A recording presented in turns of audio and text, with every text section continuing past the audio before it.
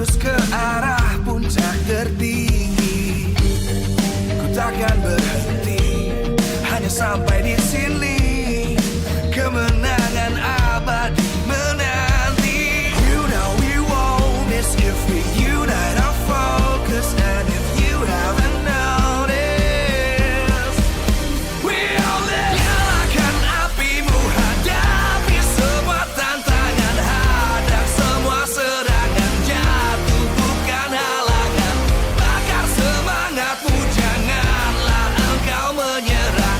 Kita akan buat sejarah. We all this, we won't miss. We all this, we won't miss. Saatnya beraksi, jalani ambisi. Aku kan menyawakan hari ini. You know we won't miss if we unite our focus. And if you haven't noticed, we all live. Nyalakan apimu, hadapi semua tantangan, hadang semua serangan, jatuh bukan halangan. Bakar semangatmu, janganlah engkau menyerah. Kita akan buat sejarah. We all this, we won't miss. We all this, we won't miss. We all this.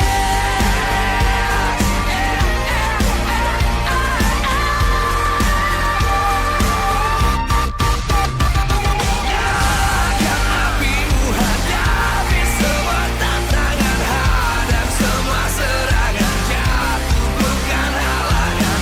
Bakar semangatmu, janganlah engkau menyerah. Kita akan buat sejarah. We all this.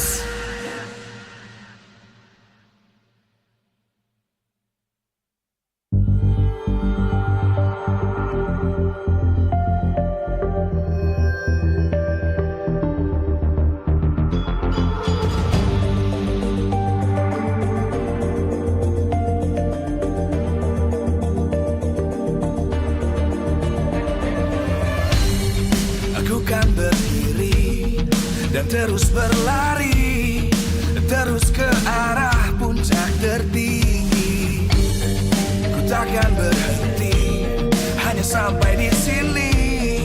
Kemenangan abadi menanti. You know we won't miss if we unite our focus. And if you haven't noticed, we all live. Nyalakan apimu, hadapi semua tantangan, hadang semua serangan, jatuh bukan halangan. Bakar semangatmu, janganlah engkau menyerah. Kita akan buat sejarah. We all this, we won't miss. We all this, we won't miss. Saatnya beraksi, jalani ambisi. Aku kan menyawakan hari ini. You know we won't miss if we unite our focus. And if you haven't noticed, we all live. Nyalakan apimu, hadapi semua tantangan, hadang semua serangan, jatuh bukan halangan. Bakar semangatmu, janganlah engkau menyerah. Kita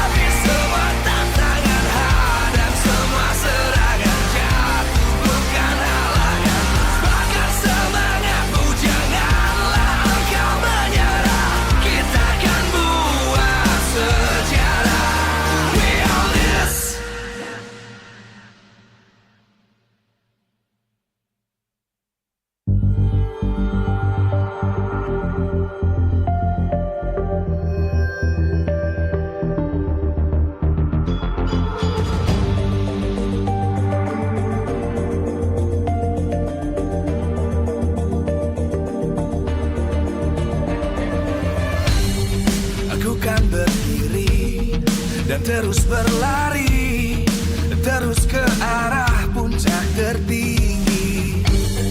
Ku takkan berhenti, hanya sampai di sini. Kemenangan abadi menanti. You know we won't miss if we unite our focus. And if you haven't noticed, we'll live. Nyalakan apimu, hadapi semua tantangan, hadang semua serangan, jatuh bukan halangan. Bakar semangatmu, janganlah engkau menyerah. Kita akan buat sejarah. We all this, we won't miss. We all this, we won't miss. Saatnya beraksi, jalani ambisi. Aku kan menyawakan hari ini. You know we won't miss if we unite our focus. And if you haven't noticed, we all live. Nyalakan apimu, hadapi semua tantangan, hadang semua serangan, jatuh bukan halangan. Bakar semangatmu, janganlah engkau menyerah. Kita akan buat sejarah. We all this, we won't miss.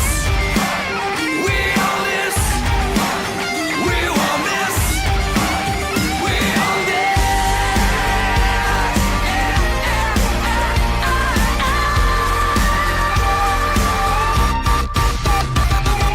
Nyalakan apimu, hadapi semua tantangan, hadang semua serangan, jatuh bukan halangan. Bakar semangatmu, janganlah engkau menyerah. Kita akan buat sejarah. We all this.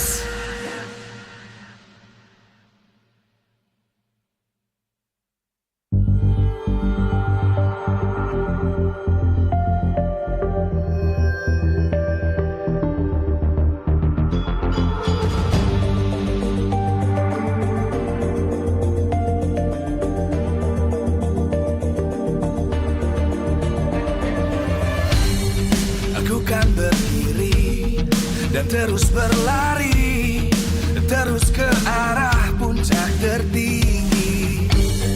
Ku takkan berhenti, hanya sampai di sini.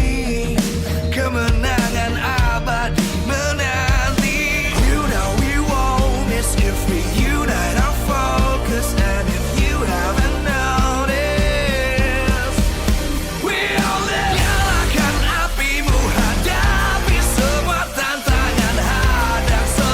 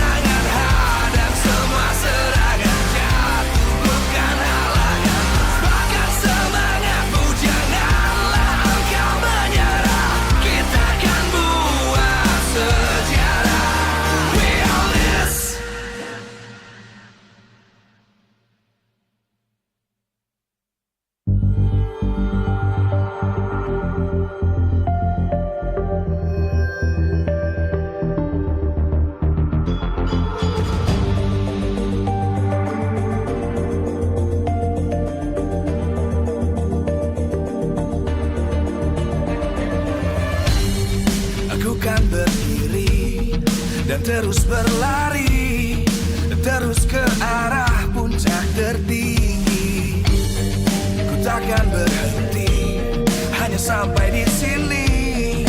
Kemenangan abadi menanti. You know we won't miss if we unite our focus. And if you haven't noticed, we all live. Nyalakan apimu, hadapi semua tantangan, hadang semua serangan, jatuh bukan halangan. Bakar semangatmu, janganlah engkau menyerah. Kita akan buat sejarah. We all this, we won't miss. We all this, we won't miss. Saatnya beraksi, jalani ambisi. Aku kan menyawakan hari ini. You know we won't miss if we unite our focus. And if you haven't noticed, we all live. Nyalakan apimu, hadapi semua tantangan, hadang semua serangan, jatuh bukan halangan. Bakar semangatmu, janganlah engkau menyerah. Kita akan buat sejarah. We all this, we won't miss. We all this, we won't miss. We all this.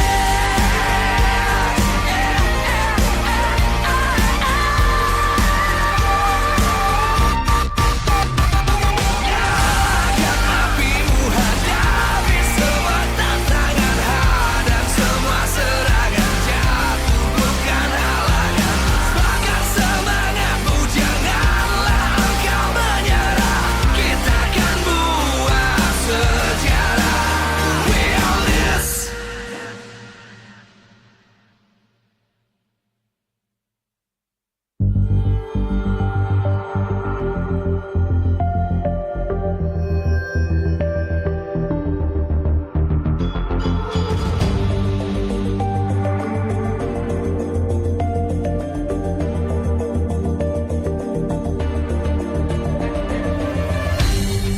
Aku kan berdiri dan terus berlari, terus ke arah puncak tertinggi.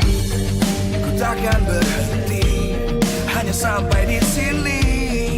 Kemenangan abadi menanti. You know we won't miss if we unite our focus. And if you haven't noticed, we all live. Nyalakan apimu, hadapi semua tantangan, hadang semua serangan, jatuh bukan halangan. Bakar semangatmu, janganlah engkau menyerah. Kita akan buat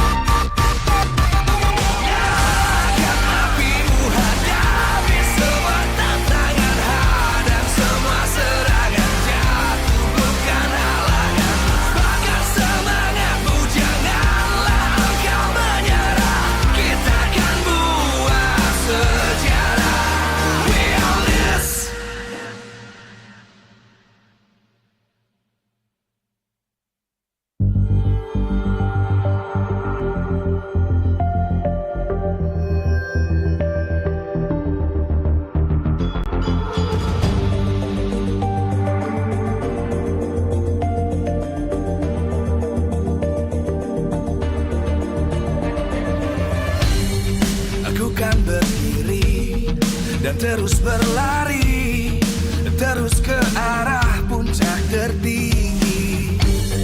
Ku takkan berhenti, hanya sampai di sini. Kemenangan abadi menanti. You know we won't miss if we unite our focus. And if you haven't noticed, we only nyalakan apimu, hadapi semua tantangan, hadang semua serangan, jatuh bukan halangan. Bakar semangatmu, janganlah engkau menyerah. Kita akan buat sejarah. We all this, we won't miss. We all this, we won't miss.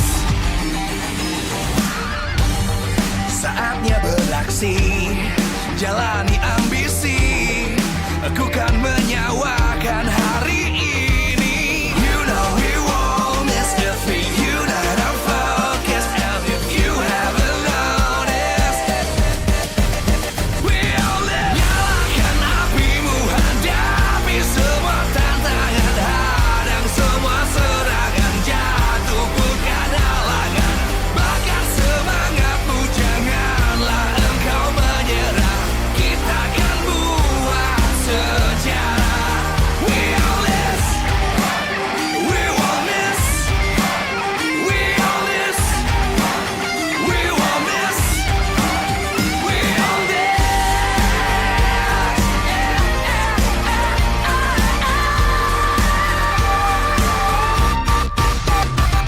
Nyalakan apimu, hadapi semua tantangan, hadang semua serangan, jatuh bukan halangan. Bakar semangatmu, janganlah engkau menyerah. Kita akan buat sejarah. We all this.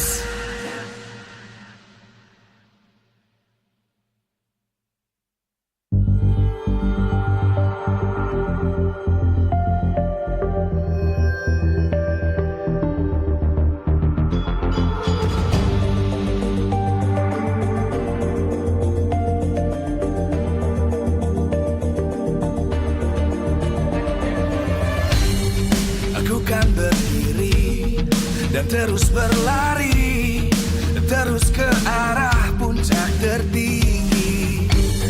Ku takkan berhenti, hanya sampai di sini. Kemenangan abadi menanti. You know we won't miss if we unite our focus. And if you haven't noticed, we only nyalakan apimu, hadapi semua tantangan, hadang semua serangan, jatuh bukan halangan. Bakar semangatmu, janganlah engkau menyerah. Kita akan buat sejarah. We all this, we won't miss. We all this, we won't miss. Saatnya beraksi, jalani ambisi. Aku kan menyawakan hari ini. You know we won't miss if we unite our focus. And if you haven't noticed, we only nyalakan apimu, hadapi semua tantangan, hadang semua serangan, jatuh bukan halangan. Bakar semangatmu, janganlah engkau menyerah. Kita akan buat sejarah.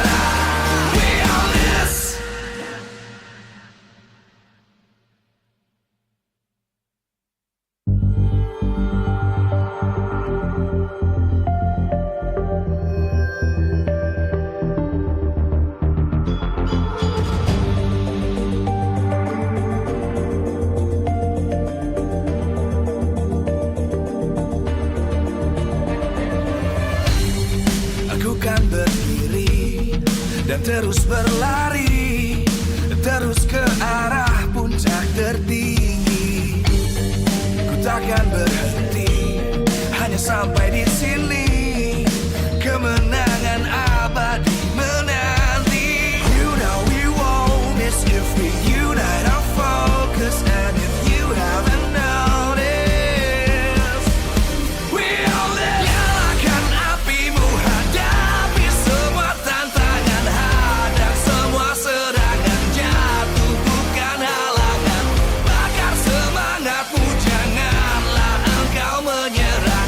Kita akan buat sejarah. We all this, we won't miss. We all this, we won't miss. Saatnya beraksi, jalani ambisi. Aku kan menyawakan hari ini. You know we won't miss if we unite our focus. And if you haven't noticed, we all live. Nyalakan apimu, hadapi semua tantangan, hadang semua serangan, jatuh bukan halangan. Bakar semangatmu, janganlah engkau menyerah. Kita akan buat sejarah. We all this, we won't miss. We all this, we won't miss. We all this.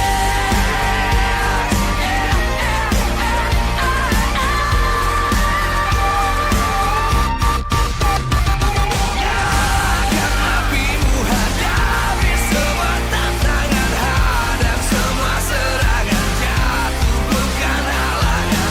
Bakar semangatmu, janganlah engkau menyerah. Kita akan buat sejarah.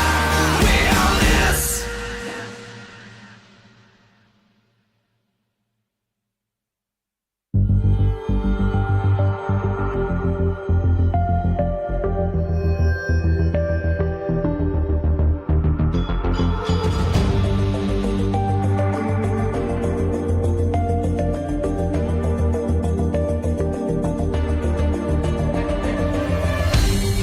Aku kan berdiri dan terus berlari, terus ke arah puncak tertinggi.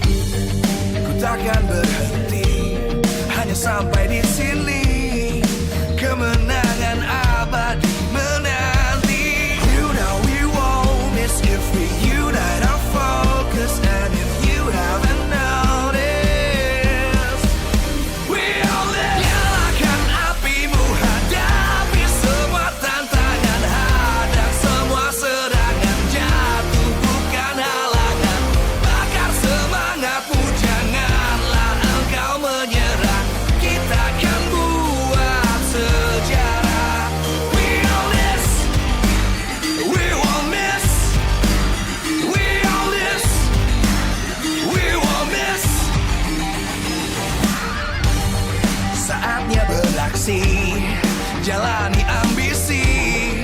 Aku kan menyawakan hari ini. You know we won't miss if we unite our focus. And if you haven't noticed, we all live. Nyalakan apimu, hadapi semua tantangan, hadang semua serangan, jatuh bukan halangan. Bakar semangat. Baru awesome intelligence. Stand by my team, next level, always race. Wasting time, no more. Charging obviously faster. Baru Galaxy A36 5G.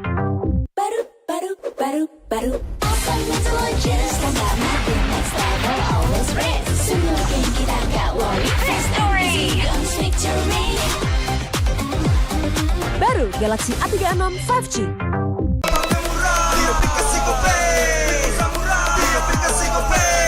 Walau yang lain terus berubah, Gope konsisten, kasih yang pasti murah. Bayar tagihan murah di aplikasi Gope, gratis transfer 100 kali per bulan. Download aplikasi Gope baru, nggak pakai lama. Dompet andalan gamers banyak damage-nya.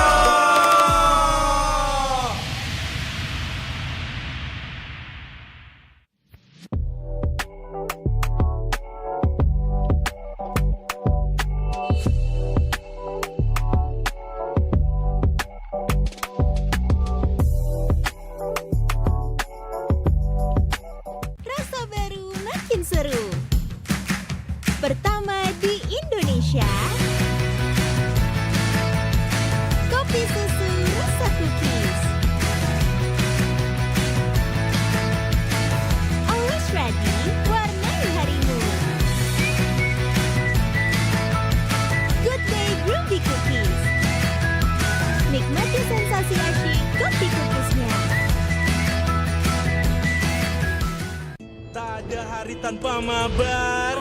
Main ngelek, kerap buatku tak sabar. Gimana mau main sampai kelar?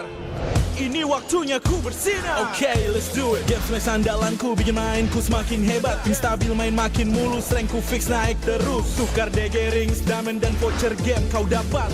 Cuma game smash, makin no debat. Games Max Booster, kini dapat DG Rings. Beli paketnya dan aktifkan boosternya di aplikasi Dunia Games.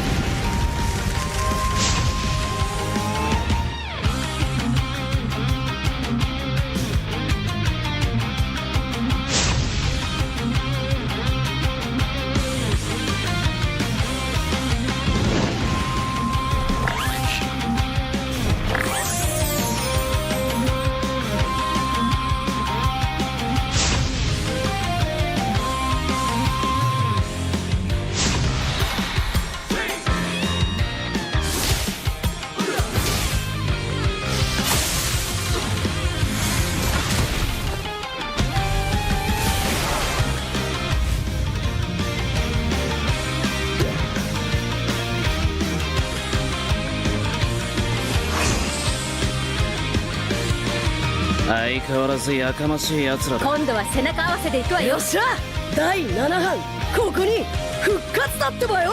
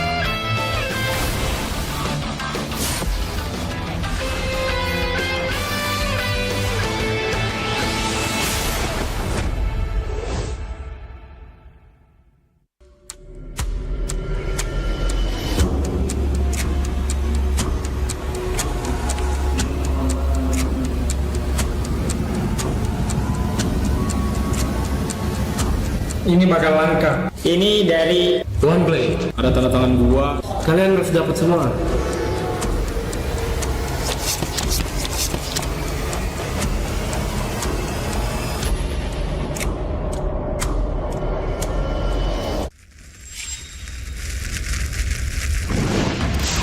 Minna! 渦巻きナルトが帰ってきたぞ。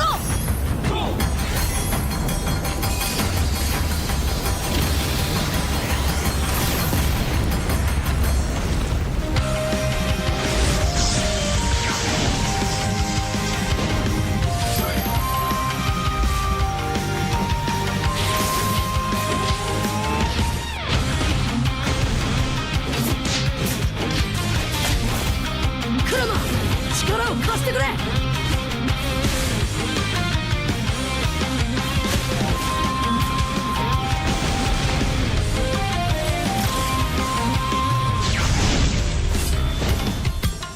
っしゃ第7班ここに復活だってばよ。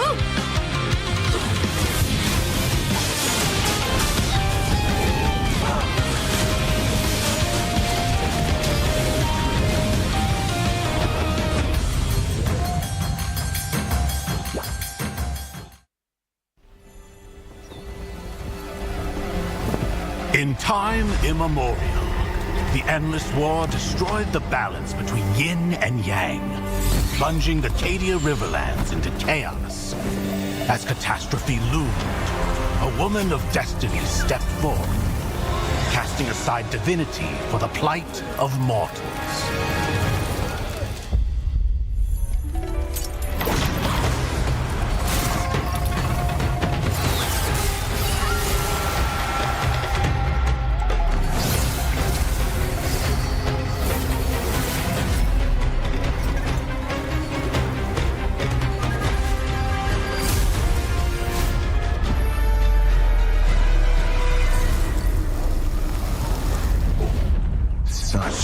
Sacrifice for a fleeting moment of peace in the mortal realm. Does thine heart not regret?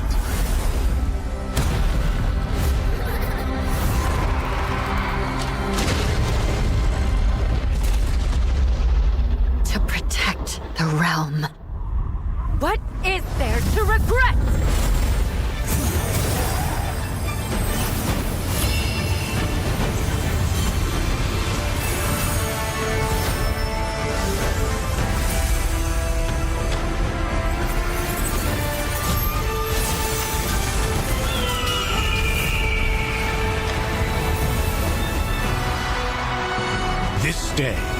destiny descends once more. Zutian the Ordained, of untold merit and unbound benevolence, preserver of peace and prosperity, unfaded by time. This day, let heaven and earth bear witness as the Phoenix ascends the throne. A realm united toward a new golden age. From time forgotten to the new dawn, as long as I breathe, Shandu shall never fade!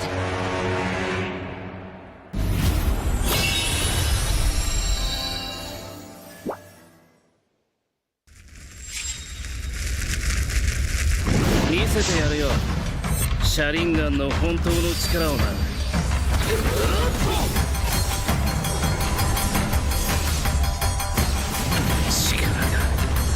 湧いてくる。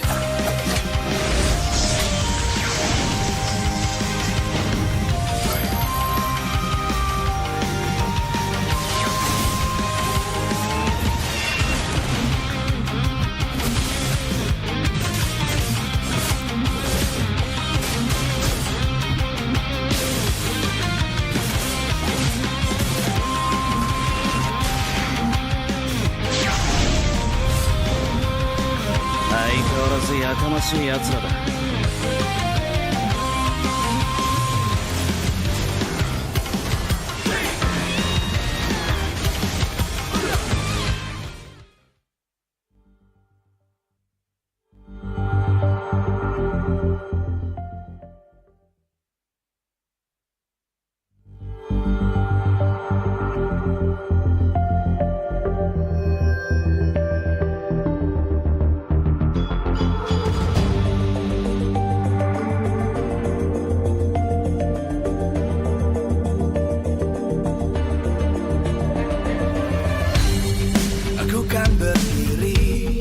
Dan terus berlari, terus ke arah puncak tertinggi. Ku takkan berhenti, hanya sampai di sini. Kemenangan abadi menanti. You know we won't miss if we unite our focus. And if you haven't noticed, we all live. Nyalakan apimu, hadapi semua tantangan. Hadang semua serangan, jatuh bukan halangan. Bakar semangatmu, janganlah engkau menyerah. Kita akan buat sejarah. We all this, we won't miss. We all this, we won't miss. Saatnya beraksi, jalani ambisi. Aku kan menyawakan hari ini. You know we won't miss if we unite our focus. And if you haven't noticed, we all live. Nyalakan apimu, hadapi semua tantangan. Hadang semua serangan, jatuh bukan halangan. Bakar semangatmu, janganlah engkau menyerah. Kita akan buat sejarah. We all this, we won't miss. We all this, we won't miss. We all this.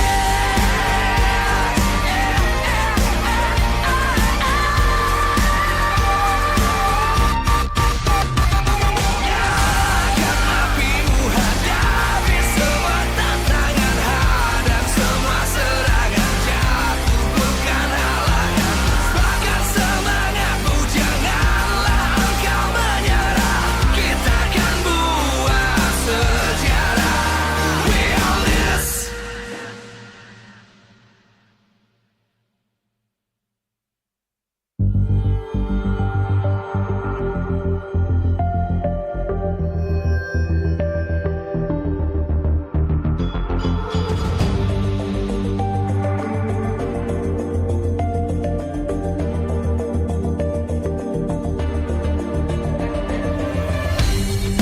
Aku kan berdiri dan terus berlari, terus ke arah puncak tertinggi.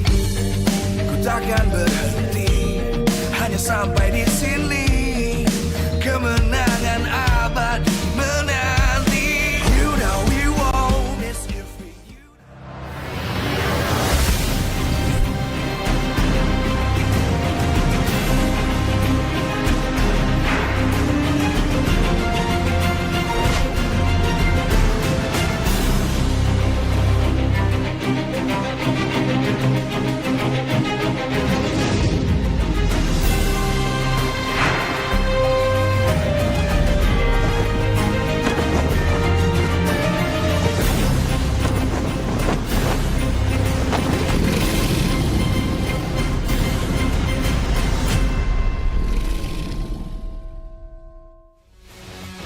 live from Jakarta International Velodrome. MPL Indonesia Season 15 is powered by Moonton. Supported by Esports Federation of Indonesia. Presented by official tournament smartphone Samsung Galaxy. Official e-wallet GoPay. Official sponsor Head & Shoulders. Official coffee Good Day. We own this.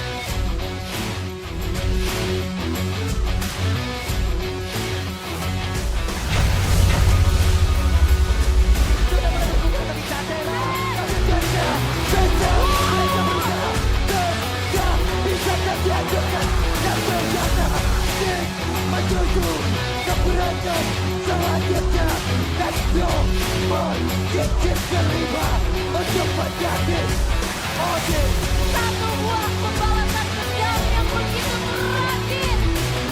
Final MPL Season 12 dibalas di season ini.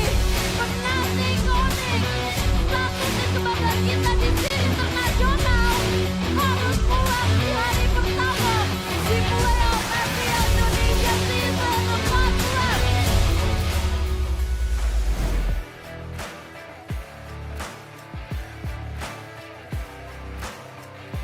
Memasuki hari yang kedua, semua super fans telah bersiap untuk menjadi saksi bagaimana 4 tim tersisa akan beradu satu sama lain. Dan di Jakarta International Velodrome, semuanya akan memandang 2 tim yang punya histori cukup panjang. Inilah dia, tim Onyx dan Geek Fam. Jika kita mengingat tentang kedua tim ini, tentu saja kita tidak bisa lupa bagaimana pertemuan terakhir mereka di babak playoff di musim lalu.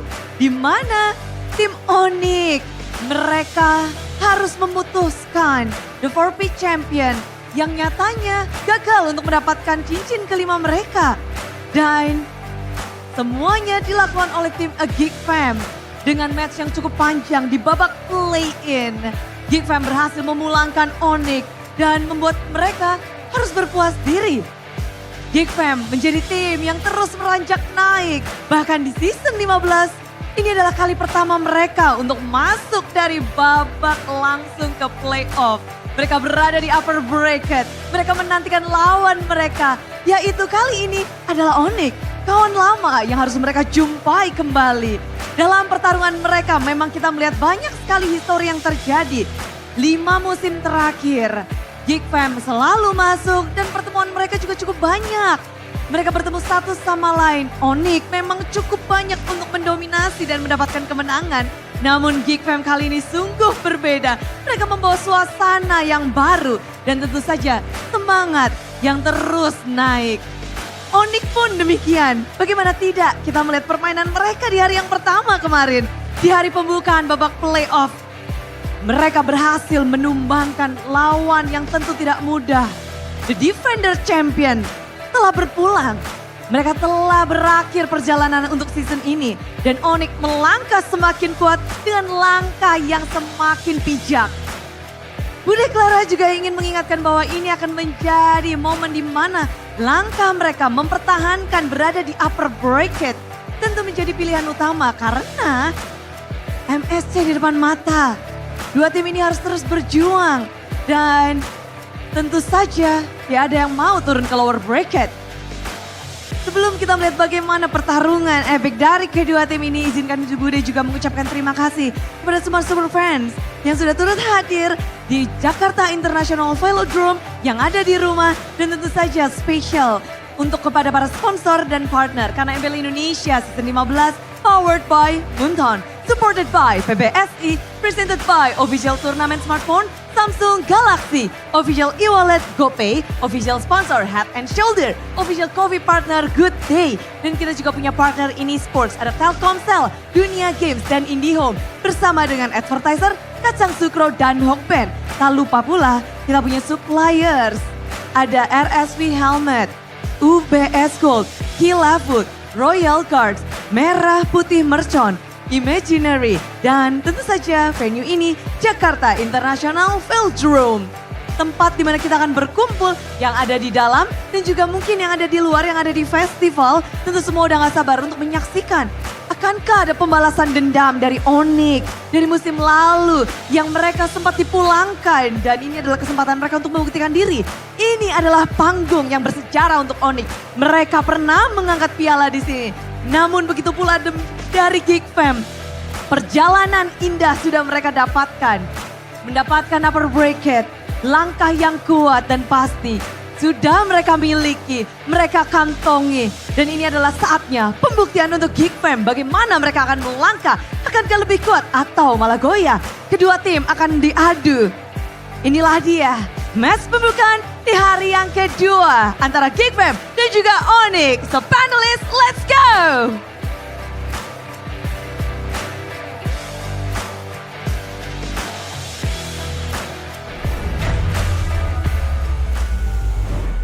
We're back, ladies and gentlemen, for day number 2 of MPL ID Season 15 playoffs live in Jakarta International Velodrome, Jakarta, Indonesia. But this time on the panelist desk, we are going to be seeing a different shift in roster here. We have Mirko now alongside with Shefin.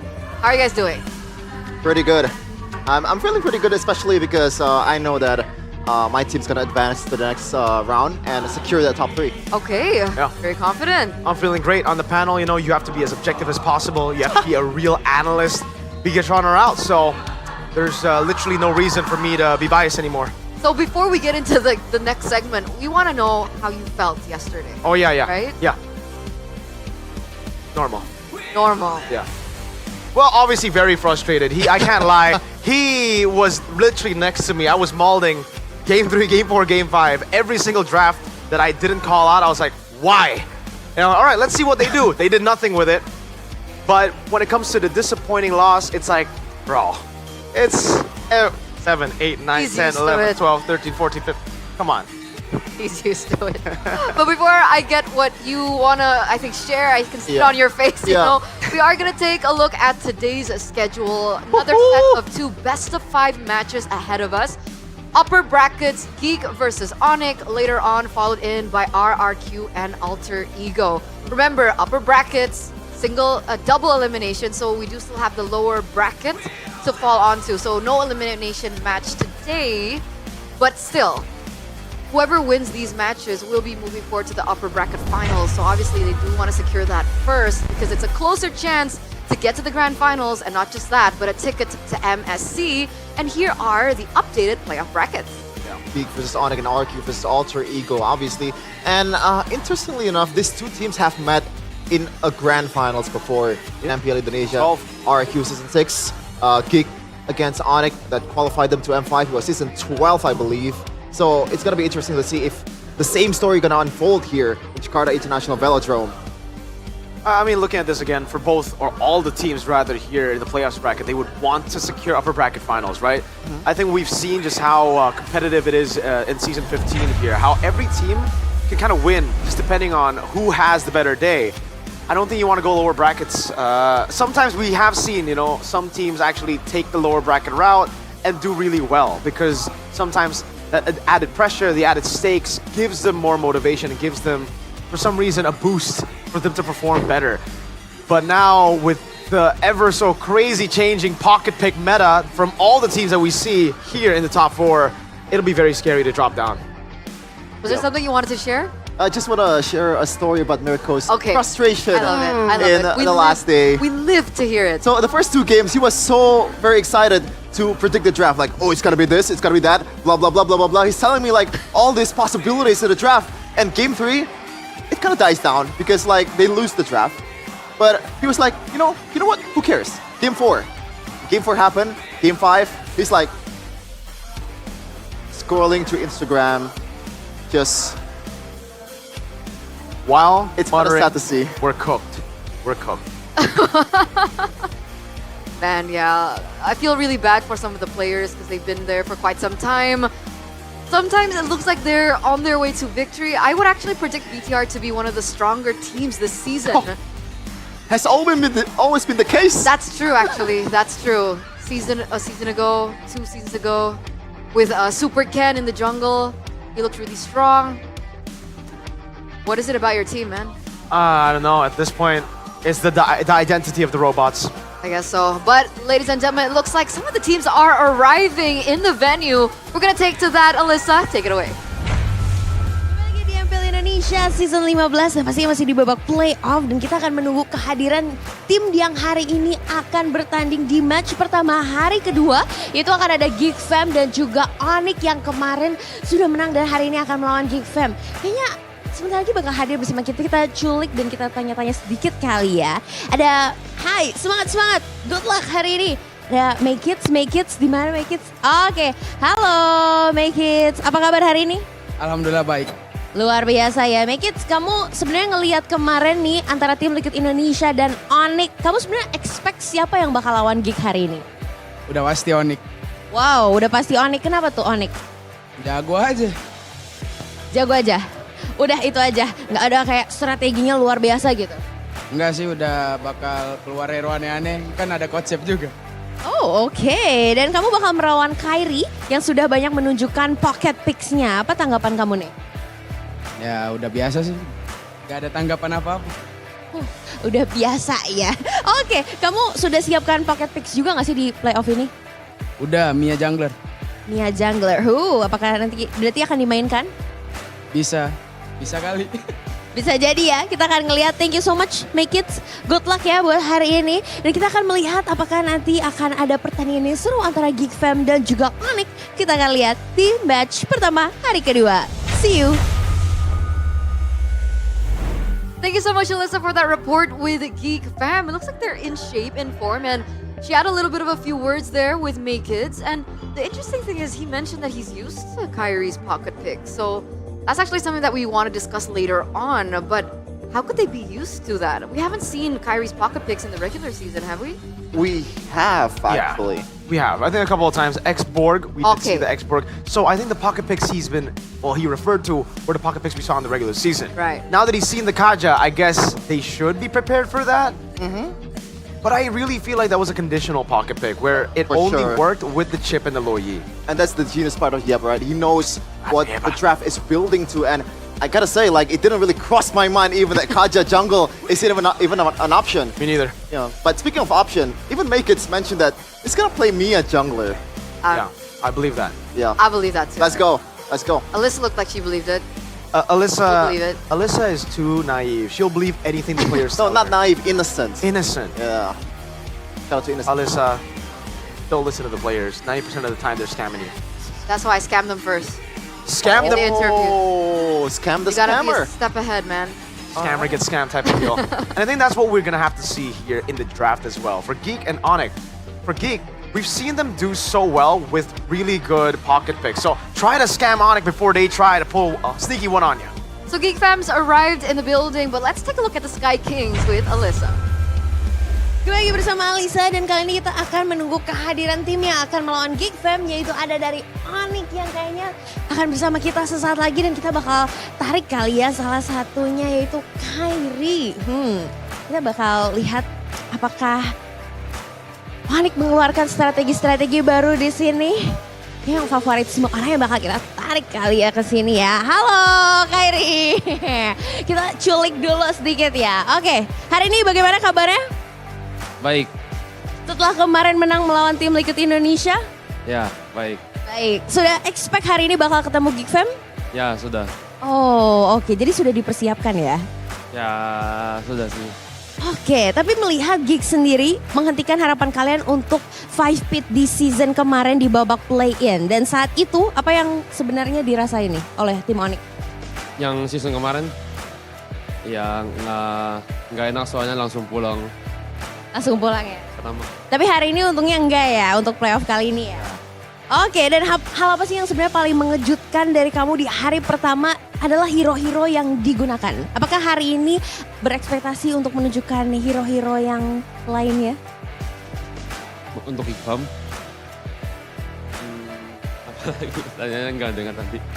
Untuk hari ini apakah kamu akan ngeluarin hero-hero baru mungkin? Apanya? Lihat nanti. Lihat nanti ya pastinya. Dan kamu bakal melawan May Kids nih yang kemarin baru saja mendapatkan award sebagai Rookie of the Season. Seperti apa nih? Ya, gue juga mau lawan dia sih. Rookie of the Season lawan first team, Jungle. Wow, dan dia tuh sebagai salah satu monster juga yang dibesarkan oleh Baloy loh. Ya. Baloy emang jago ini, apa namanya? Scouting Baloy jago. Scouting Baloy jago ya. Jadi kamu bakal melihat nanti pokoknya kita lihat aja nanti ya bakal dibantai-bantai. Yes. Oke, good luck Kairi.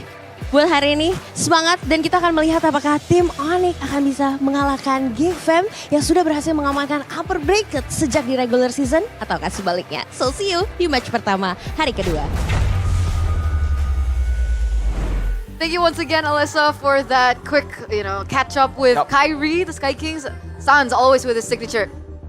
What is that? I don't know. He did that to me too. I was like, what are you doing?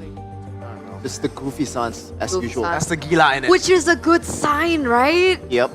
It's a good sign. Yep. I got that was smart. I like that.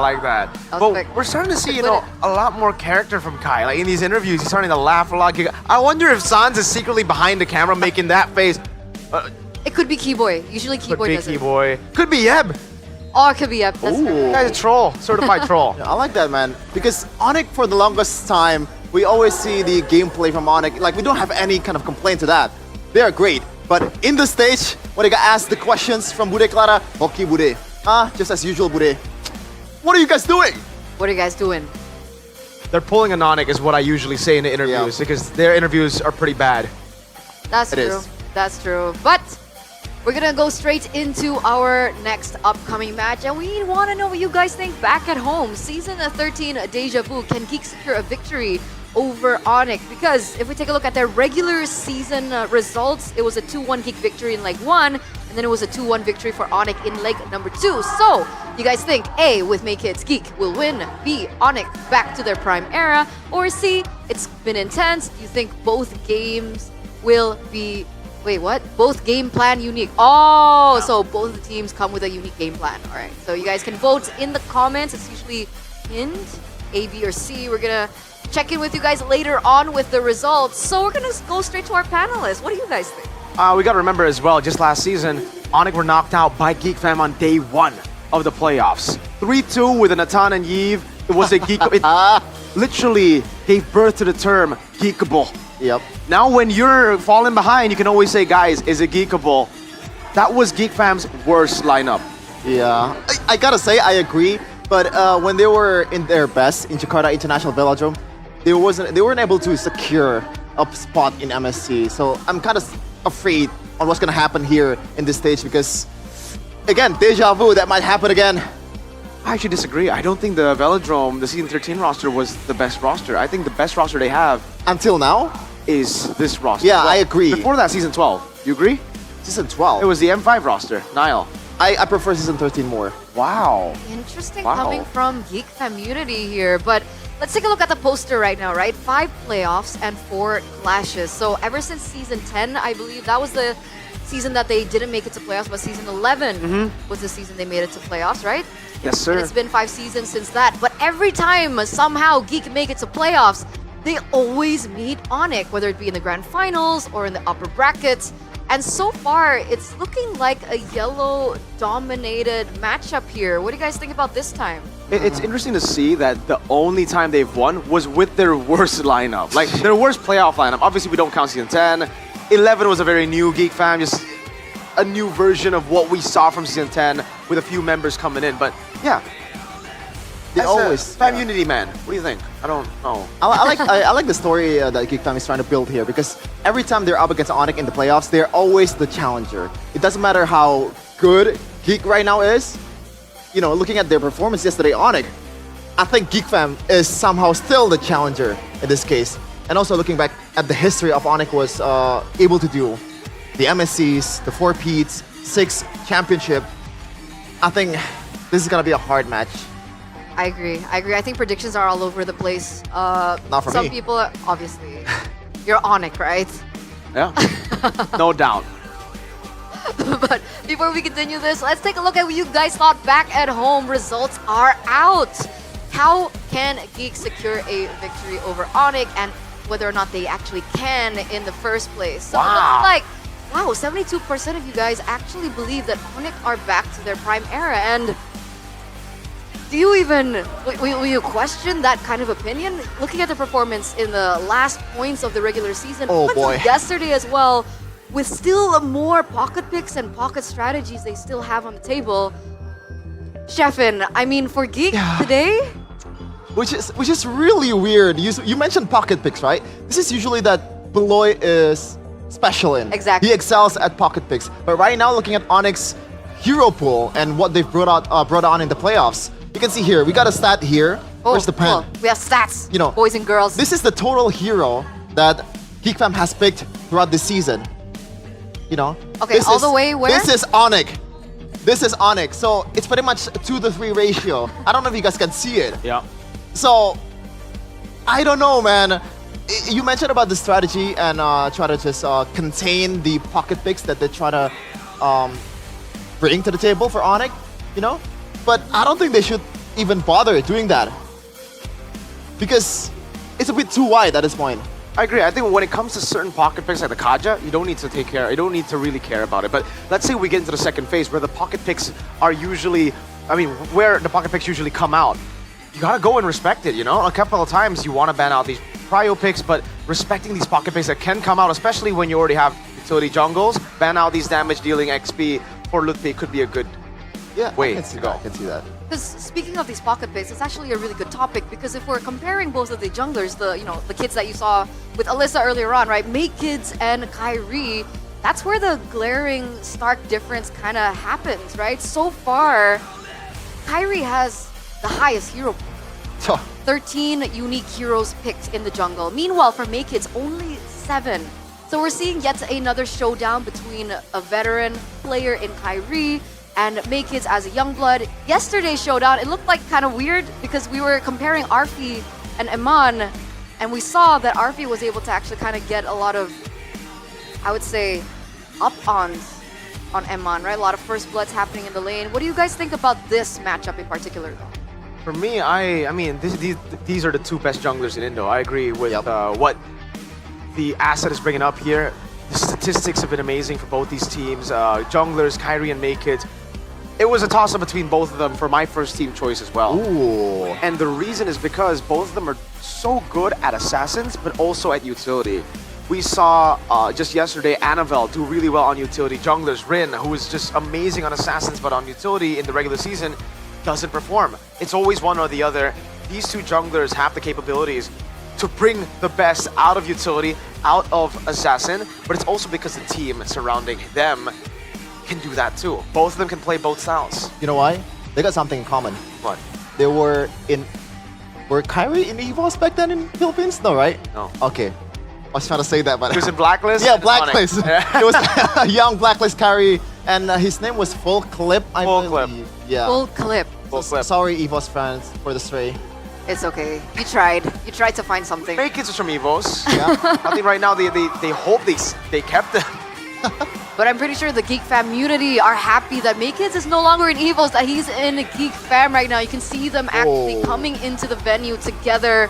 And on the other side, we have the Sonics ready to show their support for their team in the Jakarta International Velodrome. And you know what?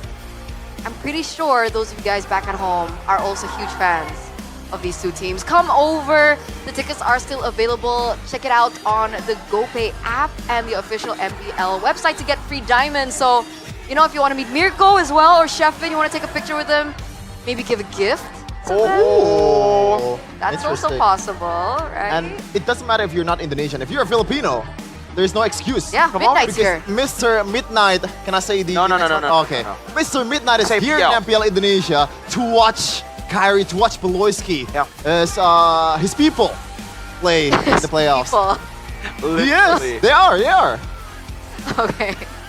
But back on this, the smiling jungler. I think in the back rooms when we were doing our briefing, somebody was like, not so smiling later on. Who was that? Sheffin. Who was that? I actually do not know. Someone said that. Was it...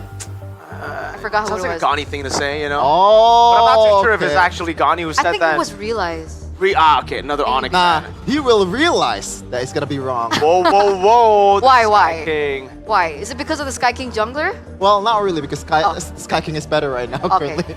For me, at least. But the whole team of Onyx, again, if we're being realistic, Onyx is the better team. On paper, period. Okay.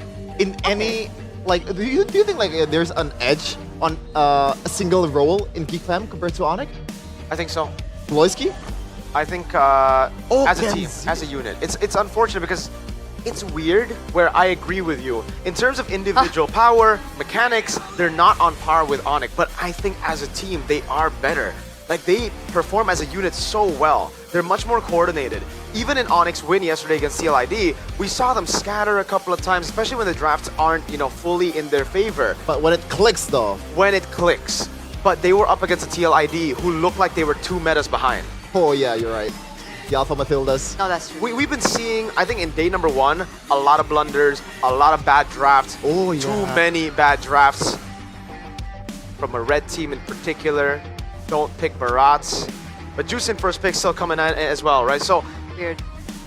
this is where we get to see real drafts. At least I hope. Wait. I hope after saying that. Don't jinx it. Don't Imagine, jinx it. right? I say that and they're like, Layla or Mia Jungle. No, I really hope here, this is where we get to see real Indonesian MLBB. Because yesterday, it was MLBB. I mean, it in a way, it was a Indonesian version. MLBB also. But it's not real. Brawly type. That was like that's something you find in the thrift store. It was like a used 2 seasons ago type of, not washed properly meta. Oh. That makes sense. I would agree. I would agree. I think Sheffin, not Sheffin. Why do I realize? I'm doing a miracle. I'm doing a miracle here. Yeah. Why? Okay. Realize and Arashi also shared that same sentiment, right? Okay. It was kind of cool to see how action-packed things were, especially in match number 2. But what is going on with these teams, right? Execution wasn't clean. You mentioned the drafts already as well. So it's a little bit of a recap for those of you guys who missed the action yesterday. A lot of pocket picks resurging. Do you think we might see something new from Beloyski too today? From Beloyski, I gotta say, I don't think so. Kyrie maybe, despite him picked already What 13 else junglers. can he use in the jungle? Leomord, Martis hasn't been Okay. picked up. Akai is still on the table. Even Dairoth, Onyx really loves the Dairoth back then for boots, or even for Kyrie if it's if it fits the lineup, because it kind of can complement all the physical damage dealer from the marksman. What season was that? Are we Oh, dude, that was season rewinding? 11. Is that true? Are we actually going back to that old meta? It looks like we're slowly getting back to there, right? I mean, we saw the Barats yesterday, although it wasn't utilized properly, it wasn't also comboed properly. Instead of a Barats Matilda, we saw Barats Badang. But I agree in a way, but also I gotta disagree. Some of those picks, I like Dairoth. I think it's a matter of time before we see some more physical shred. But it also really comes down to the composition that they want to go for. If they have a damage dealer in the gold lane, and even in the jungle, that can deal a lot of damage, physical damage, then yes, the XP Dairoth will come back. The Paquitos will come back with the burst. Imagine, right? Paquito the Bacca Dairoth? gets shredded by the Dairoth, and then the Paquito starts coming in, bursting them. I do want to say, though, however, in terms of picks, why I really like Geek Fam is because they just stick to what works. We've seen a lot of teams experiment, and this is the reason you brought up the whole table, the unique hero thing. Yes, Onyx have done this, and it has worked for them. But for Geek Fam, they've taken a different approach, right? Every time the Suyo was left open when it was broken, they would just pick it up. Every time the Joy was left open and it was broken, they would pick it up. Fanny as well. And for the most part in the regular season, teams would just be letting these picks go. So Geek Fam consistently would just be taking these. I don't think it's a reflection of how bad their hero pool is. I don't think it's a reflection of how little strategy they have coming into the playoffs, because they have a lot of strategies, they have a lot of pocket picks. It's just, hey, if we get to pick the same heroes all over again and we keep winning on those, if it ain't broke, don't fix it type of deal for Geek Fam. They've learned from the past when they've always gone for pocket picks and then they get read out. I'm talking about the Hellkurt, the Sabers. the GKs. Hey, the Hellkurt works in the regular season against Dewa though. The Hellkurt? Yeah. We don't count that match. We don't count the non-playoff teams here. Oh yeah, I like the fact that Beloyski is pretty much first half is Choloyski, second half is Badangski. That's spicy. A lot of things have been discussed, ladies and gentlemen, but it looks like the time is here, and the time is now. Match number 1, opening up day number 2. Geek and Onyx are ready, and they're headed over onto the stage in the Jakarta International Velodrome. Ladies and gentlemen, the first match of the upper brackets. You can see both teams ready, walking in with the fans, escorting them, giving them those high fives, motivation for the Sky Kings and the Kingslayers, who are going to be meeting once again.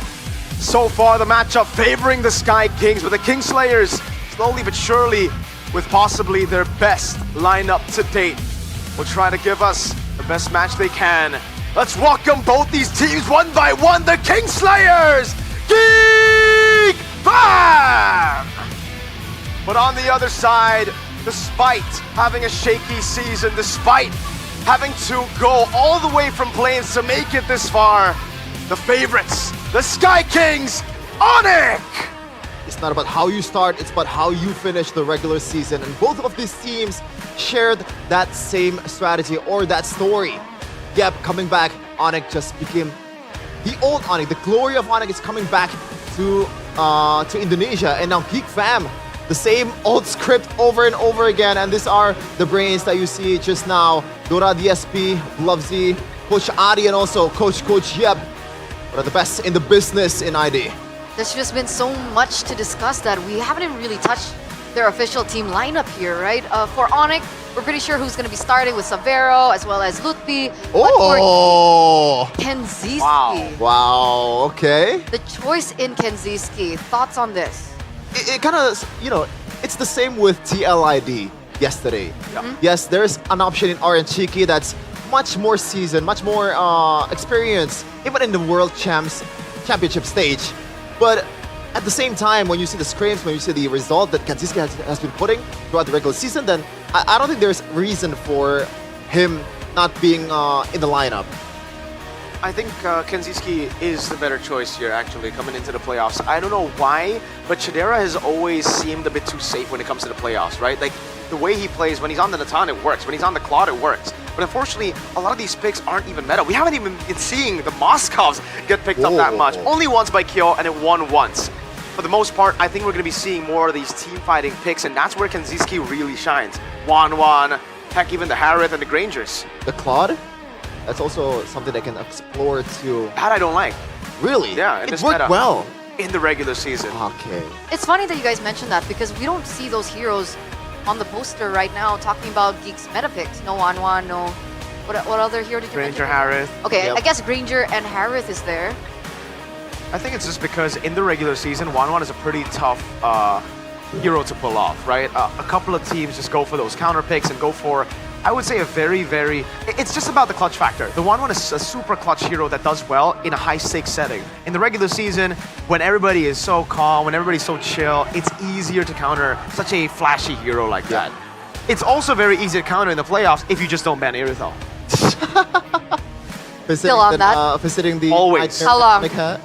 I mean, Miracle up until they takes ban six. Irithel. Yeah. This will be the talk of the town. Yeah. But also 1-1 seems to have a resurgence here just because of the fact that Fredrin and Voxia has picked up much more often. But it's still a bit conditional though, at the end of the day. The Farsa has to go away. As you said, the Irithel has to go away. And even in the late game, you would think that 1-1 would have a field day because no one can catch the 1-1. But once you build the Immortalities and the Winter Crown, Wind of Nature, that's become a whole different story. There's a lot of layers that you have to uncover to be able to win the team fight. Speaking of layers, we saw earlier on the asset for Onyx. Those pocket picks, man. Look at those win rates. Almost all at 100%. All of them. All of them Valir's are 0%. actually 100%. Or Kyrie. But was Valir on the pocket pick thing? Yesterday it was. I don't think it was here. Okay, I think they deleted that. They're like, we don't talk about that Valir game. But Julian coming back in, we haven't really talked about Julian. What made it work? Do you think a lot of these junglers can actually use that to explore coming to the playoffs? I think it's also the fact that Fabian picked the Alpha first. They need someone that can deal damage, but at the same time sustain the lifesteal, the spell fams from the Julian is going to help him to be able to survive in the team fight. And you know what's interesting? The last time the playoffs was held in Jakarta International Velodrome, Kyrie brought the Julian back too in Season 13. And they won. That was their 4P. Against? What? Against which team? Was it Geek Fam? Was it Geek? Is it not Bigatron? Dude. Oh. I don't know, actually. Wait. Huh? I don't remember season 13. Mirko doesn't remember Wait, no. something? Bigachan got knocked down. Oh, against Evos, maybe. By Evos, and then by Geek, not by Oh, Onyx. there you go. So it's I not was Onyx. just like, Mirko's back. Yeah. I'm trying to make your life Okay. worse. Bro, I was literally tunnel vision on still talking about the point, the Julian. Because, yeah, you brought up some good points there. It was up against the Alpha. I think mainly it was the insta-kill button that the Julian brings to the table. Me and Sheffin were discussing yesterday when I was trying to predict all the draft. I got a lot of it right, and when they picked up the Kalea in the game with Julian, I think that was game 4, right? Up against Onyx, up against TL. I was like, yo, with the Kalea, they need something with an insta-kill. Yeah, they don't have an insta-kill right now.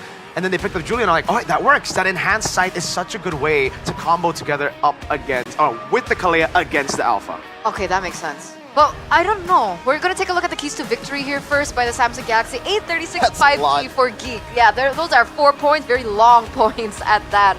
With Loiski do screening on Onyx mid duo. Do you guys agree with that? Yeah. The Cholosky, even though it's not really the most big hero in the second half of the season for Voloski, I think it's still going to work, especially just trying to contain Sans' movement in the early game and Keyboy's, I guess, synergy with him. So if you can pick those kind of heroes, it would help them by in the long run. But for Onyx though, here's the victory, by the way, by Samsung Galaxy A36 5G Miracle. Flex pick becomes a choice in the first draft phase. Yeah. First draft phase? That's what they did against Liquid, bro. Loi, Chip, Kaja, Jungle in the first phase. I think it's great to go with your curveballs early or very late. It doesn't work as, like, I think a mid-series pick. It could if it becomes a really, really close series. But if you're trying to end things early, the early parts of the series is where you really want to show up those curveballs. Make them overthink. As we get into the later stage of the series, they're going to be overloaded with so many picks. What do we ban against Onyx? What do we do against this Kaja, you know? And I think that's what happened to TL. They were so confused that they ended up going, all right, 2 metas back. PTSD, flashbacks. By the way, Miracle, that's Annabelle on top 5 player Lord secured. That was a little jump scare for me too. Is this a flat number of Lords? Or is it like an average? No, that's a flat number of Lords. Flat number of Lords? Yeah. Is that fair? In a way, it's not really fair because they have gone through playoffs. I guess. Yeah, you're right. Oh, you were talking about that? Yeah. I was talking about the fact that each team plays differently. Some teams play with only 1 or 2 Lords. Other teams is playing more of a late game composition. So that's why it's kind of stat is you have to take it with a grain of salt. Yeah, because I was also thinking the amount of games that Philippine teams play should be less than Indo. Oh, actually, it's a bit more. We've Is it more? Yeah, in their first 2 days, they went 20 games. They went all best of 5s full. Oh, because I was thinking about like regular season because of the amount of teams that they have in the league. That's a good point, yes. But I think even then, there were a lot of 2-1s in the Philippines, so it balances it out. And Navi didn't get a single win. So it balances everything out, right? Literally. Random Navi stray. I really... I didn't get to see the Force Assassins on Kyrie keys to victory because I would have said something about that in the back rooms. No, the Assassins are still the #1 way for Onyx to win games. It's just if everything's banned out in the first phase, then they'll go utilities. I don't know about that, Mirko. I actually do not agree with that.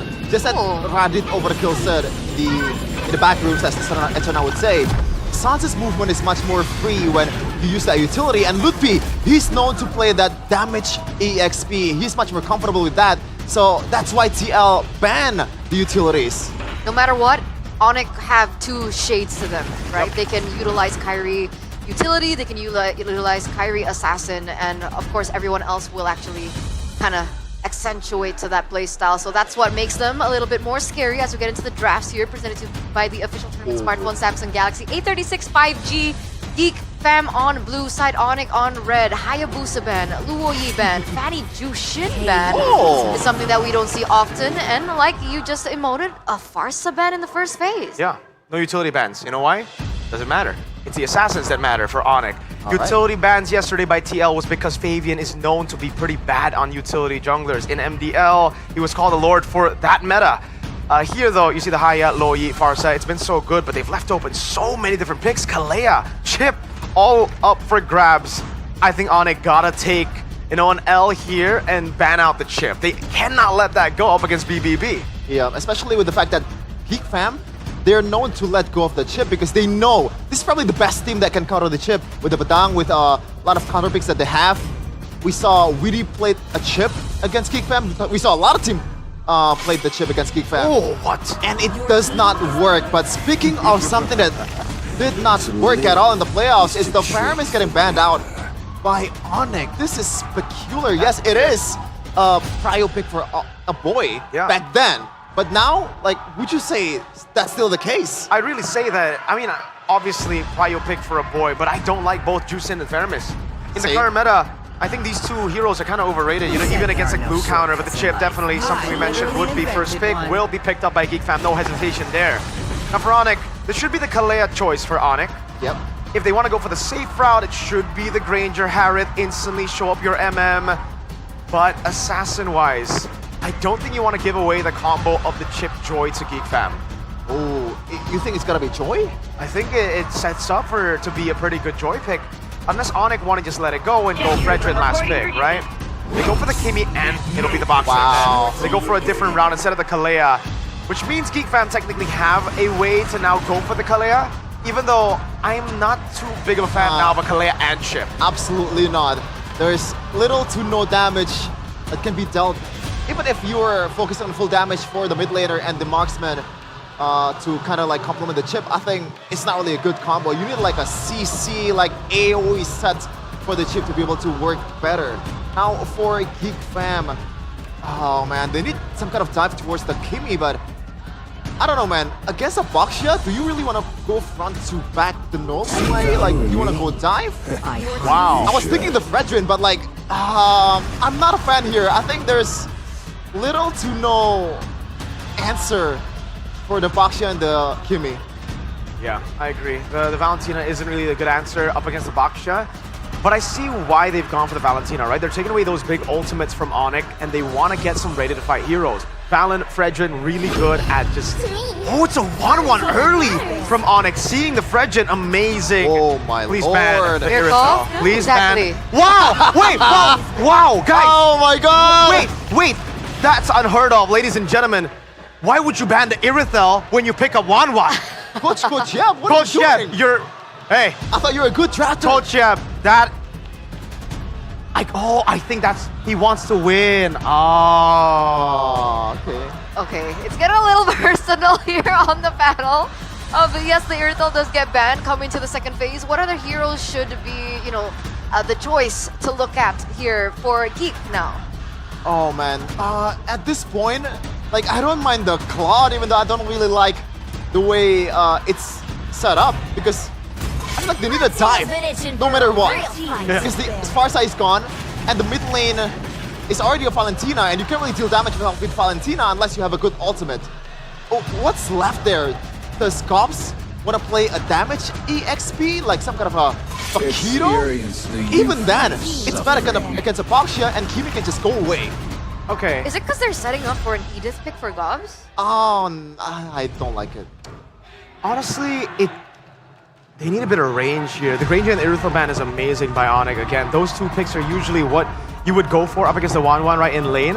If it's the Irithyll, it's a pure counter. The Granger does well because you have some kill pressure early, and then you can just combo it with either a winning mid-duo or an assassin that's super fast-paced in the jungle that can kill the 1-1. Both of those options have been taken away. Onyx really setting up for the 1-1 pick, and Geek Fam are taking away the combos with the 1-1. Franco ban, Kalea ban, Onyx. I think for Geek Fam, this could be an Arlet for Cops. They want to combo it together with so many CC tools, Valen, Fredrin, and Chip. Oh my god. Badang's gonna be the choice for Onyx, another flex still that we don't know of, because Baxia Badang can be flexed. They can still show up with like a Ling last pick, but it's not really looking too good for a Ling. Geek Fam, Arlet and what in the gold lane? They're kind of forced to go like Harith or Moskov. Harith, bad match. Yeah, I think it's gonna be Moskov. Moskov is the better choice because technically you have side control. Even when we present the option for Geek Fam, I feel like there's no like clear answer, like a really good answer for this composition. Like this has been a pretty phenomenal draft from Coach Yep, especially with the flex that you've mentioned it earlier, Mirko. Like even Arlen, I don't like it because there's a Badang now, there's a Baxia that can really deter the Arlen. There's gonna be a Harith and also oh my lord. If this goes to late game, like the chance of Geek Fam winning really matters on how this chip is going to be utilized. That's the only saving grace that I can think of. Because I think, yes, Harith is a late game hero, but is it enough against this kind of composition from Onyx? I think it is. Like, the Harith, when it comes to the late game, will do so much more damage than the Wanwan. The Kimi is the problem here. But how do you get in, though? Oh, you have enough front line, I would say, to open up. The Badang's going to go in, the Bakshi's going to go in, but it's going to be held down by the Glue and the Fredrin. So it really is a composition that plays around the Harith, that wants to enable the Harith. Onyx need a way to deal with that. They don't have the Farce already. That was why it was banned out by Fab. They literally set up for it. They go for a CC in the end.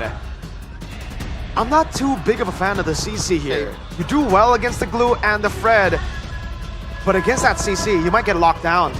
Okay, and with that being said, we're gonna throw it over to our casters. Gani, Realize, take it away. Fam marches on the domain of the Sky Kings, the Jakarta International Velodrome. It bore witness of the Sky Kings engraving their status to immortality when they were able to get that 4-peat. Ladies and gentlemen, welcome to the first match of the second day of the playoffs of MPL ID Season 15. It is me, Realize, and Gani.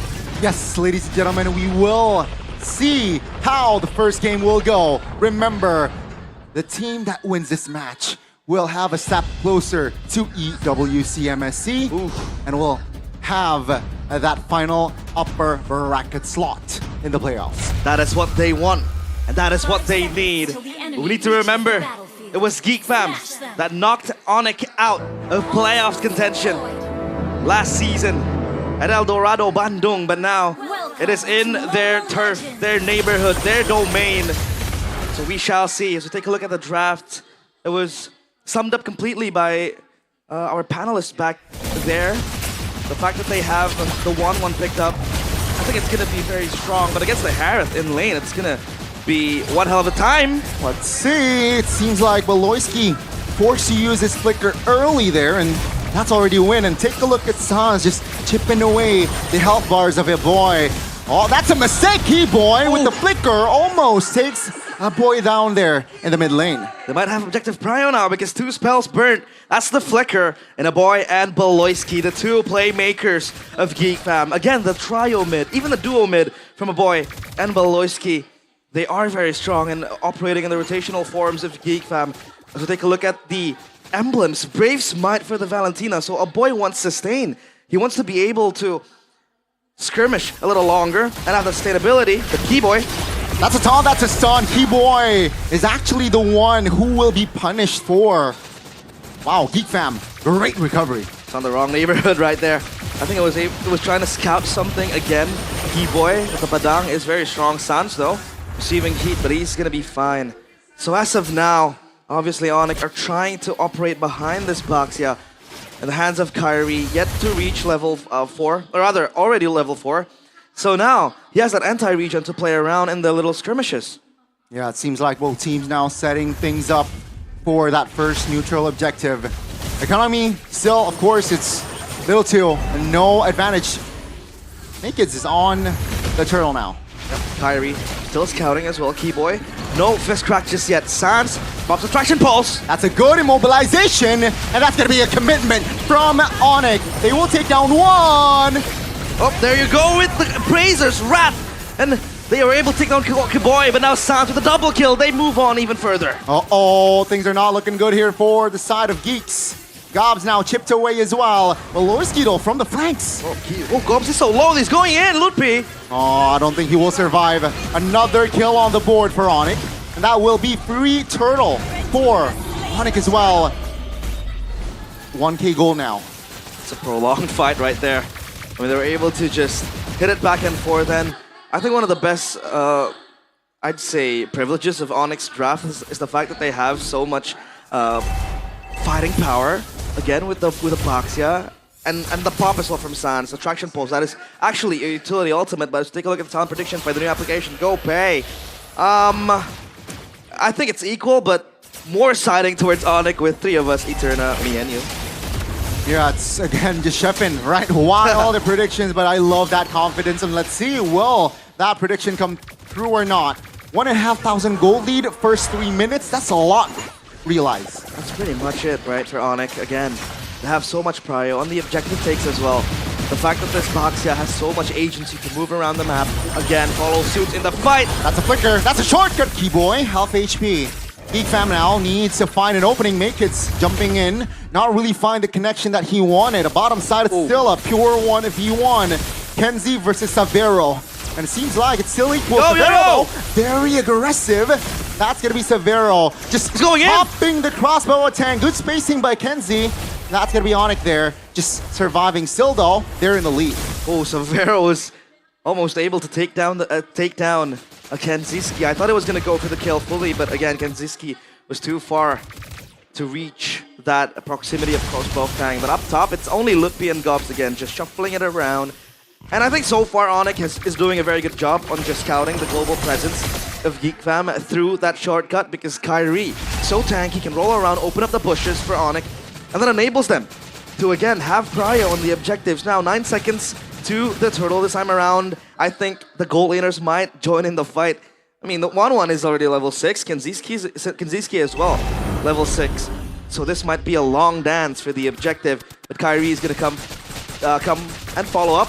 And Lutpi has the War Axe ready. I don't think it's going to rotate, but it might just happen. So it seems like both teams, right? They're taking it slow here. Waiting for more info, waiting for more rotations. Keyboy shows himself there. Oh, that's a miss there from Sansa's ult. Lutpi joins, so that's the green light for Onyx to just commit on towards the turtle. Geek Fam, what do they respond with? Oh, Kyrie gets the turtle, and now it's gonna be Onyx pouncing forward. Oh, that's a Shaman Force Pops! But Sans caught it red-handed. That's gonna be an immobilization all towards Kyrie. That's gonna be Kyrie actually soaking a lot of damage. That's gonna be Kyrie surviving with the shield unity. Savero, though, is there to provide the damage and find a kill. Beloyski goes down. That's gonna be Onyx finding the equalizer there with Beloyski. And yeah, still Onyx just winning on the fights and the neutral objectives here for the first 5 minutes. Because they have so much control, right? Again, the current call is somehow a CC, and then you have the Badang as well. Kyrie just, again, playing... you basically have kind of like a crash course in the Baxia, right? The chip has it, the Baxia does too. And the fact that the Baxia can just roam around is indeed very, very good. Plus, the traction pulse, the icing on top, make it! That's an engage, make it 2v1. 3v2 now, make it very low, still able to sidestep from that threat. And still 2,000 goal lead here. Geek Fam, they are catching stray still. Yeah, Onyx is throwing hands left and right, and as of now, it's Savero with 1 kill, the 1-1 against the Harith. You would argue that maybe the Harith does have the upper hand. Beloyski flicker crash course. On towards Sans. Shortcut pops committed. The boy jumps in. That's very risky. But he's A-okay. Now Onyx looking for the traction falls. Connecting! And that's going to be Beloy. Punished for the 3rd time, ladies and gentlemen. And yeah, 3K established. There you go, the follow-up is so quick, it's not telegraphed. Because once the traction pulse hits, Kyrie can just jump in with the shield unity and catch the players of Geek Fam slow in his ultimate. And now it's up to Onyx to control, again, the tempo of this game. 7 seconds to the turtle. Savero is able to acquire that turret down bottom. As now they convene, as they look for this objective next on the chopping block. They have 2 turtles ready, and this might be a perfect turtle. But Geek Fam, they don't want to let it slip from the hands. Makeit's now contesting under the turtle. That's a stun off on towards the 1 member. The boy goes down. That's a kill for a turtle for now, but now it's going to be Makeit stuck isolated, and Onyx will shut him down. And that's going to be 4K already in hand for the yellow porcupines. They went ham on the players of Geek Fam. And that was Makeit's actually stealing the turtle, so at least they have some sort of a reminiscent. Yeah, but Savero might caught in no man's land. Shortcut, great play by BBB. And that's going to be Savero punished the first time. Now, will there be counterplay as Lutpi jumps in with the engage? Good CC. Beloyski very low. Beloyski is so low, and Keyboy gets a boy. That's a boy versus a boy, and Lutpi gets the kill. Gobs is remaining with Makeit. Uh-oh, they still want beef. Gobs very low. Nowhere to go as Onyx. They are under the turret, looking for more kills, but Kenziski finds an important shutdown on towards Lutpi. Ah, the blue Lenin arrives in time. A heroic entrance, but that's a kill to only Lutpi. They lose one, but they're able to grab 3 to 4 kills for Onyx. And now it's 10-5, 4K gold lead. That was Severo caught in the wrong side of the tracks. So at least for now, Onyx, it's all about resetting, because look at the wave down bottom. It's going to crash towards them. And they haven't been able to at least establish that priority on just pushing the waves even further to Geek Fam. Seems like now, tempo gone down. 20 seconds on the clock for the first lore, ladies and gentlemen. And item check. Yeah, item check right now, or X again for the CC. And look at this guy, Fiercer for Sans, right? He can join the skirmishes. And I want to say Holy Trinity, but that's like Severo with 3 items with the Malefic gun. It makes sense, because he needs extra range, because the players of Geek Fam just want to jump into his face. I mean, Baloyski is there, make it with the Fredrin, even if he's not that mobile compared to the Baxia. But once you get taunted, I mean, it's going to be hard. Oh, shortcut. Uh-oh, that's going to be a Lutfi actually taunted everything. Put in the kitchen sink. He goes down. Kyrie, though, from the flanks finds Valoy. San secures the kill. That's going to be Geek Fam actually now. Their numbers are low. Backup is here. The Sky Army arrives in time. Sans! Kanziski will not be able to find the clutch play as Sans is there, but he will be punished. 4-4-2 for now. Wipeout was close to fruition, but Gob still stands, lives to tell the tale. He has to be able to hold this Lord, but Onyx, they will try to get it scot-free. Keyboys kicking him in into the pit. I don't think Gobs is able to. Oh, Baloyski says, yes, they might with the shortcut pops. Keyboy finds the stun. Oh, shortcut pop. Kanziski and the boy falls up to with the action. Gob stuck in no man's land in the back. Let's see Lutfi trying to buy time, but Gobs will do himself as well. That's going to be Kanziski securing the kill. Onyx, though, with the boy Sans here, they're in control of the Lord, but is this the right call? Yep, they have to hold this. Keyboy, oh! Looks for the fist crack. They have their sights on the Lord. Geek are still meddling with it, though. They have the power to at least fight this, so Onyx knows. They have to reset. They have to take a step back. But I think for now, they're still staying here, so yeah, just trying to also dissuade Geek Fam from taking the Lord. They know that the bottom lane is favoring their side. That's why they're taking their time here in controlling the Lord. And Geek Fam, they are the ones who need to respond. Either take Lord or clear the bottom side, and that's why they sent in Kanziski. But that shows that, yeah, no Herod, let's fight! They have to rush this. And Onyx, they might look for something. Lutfi bites the bullet. It's Kyrie jumping in. Traction pulse! On towards one. That's going to be a taunt. That's going to be Severo tying first in this fight. Great response as Kanziski with the shortcut was able to find the double. Oh, that's Make It. The smiling jungler just being a terror for Onyx. And now they scramble. Make It! Oh, Praise's Wrath was not enough for Kanziski. Stunned up, Purify Pop. Lutfi now. He is isolated. Now with the sidestep, he's able to get out, but Keyboy very low. So that's just 2 for 1 in favor of Geek Fam. That's a 2-man taunt with the Lord Steal as well. Let's Make It. Just keeping Geek Fam together again with the taunt. Oh, good taunt. 2-man. Kanziski's gun under the turret, but Kanziski doesn't care. He wants beef, and he will find a kill on towards Keyboy. Oh, Onyx. Now they see that obstacle. Now they see that they might be in a cul-de-sac because Geek Fam are fighting back. They're retaliating. And the shortcut pop, they might want to fight this again. Uh-oh, is this the right call for Onyx? Good Terrify, Lutfi very low. Shaman Force pops, and Sans actually taking a lot of heat. Kyrie goes down. This is not looking good. Crossbow attack! Finds one, but Kanziski will not survive as well. Severo now still able to find the damage, but that is a great punishment from Severo. Severo holding the team together. That crossbow of Tang was so clutch. The rookie from Onyx, and now it's Onyx having that leeway to get out of their base, to control their jungle again, to get control of the river and the map. And so far, I feel like if they really want to create that push down bottom or up top, there's always going to be Baloyski with that Y walk to kind of match the pressure. But again, if that happens, he doesn't have the shortcut pressure as well at the same time. So that's going to be a game of options there for Baloyski to choose whether or not he wants to respond to that push, or does he want to look for a pick again, because that has been the surprise factor. But hey, MPL ID X streamer by Good Day, it is BZTV. Yes, ladies and gentlemen, and I think the play that they made earlier was the perfect one. Or send Kenziski down, shortcut to just provide the surprise attack, right? Technically surprise, and they made it work last time round. So now, 13 minutes in, Onyx, they're only up 2K. And I feel like Geek Fam has a lot of ways to neutralize that situation. And a quick check on the item. Look at Severo with the Athena shield. He knows that Kenziski will just burst him down, so he needs that extra magic resistance. Now for Onyx, 20 kills doesn't really mean anything when we enter the 14-minute mark because it becomes of relevance now, right? Geek Fam, they're able to, once again, bounce the waves, push it out again.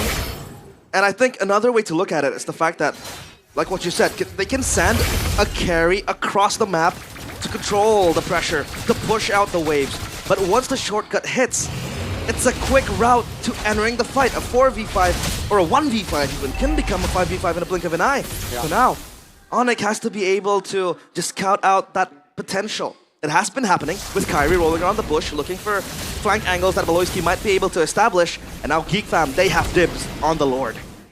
Let's see, that's a conceal. Cancelled by a boy. Keyboy doesn't really find the opening that he wants with that conceal play. Top lane favoring Geek Fam this time round. I want to see how Onyx will respond to this. They'll take it slow. Again, Severo is here. Oh, look at Beloyski. This is a flank angle. Big brain Beloy, but Kyrie will try to scout it out. No, he's coming from the back! Oh, looking for the flank angles. Finds the flicker. Oh my goodness, Sans now in threat. Severo, though, will kill Beloyski. That's going to be Kyrie, though. Just stuck. Trying to buy time for his team. Is this the right call? Kyrie's just dragged back. The jungler is gone. Make it with the winner crown.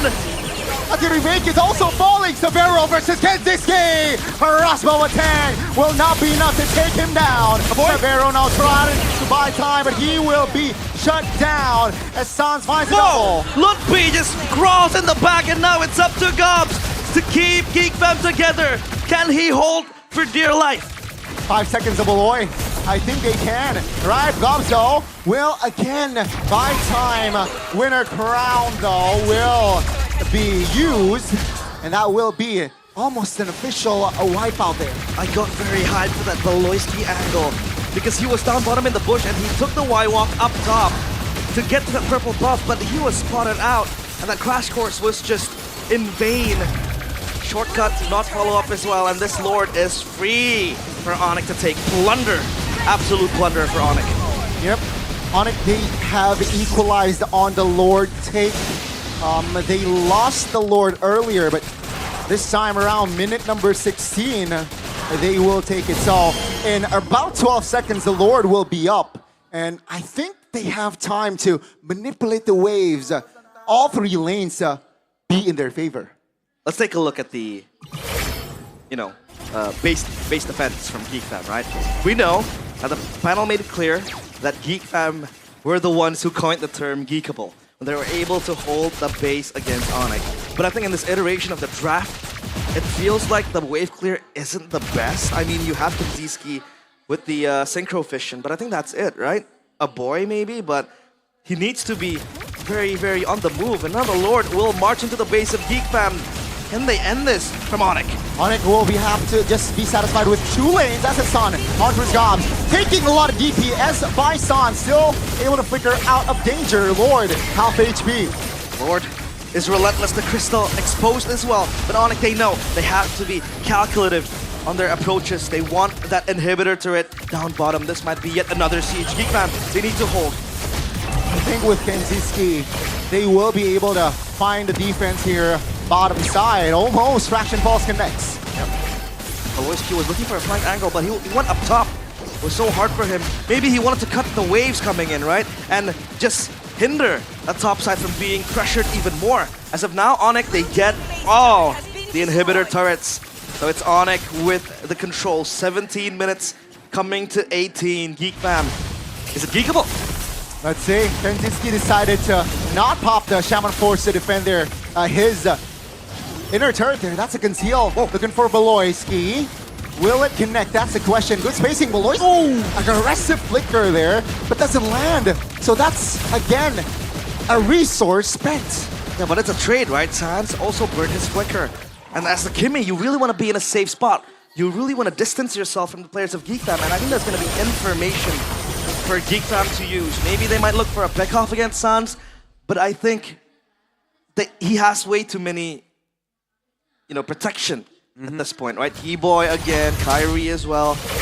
So I think it's going to be fine, at least for now, because Onyx is also turning down the tempo. They know this flicker might eat them up from the inside, so they hold it for now.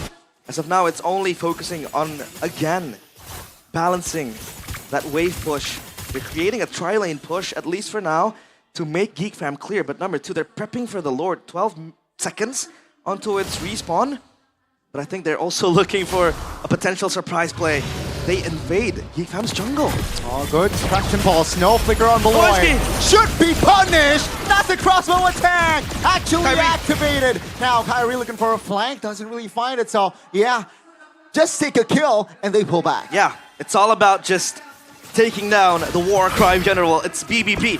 Deleted from the fray. The Sky Kings again, just cementing their dominance in this game.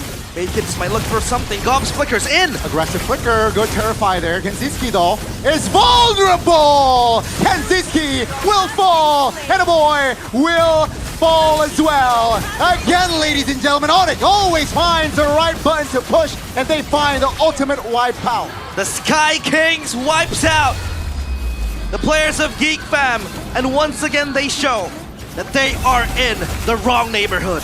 It is Onyx punching the first game, 1-0. Wow. Onyx, they were early game. They got it in the back, mid-game. Perhaps it might sway towards Geek, but they made sure that in the late, that game was theirs. Yeah, it looked very shaky, right? Because Beloyski was very creative. He was looking for angles that he could really exploit.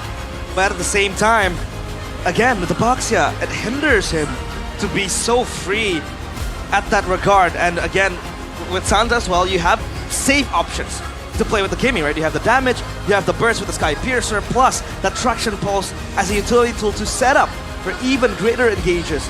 Because once you do that, Kyrie has access to just jump into the backline.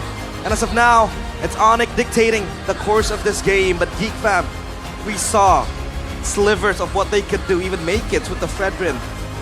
Was able to show that he could play the utility jungler. Man, oh man. What an opening. I have to say, a convincing win. Sure, it's over 15 minutes, but overall, it was a convincing win from Onyx. It wasn't, right? I mean, kill-wise, if we take a look at the kill leaderboard, rather the scoreboard, they had half of what Geek Fam were able to have. But I think Geek Fam were able to show retaliation again and again, time and time. And they make things hard for Onyx. But obviously, we want to listen to what the panel has to say. So Eterna, Mirko, and Chefin, time is yours.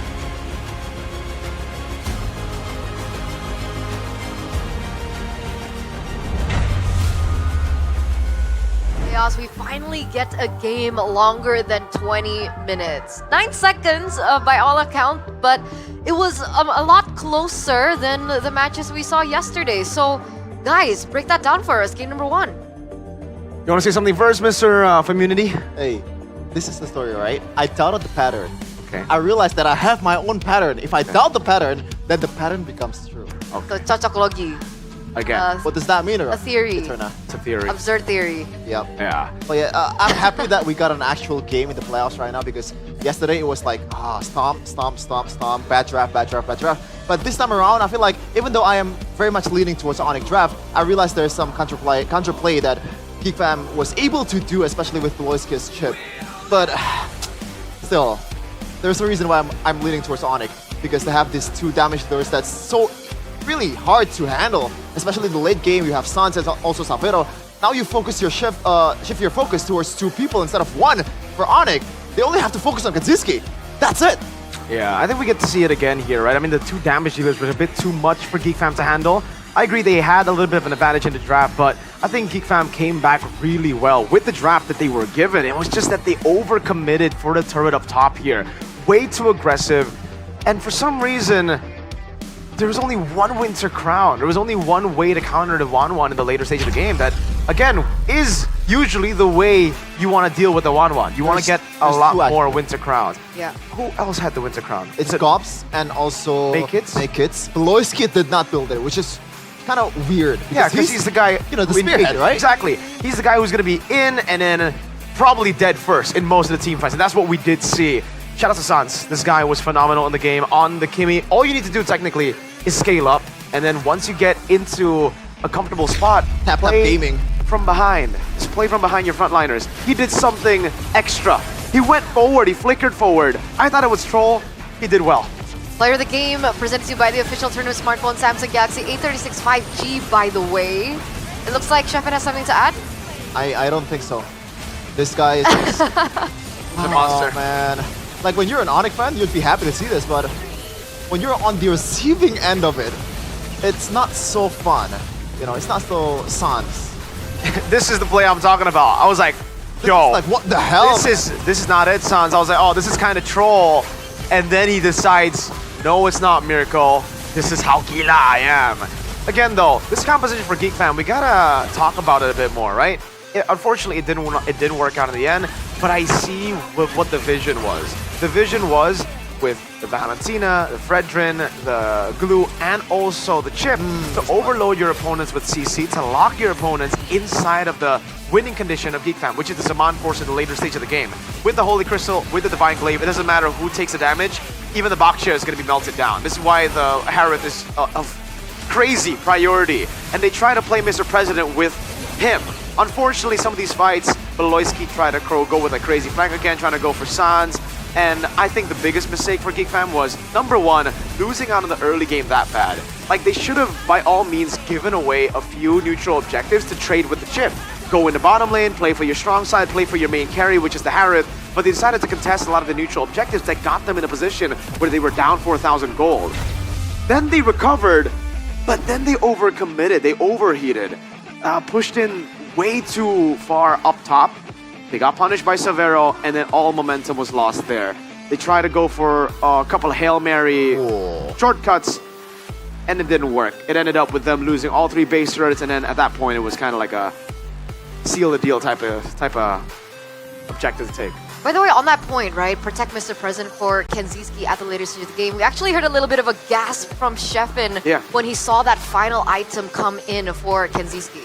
I wouldn't say a guess, but I see where the vision is, because like he's the only real damage dealer that Geek Fam has. So like it or not, you're gonna be the one that's gonna have the most burden to carry your team. And I actually kind of like that Wishing Lantern plus the Blood Wings combo. No Winter Crown at all for Kenziski, but I was actually kind of like befuffled. What's the word? Kerfuffled? What is that? I don't know. Gobsmacked, maybe? Yeah, I guess. Oh, okay, we have 2 Gobsmacks, guys. Got smacked. I saw the KDA from Beloyski. Yeah, that's normal. 088. Hey. Beloyski, but a boy, 079. But what do you guys think about that build? Was it too greedy, maybe going in full damage? Yes, the Harith? I think for sure. I think it should have just been a normal build, you know, concentrated energy, sell the boost for Oracle. You would have more ways to deal with Sans. And yes, I understand there's a Bak Chair there, so the healing will be cut down, but you need that. We saw a couple of times, if he was able to get just a bit more HP, I think in the team fights, he would be able to win. Like, I'm talking about the Sans chase up top, right? Just a little bit more HP, he would have been able to outplay there. I'm talking about the final fight for the Evolve Lord in that mid bush as well. If he had a bit more sustain, it could have changed things. Over the Blood Wings, that I think in this game, yes, you get additional shielding, and when it pops, you get movement speed. It doesn't really matter though. There's so many more like ways to slow you down, lock you down. Weakness Finder again from 112, right? I like the concentrated energy and the Oracle. I think he experimented too much with the itemization. That's my opinion. I gotta say, in my opinion too, like the Blood Wings, I think it would have been better if we goes for something like a Genius Wand. Yes, that sounds insane, right? Yeah. But the only magic damage dealer that the damage dealer that they have is Valentina and also Harith. Yeah. So maybe that's gonna help just to kind of chunk the HP a bit from the frontliners of Onyx. And by the way, the frontliners of Onyx, shout out to them, Carrie, Lutpi, and also Keyboy did their part. Yeah, we didn't mention them that much. Yeah, the CC was way better than I thought. I'm a CC hater, and shout out. Who's your best XP? Like, who's the best XP hero right now for you? Right now? You don't like CC. What do you like in XP? I mean, the one that there's no one that's picked in the first two phase, right? Or maybe like a Badang, but that's more like a flex, right? Maybe like a Badang or Glue, I guess. What about the Phoveus? Has the Phoveus fallen out of the meta? No, absolutely not. I think it really depends on the picks, though. I don't think you... Sometimes it's okay to go for the Phoveus if you really have just an early game composition, right? If you just want to win out the first few turtles, Phoveus gives you immense value in the team fights early on. Just because I think when it comes to level 4 power spikes, that guy has the best level 4 power spike. There you go. There you go. A little bit more information about the EXP lane. But, so back at this again. You guys were quite opinionated about the drafts. Is that something that Geek should repair or adapt to coming into game number 2? Adapt, yes, but again... Were there like really glaring problems in the drafts, in your opinion? For me, yes, but not for Mirko, apparently. Because I just do not like the fact that they put all this eggs into one basket in Kanziski. Meanwhile, for Onyx, they have two heroes that literally they cannot deal with unless Pelosi gets a good set, which is kind of rare. And you kind of factor the fact that the one has the built-in Purify, Sans is just Sans, he knows when to flicker, he doesn't Purify, he's like pretty much Kelra in the mid lane, you know? It's hard. It is.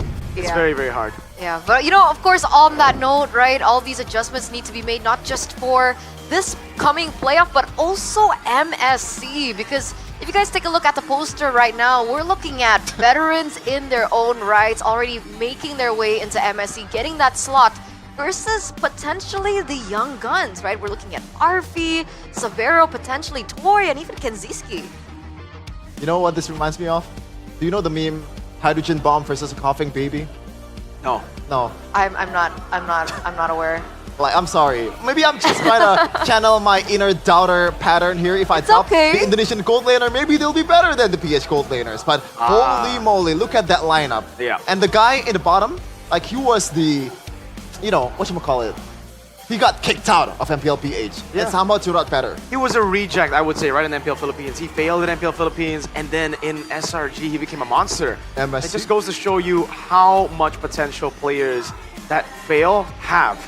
That you need to give them a second chance sometimes, and it was very, very visible. Not just in Innocent, but in King Kong, in that TNC lineup. Everybody got their second chance. Everybody started to pop off, and yeah, I think right now this is a very... Too early? It's way too early to really like compare Arfi, Severo, Toy, and Kenzie to these legends of the game. They're really good. Sometimes, I mean, Eman's the closest one, I would say, to them, and he's another Filipino goalie. Yeah, a lot of familiar faces that we've seen over the years. And speaking of familiar faces over the years, these are the forgotten heroes from the MSC Grand Finals that we notoriously know of, right? Of course, last year, Riyadh, Roger, the only thing that I think is still, you know, etched in everyone's minds. We have the Esmeralda as well as the Thamus. Now, at this point, we've seen a few of these heroes getting picked up, Esmeralda and Roger in particular. Do you guys still think that they are relevant in this current meta? Which one? No. These three heroes? Relevant? No. Even Esmeralda. Esmeralda is much more conditional, but if the condition is met, he is crazy. He is crazy. So like we saw Dyron in the one of the games of the regular season, he was topping both damage taken and damage dealt, which is insane. Yeah, but definitely not relevant. Conditional for the Esmeralda, Thamas, Roger, Esmeralda. I think they're kind of irrelevant, and I feel like it's just the meta, dude. I mean, Moonson has nerfed a lot of these heroes. Notoriously, they nerfed Roger last season when technically GeekFam only worked with the Roger. That was unfortunate. Like, they banned all of Vincent. They nerfed all of Vincent's heroes last season. Oh, man. Feels bad. Feels bad. Hey, but we want to get to Onyx with that. Yeah. Feels good. You want to get a trophy for that? Oh, give him the Beat the Onyx trophy. Give me the Don't Ban Irithel trophy. Beat Onyx Dior. Give me the Beat Geek last season Dior. Beat Geek last season. Yeah. Oh, yeah, you're right. Continue for a bit. What happens until now, they're though? Finished? We're done. You're done? What about the meta this MSC? If you had to make a prediction of the face of MSC this year, who would it be? If everything still stays the same, probably Fredrin Baksha. Same. Like, I feel like it's a reminiscence of what happened throughout the patches that Moonton made. We saw like the emblems are getting shaken. Oh, the tank jungle is not going to be relevant. Guess what? They're back again. Now we're starting to realize apparently tank jungle is still the way to go in this playoff. So like, oh my goodness. Do you like the tank jungles? I mean, the classics sometimes are the best choice, right? You stick with something for so long and you realize, hey, why didn't we use this all along? You know, that's kind of similar to the Samsung Galaxy A series 5G, right? It's been here since season, I don't know. It's been here since before I came. Not this version. Not this Different versions. But it's been, yeah. It's still Samsung. It's so good. It's still Samsung. Tell them why. For me, it's all about leveling up your content with the Galaxy A36 5G's 50 MP OIS camera. And with awesome intelligence, My Filter, create custom filters just how you like. Need in-game tips? Use Circle to search. Just circle items to instantly find information. And I think all you need to do is head over to Samsung.com/ID or your nearest Samsung store to grab the Galaxy A36 5G, starting at just 5 million IDR. Get awesome bonuses worth over 1.5 million, including a free memory upgrade and a travel adapter. But by the way, I want to say to Samsung, if you need someone that can feed you the information of MPL, call me, because when I tried the AI and I asked like which team is going to win the MPL Season 15, Geekfam was not there. Really? So they need some fixing. Currently, you need some fixing. Why? They're 1-0 up. Currently, the AI is one up in you. I don't think I'm the one that needs to be fixed. I'm not playing, bro. No, but like your prediction. Oh. Yeah. He has a pattern of like quality of you know. But anyway, yes, guys. That's in the business. And if you guys want to sit over up front in the Galaxy Zone, you guys need to pick up one of these bad boys yourselves, you know, straight right. Can you imagine the pro players literally playing in front of you? I can't. We're all the way back here. What do you... You're right. What's the... That's why I've always, you know, like... Oh, Galaxy Galaxy Zone. Zone. Okay. Man. I'm a bit slow. That's sorry. why Caster over panel, right? No, actually today I panel guess is better. you guys are closer technically by like a few meters. That's enough. Oh, yeah, you're right. I can sniff them. Caster gang. Even though I'm on panel today, Caster gang. Shout out to... Actually, never mind. The casters today are Onyx fans, both of them. So, Hey, by the way, I hear that last tidbits of that cast, by the way. Get this casters out of here, bro. What do they say? What do they say? Oh my god. What do they say? Like something like in the wrong neighborhood, bro. Wrong oh my god. This is what Onyx always is able to do. Wow. I Blah, thought blah, blah. must be biased. About me. Hey, listen. I'm not even biased to BTR, you know? Oh, do you want to switch teams? No. We're still no. accepting. They might have not won a single MPL in 15 seasons. They might have never gone to an M series. But when you pick a team, you stay loyal, brother. Oh, Gonic BTR. knows a thing or two for that. Oh, he knows a thing or 15 years of but sticking to a team that just doesn't win. I respect that a bit more than realizes shameless glory hunting. He's a Madrid fan and an Onyx fan. Can you believe that? That's like... How could you be much less normie than that? Or much more? Like, what's... Wait. Much more? Yeah, much more normie than that. He's the normies of the normie. I agree. #1 normie. But man, look at the stage. It's sick, man. I like it. I like it at night more. Oh, yeah, for real. I like the Edith stuff that they did in the opening one. He really that was likes Edith, right? With the skin. Like... I was like, who is this? Oh, what? I didn't realize. What? That was really cool though, I agree. What's not cool for Sheffin is game #1 though. But obviously we did chat a little bit about the drafts. I think we got Sheffin's take earlier on, but what did you think, Mirko? I think again, the composition had its win conditions, and I think it was proper too. It wasn't really horrible. They should have really played more for the trades in the early game if they lost control of it. I think the targeting as well in the early game was a bit sussy from Geek Fam. With this kind of composition, what you want to do is you want to break the front line of the enemy team, right? Because you're playing without the Harith. Mid to late, that's when the Harith really starts joining in the team fights, and that's where you can try to play more front to back and play to enable the Harith. In the early game, they were letting CC, they were letting Kimi, both Sans and Lukpi do a bit too much to them without punishing. They were targeting Kyrie, they were targeting Keyboy for some reason, and I think it might be the jitters. Again, May Kids, Kenzie, they're both rookies. We have seen this as well just yesterday. Arfi, it does seem like they get better as the series goes on, right? So for Geek Fam, they're also a team notorious for not really changing that much in the drafts. They like to stick to what they think works. And I honestly think, despite, yes, having less damage dealers, having only one source of damage, magic damage, that being in game number 1, it's still fine. Harith, the reason I really like the Harith is because it doesn't matter if you go for a full magic damage composition when you have a Harith. Once you get the Divine Glaive, you bypass everything. Radiant Armor, Athena Shield, it's no problem. Even with the Oracle, you get through it all. It's such a ridiculous hero in this meta, and that's why we call it the modern day Natan. Get those items, start carrying. Team fights are very hard to lose if you play for the Harith, and that's why the composition was literally, all right, let's capitalize on this broken pick. It's always been the plan A for Geek Fam ever since the regular season starts. It's either the Moskov split push or Harith carry. That's the only two things that Geek Fam did in the first half of the season at least. But second half, they start to expand it more in the draft. That guy. Who's that? That's Kyo. Kyo Joshua. Kyo Joshua up in the festival, ladies and gentlemen. So if you guys, you know, unfortunately, maybe the tickets are sold out or whatever, you guys actually can still watch outside at the festival. For free. For free. Exactly. So many activities that you guys can actually do. A lot of free stuff given away. There's merch booths. There's other kinds of booths. It's super fun. Can I vent a bit? Sure. Sure. I was so excited about Jakarta International Velodrome because I got to play some hoops Ah. last year. But apparently, I came to the basketball court and the hoops weren't there. Where are they? Oh my lord. I don't know, bro. And no hoops? Yeah. That's awful. I don't care. I'm sorry. But I understand. I was trying to be nice. I was trying to be nice. That's why we got Devil's Advocate. Okay. Yeah. We gotta Good have cop, bad cop. good cop, bad cop. Okay. Don't worry, I'm a Geek fan too though, Chefin, so that we share. Thank you. Okay. But it looks like the drafts are ready, boys and girls. Ladies and gentlemen, here live in, once again, Jakarta International Velodrome. We're going to get to game number 2. See? Presented to you by the official tournament smartphone Samsung Galaxy A36 5G. Let's just get straight into it. They're not the type of team to change. Yeah. Yeah, I'm telling you, this is Geek Fam. This is Chip again, probably, right? Wait.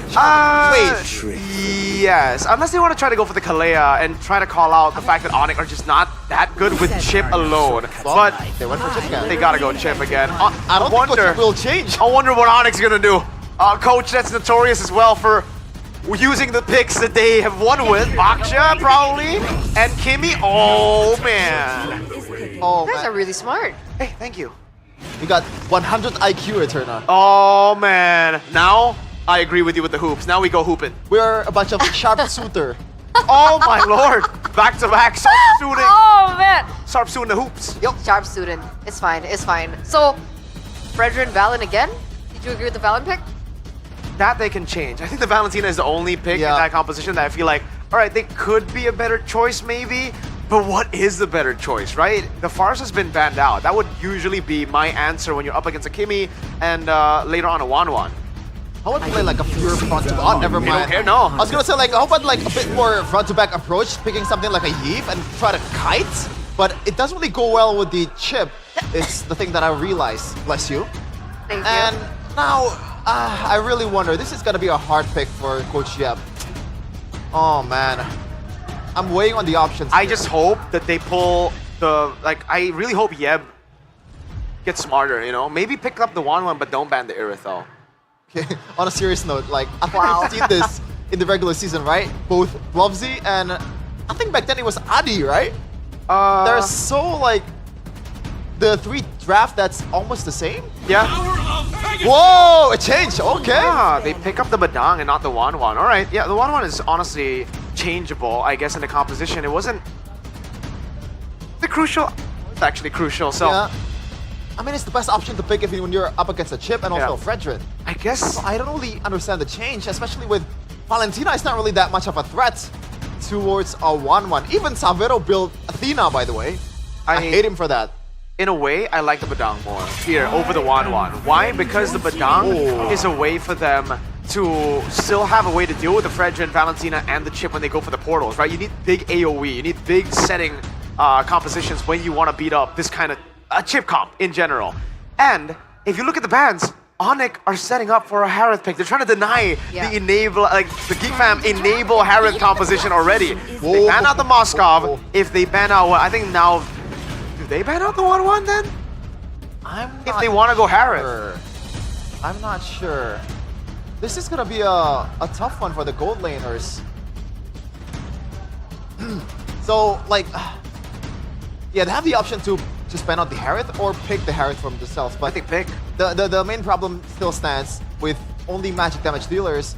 It is a problem, but once again, you've reminded me a lot of times, Miracle, throughout the regular season that it's Harith, it doesn't matter. Yeah, I mean, even the Joy, by the way, that's why GeekFam banned it, right? You look at this composition, you'd be like, there's no way it's going to be Joy. They already have magic damage, and they're setting up for what looks to be a Harith. Wait. But even Joy bypasses that. Now that is strange in my opinion. But this means that... Are they possibly going for a Kalea Beatrix? Or a Kalea Granger? Franco's still there too. Yeah, but against a chip. It was banned out earlier. Kalea and Franco in game 1. He was. I mean, you can go Bea and also a Tick if you're feeling a bit frisky. Oh, I don't know about that. I think... Against Valentina? Oh, yeah, you're right. Yeah, I don't think you want to give those big ultimates, but that kind of goes with the same Kalea theory, right? Do you really want to give Kalea over to the Valentina? Tsunami Slam over? Maybe. My tail's been itching Yeah, for a okay. We get it out of the way. Kalea gets banned out here. Onyx. Is there a world where... I really think Onyx should just pick blue. And then they set up for a Granger later on. Oh, but they go... They're trying to force GeekFam to go 1-1 or Granger, and both of them actually do get countered by the Irithel. That's a pretty good move, Onyx. Yeah, I like in it. a way, Irithel is kind of the same as 1-1, right? It moves while it deals damage. It's the better 1-1. Yeah. You don't have the second skill Purify though, but you can still pick the Purify against this much CC that's gonna come in from GeekFam. Wow, that's a good I think the first 4 picks throughout these 2 games, I'm leaning towards Kochia by a mile. Oh my lord. Is this the last pick, Angela? For Kochia. Yeah. They ban out Faramis too. That may be the reason. How do you why. counter that? But they go for the X-Borg and the call. I was gonna say, is there a world where the Fredrin is gonna be flexed? But this is not really, 100% of Fredrin EXP, by the way. The X-Borg can still go to the XP if they wanna do that. Okay, so that takes away the Angela, yeah? Because, like, there's no way. I forgot the Kimi's already picked up. You want to go Angela mid, I think, over Rome. No, I think it's still... You want to go Angela Rome for Keyboy? Angela Rome, but you have to really stick with Kyrie in the early game. In the late game, you can just go back and let Kyrie open the bushes. You know what? And that's usually not a good sign. I think they go Paquito or something. Up against the X-Borg, isn't Paquito like a Smackaroony? Early game, yes. Yeah, smack him in the early game, win with the composition early game, get the Irithel up in there, Kimi snowballs again. It is looking like a damage dealing... Oh, CC, a damage dealing XP. Oh! How CC beats X-Borg too, right? I actually haven't tried it out, but I think it's more of a skill matchup than you think. Okay. I don't think there's a massive advantage in one of them. Redmond's of a similar shade, but there have been adjustments. Ladies and gentlemen, from the drafts from game number 1, we're going to see exactly how this all unravels as we throw it over to Sheffin, Sheffin, Realize, as well as Gani. Take it away. Thank you, panelists. And yeah, I am Cheffin. I have always been Cheffin. I'm not Realize. We're both Cheffin. We are both Cheffin. Right. Cheffney and Chefflies. There you go. If that goes, if that works. But what will work? Will it be Geek's draft or Onyx draft? Because now Onyx has the upper hand in game number 1. Game number 2, in Land of Dawn we go. It is still GeekFam against Onyx. Remember, ladies and gentlemen, Onyx, if they secure a game here, they will secure match point and will be a step closer to securing MSC. And here we go, right? Onyx, obviously, with that pick. It was almost reminiscent of game number 1. The pick order, they went Kimi Baxia, wait!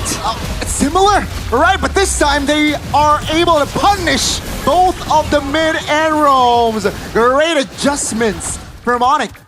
What happened there? You blink and you miss it, Onyx, pick up 2 kills. And those are towards Sans and Keyboy. Beloyski might be in trouble again. Still has a flicker though. Let's see, that's a great isolation, but no real follow-up. Kyrie already invading the jungles, so that's still a win for Onyx. Look at Keyboy. He's a very brave warrior. Just going at Beloyski and Kinziski, right? Again, so much pressure with the Badang and the box, yeah. Plus this time, they pick up the CC to face off against the X-Borg. So take a look at the emblems presented to you by IndieHome, by Telkomsel. Obviously, with the QC on the Badang, I think it wants to be closer to its target. The Earthal as well, really benefits from the QC. Now Shield Unity and Beloyski again next, and he will flicker. Yeah, forced to use the flicker, and that's already a spell burnt before the first turtle fight. And let's see here, Kyrie level 4, Mika's also level 4, but EXP, I'm sure Kyrie has an edge. Bottom side, both teams rotating towards the EXP to fight for the first neutral objective. Picked up a important point there from Chefin back in stage. Hold on a minute, Severo. Oh, there is a slight miscommunication there perhaps, but Severo very low, but he is still in the Land of Dawn. Yeah. I mean, they stated that this Fredrin could have been flexed, but the X-Borg is no way going to really be flexed, right? They picked this up safely for GeekFam to play. Traction pulse by Sans again, just biting off a boy. And Onyx just exerting the pressure time and time again. Beloyski and Kanziski are no less not given the freedom to just farm up a bunch. Makits goes for the taunt. That's a vengeance. Kyrie looking for a stun on towards Makits. The damage now will come through. Kyrie secures a kill. Beloyski stuck, isolated. In the rocks he goes and he evaporates as Onyx pick up 2 more. It's a double and double. Kanziski blazing duet. On towards Severo, giving pressure, but also for the farm. Ooh. Almost there. That hit almost punishes Kanziski. Great recovery though. That's going to be both marksmen just recalling. They were looking for the punish, right? Oh. And that was a good point as well by Mirko in the panel. The Earthal is a much better version than the 1-1. It has the movement speed, and maybe bar the Purify in the 1-1, right? But I think the Earthal just is so much burstier in the early game with the heavy crossbow. You have you have a lot of mobility to work with, especially when GeekFam want to come running at you. The heavy crossbow will save the Earthal. They were forcing GeekFam to play an unfavorable matchup against the Earthal, either the 1-1 or the Granger, right? Yeah. That's why, at the end of the day, they picked up the Claude, which I think early on can be heavily punished because I think it needs 2 or 3 items to be online. Yeah, 3. But Beloyski. Oh, they're trying to gang Lutpi. Vengeance terrified everything on the board. Whoa! But that's a response by Onyx. The backup is here. Last Insanity will not take down Lutpi, but Gobs will keep on running. That's going to be 1-for-1. And under the turret, that will be a double. Whoa! Oh, Severo. Kanziski going at it. 1 HP for Severo. Oof. Kanziski wins the trade. Beloyski will secure the extra 200 gold there. Onyx, they need to slow down their tempo. You can run, but you can't hide. And Kanziski just defying the odds. We talked about the Earthal being able to bully the Claude out of its misery up top, right? And we talked about Kanziski being one of the weaker laners compared to Severo. In the team fights, there he pops up, right? And with the Claude, I think he will be able to even exert more pressure because the Claude, as a team fighting hero, is one of the best you can have. The Blazing Duet is set up for him, but Traction Pulse. It was almost an opening there. Purple buff stolen, level 9 Kyrie, level 7 Maykids. That's not a good sign here for GeekFam. Item check, Molten Core still held on by Kyrie. The Blade Armor, so he wants that damage reflection, right? And the Earthal has completed its pass clause. I think, you know, the Earthal also wants sustainability in the lane and in team fights because you have that lifesteal. But for GeekFam, it's all about just beating up that item for the Claude. Corrosion Sight ready, so at least for now, he's able to jump in towards, you know, little skirmishes. Plus, he has the shortcut, Traction Pulse. Beloyski. Great info there. Beloyski thought that he was safe, but no, great punishment as well. That's Onyx just moving up more towards the mid lane. That's a flank by Keyboy. Force a boy to use that flicker. Makekids wasn't able to save him. That's going to be mid turret taken down as well. The boy had to run back there, but he can't run from the punches. Keyboy yet again, and Sky Piercer completed for Sans. Kanziski, can you run from Kyrie? Should have the BMI, waiting for the right time, but no, there you go. Perhaps that might be enough to make him get away. That's gonna be Lutfi actually finding the kill. Sans will be the trade. That's a shutdown. And Geek Fam actually this time they're in favor. Looking for the fist crack, Beloyski so low and he's gone. But Geek are back on the pounce. Last Insanity will secure that kill. Lutfi, turned by Time Kyrie, will also provide the damage there. 3v2, Princess Wrath will find a kill on towards a boy. Onyx, they are down in numbers, but they will and should win this one. Lutfi still dancing with his yo-yos, so low! That's the shutdown. That's gonna be Geek Fam able to find the right spacing and punish Onyx. Gold lead, still very small. That fight was so long. I mean, it was the moment where Sans died, and the fight continued even after he respawned from the base into the lane. So as of now, it's all about Onyx focusing on the turtle, and I think Geek Fam was able to at least held on to the pressure that Onyx was able to bring. Seems like tempo will go down. Remember though, neutral objective is up. Let's take a look at the levels. Actually, Naked's he has equalized level-wise. Yeah, turtle now. Gonna be taken down by Onyx, and that's free. Real estate for them. And up top, it's Beloyski. You know, thinking about the recall, but if Onyx walk into this, there might be a shortcut flank angle. And Beloyski's thinking about it. Severo might get caught in the clutches, but Onyx, at least they have 3 members to back Severo up.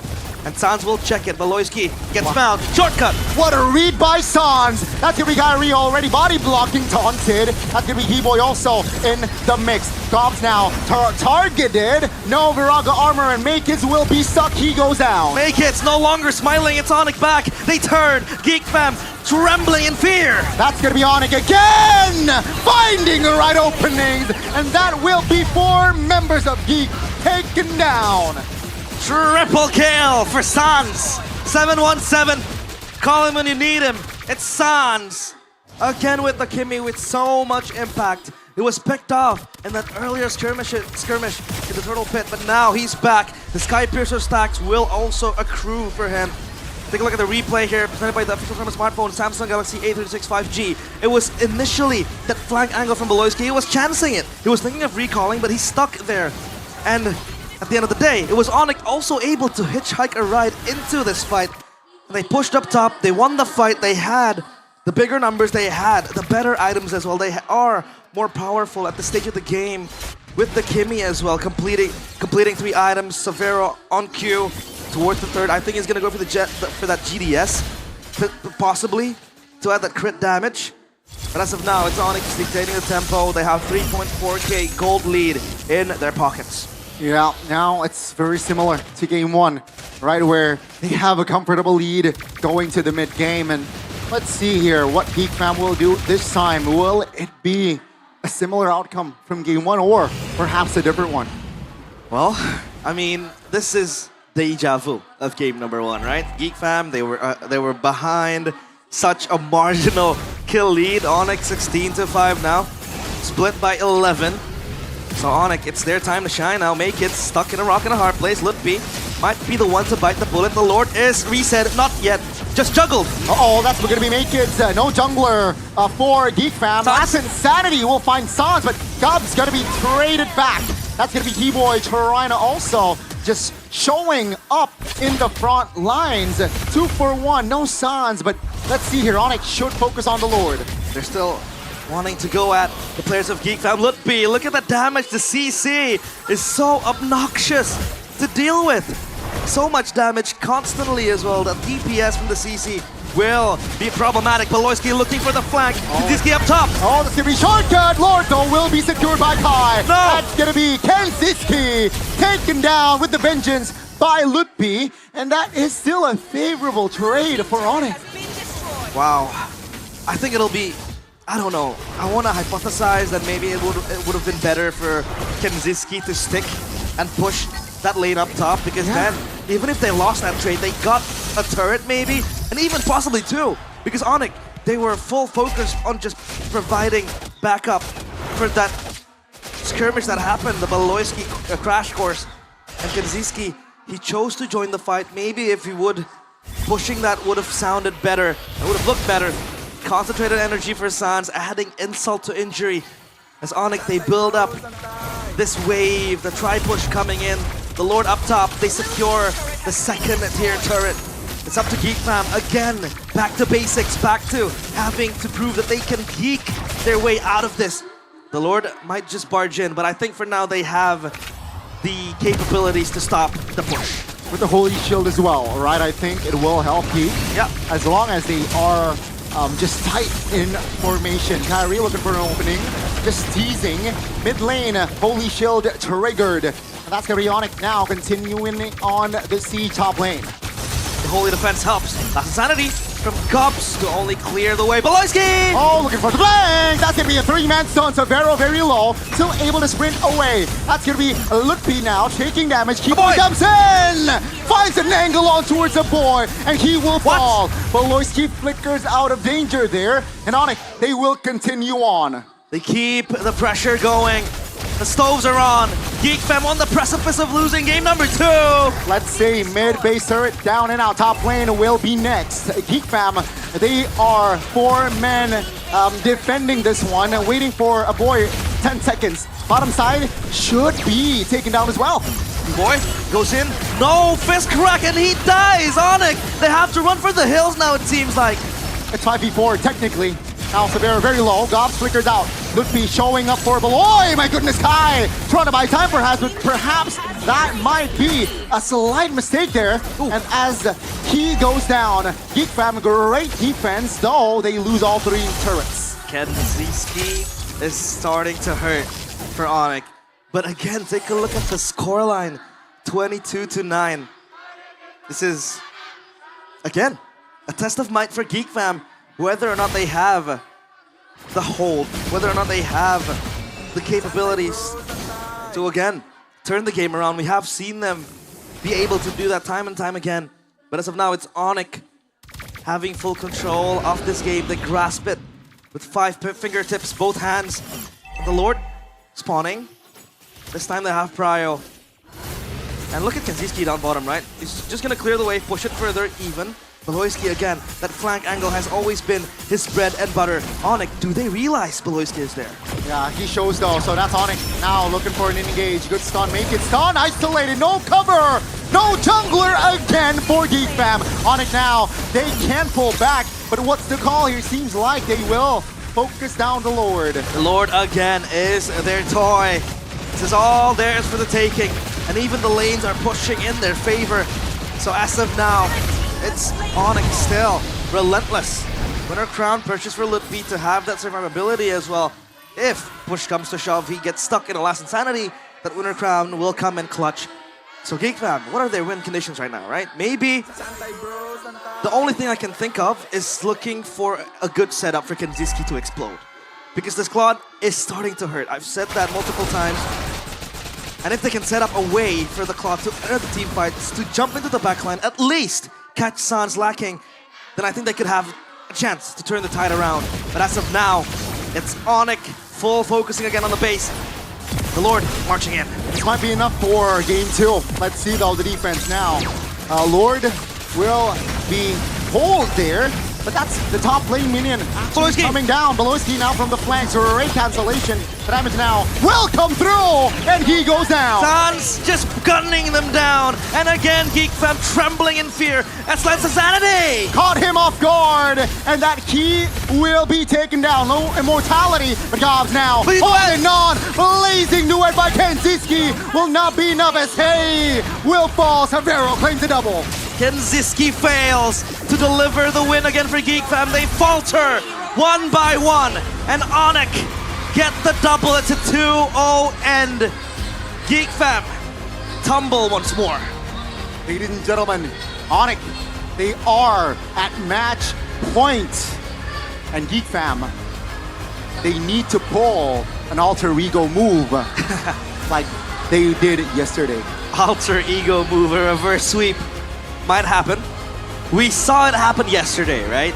And we all talked about how it is too early for a reverse sweep to happen. But for now, again, Onyx just looks unstoppable. I mean, if you take a look at the kills, the stats has always been able to show that Onyx are so relentless, so offensive. the kill margin is just way too far for them, for Geek Fam rather, to catch on to. And it felt like for a brief moment, yeah, there is hope from Kenziski, but on that last fight, Onyx made him sit down. The Blazing Duet wasn't enough to save the day. And that was Beloyski always actively looking for that flank angle, setting up for Kenziski again. Take a look at the replay here, the winning moment. Right, Sanz was gone from the team fight. He wasn't able to join and participate again. But Kenziski, look at that, Blazing Duet. But the members of Onyx are way too tanky, right? Kyrie with Apoxia. I mean, Lutfi again with the survivability. It's just insane. But of course, panelists, will this be a 3-0? Or will this be a possible reverse sweep? Mirko, I'm looking at you.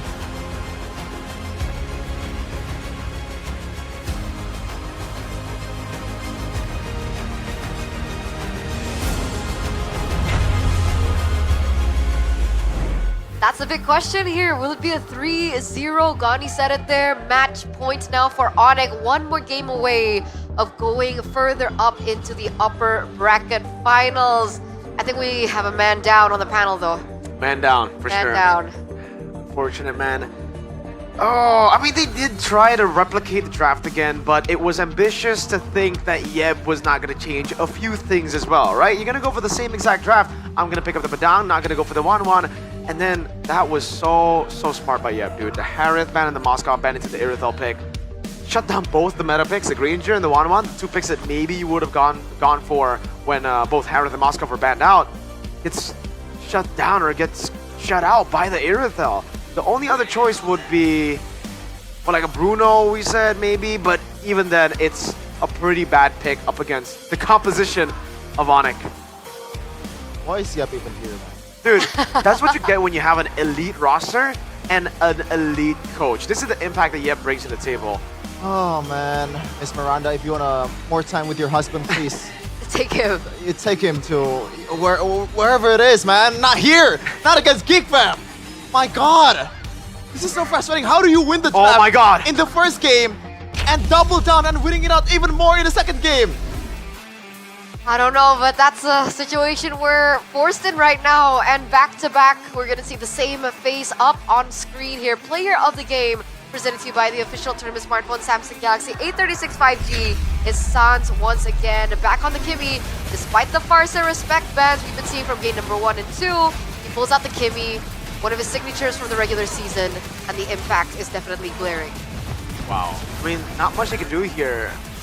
I really feel like the draft, right after the draft, we already said it too, right? I mean, this wasn't game 1. Game 1, I saw an angle. I saw the way that they could actually utilize the CC to lock people down, to play with the Zaman Force. This game, they lock people down for them to die, really. The Claude is too... We actually said how bad the Claude was, right? Like, before we got into the draft of game 1. That's why we're not seeing Chidera. If the Claude and the Moskov was meta, I think Chidera would be the better choice over Kenzie. And unfortunately, the picks that we were talking about for Kenziski, Harith, Ranger, 1-1, it was shut completely down by Onyx through the draft itself. I will give Geek Fam credit though. Like, the fact that this was, in my opinion, a crazy outdraft, yet they were able to keep the gold lead so close for such a long time. I think it was, here, 13-5. The gold lead was only 1,000 away from each other. Then obviously the big triple kill happened, and then we finally got to see the gold lead go through 2,000, 3,000 gold lead. And then after that, a lot of people might be thinking, okay, why are Geek Fam fighting? But at this point, it was the only choice they had. If they continued with the trades, the Geek Fam, or sorry, the Onyx snowball would just snowball to an even bigger lead. Like, the trades would not matter at that point. So it's a Hail Mary play at this point of the game. They stuck to their guts, they traded all throughout, waited for the item power spikes up until that moment, and then it gets to a time where you just have to fight or you're going to lose anyways. I just want to cope. Alter Ego did it. Why the hell Geek Fam can't? Alter Ego did it. Oh yeah, they're up against Bigatron. But Bigatron did it more. Yeah. I see. I don't think Onyx or I don't think Yeb will pull anyways. And by the way, a combined 117 KDA for below. Oh man. I mean, we've been talking about the 0-7 power spike. The power spike's not been hitting. I like that you mentioned Beloyski here, because I think in a lot of these scenarios there would be a situation, a favorable situation, especially for the geeks out there where Beloyski would get a proper pick on the chip, but from game number 1 and game number 2, it feels like Onyx have that blueprint down. Every time Beloyski looks for an opportunity to get a pick onto Sans is already a step ahead, already aware, flickers out multiple times. It's like Onyx have downloaded that code that Beloyski usually uses on either the Joe or even the chip in this particular situation. Yeah, and I think the change that they need to do right now is just, I gotta say, they're up against Onyx. Just let go of the chip. You're a team that knows how to counter a chip. Why not just try to, at this point, any risk is worth taking. They're down 2-0. They need 3 wins in a row to be able to pull this off. Yes, you have extra life, but you would really prefer to win it out in this, in this round because top 3 is secured if you do that. Oh man. So you would prefer the chip be picked up by Onyx? I don't think Onyx will even 100% sure take it. I don't think they'll pick up the chip, no. Unless they have a low E. If they have a low E, then going for the chip, it makes sense because then they have double teleports. And that's the only way we've seen Onyx make the chip work. In the regular season, the chip has been pretty bad on the hands of Keyboy. Was this pre or post Yeb? This was pre and post Yeb. Yeah, the chip just does not work. And I understand, Keyboy's not really that type of a player. Chip takes more just macro control. Keyboy's always been crazy mechanics, crazy vision when it comes to how to engage. Let's take a look at the items here. Really nothing too crazy when I'm looking at Kenzie's key. These are normal, I would say pretty fast considering the game was a stomp from Onyx to get those items. The only thing that I can point out is the early Blood Wings for Sans towards the Sky Piercer. Sky Piercer makes sense, he is snowballing, and the Blood Wings, I feel like this is interchangeable with a lot of items, but the fact that he has to trade some HPs with a boy, and if you want to win it out, that extra shield is going to come in handy. And also, just because we haven't seen a lot of export in MPL, just want to point out that Breastplate was the first item for Gobs, so less damage, but more movement speed. Maybe the main idea is try to just kite against a box. Yeah, try to survive. So yeah, it's survival, but it didn't work out.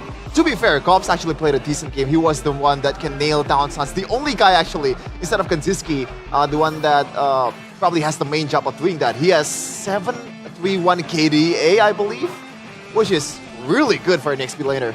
So in the end, the export flex, despite us not really seeing the export too often in the XP lane, was supposed to quote-unquote work?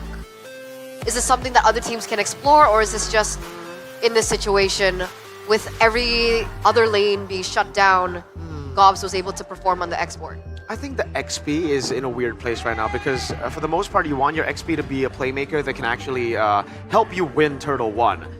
If you have a utility jungle, you don't need that anymore. So that's why we're seeing more damage dealers like the CC, the Paquito in the regular season, and earlier the export. So yeah, it only comes if you have a utility jungler. But even then, I think the CC has had Gob's number for the most part in the lane, and that's why Turtle 1, they just had to give. It's incredible actually for Ludwig. I'm the biggest CC hater out there. I don't understand why early in the season people just keep picking it. Yes, you win the lane, but what do you do when you're down? What do you do when you're up? It's just zoning. And the damage is not really that much either, even if you snowball. So the fact that Ludwig was able to kind of make it work is something that we need to give applaud to. Yeah. And to be fair, some of the targetings from Beloy, like he was desperate to be also. There's not much you can do, honestly. Yeah. 2 games in a row. And the first game he was like in the top lane, in the inner turrets. Yeah. He was a 5-man dive. 5-man dive. 5-man dive. Yeah, that's right. It was a CC with a vengeance. And they did it again in the bottom lane in the first turret. I'm just happy that Ludwig finally gets to show off the XP carries again because when he was subbed out for Rez, it was during the meta of like utility XP, just tanky XP laners, and that didn't fit Ludwig at all. Now that we're back to jungles that can go utility, Ludwig fits the bill so well. It's back to Season 13 in the same arena. It's him on Masha yesterday, it's him on CC. It's a matter of time before we get to see the Paquito and the Benedettas again. Is MPL ID scripted? Oh. If it was, I don't think Onyx would win for it. Right? Yeah, you're right. You're actually right. That's true. That's true. I think Vika would have won at this point, right? If it's scripted. Why?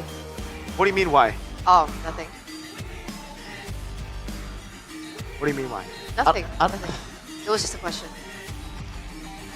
Innocent question. One season. Wow, I don't want to say it. I don't want to say can't it. even. Oh, I know what you're gonna say. Dude, I've made One season brilliance. At least she's got a season, guys. Yeah. Is that really an insult? Oh, you have one MPL. I mean, you have regular season, Wow. right? That's something, Regular season Dior. right? I don't think so. He would rather be like the 6th seed, hell, even 8th seed somehow gets to the playoffs and win it out. 8 seeds somehow gets to the. Hey, somehow, I don't know if you can bribe the. I'm just kidding. Why are we talking about this? I don't know. Shevin's kind of wild, but it's okay. It's cool. 3-0. Ooh, yeah. Depends on I'll call it after the draft. Okay. You know what? Even though I am very obviously a Geek fan here, even in the back rooms, as you would say, I was a bit pessimistic. I am a pessimistic person overall, but you went 3-0, Geek. well, that's just That's prediction. you don't have to care about that. But in my heart, in my Oh, okay. no, In not your in my head. heart, in my brain, I'm thinking a 3-0 is very likely to happen, just because of the fact that Onyx was so good yesterday against the LID. Honestly, I didn't think it would be a 3-0. If it becomes a 3-0, I thought it would have been like 3-1 at minimal. Me neither. 3-2 Yeah. for Onyx. Yeah, my realistic prediction was 3-1, but again, 3-0 is very likely. It's looking like that if there are no changes to the drafts, right? I mean, if there are no changes in the draft, yeah, it'll probably be the same story again. I think they gotta change at this point, right? Like, yes, game 1, they had a proper draft. They had a few win conditions. We saw that in the game as well. It was reflected in the game. Game 2 was a shutout. So, game 3, I think... so sad for Geek. Oh, man, I think you gotta go. What are you even sad for? I think she lost Liquid, so now she's rooting for Geek. Ah. But Feels so sad for back to the draft. Geek fam. Yeah, maybe let go of the chip, pick up the Kalea, go for a normal standard composition now, and try to win it out there, because clearly this thing that they're trying is not working out. Just the initial plan has to change, because Geek Fam does not have that luxury of Onyx, weird picks in the later part of the draft, unless you want to go crazy and pick something like a Natalia or a Saber. If somehow it works. Or the Hellcurt again. Wolf would love that. And even if you want to force Kyrie on Assassins, I think it'll be an even faster game if Kyrie gets an Assassin. Like, this... it's been lingering in a lot of your guys' head as well, probably, right? Like, oh, maybe ban the Baksha. Then what? Leave the Hayabusa open? Leave the Lo Yi open? And then what? And then maybe take the red side away from Yeb. Might be also a way to... This has always been the Geek Fam way to go up against Onyx. They take red side away. Yeb is so good on red. He has always loved red side. Beloy knows it, and I think he needs to utilize what he knows now. So take it away. Feels bad. But as I'm sad, we're gonna take to Bude with an interview with a special someone. Let's see it first. Cukup menegangkan, apalagi khususnya untuk tim Geek Fam. Ini adalah perdana mereka dan Bude juga melihat ketegangan ada di dua sisi. Bukan hanya Geek Fam, namun juga Onyx. Karena mereka tinggal selangkah lagi. Dan biasanya nih, kalau yang tinggal selangkah-selangkah itu malah yang lebih bahaya. Dan di tengah-tengah keramaian dari Jakarta International Velodrome, tentunya kedua super fans, kedua support system sudah terlihat. Dan Bude kepengen langsung ngobrol-ngobrol bersama dengan keluarga besar dari kedua tim. Asik. Halo, ini dari keluarga besar Onyx dulu nih. Ada Shay dan juga Dlar. Halo Shay. Berarti ini 2 hari ya datang berturut-turut. Bagaimana nih kamu ngelihat langsung di babak playoff tim Onyx? Pastinya seneng banget dan seru banget sih. Apalagi ini kan season 13, terakhir juga kita di sini dan menang. Jadi pasti pede banget. Membawa memori indah ya. Kalau di Jakarta International Velodrome, karena mengangkat piala sempat terhenti. Tapi kalau Dlar sendiri, ini playoff Onyx modenya beda ya? Ya beda. Dari regular season, gameplaynya beda banget. Beda banget? Lebih rapi. Lebih rapi, Dlar aja bisa kelihatan. Tapi di sisi lain, keluarga besar dari Geek Fam juga sudah ada di sini. Halo, Fasli dan juga Eko. Halo Bude. Gimana? Hadir ke babak playoff, tapi ini beda karena kalian berada di upper bracket, berada langsung di hari yang kedua. Gimana sih kalian ngeliat ini? Kita sih senang karena ini kan pertama kalinya ya gig upper bracket di Velodrome. Terus kita juga pede sih bisa reverse sweep. Karena kan kita season lalu ada pulangin Onyx kan dan semoga bisa menang hari ini. Betul, musim lalu di babak play-in 5 game dimainkan dan di sini juga Eiko Bude penasaran melihat suasana gig. Gimana sih ini perdana mereka, match pembukaan mereka? Apakah lagi pada grogi-grogi atau kenapa nih 2 game? Kayaknya sih nggak grogi ya, cuman lagi ngepur aja. Lagi santai-santai aja dulu ya. Ya. Jadi kalau ngelihat kayaknya dari keluarga GFM nggak ada yang panik. Kalian panik nggak ini? Udah 2-0 gini. Kalian belum punya poin loh. Enggak sih, nggak panik. Deg-degan aja dikit. Deg-degan aja dikit. Tapi mungkin berbeda halnya ya kalau situasi dari tim Onyx. Memang sudah ngedapetin 2-0. Tapi 2-0 ini kemenangan yang gimana sih, Dar? How do you see these 2 games about the wins? Kayaknya si Geekfam mainnya kurang makro sih. Kayaknya di regular season itu Geekfam kuat banget main makro kan. Tapi hari ini nggak lihat makronya gitu. Ini nggak bermain makro playnya nggak kemainin karena Onyx atau memang jati diri Geekfam-nya yang belum keluar? Is it because Onyx stops the gameplay or something else? Kayaknya dari Geekfam sih. Kayak mereka player-playernya dependable banget sama Baloyski sih. They need to play for themselves lah gitu. Oh well, kalau itu berarti masalah yang cukup berat ya untuk Geekfam kalau dilanjutkan. Kira-kira kalau ngelihat hal ini, bisa nggak sih masalah seperti itu? Kamu kan mantan player juga nih, you're ex-player. Is it easy or hard untuk bounce back, untuk ngeriset ulang? Kayaknya gak juga sih, kayak gak susah. Soalnya ada Baloyski. Baloyskinya mentalnya kuat banget. Oke, gak susah katanya. Tapi berharap yang terbaik pastinya. Kalau kalian ngelihat ini, ada gak sih mungkin sesuatu hal yang dikasih tahu gimana persiapan dari Geekfam masuk ke babak playoff ini yang mungkin kita nggak tahu?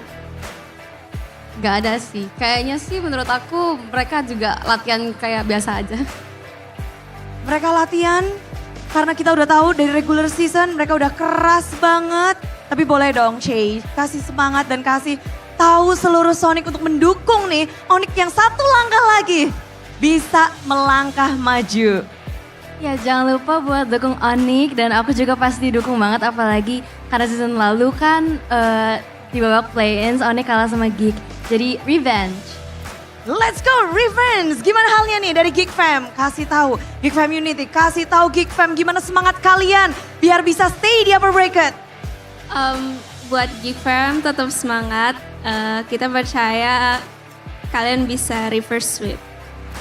Bisa reverse sweep semuanya. Ada yang mau revenge, ada yang mau reverse sweep. Siapa yang bisa mewujudkannya? Kita akan langsung lihat bersama-sama. Let's go panelists, Geekfam dan juga Onyx.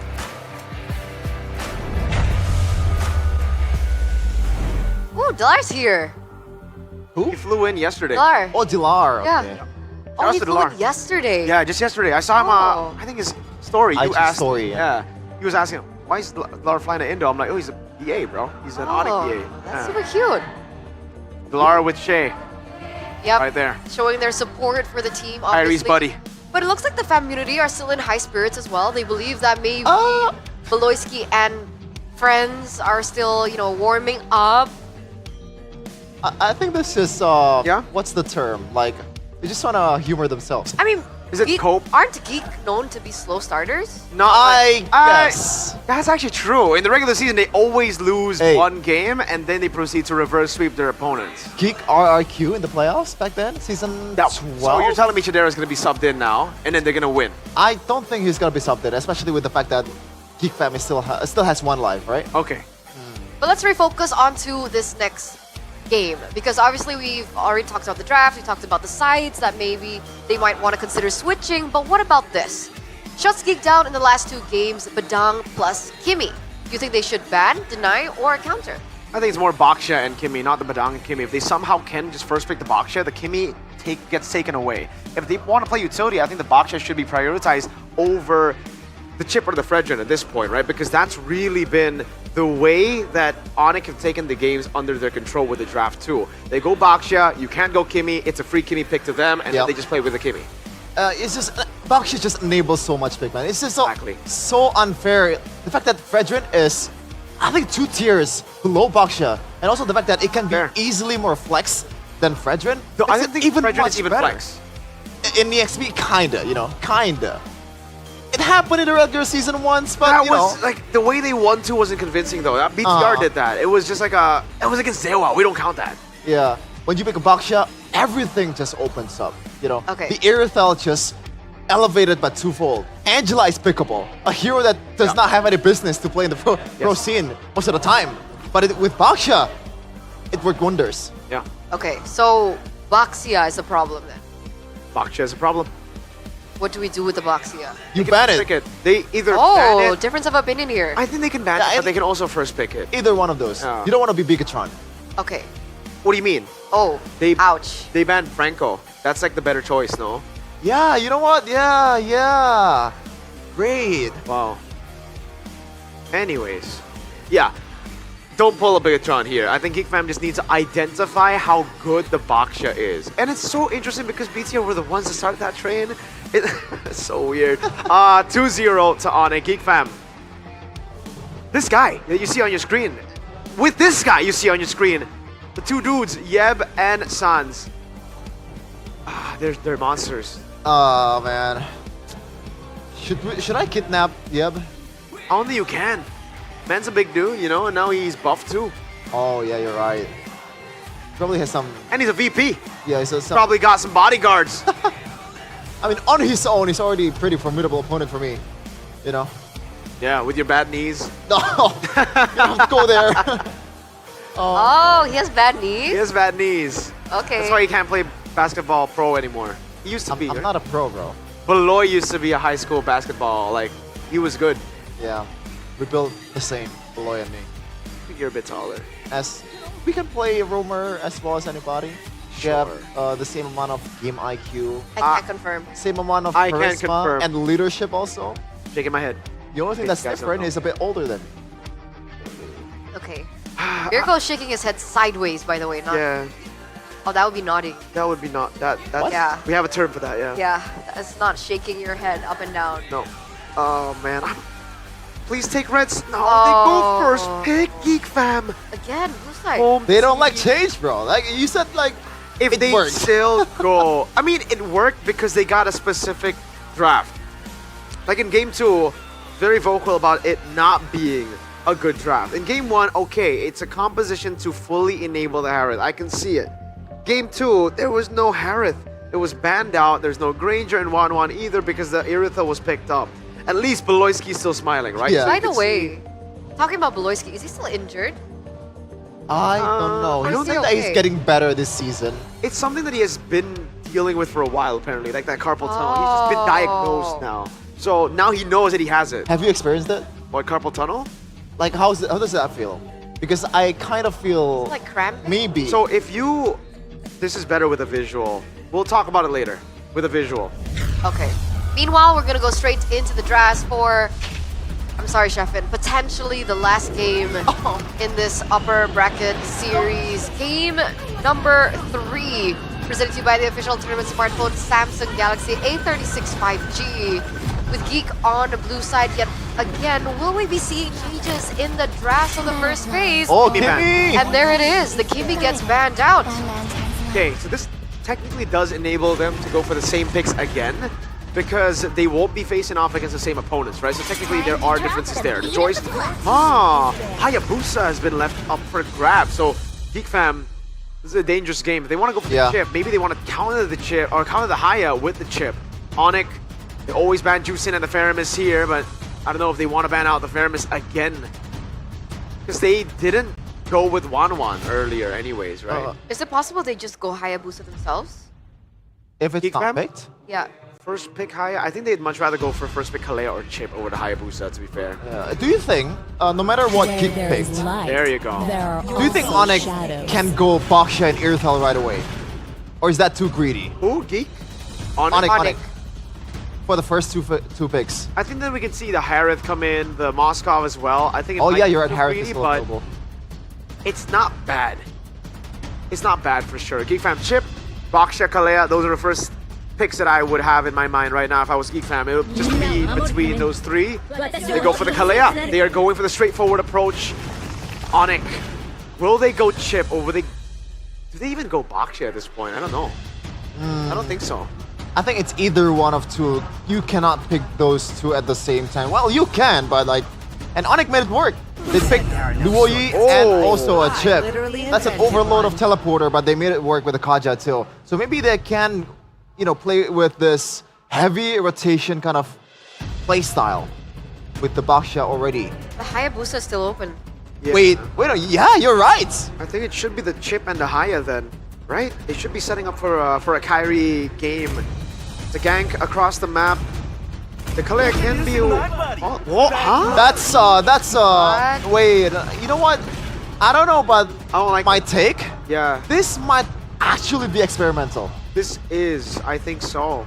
Claude and the Chip, they're trying to utilize the Geek Fam formula that failed, and if they win, this is a big blow to Geek Fam for sure. But Geek Fam stick to their guns and play the normal comp, right? Like, you don't need to go for anything too crazy. You see these picks, but you don't need to get shaken. The Harith makes Harith a and lot of Frederick, sense. right? Wins up against the Claude as well. The immortal one shows me to vanquish Whoa! Well, fan of that. The Yi can come out now for Onyx if they want to. You said that the Valentina. Stick to what works, and these three are pretty much what the heroes that identified with themselves. Not the Faramis. I mean, yes, with a boy, but not in the regular season. What? Did we even get to see a Faramis in the regular season? I think so. Once or a few times, but I believe it was pretty bad, right? Like, 50% win rate for a boy on the Faramis. Okay. It's not the best choice in the Eve. Still up for grabs for Onyx if they really want to shut down the Faramis. They can also go Valentina. Later on, they can go Edith if they want to in the XP as well. A lot of options. But I think the Hayabusa is, again, an option they can still go for at this point, right? Yeah. Haya. Okay, finally that's right. Yeah. No more curveballs, at least in the last pick on the red side. Now, why do you think there's so much change coming in from Geek? Well, they need to.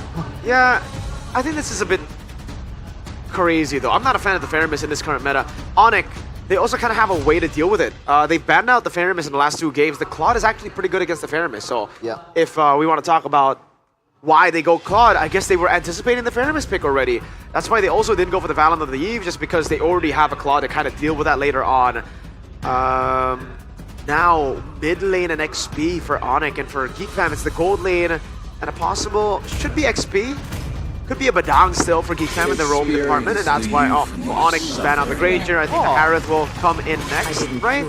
Yeah. Ban, there you go. I wonder why it's Granger instead of just Badang and Harith, because it's always Badang every time Beloski encounters this chip. Yeah. Like, what else is there for him to be able to kind of like be reactive towards this chip? Like a Tig? Cho? Yeah, too. Like, it's not really that good either. They the can't go Cho Kalea. Could be like a, yeah. And put something that, like, where's the burst coming from though? I guess Suyo can take that place in a mid game. Against the Chip, so we've seen Gatot. Whoa. Oh. With a Haya and a Claude, I would expect the Wanwans will let go. It should be an easy Harith and Badang, right? Yeah, that definitely fits the bill right now for Geek Fam. Harith and the Badang definitely fits, have some AoE. Could be a Gatot Kacha too, by the way. Right? I think that's a good shout there. Boom, there you go. Valentina and Eve, the two picks that I thought would be shown up by Onyx. Now it's been taken away. No, none of the carries. Valentina, Yi, Farsa, Kimi, 4 bans to Sans. What does Ludwig play here? I think he has to play a bit more tanky here. Yeah. No more of the CCs. Something that can... I think the Edith works. But the fact that it's not been present, even in the regular season, I don't think he's going to be an Edith. But I do like the shout. I don't think we're going to see Glue here with the Faramis already picked up. Hey, who knows? Do you think like Badang, They did it Gatot? against the L, right? Badang, Gatot not so much. Maybe actually Gatot's not bad either, yeah. There's a lot of options right now. A lot of options. They can go with whatever at this point. Like, it's all really, really good. Benedetta? Oh my lord! Signature pick! I love it. I love it. I love it. I love it. Oh, my my lord. lord. Yo. Oh my lord, this is Sans' legit Oh man, signature pick. So good. I see Lilia, I see Sans. Dude, and it's against the Faramis too. It's a damage dealer. AoE. It's AoE. It's Save. good against a Suyo. Exactly. Oh man, like I mean, I have been talking about this. I've been talking about this with my friends as we've just been playing ranked games, right? Like, why isn't the Lilia up against the Baxia Fredrin? It really looks like a hero that should work, and we finally see it here. Not against the Fredrin or Baxia, but against the Faramis. Maybe an even better choice. XP pick for Onyx up against the Hilda as well. The Hilda is not bad at all against the Hayabusa and the Lilia, I believe. I'm not too sure how it does with the Lilia. It's been a while since I've seen Lilia.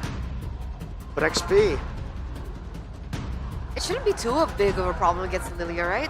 Lilia fast clear, can I give really vision as think well it's as just the Edith. bushes. No? Yeah, I think so. No, I didn't think so. Because I said it earlier because no one picked with Edith. the Hilda and Harith? No, still not. The end of one thing is the beginning That's actually way better. Oh my lord, GG. What? Oh, against Harith as well? And after we said that Esmeralda does not have a place in this meta, We said it's Conditional. conditional. Conditional. We said it's conditional. We never said it was not in the meta. Conditional. It is. The conditions have been met. Is this the debut pick, Esme Onyx? Yeah, think for so, Luke right? P, I believe. It's 3-0, by the way, I think. This is a... Yeah, You're calling it? I'm calling it. What do you after think, the draft. Trevin? I think so. Calling it too? I guess. All right, with the debut pick, Lilia for Sans signature pick, will this be enough to seal the deal for the Sky Kings to make it to the final upper brackets? Let's throw it over to our casters. Thank you, panelists. And we are on the verge of Onyx possibly making it a 3-0. Yesterday was a reverse sweep day. Will it happen today? We'll see that happen in the Land of Dawn as we take a look at game number 3. Onyx against Geek Fam. Potentially the last game, ladies and gentlemen. If Onyx wins this, they will secure the final upper brackets, and that they will be a step closer in securing MSC. Ladies and gentlemen, let's jump into the Land of Dawn. MSC in Riyadh, obviously a ticket that they really, really want. Action in the mid lane though. Oh, again! This time, it's gonna be a boy taken down first. Yet again, Sans. He is hungry for blood. What is happening with the games just dropping bodies in the 50th second of it starting? Look at Gobs, he's gonna cut the lane because he knows against the Esmeralda it is tough work because it just chips down the shielding that the Hilda has and the Hilda needs. And this is why, this is, I think, yet another masterclass from Yeb. He's able to pick up two heroes that is very strong against the Faramis, which is the Lilia, as well as the Claude. Because Faramis entails you to group up beneath the Netherrealm, and these are two AoE heroes, plus the Lilia that is so bursty. Taking a look at the emblems though, before that Kyrie wants to go deeper. But yeah, again, I think the win cons for Onyx are in the team fights. They have proper setup, plus the Esmeralda later on, that can just burst down the shields and have that anti-regen. Oh, that's gonna be a pull. Great flicker there. It's gonna be Keyboy actually taken down. They have equalized kill. Wise, that's gonna be Onyx here, just slowing down. But yeah, you're right here. 4 Purifies also. Keep in mind, 4 Purifies on the board for Onyx. They are really just respecting, and also like, hey, we gotta purify. What are you gonna do, Kalea? This is what we call an anti-Baloyski draft. No, I'm kidding. Oh, obviously, you need escape mechanism from that Tsunami Slam because the Kalea can be such a menace with the pick-off style that it brings to the table as well. Gobs will zone out Kyrie, and the Shadow Kill pops. Now that's gonna be the Shadow Kill already pops. Look P now trying to buy time, but seems like he will be punished. Turtle, Look P's not punished, he survives. Turtle falls Geek though, but Onyx, they have secured a trade on towards Gob, so a Turtle for a kill. Now we need to remember as well, Esmeralda is kind of mobile. I feel like it can go in and out. It has the ultimate. If push comes to shove, it has that option to just jump out of a sticky situation, and I think that's something that's very good that Luke has been doing, right? He's able to just dish out the damage, try to hinder down Geek Fam's pressure, and he just pops out of the team fight, or rather that skirmish. So at least now Onyx, they have set their footing. A boy might look for Keyboy. Gotta be careful here. Keyboy has to purify. Shortcut pops. Let's see, Kyrie jumps in, Severo as well. That's a stun tsunami slam, Purify in response. Kyrie, Nether Realm, committed. That's gonna be Onyx will, they just back away. Sans almost gets taken down there. But another plus point as well from this composition, right, is how much safety it has. Like Claude has the BMI to just move back behind another pressure. Lippy, again, we talked about it, the ultimate, and then Kyrie. Plus Sans with the ultimate as well. You have those, that ultimate in hands of Sans that could just make him aggressive. He will play aggressive. This is Sans' favorite hero. This is his signature play. So I think it's a sweet treat for us seeing Sans with the Lilia. The Keyboy. Don't Purify this time. Flash course. Oh, under the turret, Severo is there, but Keyboy will be punished this time around. I do want to mention that Onyx formation or composition, their theme is speed / mobility. Yeah, all 5, right? It's either fast rotations, has speed, and let's see, will it come to fruition or will Geek Fam actually force a game 4? Again, with the chip, right? It enables you to just join the team fights again. We talked about this multiple times. It was picked up twice by Geek Fam, now snatched by Onyx. Meanwhile, the game turtle is their priority. Obviously, Valoisky will come forth. Keyboy. Shortcut, great cancellation there. Nether Realm pops. Oh, Keyboy falls again. Now, Blazing Duet pops. That's going to be the Shadow Killsman as well. Shadow towards the back. Kensiski, very aggressive flickers out of danger. Lupi trying to catch Kensiski. Red-handed, but great spacing and backup. Geek Fam punishes. Geek Fam are able to layer the team fights into perfection. They bait out the resources first. They don't commit into that one big team fight. They're able to just isolate Onyx and stop them in the pedestal. Valoisky have been so active as well with the Kalea, just looking for that zoning potential, also moving into Onyx jungle to scout for information. That is something that Chip can do. The Kalea can do that as well. And now up top, Onyx can, oh wait! Will this be a solo? I don't think so. It's a Hilda. Gobbs will be able to retreat. But yeah, this time around it's a different feel. Game 1, Game 2, early game has been Onyx, but this time it's actually 2K for Geek Fam. This is the first time in the series that Geek Fam are able to clench control of the game. So far, they have been able to survive Onyx, I'd say, draft objective, because the fact that they picked up these type of heroes is number 1, to move very freely, to move in mobility, number 2, to burst down and play, to counter that Faramir Netherrealm. And so far, it's looking very good for them. Keyboy against Makids. Makids, where will you run? Shortcut in hand, but seems like doesn't really find a connection there. Bottom side pushed, top lane destroyed. Geek Fam, they have all the prios. I think for Geek Fam, it's all about surviving until the late game. I mean, Harith also, with 2 kills in the hands of Kenziski, will be a menace. I feel like it'll be an annoying force to deal with by Onyx. But again, they have that Esmeralda to kind of chip in that shielding, and the survivability of the Harith just becomes very, very low. For Geek Fam though, Tsunami Slam! The connection on towards the Hayabusa! Great BBB play once again! A Lutfi punish as well, and Geek Fam, they are in the jungles of Onyx. That's the Ninja gone, Sans next on the chopping block, Gobbs is there! Oh, that choose, Purify will save, no, not save Sans. That's gonna be Blazing Duet, actually, that's Netherrealm in hand. Ladies and gentlemen, 5K almost established by Geek as Kensiski wants some party, wants a party, and that will be Kensiski collecting a kill, though he will be punished. Kyrie is back, and Gobbs gets Severo, that's a total as well to boot, but Gobbs now stuck in no man's land! That's gonna be Gobbs taken down. Kyrie picks up a double, perhaps setting up a more kills there for Kai. Purple buff contest, let's see. Not even the Black Shoes was able to save Sans. So at least Geek Fam, they won that team fight with the Netherrealm being held on till the last second. So that was very, very good coming in from Geek Fam. They're layering again, rationing that spell, that ultimate, the hands of a boy. They know, they want to make sure that Onyx has expended so much until they pop it. Or maybe when push comes to shove, then it happens. But as of now, it's Geek Fam controlling the tempo again, dictating the game. 4K gold deficit for Onyx. They have to crawl their way back. This Esmeralda though, come the late game, I feel like it'll get slower. It'll be held in place by Geek Fam. For Onyx, They need to bank on Kyrie, on Savero as well, because the Claude is kind of weak in this state of the game. And now let's take a look at the items. Hunter Strike, 4x completed for the Hayabusa. Same goes for the Suyo. But Make It is 800 gold up ahead of Kyrie. Means that he has been farming pretty well with the pressure that Geek Fam is able to exert.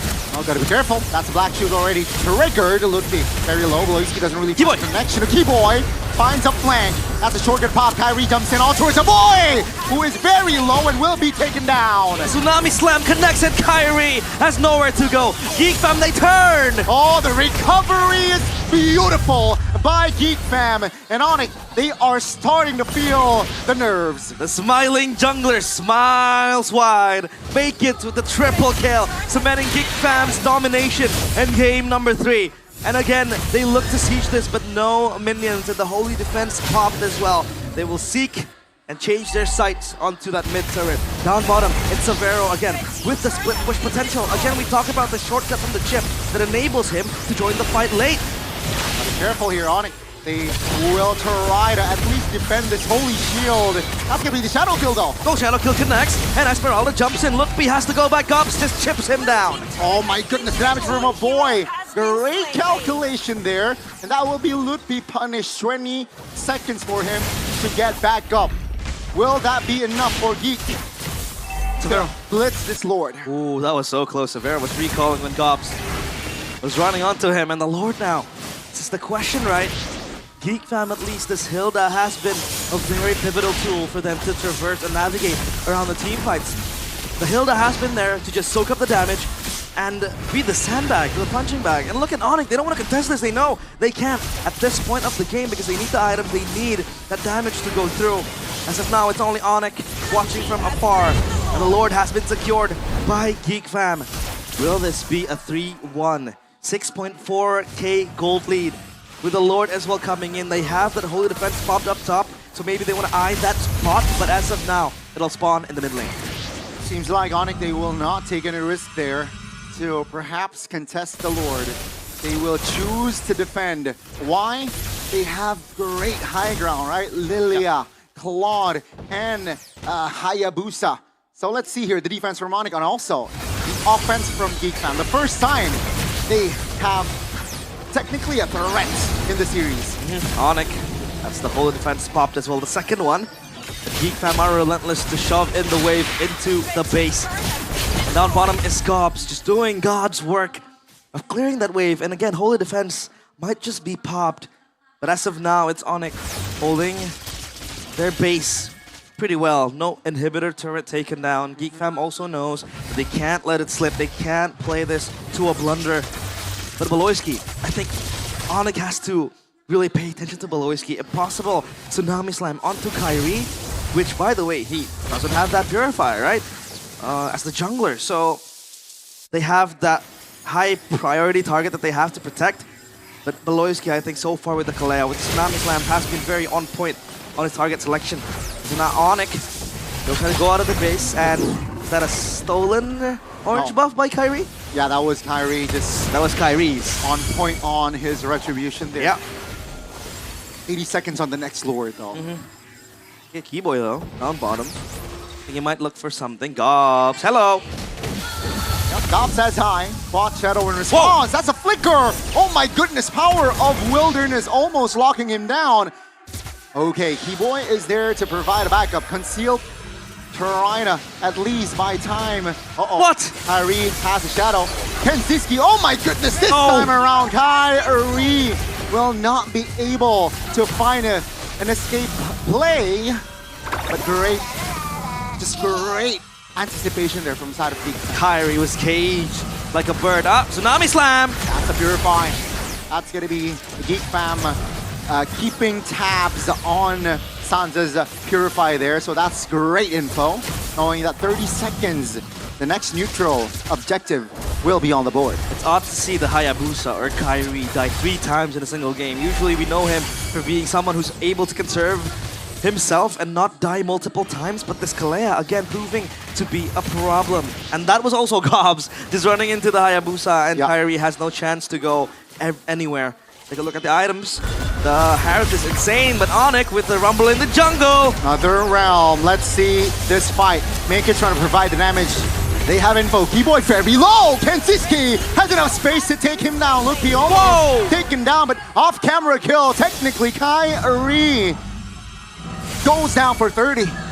Everything swings to the favor of Geek Fam. 9.3k gold lead. Tsunami Slam again. Purified. Yeah, that's also, again, just info after info, right? No Purify, Sans, and Lookby. Solo Lord. Just Solo Lord on the Suyo. Will we see a game 4? Perhaps. Perhaps. Possibly. But we know Onyx, they might turn things around, but as of now, I don't see that light in the end of the tunnel for Onyx because Geek Fam has been able to win every single skirmish that they had so far, leading up to the mid-game to even late game now. We're entering that stage. The Lord does march into that mid side. So basically now, it's only Onyx defending. Again, you mentioned it, they have good high ground defense. Sans, right? With the Lilia, it helps. The Blazing Duet from Severo might just look for a moment to then explode onto Geek Fam. But as of now, it's Onyx with their base just trembling. Yeah, they're sacrificing their mid turret here. Very natural. And let's see here. Geek Fam, what will they do? Black Shoes triggered. Kensiski comes in with challenge for Severo, very low. Keyboy pops a Purify, but he will fall. This might be the end. Onyx, they have nothing else to fight for. As Geek Fam, they will not go down without a fight. 2-1. And Geek Fam, they get their first win of the series. Onyx still at match point, but wow, Geek Fam showing another color in the series, and yeah, convincing stuff, convincing win. A Geek Fam will force the game 4. I don't understand. They were forcing the draft to be so favored on towards them. We talked about Onyx having that masterclass of a composition in the hands of Yeb, but Geek Fam were still able to fight back with Maykids showing up, Gobs as well with the Hilda, and of course the man on your screen, Mr. Kalea Loiski. With the Tsunami Slam, Kyrie did not have any good space to play in that game. Basically, the Hayabusa just caught. It's a ninja diff. Yeah, man. Ex-teammates, and this time Paloy had the last laugh. This was the final push. Yeah, Onyx struggled to defend that. What a siege. One turret, enough to take their main base.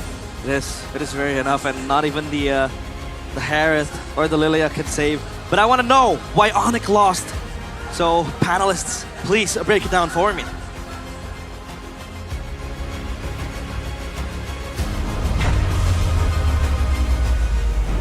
After major adjustments from Geek Fam in the drafts, in game number 3, they actually come back. 2-1 now, Sheffin. Is this the fabled Lilia Sans? Who is that? Whoa! To be fair, I think we did. I think fired. I severely overestimated the Lilia damage. Yep. The Esmeralda early game. And I guess the range and the Claude. You know, the matchup against Apharamis, like, it actually went towards a boy, I gotta say. I don't think so. I think they fell behind so hard that the Feramis ultimately was able to beat it up. Because early on, I think the Lilia was still getting rid of the Netherrealm quite easily. It's just, I think the Esmeralda should, in their minds as well, be doing more damage and should be more tanky. We didn't get to see that. I think even from the regular season, when we did get to see the Esmeralda, it was always a tanky force who was good in the early game. It wasn't present here. Like, the Esmeralda was a squishy, very, very squishy. Take away the tank. It's tank mage, tank fighter. Take away the tank out of there. It's like a pure mage. I don't know, but not so tanky though. Like, he took a lot of beating from Kensiski. Like, it took a lot of Chrono Vision Isn't and that guy Synchro Dash supposed to be able like, to countered? get. Yeah, I guess, Right? but like, you know, it's a Harith at the end of the day, and also Suyo from Maykids. The damage was there from early to mid game for Geek Fam, and I guess you can kind of see why a boy was picking the Feramis, why it got banned by Yeb. It is that useful for Geek Fam, especially when you see these guys just jumping on towards, I mean, some of the shortcuts that Keyboy did. A boy comes and it's just over. Like, there's nothing that Onyx can do to be able to change that team fight, swinging towards their favor. Shout out to Boloski. 0-0-12. 0-0-12. Sticking to the basics, man. What works? A lot of miscalculations for sure, going back to that point about the Nether Realm. And I think that's the beauty of Geek when they get their comfort heroes. I think Sheffin was the one who mentioned it in the drafts. These three mid-trios being brought back onto their signature and comfort picks from the regular season. Beloyski back on the Kalia, Faramis back on a boy. You can see Makiz also being very comfortable securing these objectives in the early game as well. You can see the way that he's able to control in terms of like the kill pressure and the way he adjusts in the game depending on the situations. It really worked in favor of the Geek. We're looking at the replay right now, and I didn't see a single opening coming in from Onyx to turn this game around. All the openings were from Geek Fam, actually, right? Even here, when you saw a double kill for Kyrie, it was really just Geek Fam overextending.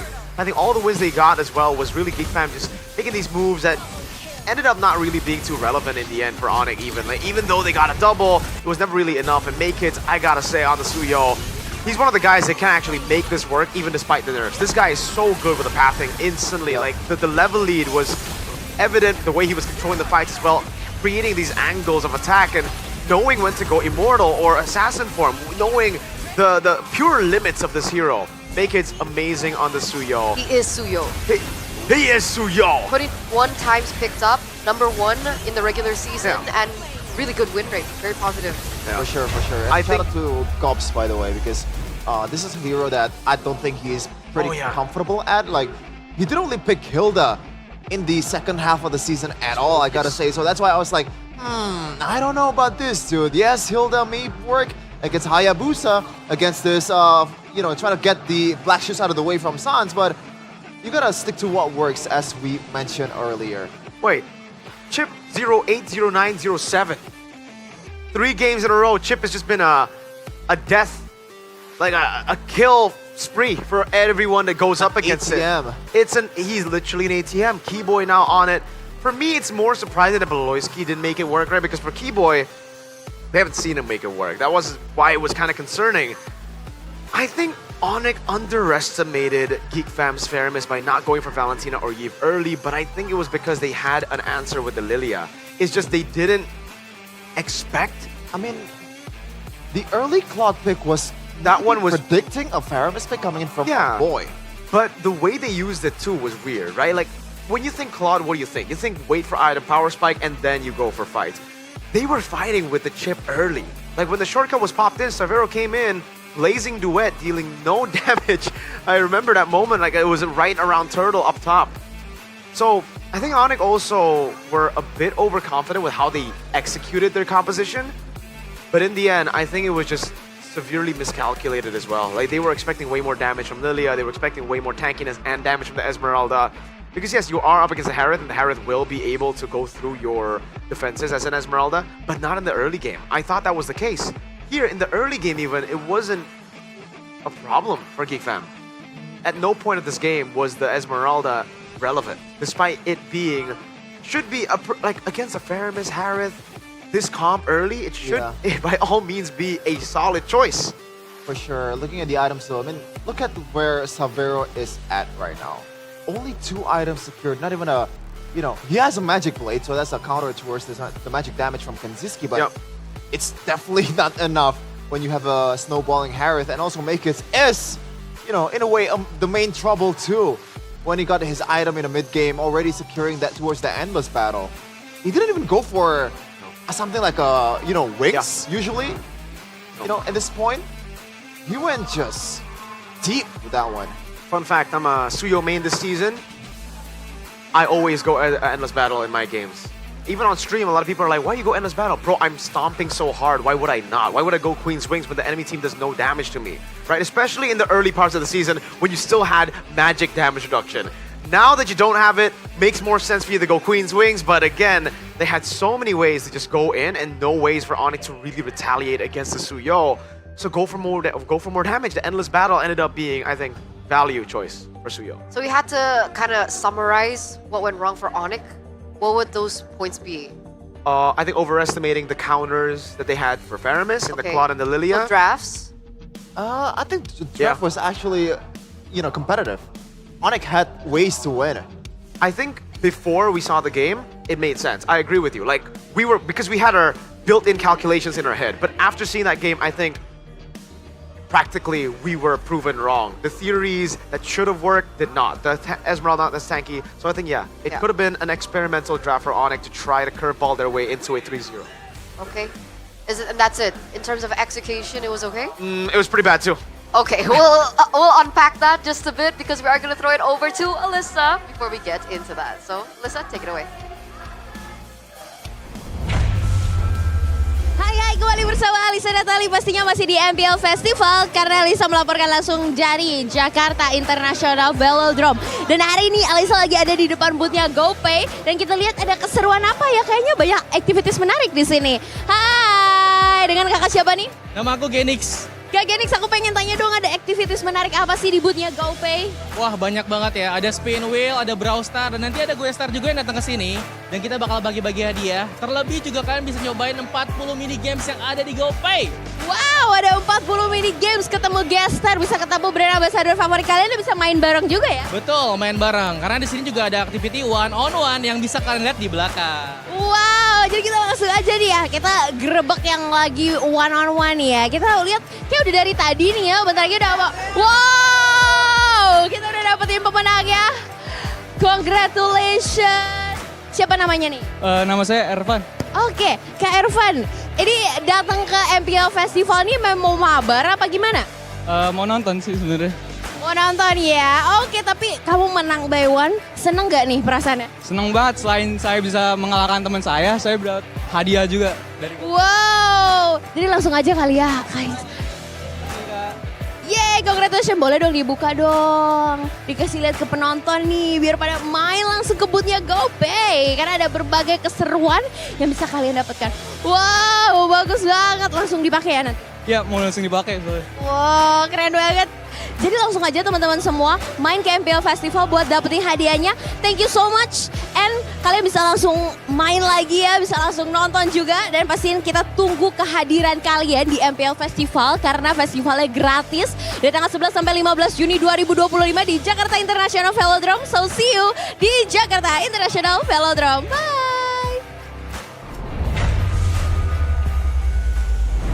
Alright, nice check-in with Alyssa. So yet another booth filled with activities that you guys can get free merch from and free stuff from. So go ahead and check that booth out. Yesterday was the Franco Hook and there they have the Mabar Barang and stuff like that, which is pretty fun at the MPL Festival. So I went there yesterday. Have you tried the Franco Hook? No. No, did you? I haven't, but I think it looks... You only get one try though. It looks harder than it looks. Yeah, it looks harder than you thought. It is harder than it looks. It is harder than it looks. Harder than it looks. Than it looks. Than it looks. But speaking of, anyway, we actually have something super cool that is new as well that you guys can actually collect back at home, and that is the MPL cards. Get the goods. Cash. Get the goods. Cash. You good for it? Yeah. You good for it? Yeah. Sorry. This limited edition stuff, you know, we gotta be kind of discreet with it now. Yeah. Yeah, take the stuff. I'll get this. I'll get this for now. Oh. You want the good? You want the stuff? You want the stuff? Oh, this is gonna fuel my addiction. You want the stuff? You want the stuff? What is it? Oh, you guys have it already. Okay, there it is. The MPL cards. Did we unbox it? Is over. Which As one? you guys are unboxing it, Unbox it out. I will explain what this only got is. one per... This is the Nirvana series, ladies and gentlemen, that is now available and can be purchased directly at the offline booth at the MPL Festival. Why did you do This that? collection is a must-have as it marks an exclusive collaboration between OnePlay as well as MPL IDs. So, if you've been wondering, when is it coming out, Eternal? When is it coming out? Your coach, Kevin, the wait is finally over. And of course, each pack includes a random mix of cards. So, your luck will play a big role to see which we will pull. Are you gonna get the rare card, or are you gonna get the common cards? Okay, which player do you want? Which player do you want? Just one player. Who do you think?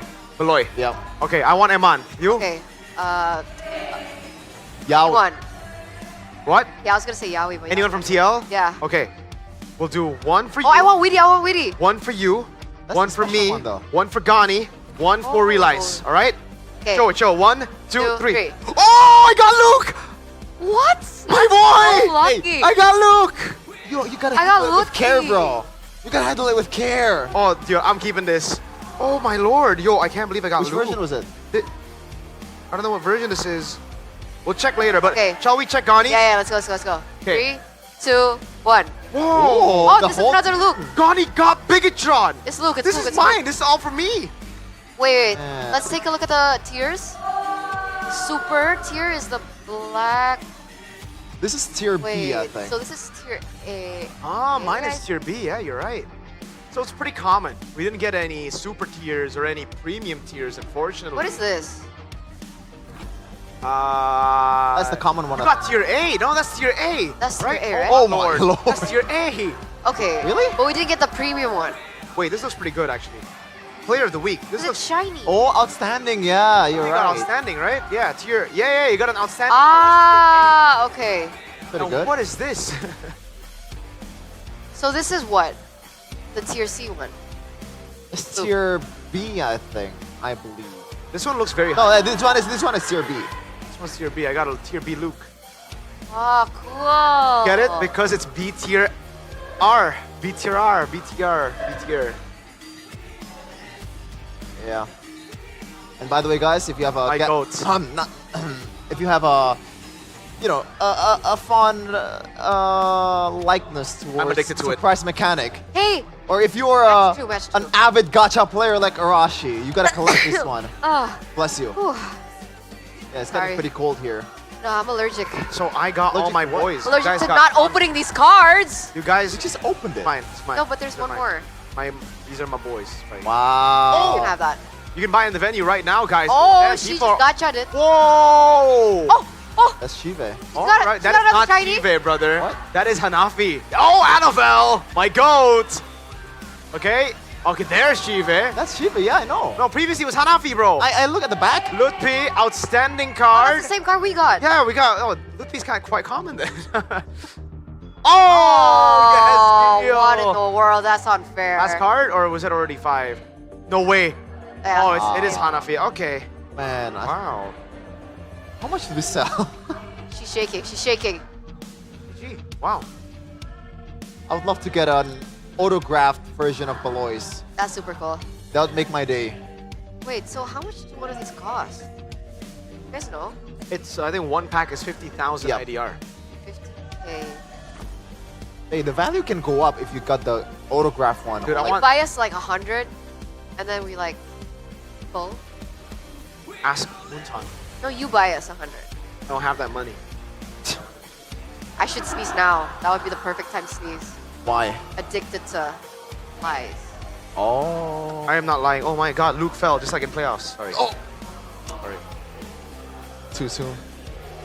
How about this guy though? Did he I hope I foul get in the a playoffs? PL card. Cars, I love you, I'm excited for the second but pack. they did not. Excited for the second pack, guys. Excited for the second pack. Let's open Can it we now. open it now? Yeah. go. Like genuinely, I really want to No. open it now.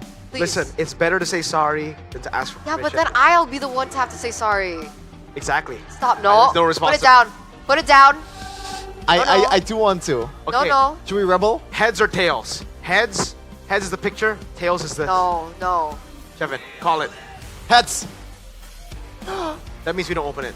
Ah. Yes. I mean, you can look at the booth here. Whoa! Wait. Looks pretty that's- good. Oh, I want the Iman one, brother, please. Oh, Black that's hair sick. Kyrie. Oh my goodness, that looks so good. Okay. Oh, man. I might have an addiction. Thank you, MPL. This is my worry. You know, I like these things, but I feel like I'm gonna be Addicted to deep it. into this. I'm gonna have to like put in covers for them, you know? Like, Yeah. oh man. The sleeves. The sleeves, the and card grade them. sleeves. I'm gonna grade them too. Maybe you can get one of the Leo ones, you know, the girl sleeves. Yeah, like what? sleeves that has a Leo. Why Leo? Leo has it for it. Oh, for yeah, Magic. Yeah. Ah. Oh. Gideon. Okay, previous game recap though. Okay, we're on their way to perhaps a reverse sweep here. Hey, come on, come on. We're on the way. We're on the way. Hey, I'm not the one saying it, all right? I'm not the one saying it. We did say You really that think it's possible? They're still starters. Maybe they're finally getting their groove. Do you think that's not possible? I think it is possible, but There it's you go. unlikely. There you go. It's unlikely to happen. All here, Geek right? needs is 1% of possibility. You know what they did in season 14? Yeah. And they're gonna replicate it again here. But in season 4, oh! Back on blue side. Naked's already feeling the vibe. You see that? He's doing the, what is this? I don't know, but he's smiling though. The velocity. Oh, the Velociraptors. The Velociraptors. Okay. Second pick again. They are not swapping sides. They Nope. both want to stick to their guns here. Now, is this a good thing or a bad thing? I think it's a good thing. For who? Exactly. That's why. I think for You think it's good for for both actually. Just because they prefer, like they prefer their sides, you know. They don't want to change. Coach Yep, he is a second pick merchant, you know. And all the merchants gotta come out here in the 4th game, I think. Suyo merchant, Paramis merchant, Kalea merchant. I honestly feel like the Faramis could have been countered instantly by a Yves pick. That's why they banned it out, right? The Valentina and the Yves. I wonder why they are...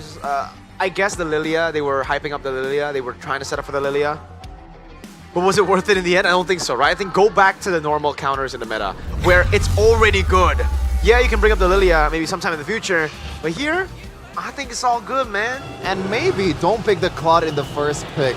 Yeah. You want to try to... No one's gonna pick that, right? Yeah. Like, no one's gonna pick that. You can secure that in the second phase, and it would be fine and daddy. And there's a lot of replacement, I think, for the Claude. Not only the greatest marksman there is, but we are going to the second. Adjustments will need to be done here, No ladies and gentlemen, as we get into game number 4. So far, it is looking quite similar, right? The drafting phase presented by the official smartphone Samsung Galaxy A36 5G. There it is, exact same. Kalea, go for it again, Geek Fam. If it ain't broke, don't fix it. Unless they want to go to chip again and then raise the death. Well, you can see the script, right? First game, it was a stomp. You know. Second game is a Second stomp. game, minimal adjustment, still a stomp. Third is a stomp. Now minimal adjustment, it's a stomp again. All right, Onyx. Now, do they go for the Yves just to try to sniff out a possible Faramis pick instead of the Claude plus the Badong? No, they steal away the Harith and the Badong. Another solid answer, yeah. Yeah, a lot of more sustainability, and you can kind of roam around the map with the Badang a lot more safer, and you don't really have to pick that Purify that Keyboy did in the 3rd game, because like when you're picking a chip and going for a Purify, like you kind of shoot yourself in the foot. You still go Suyo now for Geek Fam, right? They've set up for it by banning Kimi, Farsa, and the Joy. Those are the 3 heroes that usually bring trouble to a Suyo pick, but now the Harith is on the other side. Do you want to go with Granger here? I think the safe choice is going to be Granger or Moskov plus the Suyo. Moskov? I don't think you want to go Faramis here, right? They do. Suyo and Faramis against the Harith Badang. Now Onyx have a shot to... They can go for the Hayabusa again here, but I think after last game, it's better to go for the Yves. There you go. Yves for Onyx. For the second phase of the bans here, looking at Geek, they don't have that gold lead just yet, and right away the Claude ban. Yes, they like the Claude, but like against a Harith, I think you want to have that matchup. Are we in a different multiverse? Did we just get transported into a different multiverse? I mean, where Claude maybe you want to is- just give a safety towards Sans. That's the idea, because that's the only dive marksman that they can pick. There's a Badonkadonk though. There's going to be so much more later on as well. But all right, let's see how they go for it. Maybe it's just the 2 blinking heroes that they'll take away, Moskov and Claude. Both heroes can deal with the with the Harith just through blinking away from the Synchro Fission. Geek Fam. I don't even think they need to ban Chip at this point, right? Like Onyx have shown just how Baksha and Fredrin, right? weird they've been on Chip. So yeah, Baksha, Fredrin. Or is that an overkill?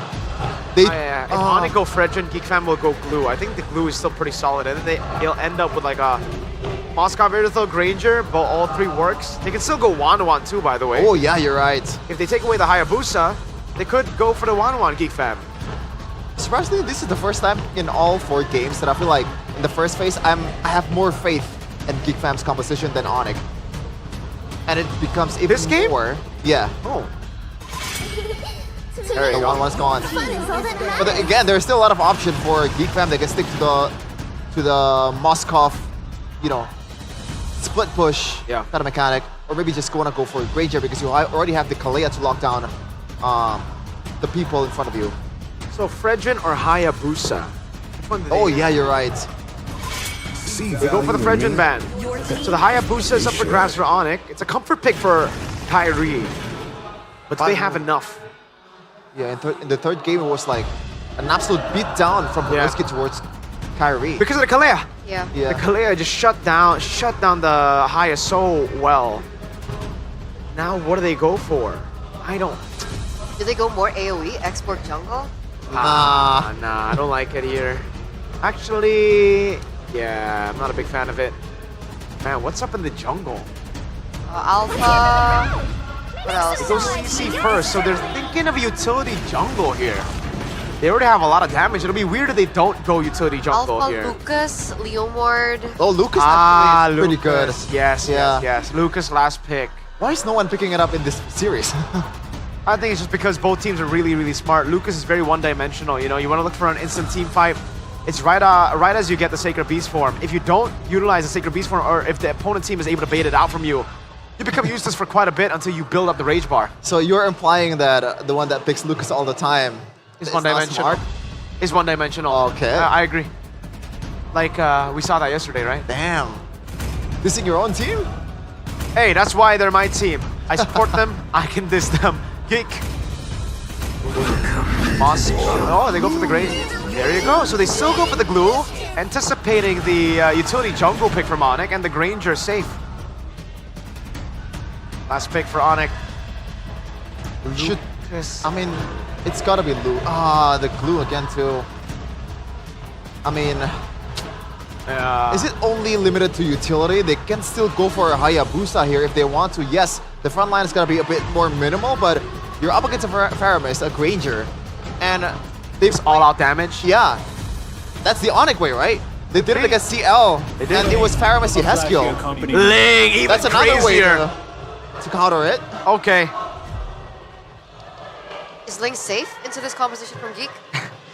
I don't know if safe is the right word. I don't think the assassins are safe, but it really gonna depend on how it's a comfort. How good Kyrie is. Hey, it's not all gonna come down to that, ladies and gentlemen. Can Onyx do this? We're still at match point, one more game away of an Onyx victory. An Onyx moving over into the upper bracket finals. But will Geek be able to force maybe another series? Force them into a best of one? Only time will tell. We're gonna throw it over to our casters. Take it away.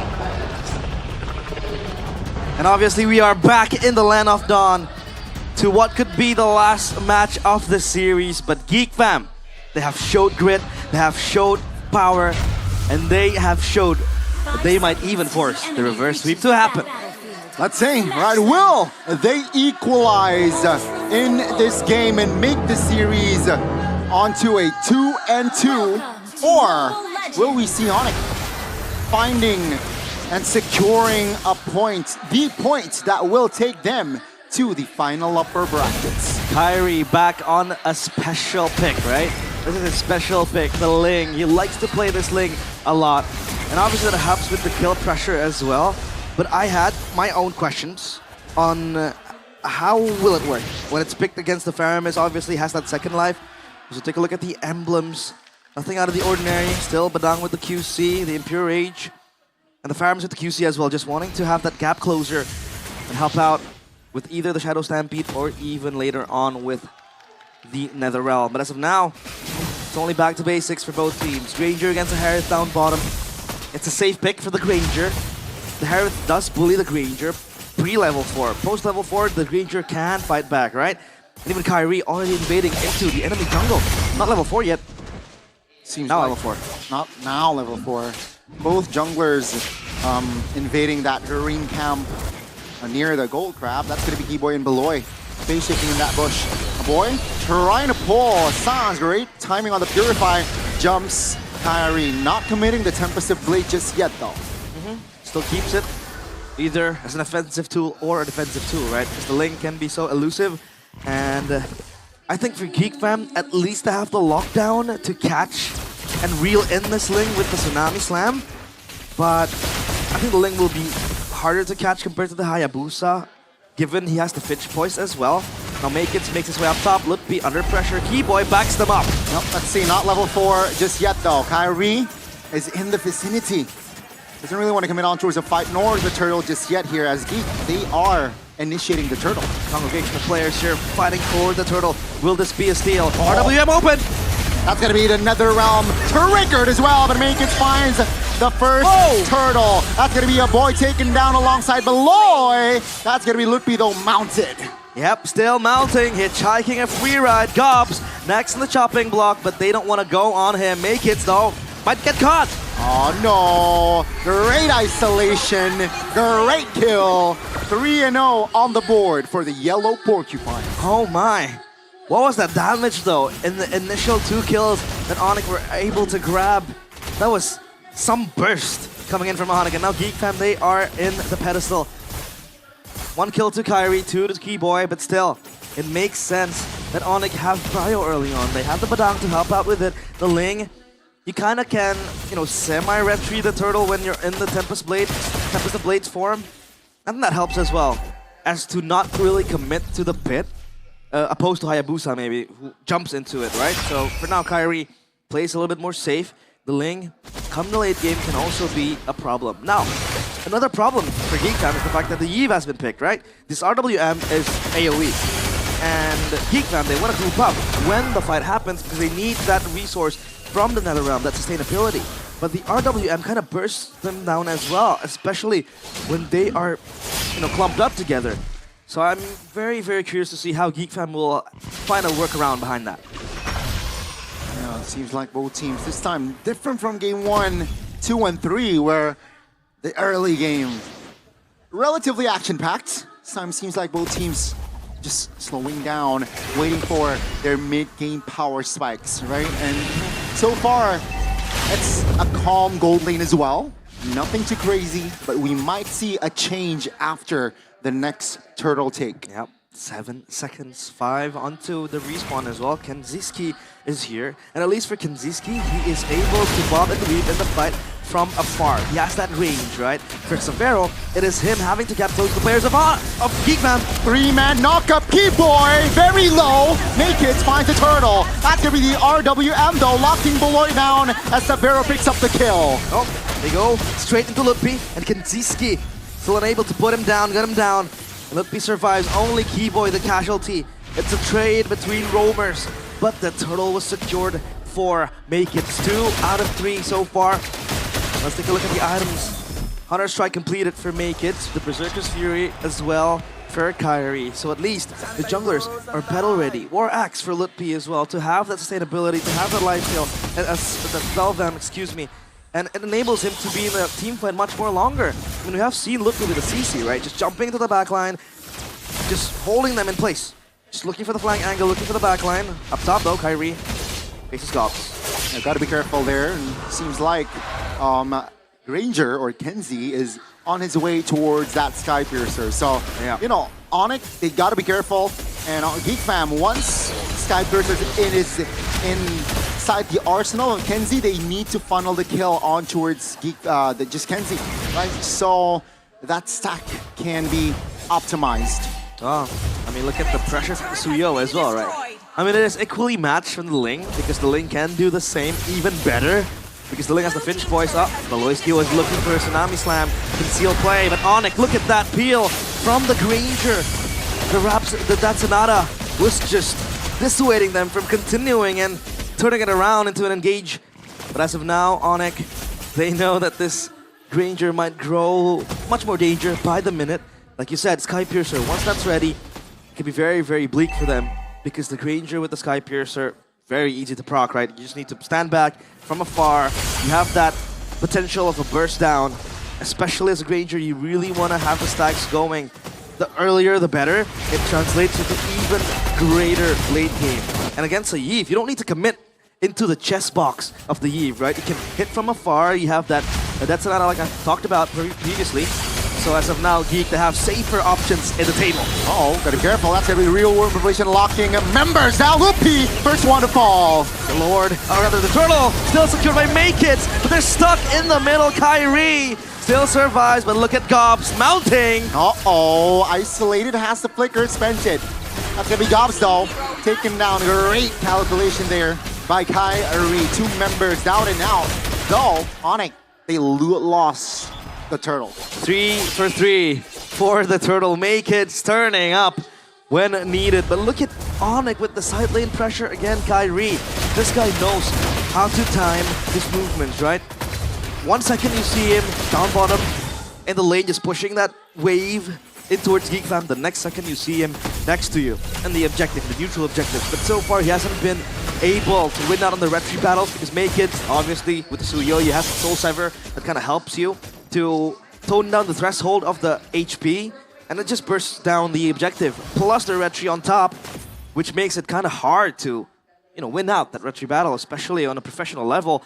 As of now, though, it's Onyx still leading the kill department, plus the gold lead as well, dwindling slowly. So Geek Fam, they couldn't care less about that gold, or rather that kill deficit, They have that power already spiking onto them. And Kadziski, he has the Sky Piercer. So that is going to be troublesome for Onyx. For Savero, he has that survivability, the Feather of Heaven. I think it'll be a back and forth team fight. It will, right? Again, mid-game power spike. It seems like Onyx, they committed 4 bodies top lane. They will trade their inner turret bottom side though. Because no info. No one's showing from the side of Geek Fam. That's why Kai, he'd rather play it safe. Make It has been very good looking for the cross-map play. Tsunami Slam! On towards Keyboy. That's just going to be the Badang half HP. Great cover there by Sans. Just negates the threat from Geek Fam. Let's see here. The first Lord is up. I want to know what's up. Oh, I mean, for Onyx, I think they kind of have a harder time to kind of navigate onto the Lord pit later on because Geek Fam, they also have the Peel Gobs to the front line. Against the CC, obviously the CC can't really soak up the damage as much as the glue does. Plus on top, they have the Netherrealm, and then they have the Loiski to jump in with a Tsunami Slam or with a save. So I think Onyx needs to wait. They don't need to start a turtle. Oh, Gobs! That's an engage, trying to close the gap. Real world manipulation. Caught early. Sans very low, taken down. It's a 5v4, baby. Now Lutpi taken down as well. That's going to be a double for Make It. Actually, that's going to be a trade. Tempest the Blade finds Kenzie. Kyrie with the swords, very sharp. Make It might look for a clapback. That's C. Savero trying to space out Make It. Make It oh! so lethal on this Suyo. And he adds another kill as Keyboy will not find a way to escape. That's almost a wipeout. Make It is Suyo, and Suyo is Make It. Look at him just having that killer instinct. He might smile, but he stares deep into your soul, and that's a Vero gone. This Lord, 3 for Geek Fam. The opening from Gobs was just so amazing. He went on towards Sans. Yeah. And that was the right opening. That was the right call. And yeah, First Lord will fall to the Geeks. That was also a forceful RWM, right? Sans, he was forced to open it up, asked to not have the follow-up come help Gobs. But he was bursted down quickly. I mean, the boy was quick on the pounce and helped the players of Geek Fam, or rather Gobs. And take a look at the real-time gold grab. It's just boosting up. It stonks for Geek Fam. Oh, Kyrie. Might be naughty, but no. Geek Fam, they have their sights on this mid turret. The Lord as well down bottom. Savero has to clear this, but he has to be careful. Gobs might just jump at him. Unfortunate there. The Holy Shield did not land on towards the Lord, so this might favor the Geeks very, very well. They will not push their pressure there. They will chill and back away. Kyrie is trying to relieve the pressure, clearing the mid. I mean, he's cutting the waves, right? On top, down bottom, or rather in mid. And it creates the fact that the waves can't really crash onto that second tier turret. For Onyx, they have safety measures, but as of now, Geek Fam are always favored in the team fights because they have the sustainability, they have the defense. Lutpi is just yo-yoing his way. Office crack finds a boy. No mid laner, no Netherrealm for Geek this time, and Gobs isolated here. Shortfall. Savero claims the kill. Great response there, Onyx. Now just 3 men standing for Geek. thankfully, our boy is playing a fair miss, so that death timer is indeed very, very low. 16 seconds, and now he's back on the land of Dawn. And Onyx, this might be the time frame, the window, where they might look for something. A turret, maybe? But look at Geek Fam, they're clumping up together. They won't defend it, because they know they have to respect Onyx power as well. It's slowly creeping up. Kyrie with 3 items, the endless battle for that extra 3 damage as well, right? Wishing Lantern for the Yi, for Sans. Adds even greater burst damage, and the passive from the Wishing Lantern as well kind of dissuades you from moving forward. But look at Makids, he has that Queen's Wings purchased. So at least he has that physical damage reduction in case he gets, you know, toppled down by Kyrie. Like, it's just back and forth mid-game. We are almost at late game territory. Turret-wise, still favors the Geek. 5 turrets claimed. And let's see here. What will Onyx do to equalize that turret? I think now for Geek Fam, they have to find a way to address the CC. The CC doesn't care if it's mounted to the glue. The CC will always try to hit you constantly, right? That constant DPS can't really be helped. I mean, sure, you have the Nether Realm, but the RWM can come through, and then you're all silenced, and you have no way out of that chess box from the Eve. But Geek Fam, they're focusing the offense on this Lord, and make it this year as well. Kyrie might look for something down bottom, but it's Keyboy with the conceal. Severo! Oh my god, almost finds a solo! That's gonna be the Tsunami Slam! Trying to provide cover for Kenzie by Baloy. And Sans taken down off camera. 2 members from Onyx, they're out! Oh, look, B just bursted down! And now it's Keyboy, only with his fist, not his sword. Oh, the 2 perimeters created by Geek favored them as Makids picks up the triple. And that's just gonna be Kyrie recalling. No, he went down, so it's a wipeout, and Geek Fam, they might push the bottom side, and is this it? This might be it. I mean, they're not going for the Lord. Kyrie has to defend this. Which types of blades? Let's see, Tavares there. Kaboy bursted. But take a look at the main base, ladies and gentlemen. That's a defense. Clutch defense by Onyx. Kai picks up the Maniac, and that's a wipeout for Onyx. Divine intervention from the Sky King. Who else but Kyrie? Picks up a Maniac, wipes Geek Fam clean. And now they want to look for that push towards the base. A boy is up, Blood Wings purchased, gives him extra damage at defense, but a boy! Oh, the turnaround, a boy! It's over! It is all over! Onyx secures game 3, and they secure the final upper brackets. Kyrie! Practically a 1v4. Only him and 5 sword stands in Geek Fam way. And he makes it happen. The Maniac for him to help usher the minions back to the base. A wipeout to boot. And Onyx, they look to be pouncing to the upper bracket final. 1 step closer to MSC. 1 step closer for booking a ticket towards Riyadh. 1 step closer as well to win MPL ID Season 15. Ladies and gentlemen, 2 seasons ago, Onyx, they lifted their trophy MPL ID in the Jakarta International Velodrome. Will it happen again? They defeated Geek Fam that time around in this stage, and they have done it. This is their domain. This is their domain. This is the Sky Kings' domain. And Kyrie welcomes them with open arms.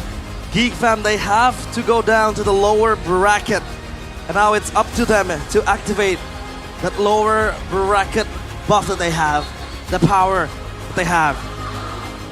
And take a look at this Kyrie.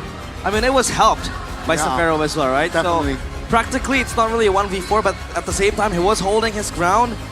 Severo helped with the Zaman Force as well. And Kyrie just follows up with the damage. Wow, wow, wow. So beautiful. But up on stage, it is the Sky Kings with an interview with Bude, Clara, Mongstar. So Bude, take it away.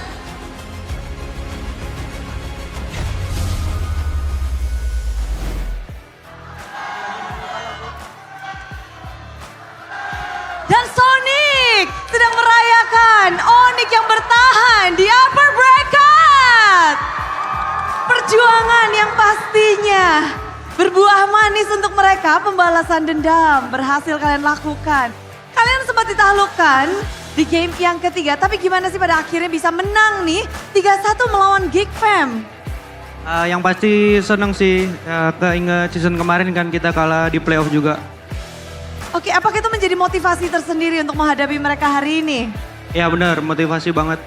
Dipulangin di hari pertama nggak enak ya? Ya nggak enak. Nggak enak. Ya. Dan sekarang bertahan di upper bracket, menurunkan mereka ke lower bracket. Seberapa sulit perjuangan kalian untuk berada tetap di upper bracket? Seberapa sulit? Ya lumayan sulit sih Bude, pertahanin buat menang-menang gitu. Pertahanin menang-menang. Apakah ini ada suatu keunggulan karena kalian sudah menjajaki? Kemarin udah sempat main di sini nih. Gimana sih lihat kalian Geek Fam untuk hari ini? Apakah mereka tidak seperti Geek Fam yang ada di regular season atau gimana? Ya yang pasti beda lah, dia lebih lebih improve daripada sebelumnya. Wow, dan ketika improvement dari Geek Fam ternyata bisa kalian kalahkan. Ini cukup menarik karena ini seru banget di babak playoff ini, bahkan banyak kejutan-kejutan yang terjadi. Gak hanya dari gameplay namun juga dari hero-hero. Gila San, mengeluarkan salah satu hero signaturemu yang dulu Lilia muncul hari ini. Kenapa baru hari ini nih? Apa sorry? Kenapa baru hari ini Liliamu muncul? Nggak tahu, pas aja sih. Cuman sayangnya kalah tadi. Oke, sayangnya kalah. Jadi udah makin penasaran, ini game ketiga.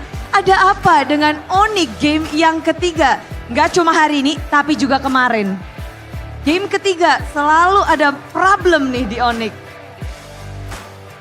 Oh di game 3 apa? Oh ya, di game 3 apa ya, kita kayak kurang, hero-nya nggak terlalu kuat sih, kayak turtle pertama gitu susah banget. Jadinya si Geek mendominasi banget, jadi masuk ke mid game late game jadi susah. Oke, jadi memang tidak bisa untuk menghalau adanya hero-hero yang memang agak sulit dan jadinya snowballing. Tapi kita ngeliat, jadi ini bukan kutukan game ketiga ya. Hari kemarin kan juga game ketiga tuh kalah. Ya benar. Bukan karena itu. Bukan karena kutukan game ketiga, nggak ada tuh kutukan game ketiga. Oh bukan sih pastinya, emang kalah aja sih, nggak ada kutukan-kutukan. Nggak ada ya? Ya betul. Ini nggak main klinik-klinikan ini, tapi kalau ngelihat dari banyak hal yang terjadi hari ini dengan adanya pertarungan yang super rame, bisa dibilang ini pertemuan lagi dari Savero. Ini seru banget. Awal-awal game kita ngelihat nggak banyak perubahan dari tim Onyx. Game 1, game kedua masih dengan hero-hero yang bisa dibilang mirip, begitu juga dengan Geek Fam. Ini memang kalian tuh ingin ngotot di 2 game awal. Kalian punya strategi khusus nggak sih untuk ngelawan Geek Fam? Gak ada sih, Kimi Gilang aja terlalu OP. Kimi Gilang aja terlalu OP. Memang sebagai kuncian ya. Tapi ini adalah panggung keduamu. Apakah kamu merasakan hal yang berbeda di panggung ini? Masih sama aja sih. Masih sama. Berarti udah nyaman ya di panggung ini? Udah. Udah nyaman. Tapi Savero, mempertahankan upper bracket. Dari Savero sendiri, apakah itu menjadi tujuan utama dari Savero?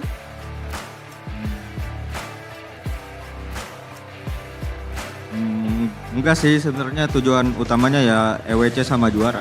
Oh, mau lewat jalur manapun yang penting juara dan EWC. Ya. Tapi tinggal 1 langkah lagi sebenarnya. Setelah ini kalian menang, besok kalau kalian menang otomatis jadi grand finalis dan otomatis masuk EWC. Jika menang, makin selangkah lebih dekat lagi. Apakah dari Savero sendiri ada sesuatu yang mungkin Savero simpan? Karena kan selangkah maju. Ada persiapan diri sendiri belum? Lihat aja match selanjutnya. Lihat aja match selanjutnya. Tapi menarik di mana match kali ini tadi ditutup dengan adanya maniak dari Link milik Kairi. Kairi, kamu menutup game 4 dengan sangat set. You close the game really fast with your maniac. What is in your mind at that time? Apa yang kamu pikirin tuh di game keempat? Apa ya? Gak ada sih, lucu doang soalnya ya tiba-tiba maniak. Oh lucu ya, tiba-tiba maniac. Dan if you can see, this is you face Geek Fam again in the playoff. Does this bring you something like memories from previous season? Ada memori-memori nggak sih yang terlintas ketika harus berhadapan kembali dengan Geek Fam? Gak ada sih, gak ada. New season, new match, new battle. Ya kita mau fokus sama tim kita doang, mau masuk grand final EWC terus juara. Oh, pokoknya cuma fokus dan fokus aja. But you face make it in this playoff, a different jungler from a Geek Fam. And we can see that this hero is kind of interesting. So how do you see make it in this playoff? Lihat make it gimana di playoff ini? Ya jago dia, jago. Jago ya, simple aja di sini Kairi anteng-anteng aja. Tapi yang mungkin paling gak anteng adalah kita ngedengar kalau di game 1, game kedua, tadi Delar yang juga bilang kalau makro dari tim Geek Fam tidak berjalan. Apakah itu penyebabnya? Macro play, where's the key of winning in this match from you? Gak ngerti gue, sorry. Apa, translate. Kunci kemenangannya apa nih ngelawan Geek Fam?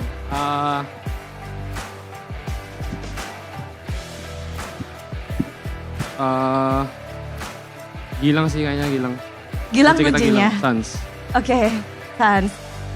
Keyboy dulu deh, kita kasih ke Keyboy. Boy. Macro play dari Baloy bisa dibilang game 1 dan game kedua tidak berjalan. Apakah memang kamu sengaja dengan teman-temanmu fokus kunciin Baloy dengan chipnya jangan digerakin atau bagaimana sih? Apa yang kalian fokuskan untuk menghalau Geek Fam? Ya kalau buat Baloy yang pasti kita udah persiapin banget lah. Karena emang hampir semua dari Baloy juga otaknya.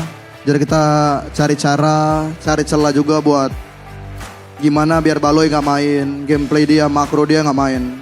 Gitu doang sih. Jadi apakah game 1, 2, dan 4 itu adalah kuncinya? Iya. Cuma game 4 gak terlalu puas lah karena menangnya gitu. Benar kayak gitu ya, nggak clean seperti game 1 dan game kedua. Tapi ketika kalian sempat lagi dan lagi terseok di game ketiga, apakah kalian menanggapi ini dengan santai atau bagaimana? Kalau buat game 3 ya lebih santai juga sih, kayak ya udah emang Geek Fam juga pasti ada perlawanan. Kita balas next game aja. Balasnya next game aja, tapi ngomong-ngomong tentang bukan next game, next match akan menjadi menarik karena ini akan menjadi lawan kalian untuk esok hari. Lawan kalian untuk perebutan grand finalis esok hari. Kira-kira siapa ini? Karena di match kedua akan ada Alter Ego dan juga RRQ. Siapa nih boy?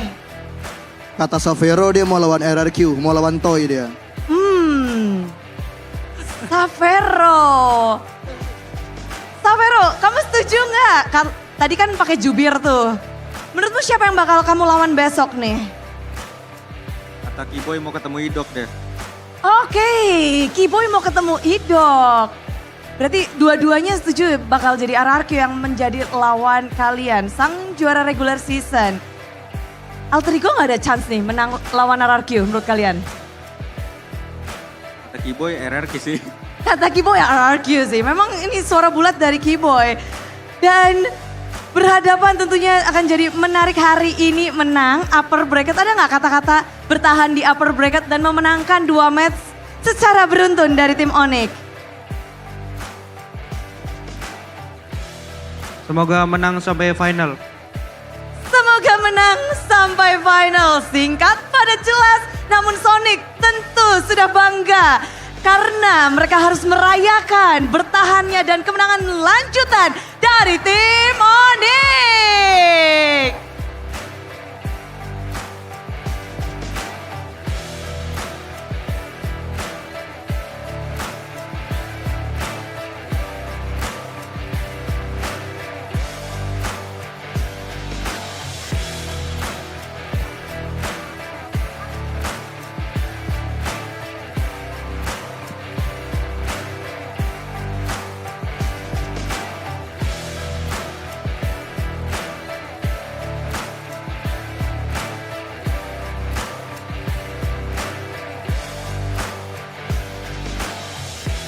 Yes, itulah dia kemenangan 4 game yang harus mereka lakukan dalam Best of 5 Series. Seperti halnya dengan hari kemarin, namun Onyx sudah mendapatkan kemenangan. Namun kalian juga bisa mendapatkan sesuatu. Karena apa? Karena akan ada bagi-bagi GoPay, ada GoPay hadiah GG. Caranya gimana? Langsung saja, inilah dia cara untuk mendapatkan GoPay Coin secara gratis. Buat kalian yang sudah punya aplikasi GoPay, langsung aja dibuka aplikasi GoPay-nya. Setelah kalian buka aplikasi GoPay, langsung buka kamera. Setelah kalian buka kameranya, nanti tinggal scan di layar putih yang nanti akan muncul QR code dari GoPay. Dan setelah kalian mendapatkan QR, kalian scan, langsung aja klaim hadiahnya dan otomatis GoPay Coins akan masuk ke dalam GoPay kalian. Mudah, singkat, padat, jelas dan semuanya pasti happy. Sepertinya udah pada siap, semuanya udah ngangkat tinggi-tinggi dari Sonic juga nih. Lalu Geek Community dan semua super fans yang hadir, bersiaplah. Inilah GoPay hadiah GG. Aduh, sibuk semua nih. Langsung pada dapetin GoPay Coins. Otomatis masuk ya. Asik, happy nih. Pada lompat-lompat, congratulations buat kalian yang mendapatkannya. Dan semoga kalian makin happy. Semoga kalian makin bisa belanja juga di depan nih. Karena di MPL Festival banyak keseruan yang ada di dalam. Juga langsung bisa menikmati MPL Festival. Yang ada di luar juga pastinya lagi seru-seruan bareng. Dan match 1 ternyata sudah berakhir dengan game 4. Banyak hal yang mengejutkan terjadi. Kita akan melihat bagaimana dari panelis membreakdown game yang keempat. Game yang benar-benar membuat semua orang terkejut-kejut. Langsung saja, inilah dia kemenangan dari Onyx. Bertahan di upper bracket dan menurunkan Geek Fam ke lower bracket. Monggo panelis.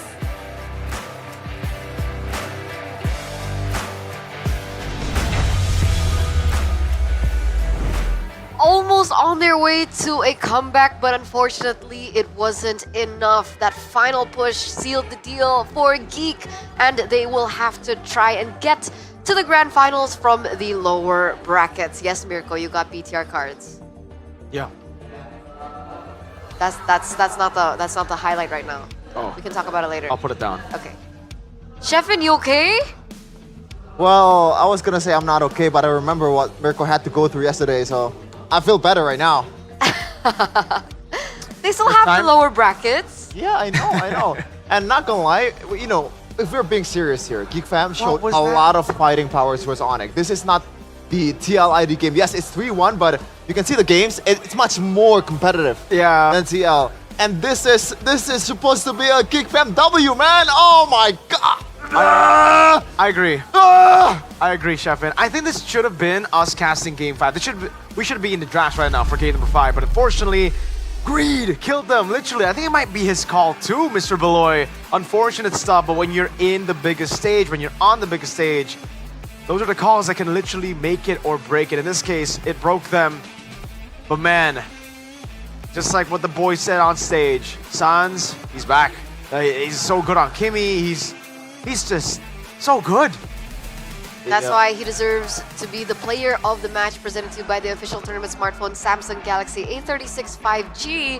And we get to take a look at his heat map. And for the first 5 minutes, it looks like he's dominantly in the mid lane. Yep. So is there something else that he should have been doing? Is it because he was on the eve? Yeah, you're not that mobile when you're on the eve, right? Usually when you go on the Farsas, on other picks, you want to be a little bit more mobile, so you use wings by wings to rotate across the map. Usually it's like a lot more ganks, but for the eve, you're really it's mostly about mid-prio. You get mid-prio, play for the turtle, you get a good real-world inflation, and in this case, that was what was visible, right? Honestly, the Netherrealm was always never a factor in a lot of the early game fights. It was always countered by the Eve, and this is why the Eve and the Valentino were banned out in game number 3. Geek Fam knew that these two were the counters to the pick that they went for in the early phase. I think they even expected the Eve to come out. The way to beat it in the later stage, in the mid game, was with Gobs getting angles. I gotta say, Gobs is so good. Like, he's really, really good. The two guys that I want to give props to is Geeks, XP and Jungler, make kids as well. What a performance. He's my choice for first team, by the way. No disrespect to Kyrie, but I saw the potential in this guy, and I think he delivered, especially on his signature pick in Suyo. Yeah. But Kyrie is the, I think, obviously, POTG. I don't know about that, actually. 4 kills in the later part of the game to seal the deal. I think it was it's more of a them giving him the maniac.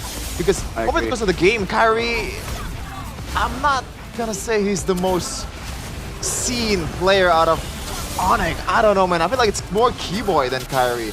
But yeah, that defensive maneuver was amazing. And just want to point out that if you're playing a Yip, you might think it's an easy game, right? The fact that you got like pushed out towards a Purify, it feels so uncomfortable playing a hero without a dash with a Purify. Even though, yes, you have to kind of dodge away the Tsunami Slams and all of that stuff, but you can still getting jumped on, and at the end of the day, it's a mage. It's very vulnerable, and Sans only died twice. Man, I really gotta give props to Geek Fam. They are, I'm honestly, like, despite the loss, I'm impressed. Game one was alright. For me, game 2 and game 4 really impressed me. I think both in game 2 and game 4, Onyx had the better draft. They were the ones leading. They should have been the ones leading. They should have been the ones winning in the team fights. But Geek Fam, every single time, are able to neutralize the gold lead, despite being in the losing position. And it takes a lot of skill to do that. Make Kids, I think, is a big reason for that. You caught onto it, Chef, during the game. You mentioned Make Kids is keeping them alive with that pathing. And I couldn't agree more. This is why the Suyo works so well with Make Kids. He's always been, even in MDL when I got the pleasure to cast for his game in EVO's Icon, on the Nolan, that's what he does. When the team is losing, he'll be on the other side of the map, farming, counter jungling, getting leads for his team. Look at that. It just shows you how good this jungler is, right? Despite the loss, a lord take, a turtle, full turtle, crazy setup, amazing plays from Make Kids. Unfortunately, at the same time, Onyx too clutch. Clutch? Yeah. That's what Gani and Realize would say. I don't know if that's clutch, man. I don't know. It feels like Geek Fam is putting, their own ball into their own basket. They were hooping themselves. It's an OG in football. Own goal. It is an own goal in football. A Jamie Carragher kind of play. More own goals than goals. Or maybe a Gerrard slip that led to a Chelsea league title. But anyways, let's talk about the items here.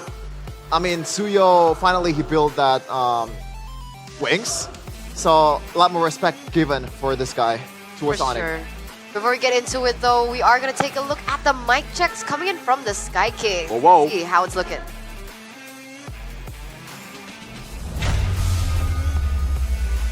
Bisa lawan udah Mega ya, Bapak. Jangan, sabar. Lihat dulu mainnya. Sama Mega ya. Sabar. Menang itu bawa kita. Mau gue yang clear nggak tips-tips? Boleh, dikit boy. Gue aman soalnya. Kalau 3 aja kita ya. Dikit doang. Langsung lor guys, atas tuh chip tuh. Atas dia juga. Sabar guys, bisa nggak di chip nih? Let's go guys. Gua stay. Gua kena guys. Gua kena. Warin. Sky ya. Gak ada fikir, gak ada Ada lor. Santai. Nice one. 19 guys ya. Aman. Mas golong. Go TW guys. Coba paksa bawah ya, siap perang. Coba cari portalnya aja sih. Kalian bawa aja. Kita bisa cari portal guys. Coba cek bawah guys, bisa ada. Gua aja. Gua dari sini ya. Gua lepasin dulu sih atasnya, gak bisa. Ada di gua guys. Gua bisa masuk guys. Aman kancing dulu guys. Kita balik. Bisa. Ayo. Enggak ada kancing. Guys, barin aja. Kostum stun tuh. Ya, tahu dia. Aman. Gua tapen. Kau bisa dia. Nice. Bisa lagi guys. Ayo. Gue ikat. Cip. Masih kuat enggak pada guys? Kuat. Masuk. Tahu semua dia. Berapa kali ulti gue? Ulti gua enggak ada sih, 17. 13 detik Leton hidup, aman Mas Yan. Gua sempat sih hidup. Kalau yang nggak fleeting itu sih. 10, 9. Gua sempat tarik sih. Ada gua. Oh sempat. 15 doang. Aman sih, cuma kop doang deh. 6 detik gua ya. Dia pada nggak ada skill dulu kayak, majuin kayak. Maju. Tuh detik gua. Rata mereka. Rata. Ayo maksa tower. Gak ada wave. Mid guys. Mid aja. Bisa mid gak? Mid aja. Satu tower sih guys. Mid bisa. Dia paramis doang ya guys. Satu lord. Udah ini. Aman guys. Chill. Ya udah. Pede. Oke, aman.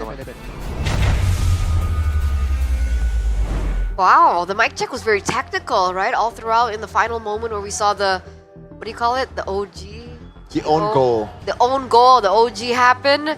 It was also they knew that they were going to be able to take it because of the skills that were depleted from the side of Geek. So, cool. Yeah, good call by Keyboy. They have no resources, Kai, just go.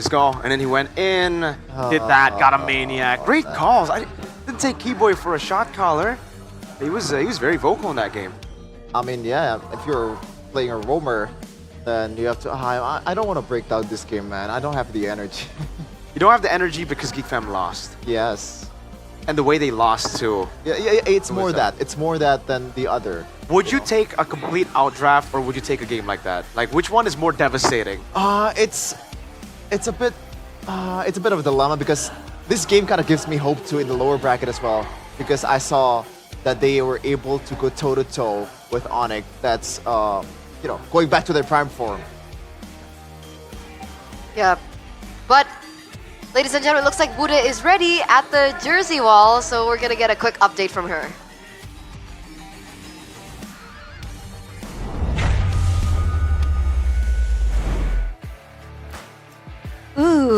Thank you Nevin, tapi di sini Bude dan juga Coach Dora lagi ngeliatin nih, ini adalah kunci untuk IWC yang pastinya Coach Dora pengen nggak sih ini buat timnya?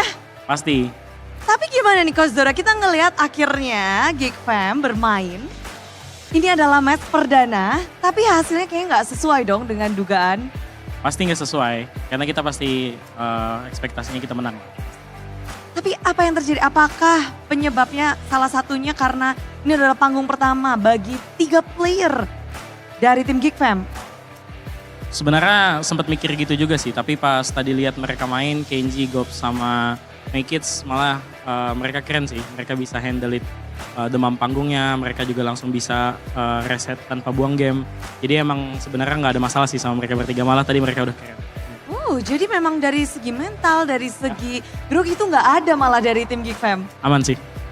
Keren, tapi kita melihat banyaknya permainan, mungkin banyak yang bilang juga sesuai tadi ada beberapa yang menyebut kalau permainan macro play dari Geek Fam seperti nggak berjalan.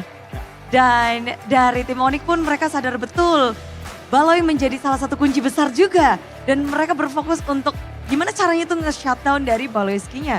Itu benar-benar dilakukan oleh Onyx dirasa atau bagaimana nih dari Coach Dora? Sebenarnya nggak terlalu mikirin Onyx-nya, kita mikirin plan kita kan. Kita mau bawain apa di game tadi, game 1, game 2, game 3 ya so far ada plan yang gagal kita coba ganti, ada plan yang berhasil kita coba terusin. Jadi lebih ke arah kita fokus tadi mau main kayak gimana, terus yang kurang apa atau kita bisa di-counter dengan apa. Kita lihat aja after game-nya. Karena kita first playoff juga kan ini pertandingan pertama kita, jadi pengen explore banyak sih sebenarnya. Oke, mengeksplor banyak karena kita benar-benar ngelihat game 1 dan game kedua, gameplay dan hero-heronya juga mirip dari kedua tim dan berubah shiftnya tuh di game ketiga ya? Ya benar. Benar, game ketiga. Jadi memang banyak tim tuh nge-shiftnya tuh baru di game ketiga ya Coach ya? Ya biasanya game 1, game 2 masih mau lihat dulu sih kayak apakah bisa di-adjust dengan konsep yang sama. Tapi kalau misalkan emang kita masih kurang bagus di 2 game itu kita pasti adjust lebih besar. Oke, apakah memang kalau ini kan berarti banyak tim yang mengira bahwa Baloyski adalah kuncinya, Baloyski adalah porosnya. Berarti semuanya udah menyadari ini. Berarti apakah itu sudah diganti ada plan B atau plan C atau memang ini memang Baloy adalah kuncinya? Baloy pasti poros, pasti kapten tapi semuanya juga pasti punya impact masing-masing buat ide dan lain-lain. Jadi so far sebenarnya udah oke aja sih tadi tapi emang masih banyak PR kita ya, terutama di early game, di game 1-2 gitu. Oke, ini menarik banget pastinya. Jadi nggak cuma melulu poros semuanya ada di Baloy, gerakan ada di Baloy. Tapi berarti ini kan hasil yang bisa dibilang masih ada nyawa di lower bracket. Tapi setelah ini nggak akan ada kesalahan lagi. 4 tersisa tim, hanya 2 aja yang bisa memiliki kunci ini. Dan gimana nih kalau dari Coach Dara sendiri next lawannya bisa jadi antara RRQ atau Alter Ego. Siapa nih Coach Dara kira-kira yang bakal jadi lawan dari Geek Fam? Siapa aja sih sebenarnya Alter Ego, ya kita ready aja gitu. Tapi paling kalau buat besok ya kita pasti lebih mateng buat persiapannya. Kita juga udah hari ini ekspornya harusnya udah cukup. Jadi so far kita harusnya bawain game yang terbaik lagi sih besok. Oke, dan lawan siapa aja berani. Tapi kalau ngelihat hasil di match kedua ini gimana nih? Antara RRQ dan Alter Ego. Siapa nih yang kira-kira bakal turun dan siapa yang akan bertahan di upper bracket? Kalau so far stabil harusnya RRQ sih. Tapi Alter Ego biasanya banyak kejutan juga. Jadi ya lihat nanti gamenya sih. Seru sih pasti. Bakal seru banget. Tapi Geek Fam mungkin ada sebuah kata-kata penutupan di sini untuk match pembukaan dan untuk esok. So far pertama pasti buat anak-anak tadi udah keren. Kita masih banyak perlu yang dibenerin. Tapi ya balik lagi belum berakhir. Masih banyak kesempatan kita juga besok masih ada. Jadi aku harap kita bisa manfaatin kesempatannya buat besok dan buat teman-teman yang udah dukung, ya terima kasih buat datang, dukungannya berarti banget. Semoga besok bisa datang lagi buat dukung kita sih. Gitu. Yes, terima kasih banget Coach Dora atas waktunya dan kita tentu menunggu Geek Fam untuk memberikan yang terbaik di esok hari karena mereka harus berjuang lebih keras lagi. Di sini kita ngobrol-ngobrol sudah dulu dan thank you banget. Kita akan kembalikan kepada para panelis. So panelis, monggo.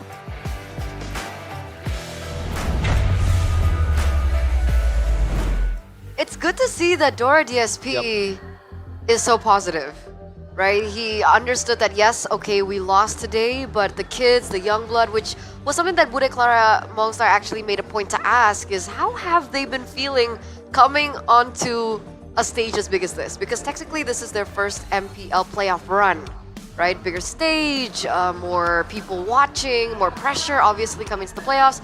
And Dora DSP mentioned, it's all fine. That was something that he even considered as a potential problem. But as soon as he saw the performance in that match against Onyx, he's like, they're great, they did amazing. And that's something that you guys actually pointed out as well. Yeah, we share the same sentiment overall, but as a fan, watching them crumble in the last moment is just not really the greatest of Okay, sights. we're still back to that. But yeah, again, lower bracket is gonna be the way to go for Geek Fam. Thankfully, the main problem, I guess, is already fixed, or is not even there in the first place. Make it, Cops, and Kinsiski, not to sound like a broken record, they were amazing. Especially Cops. Fun fact, in the first few weeks, I always say like, hey, I see Cops, and I've never really said that, oh, this guy played good. That was some really, what's another way to put it? Good, a breathtaking performance from Cops. Maybe that's too hyperbolic, but who cares? Would you say that he's your champion? Champion of what? Just a champion in general? I guess. In life? Not yet. Not yet. But I know Geek is your champion, right? So for those of you guys back at home, you guys can also vote for your champion, okay? Check it out over at gopay.co.id/games. Join the MPL GG party because if you guys vote, you are guaranteed to win prizes. For first-time voters, you'll definitely get some free rewards, including a number of 59 diamonds as well as 1 token. And guys, you know what's next, right? With every token, you guys can... Exactly. You can also spin 4 different prizes as well. Plus, don't forget that on GoPay, you guys can get WDP or a weekly diamond pass on GoPay games only for 14,999 IDR. So it's a lot more affordable this time around compared to the regular season. Damn. It's so much cheaper. It's so good. What are you guys doing if you don't have GoPay on your phone already? Look, this is her phone, but it probably has GoPay already, right? Yeah. It does. Look, she got GoPay right here. Okay, don't steal them. How'd you know? Put it down. Yeah. You know what? 14,999 is less than 15K. You have 500,000 IDR, right? In your GoPay. Yeah. Thanks to, you want to say it? I want to say it. Shout out to Bude. Apparently, she thought I was broke. Because he sent a screenshot of his GoPay account that only had 6,000 IDR. That's less. That's not even $0.50. That's not even 50 cents. It's my bank account. Oh, that was your bank account? But the thing is, I just opened up a new one. That's why. Ah. It was only 6K. Then Bude Clara just transferred me 500K. Well, that definitely, that was a good day for you though, right? Yeah. You get a WDP technically for free. Now have an extra good day. You too. I actually extra did this. good day. Man. We'll enjoy it later on in private. This is the originale cappuccino. Yeah, it's different. Cappuccino. Where's my fantastic mochaccino? I'm waiting for the avocado one. Or the avocado. I love the avocado. Please, good day tomorrow. Good, please, avocado tomorrow. Good day every day of the week with all the, look at that flavors. I mean, groovy cookies, avocado delight. No, you go for it, man. I'm good. I drank like 2 of those backstage. I don't think you're supposed to, okay. How does it, okay. Gotta get your mouth wet. Yeah. Like all the parts. Yeah. Okay. To like fully taste. Yeah. How does it taste? 1 to 10. Rate it. Mamma mia. Mamma mia. That's Mario Luigi. That's not a rating though. That's not a rating. 1 to 10. Italiano something. Di Stefano Del Piero. Casano Antonio. Okay, I know Marco. Del Piero. You tried. You tried. He tries, okay. And sometimes it's difficult to communicate with Sheffin when he's Italian mode. But what if he's a ninja? Are you a ninja?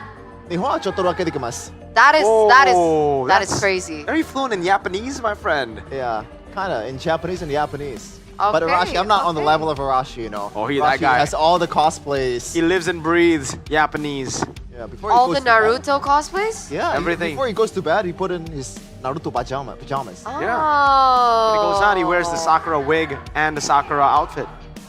I That's don't kinda think weird. that's right, and I don't want to see that. Why? Neither. Why? Why? You guys hate? Do you guys hate Sakura?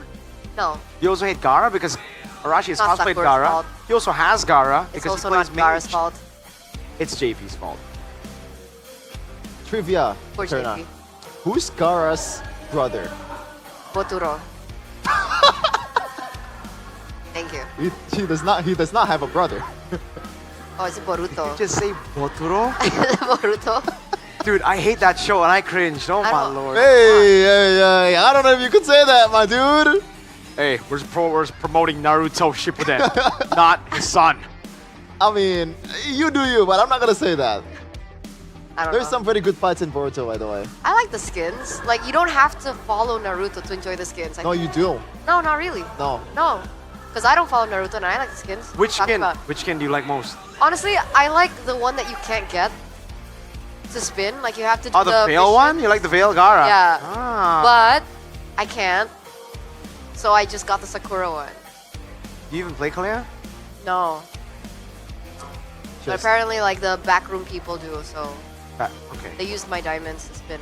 Ah, that's a good idea. I should do that. Before. No. Next time we should definitely do that, right? We have crazy connection here in Jakarta International Velodrome because we have Pakejitu 1 with My Telkomsel. You guys can go and get it yourself as well. 100 Mbps.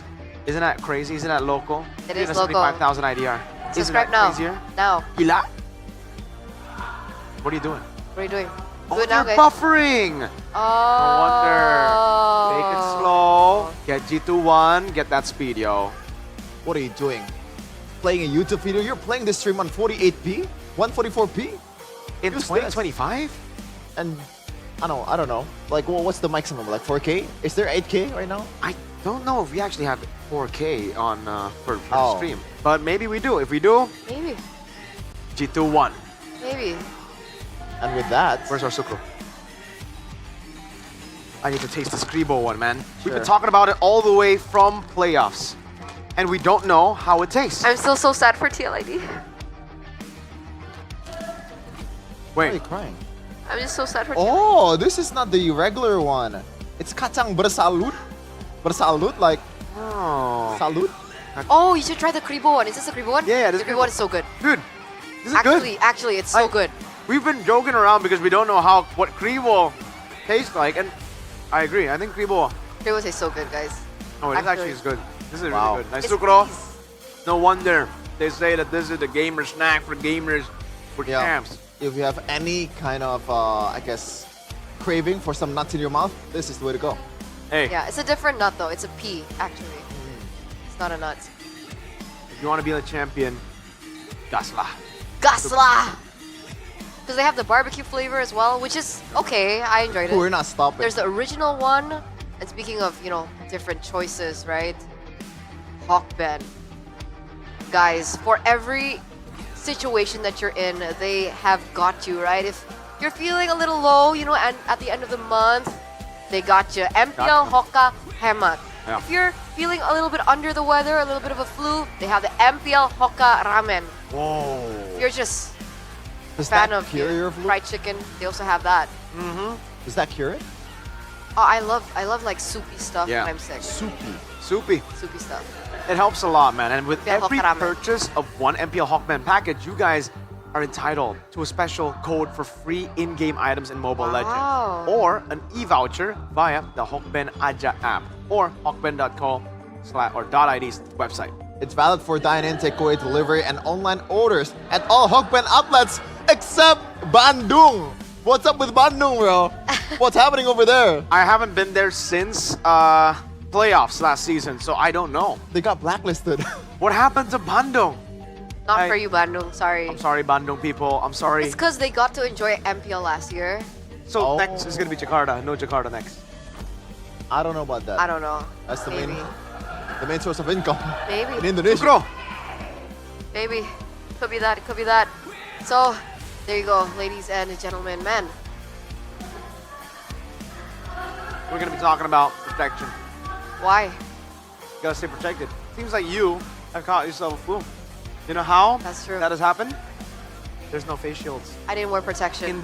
In the age of all the sickness, the illnesses, this can protect you from all the illnesses. Show it off. Show it off. Wear it.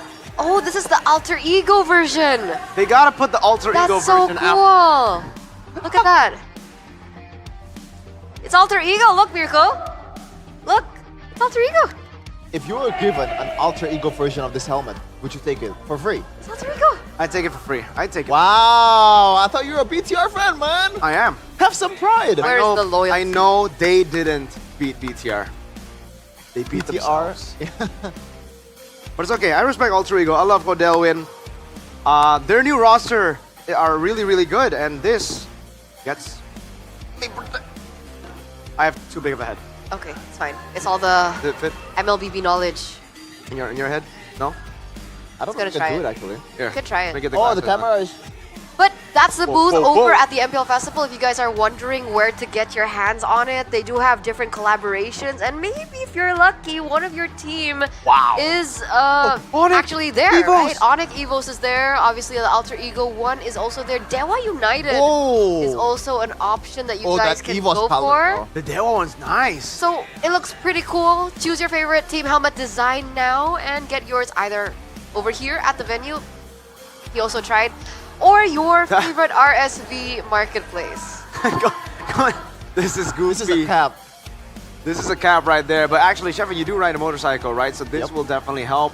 They have a Geek Fam one. You know what? If I see a Geek Fam one, careful with that. You might pop it on It's a your bobblehead. It is.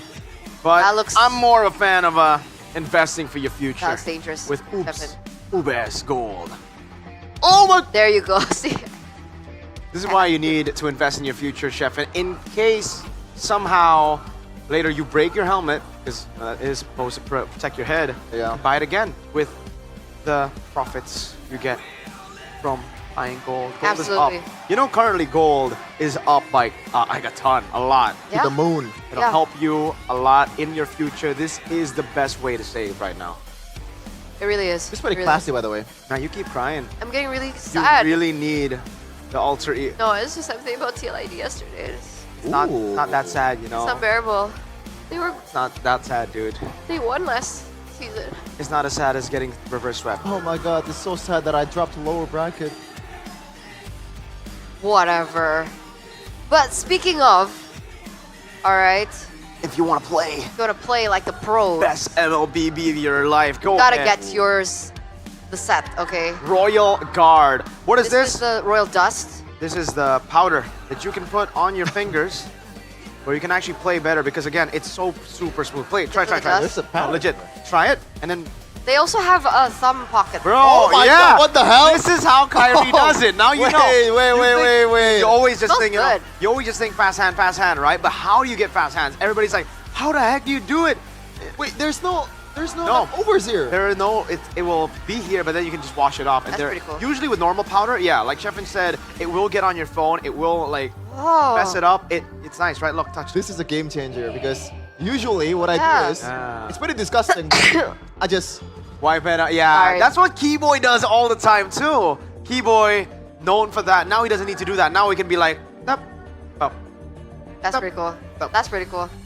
And I think they sell it over at the MPL Festival. Yeah, go ahead and check it out. And of course, guys, once again, get yourselves over at the MPL Festival and also get yourselves in the venue, right? Come watch because once again, the playoff tickets are still available to purchase. Head over to the official MPL website or on the GoPay app because when you do that, you also get free diamonds. So tickets plus diamonds, it's essentially a cashback, right? A free ticket because you would usually just pay for diamonds. Exactly. Or you can come over for free. Because even if you don't get your tickets, say like, Mirko, what the hell, man? You told me to check the website, but it's sold out. I'm sorry, playoff sells out quite quick.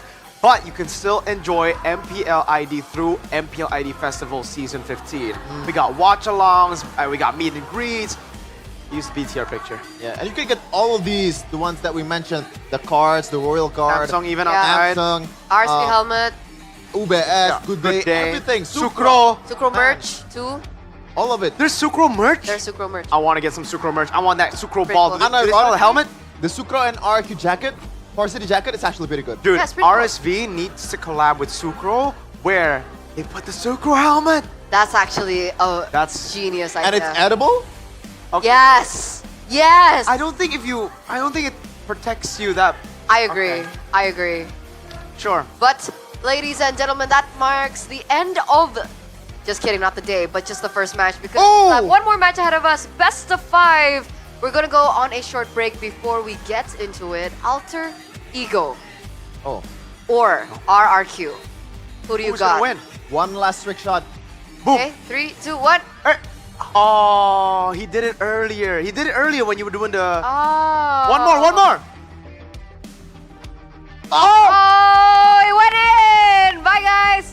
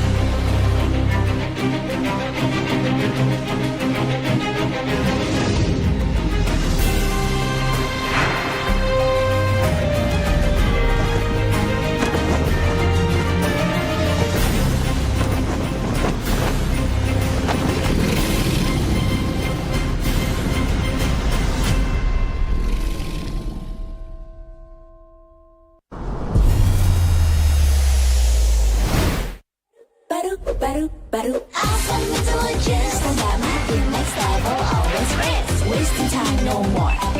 Charging obviously faster. Baru Galaxy A36 5G. Baru. Awesome intelligence, stand by my team next level, always rest. Simulating kita nggak worry, fast and easy, guns victory. Baru Galaxy A36 5G.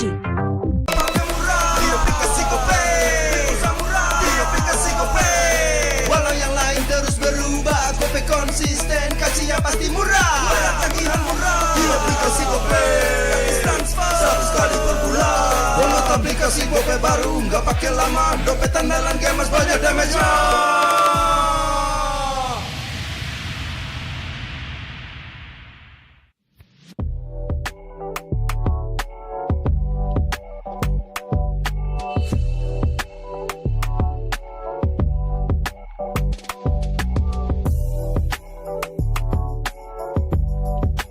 Rasa baru makin seru. Pertama di Indonesia. Kopi susu rasa cookies. Always ready, warnai harimu. Good Day Groovy Cookies. Nikmati sensasi asyik kopi cookiesnya. Tak ada hari tanpa mabar. Main nge-lag, kerap buat ku tak sabar. Gimana mau main sampai kelar? ini waktunya ku bersinar. Okay, let's do it. Game smash andalanku bikin mainku semakin hebat. Tim stabil main makin mulus, rankku fix naik terus. Tukar DG rings, diamond dan voucher game kau dapat. Cuma game smash makin no debat. Game smash booster, kini dapat DG rings. Beli paketnya dan aktifkan boosternya di aplikasi Dunia Games.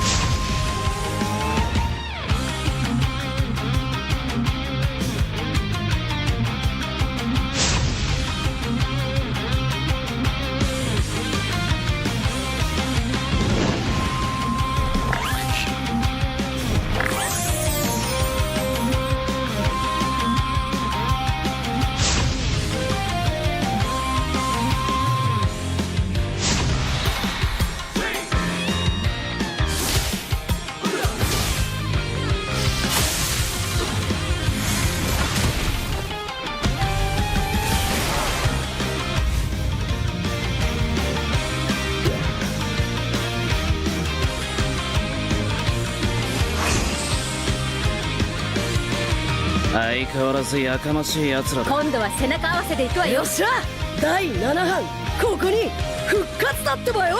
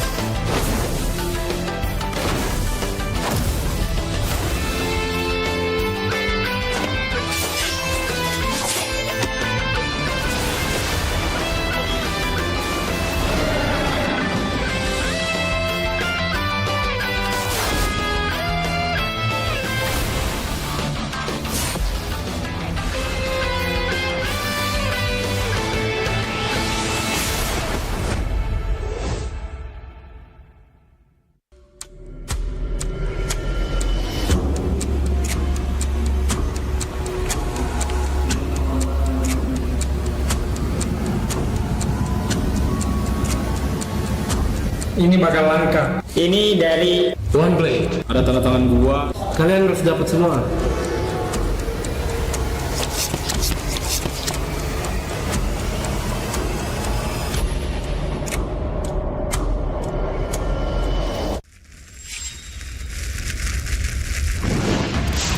Minna!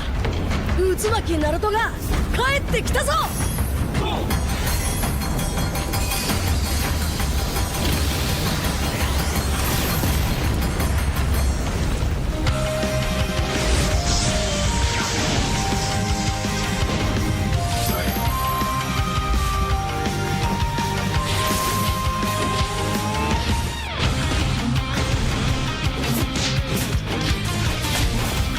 Kurama! 力を貸してくれ!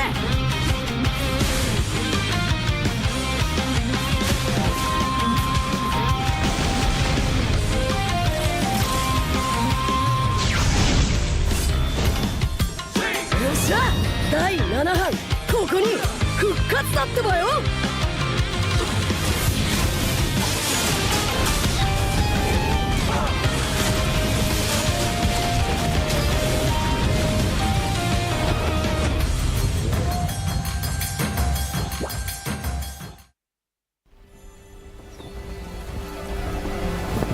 In time immemorial, the endless war destroyed the balance between yin and yang, plunging the Cadia Riverlands into chaos. As catastrophe loomed, a woman of destiny stepped forth, casting aside divinity for the plight of mortals.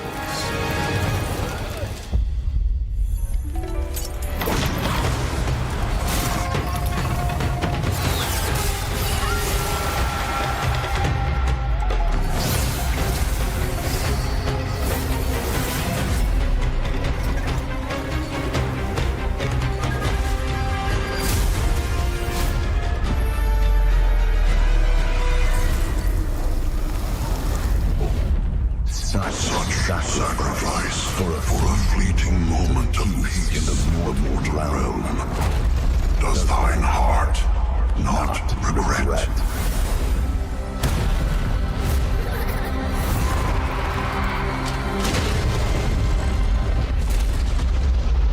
To protect the realm. What is there to regret?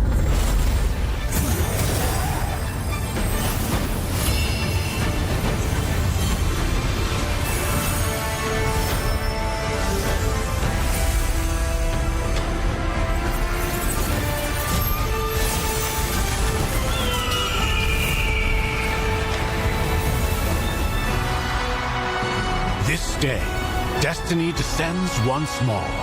Zutian the Ordained, of untold merit and unbound benevolence, preserver of peace and prosperity, unfaded by time.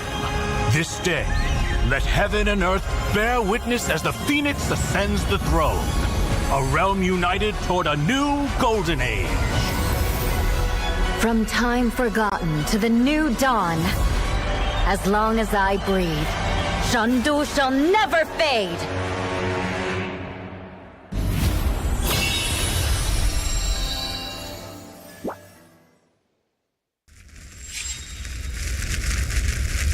Mise te yaru yo. Sharingan no hontou no chikara o na.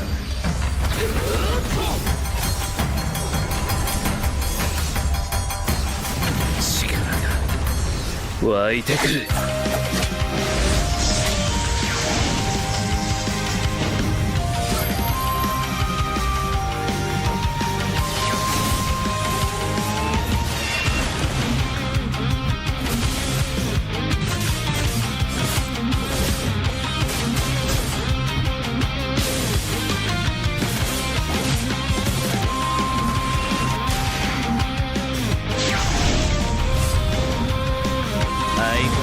やかましい奴らだ。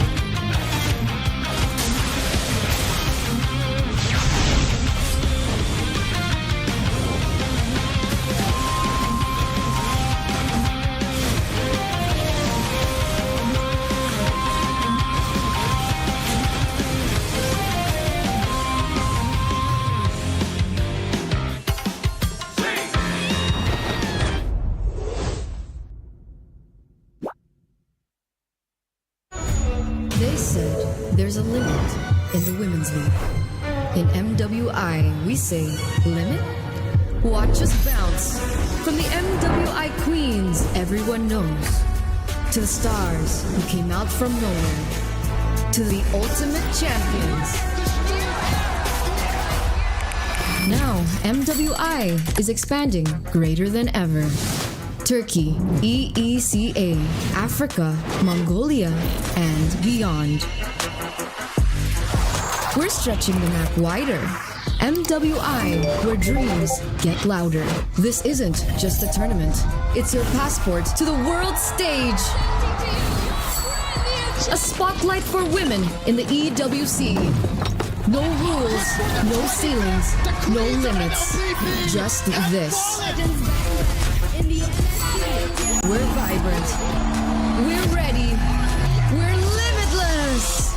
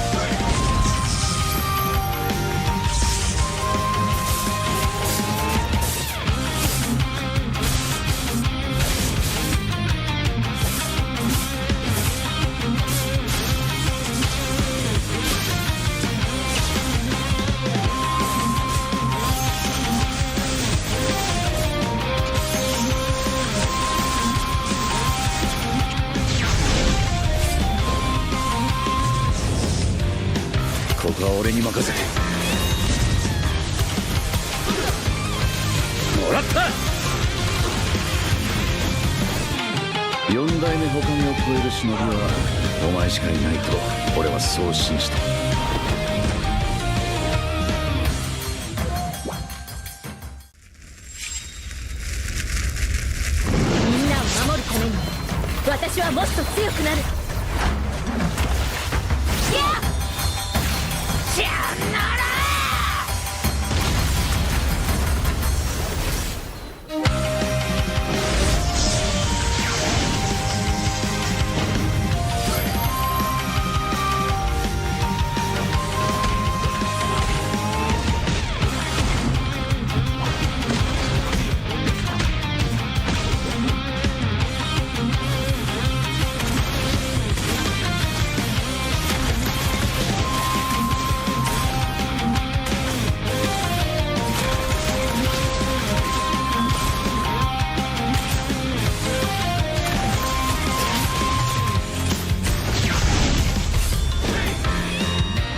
今度は背中合わせでいくわよ。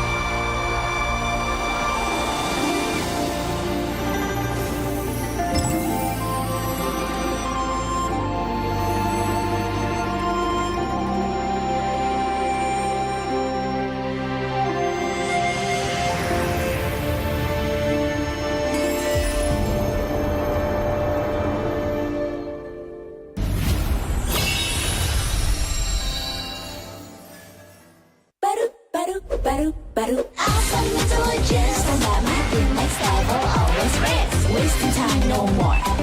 Charging obviously faster. Baru Galaxy A36 5G.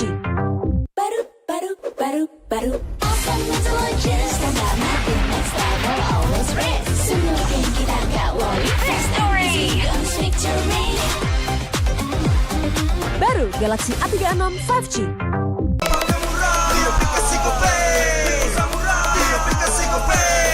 Walau yang lain terus berubah, Gope konsisten, kasihnya pasti murah. Bayar tagihan murah di aplikasi Gope, gratis transfer 100 kali per bulan. Download aplikasi Gope baru, nggak pakai lama. Dompet andalan gamers banyak damage-nya.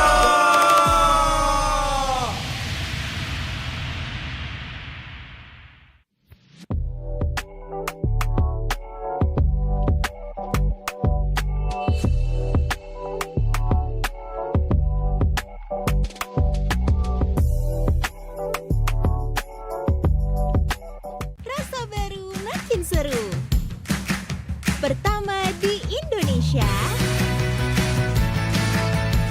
kopi susu rasa cookies. Always ready, warnai harimu. Good day groovy cookies. Nikmati sensasi asyik kopi cookiesnya. Tak ada hari tanpa mabar, main nge-lag kerap buatku tak sabar. Gimana mau main sampai kelar? ini waktunya ku bersinar. Okay, let's do it. Game Smash andalanku bikin mainku semakin hebat. Tim stabil main makin mulus, rankku fix naik terus. Tukar DG rings, diamond dan voucher game kau dapat. Cuma Game Smash makin no debat. Game Max Booster kini dapat DG Rings. Beli paketnya dan aktifkan boosternya di aplikasi Dunia Games.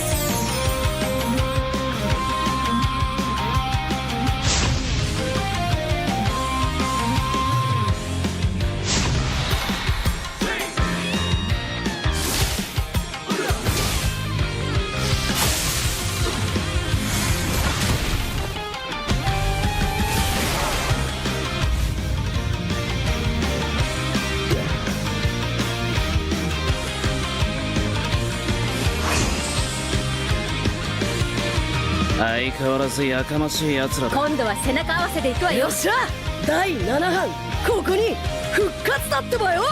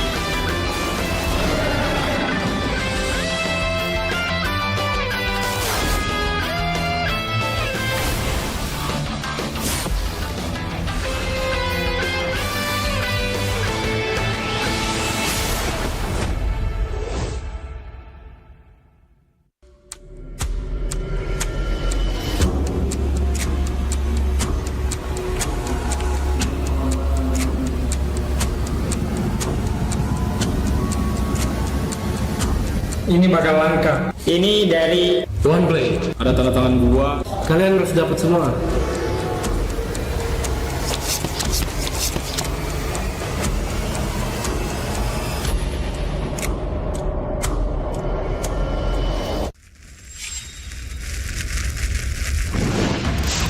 Minna! Utsumaki Naruto が帰ってきたぞ!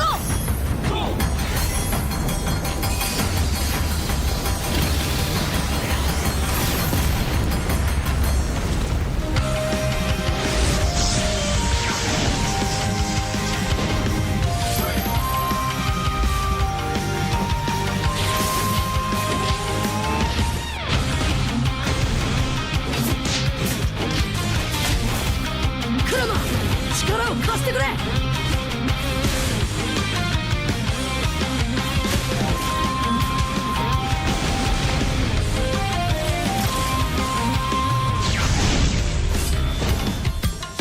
っしゃ第7班ここに復活だってばよ.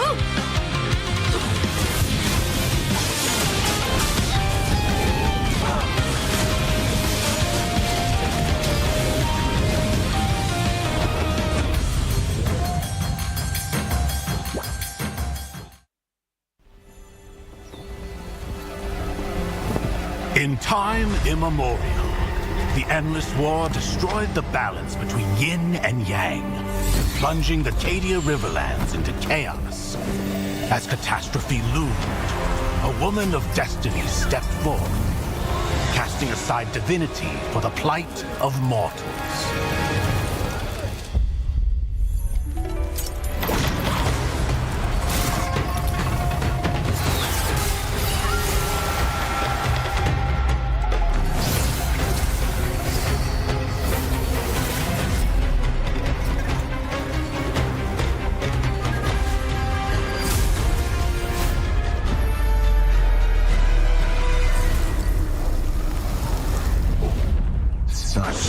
Sacrifice for a fleeting moment of peace in the mortal realm. Does thine heart not regret?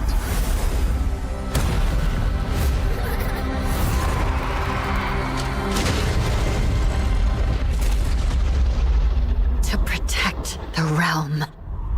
What is there to regret?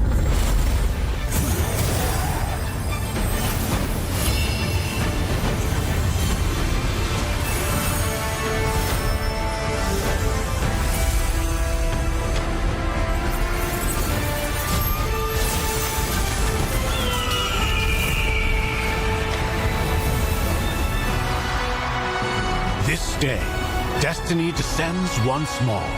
Zutian the Ordained, of untold merit and unbound benevolence, preserver of peace and prosperity, unfaded by time. This day, let heaven and earth bear witness as the Phoenix ascends the throne. A realm united toward a new golden age. From time forgotten to the new dawn, as long as I breathe, Shandu shall never fade!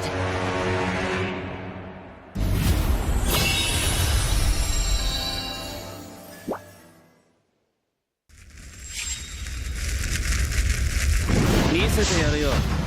Sharingan no hontou no chikara o na.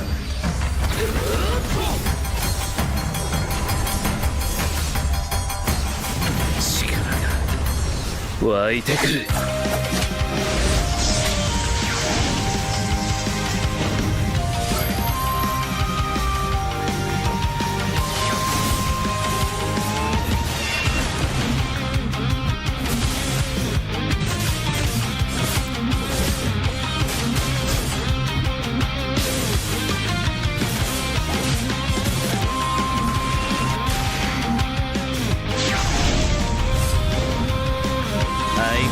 やかましい奴らだ。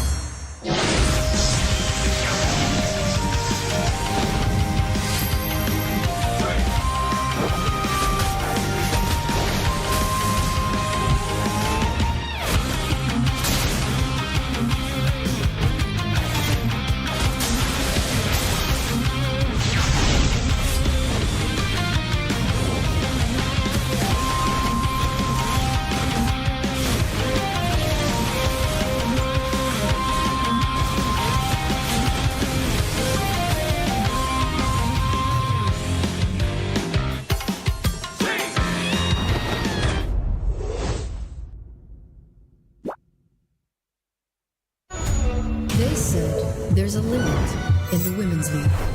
In MWI, we say limit? Watch us bounce. From the MWI queens everyone knows, to the stars who came out from nowhere, to the ultimate champions. Now, MWI is expanding greater than ever. Turkey, EECA, Africa, Mongolia, and beyond.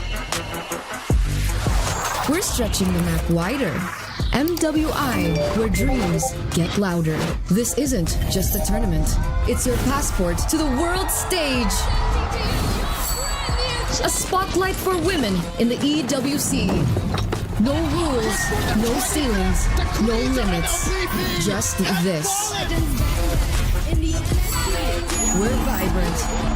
We're ready. We're limitless.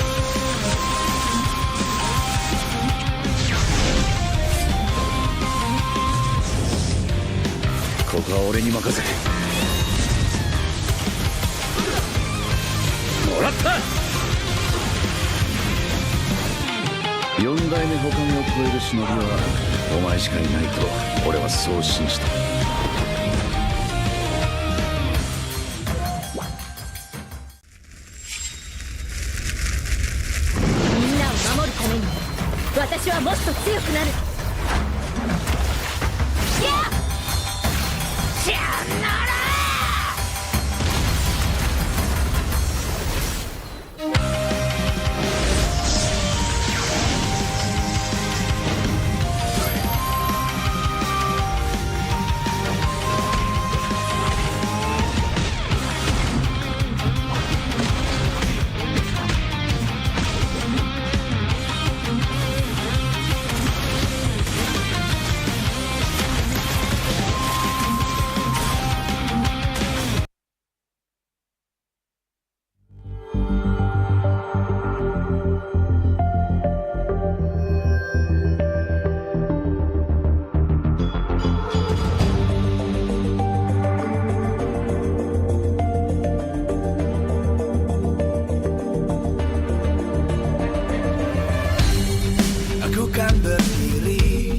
dan terus berlari, terus ke arah puncak tertinggi. Ku takkan berhenti, hanya sampai di sini. Kemenangan abadi menanti. You know we won't miss if we unite our focus. And if you haven't noticed, we all live. Nyalakan apimu, hadapi semua tantangan, hadang semua serangan, jatuh bukan halangan. Bakar semangatmu, janganlah engkau menyerah. Kita akan buat sejarah. We all this, we won't miss. We all this, we won't miss. Saatnya beraksi, jalani ambisi.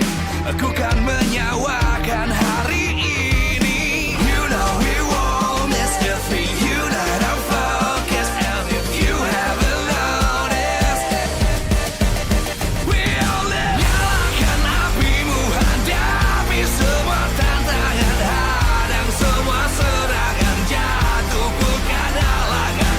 Bakar semangatmu, janganlah engkau menyerah. Kita akan buat sejarah. We all this, we won't miss. We all this, we won't miss. We all this.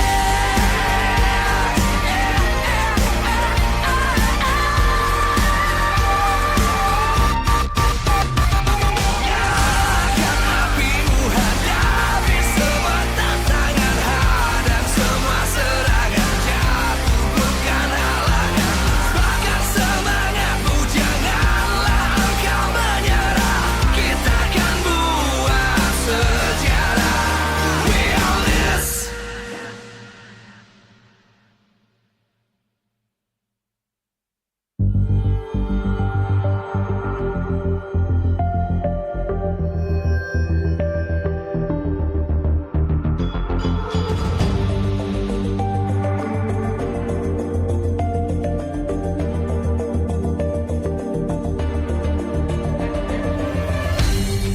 Aku kan berdiri dan terus berlari, terus ke arah puncak tertinggi.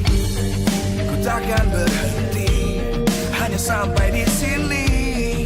Kemenangan abadi menanti. You know we won't miss if we unite our focus. And if you haven't noticed, we all live. Nyalakan apimu, hadapi semua tantangan, hadang semua serangan, jatuh bukan halangan. Bakar semangatmu, janganlah engkau menyerah. Kita akan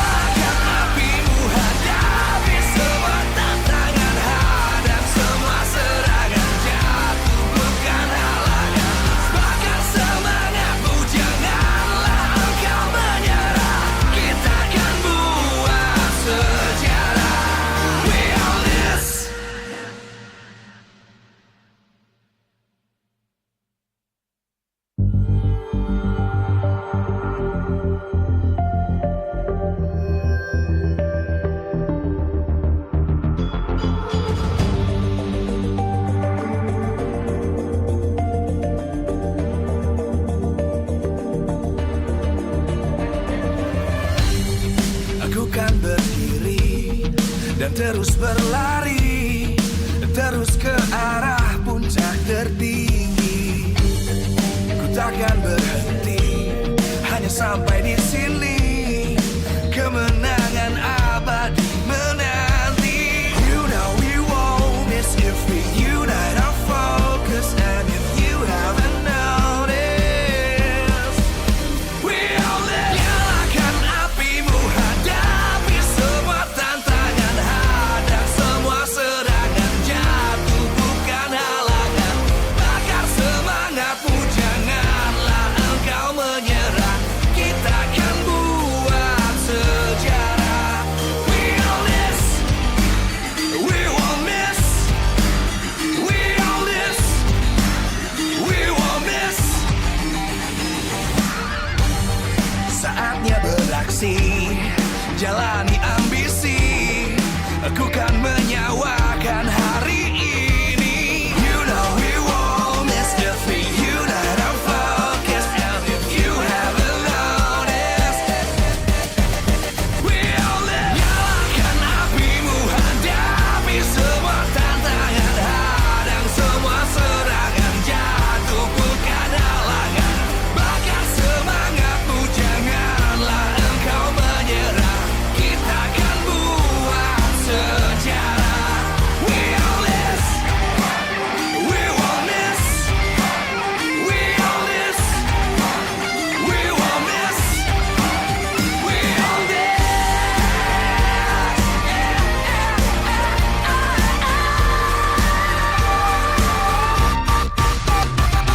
Nyalakan apimu, hadapi semua tantangan, hadang semua serangan, jatuh bukan halangan. Bakar semangatmu, janganlah engkau menyerah. Kita akan buat sejarah. We all this.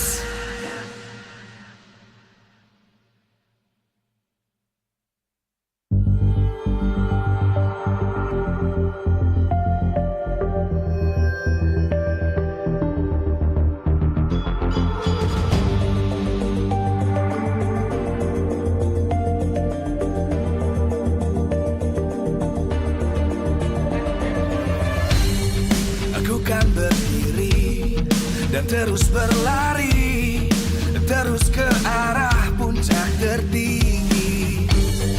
Ku takkan berhenti, hanya sampai di sini. Kemenangan abadi menanti. You know we won't miss if we unite our focus. And if you haven't noticed, we all live. Nyalakan apimu, hadapi semua tantangan, hadang semua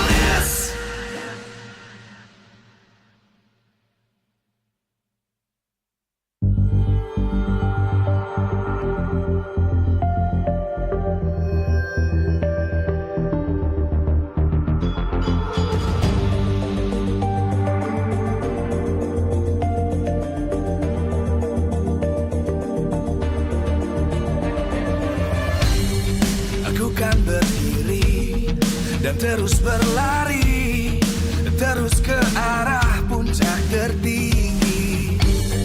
Ku takkan berhenti, hanya sampai di sini. Kemenangan abadi menanti. You know we won't miss if we unite our focus. And if you haven't noticed, we'll nyalakan apimu, hadapi semua tantangan, hadang semua serangan, jatuh bukan halangan, bakar semangatmu, janganlah engkau menyerah, kita akan buat sejarah. We'll miss, we won't miss, we'll miss, we won't miss. Saatnya beraksi, jalani ambisi, aku kan menyawakan hari ini. You know we won't miss if we unite our focus. And if you haven't noticed, we'll nyalakan apimu, hadapi semua tantangan, hadang semua serangan, jatuh bukan halangan, bakar semangatmu, janganlah engkau menyerah, kita akan buat sejarah. We'll miss, we won't miss, we'll miss, we won't miss, we'll miss.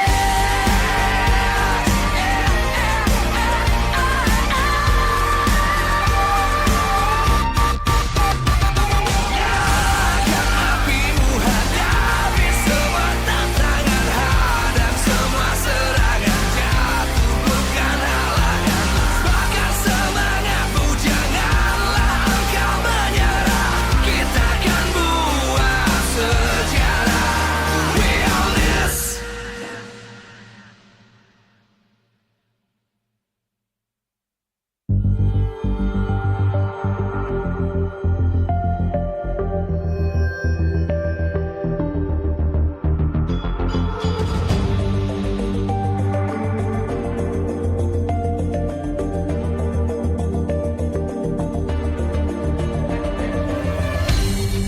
Aku kan berdiri dan terus berlari, terus ke arah puncak tertinggi. Ku takkan berhenti, hanya sampai di sini.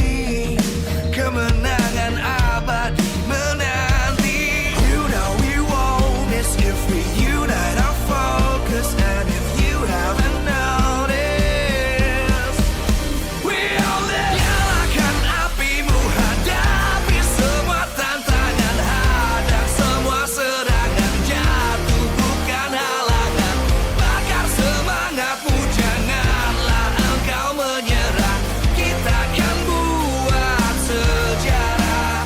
We'll miss, we won't miss, we'll miss, we won't miss. Saatnya beraksi, jalani ambisi, aku kan menyawakan hari ini. You know we won't miss if we unite our focus. And if you haven't noticed, we'll nyalakan apimu, hadapi semua tantangan, hadang semua serangan, jatuh bukan halangan, bakar semangatmu, janganlah engkau menyerah, kita akan buat sejarah.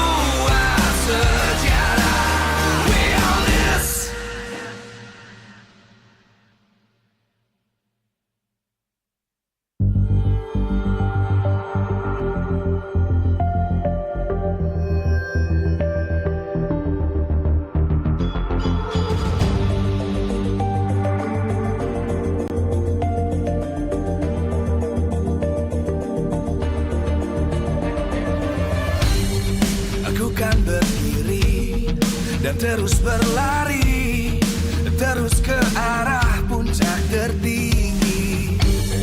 Ku takkan berhenti, hanya sampai di sini. Kemenangan abadi menanti. You know we won't miss if we unite our focus. And if you haven't noticed, we all live. Nyalakan apimu, hadapi semua tantangan, hadang semua serangan, jatuh bukan halangan. Bakar semangatmu, janganlah engkau menyerah. Kita akan buat sejarah. We all this, we won't miss. We all this, we won't miss. Saatnya beraksi, jalani ambisi. Aku kan menyawakan hari ini. You know we won't miss if we unite our focus. And if you haven't noticed, we all live. Nyalakan apimu, hadapi semua tantangan, hadang semua serangan, jatuh bukan halangan. Bakar semangatmu, janganlah engkau menyerah. Kita akan buat sejarah. We all this, we won't miss. We all this, we won't miss. We all this.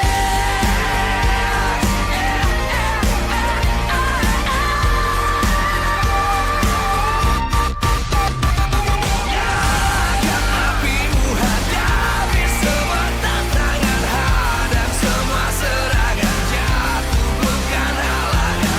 Bakar semangatmu, janganlah engkau menyerah. Kita akan buat sejarah. We all this.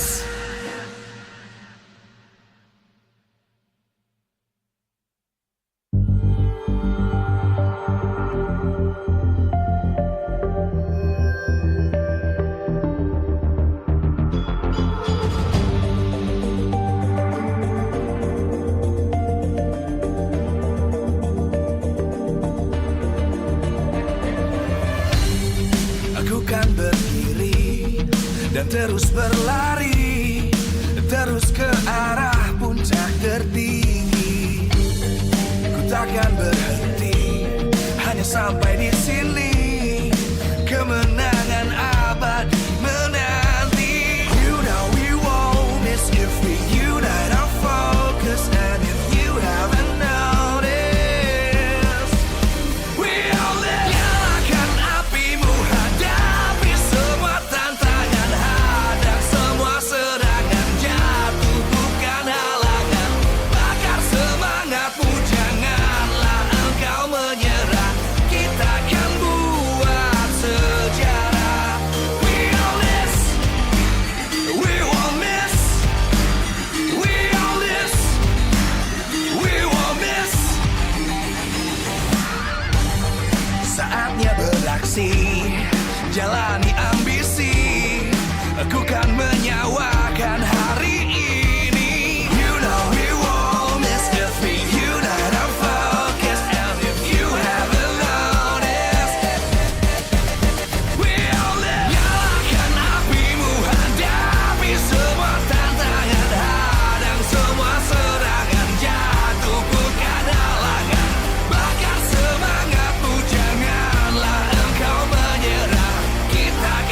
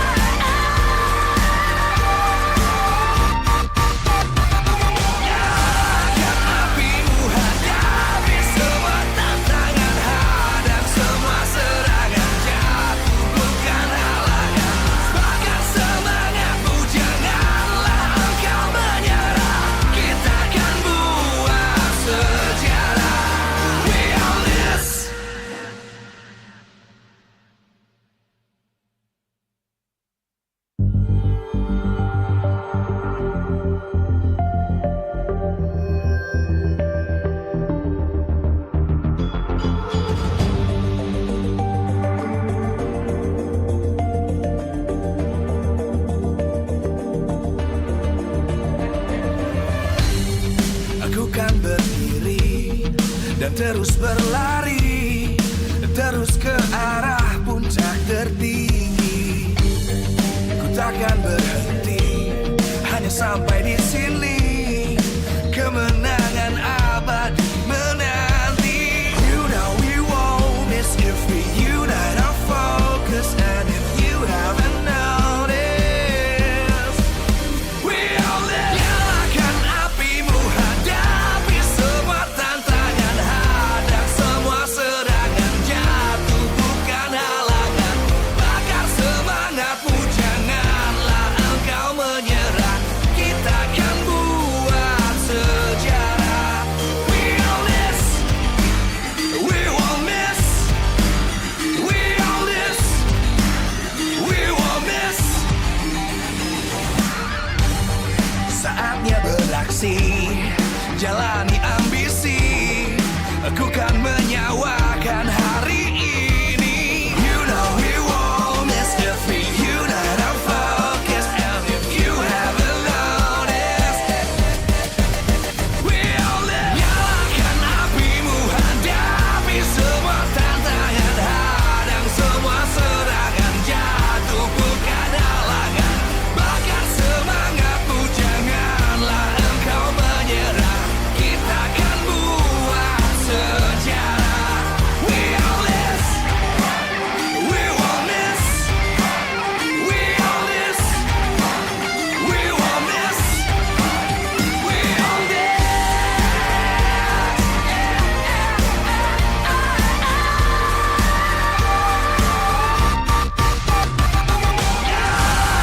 Apimu, hadapi semua tantangan, hadang semua serangan, jatuh bukan halangan. Bakar semangatmu, janganlah engkau menyerah. Kita akan buat sejarah. We all this.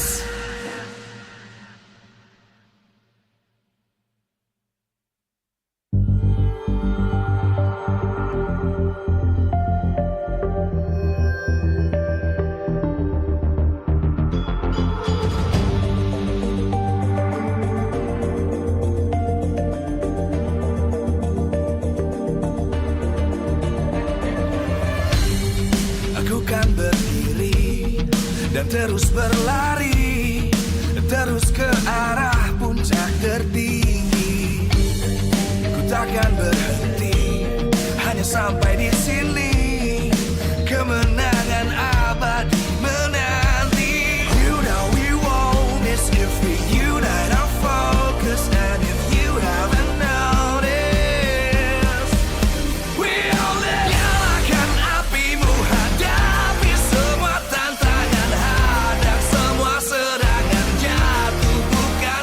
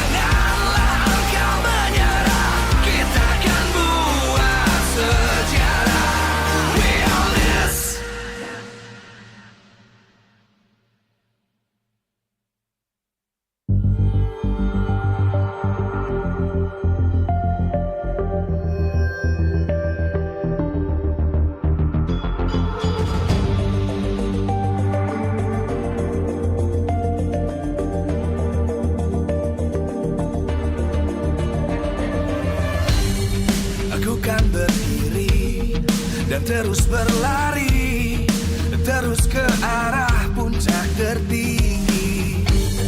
Ku takkan berhenti, hanya sampai di sini.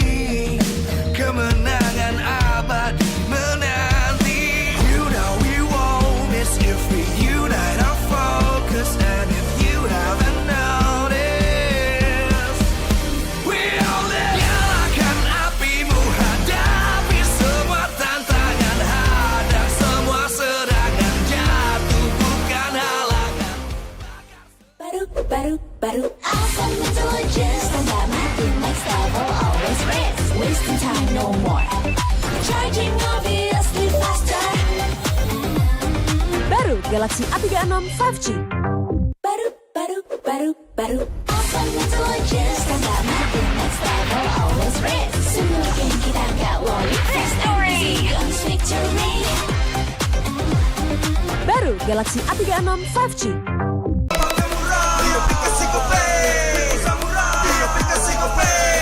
Walau yang lain terus berubah, Gope konsisten, kasih yang pasti murah. Bayar tagihan murah di aplikasi Gope, gratis transfer 100 kali per bulan. Download aplikasi Gope baru, nggak pakai lama. Dompet andalan gamers banyak damage-nya.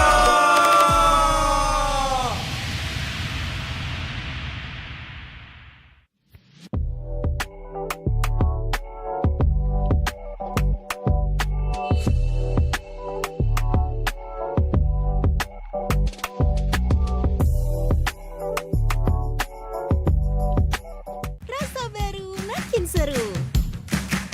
Pertama di Indonesia. Kopi susu rasa cookies. Always ready, warnai harimu. Good Day Groovy Cookies. Nikmati sensasi asyik kopi cookiesnya. Tak ada hari tanpa mabar. Main ngelek, kerap buatku tak sabar. Gimana mau main sampai kelar? Ini waktunya ku bersinar. Okay, let's do it. Games main sandalanku bikin mainku semakin hebat. Tim stabil main makin mulus, rankku fix naik terus. Tukar DG rings, diamond dan voucher game kau dapat. Cuma Games Max, makin-makin no debat. Games Max Booster, kini dapat DG rings. Beli paketnya dan aktifkan boosternya di aplikasi Dunia Games.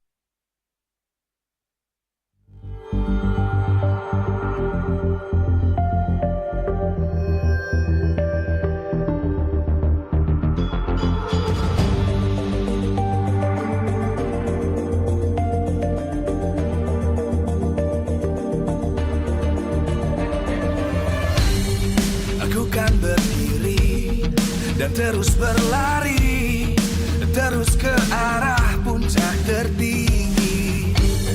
Ku takkan berhenti, hanya sampai di sini.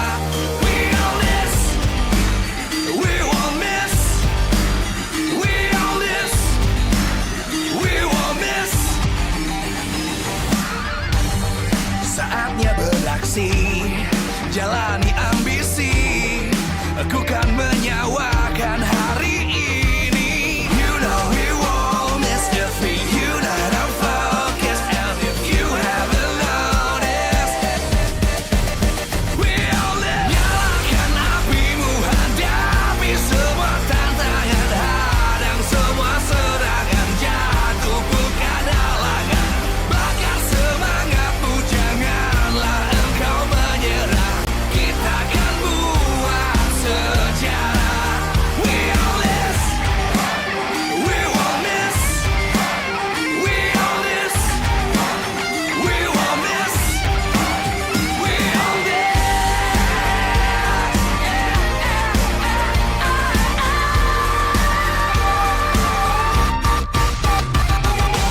Nyalakan apimu, hadapi semua tantangan, hadang semua serangan, jatuh bukan halangan, bakar semangatmu, janganlah engkau menyerah, kita akan buat sejarah.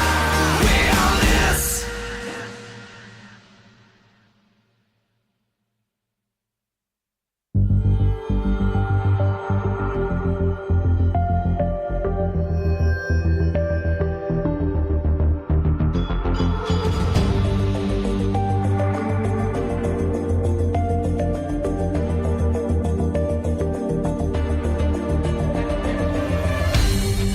Aku kan berdiri dan terus berlari, terus ke arah puncak.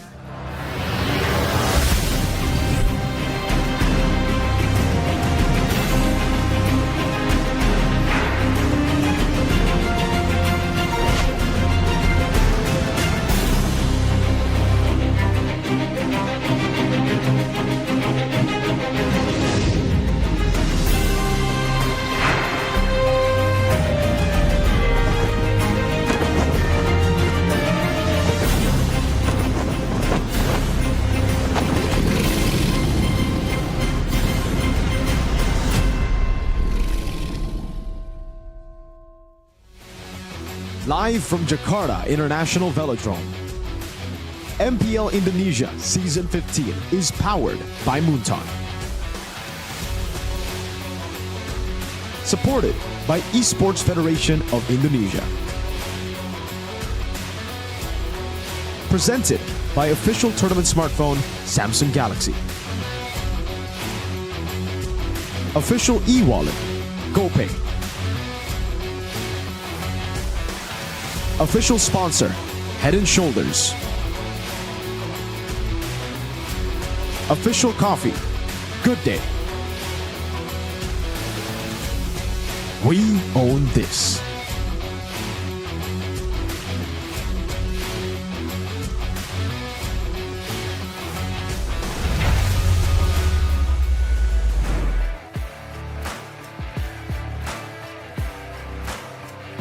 Gemuruh dari seluruh super fans yang ingin menantikan pertarungan yang akan diberikan oleh raja dari segala raja dan juga El Familia yang sesaat lagi akan kita saksikan bersama-sama. Inilah dia upper bracket match untuk tim RRQ Hosti dan juga Alter Ego. Dari Kingdom yang mereka benar-benar menyaksikan debut dari RRQ Hosti di babak playoff. Semuanya tentu tidak sabar untuk bagaimana match ini akan berlangsung. RRQ merupakan satu tim yang bisa dibilang sangat mendominasi dan menunjukkan kekuatan mereka di babak regular season. Bukannya hanya dari musim ini, namun juga dari musim lalu. Mereka terus berkembang dan sekarang adalah waktunya pembuktian mereka bagaimana mereka bisa bertahan di upper bracket dari match ini. Namun lawan mereka hari ini adalah Alter Ego, di mana Alter Ego secara mengejutkan berhasil memenangkan match play-in mereka. 5 game mereka babat dan pada akhirnya mereka melangkah melaju ke babak playoff hari ini. Dan banyak sekali kejutan yang mereka berikan sehingga Alter Champs mengharapkan bahwa Alter Ego inilah saatnya mereka mengukir sejarah. menyaksikan bagaimana hari pertama dan juga match tadi berlangsung, tentu saja kita masih berharap bahwa tim-tim akan memberikan sesuatu yang kita harapkan. Tersisa 4 tim saja, namun pilihannya memang bertahan di upper bracket selangkah lagi untuk menuju tiket MSC IWC atau malah punya chance untuk terpeleset di arah lower bracket. Ini adalah pilihan yang harus mereka jalani. Dari tim RRQ dan juga Alter Ego, mereka punya histori yang begitu menarik. Bagaimana tidak? Alter Ego memang punya jalan yang sepertinya harus tersandung oleh RRQ. Kita boleh flashback dari saat untuk slot babak M1, Alter Ego terjegal oleh tim RRQ pada saat itu. Sehingga mereka gagal untuk mewakili Indonesia. Dan setelah itu dari Alter Ego mereka berhasil masuk ke dalam Grand Final di season 16. Namun lagi dan lagi RRQ lah yang menjegal mereka di babak Grand Final. Alter Ego punya kenangan buruk terhadap tim RRQ, namun kali ini tentu kedua tim mereka harus bisa melampaui dari segala macam yang telah mereka lalui. Dan tentu saja kita mengharapkan di season 15 ini, tim RRQ dan juga Alter Ego benar-benar bisa membuktikan diri. Dan sebelum kita melihat bagaimana pertarungan epic dari kedua tim, izinkan Bude mengucapkan terima kasih kepada super fans yang lagi ada di festival, yang lagi ramai banget di sana. Ada Kingdom, ada Alter Champs, dan juga seluruh pencinta Mobile Legends yang berkumpul. Dan tentunya, ini penuh banget ya yang ada di Jakarta International Velodrome.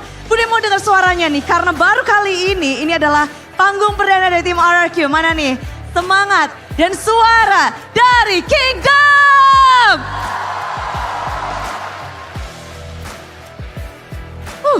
Rame banget. Benar-benar berasa atmosfernya, tapi Alter Champs kayaknya lagi mau ngumpulin suara, mengumpulkan semangat. El Familia, Alter Champs, mana nih yang percaya sama Alter Ego?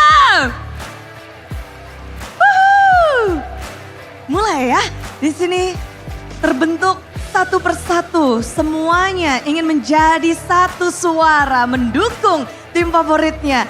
Dan dukungan juga terus berlanjut dari para sponsor dan partner untuk MPL Indonesia Season 15, powered by Moonton, supported by PBSI, presented by official turnamen smartphone Samsung Galaxy, official e-wallet GoPay, official sponsor Head and Shoulder, official coffee partner Good Day, dan kita juga punya partner ini sports, ada Telkomsel, Dunia Games, dan IndiHome. Bersama dengan kita punya advertiser Kacang Sukro dan juga Hokben. Tak lupa kita punya banyak supplier, ada RSV Helmet, UBS Gold, Kila Food, Royal Guard, Mercon Merah Putih, lalu Imaginary, dan juga venue ini adalah Jakarta International Velodrome yang sudah mulai terisi penuh, di mana semangat dari para superfans tentu akan tersalurkan kepada tim-tim yang akan bertanding.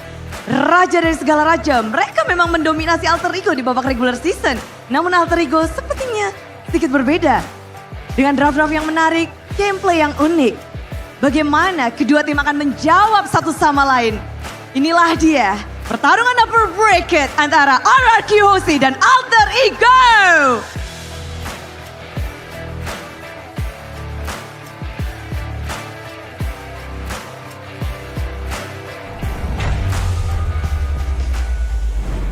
Another upper brackets match here for our last match of the day. Day number 2 playoffs of MPL ID Season 15 live in Jakarta International Velodrome. Welcome back to the English panel with me as your desk host Eterna alongside with Mirko and Sheffin once again. And it's coming down to this. I mean, the venue is packed right now. You can even see the Kingdom still rolling in, but we can already feel their voices. We can already feel their support, the crowd, the vibe. It's electric.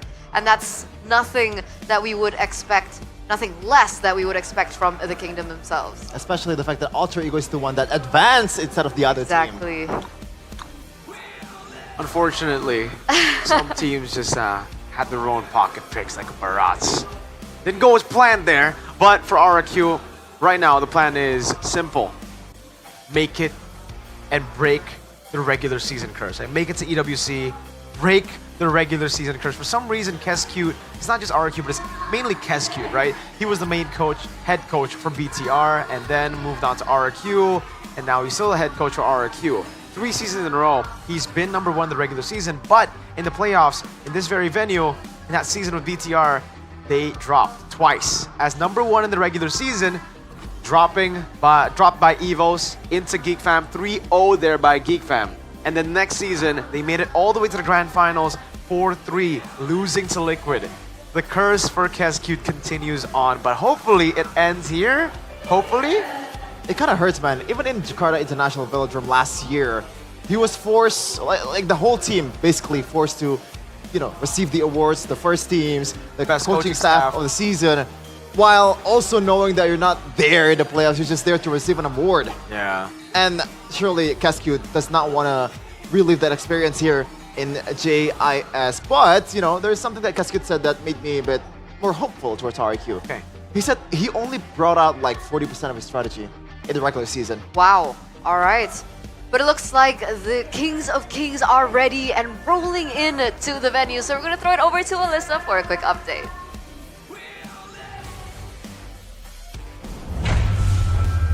Bersama Alisa Natali dan pastinya di sini Alisa lagi menunggu kehadiran dari juara regular season kita, ada RRQ yang hari ini akan bertanding melawan Alter Ego. Nah, kita akan culik salah satu pemainnya ya yang kemarin juga baru memenangkan MPL Awards di season 15 ini. Halo Dok, apa kabar hari ini? Alhamdulillah sehat. Alhamdulillah sehat ya. Dok, gimana nih kemarin kamu sudah memenangkan award sebagai MVP regular season? Ya pastinya seneng sih, kayak gak nyangka aja rumor dapat. Keren banget. Nah kalau ngelihat nih kemarin antara Bigetron dan juga AE, sebenarnya kamu expect buat ngelawan siapa sih hari ini? Expectnya ngelawan AE, tapi menang gampang gitu lawan BTR, tapi ya BTR hampir kalah lah AE di situ. Expectnya AE. Expectnya memang AE ya. Oke, berarti sudah siap nih sepertinya RRQ melawan AE. Tapi kemarin kamu melihat kemarin Franco Dreams menggila dan membawa reverse sweep sendiri buat AE. Apa pendapat kamu soal ini? Ya emang Franco-nya dari dulu emang jago sih. Ya mungkin itu kunci buat comeback-nya juga sih kemarin. Ada keinginan gak sih buat lawan Franco sama Dreams nanti? Ya lawan apapun aja sih.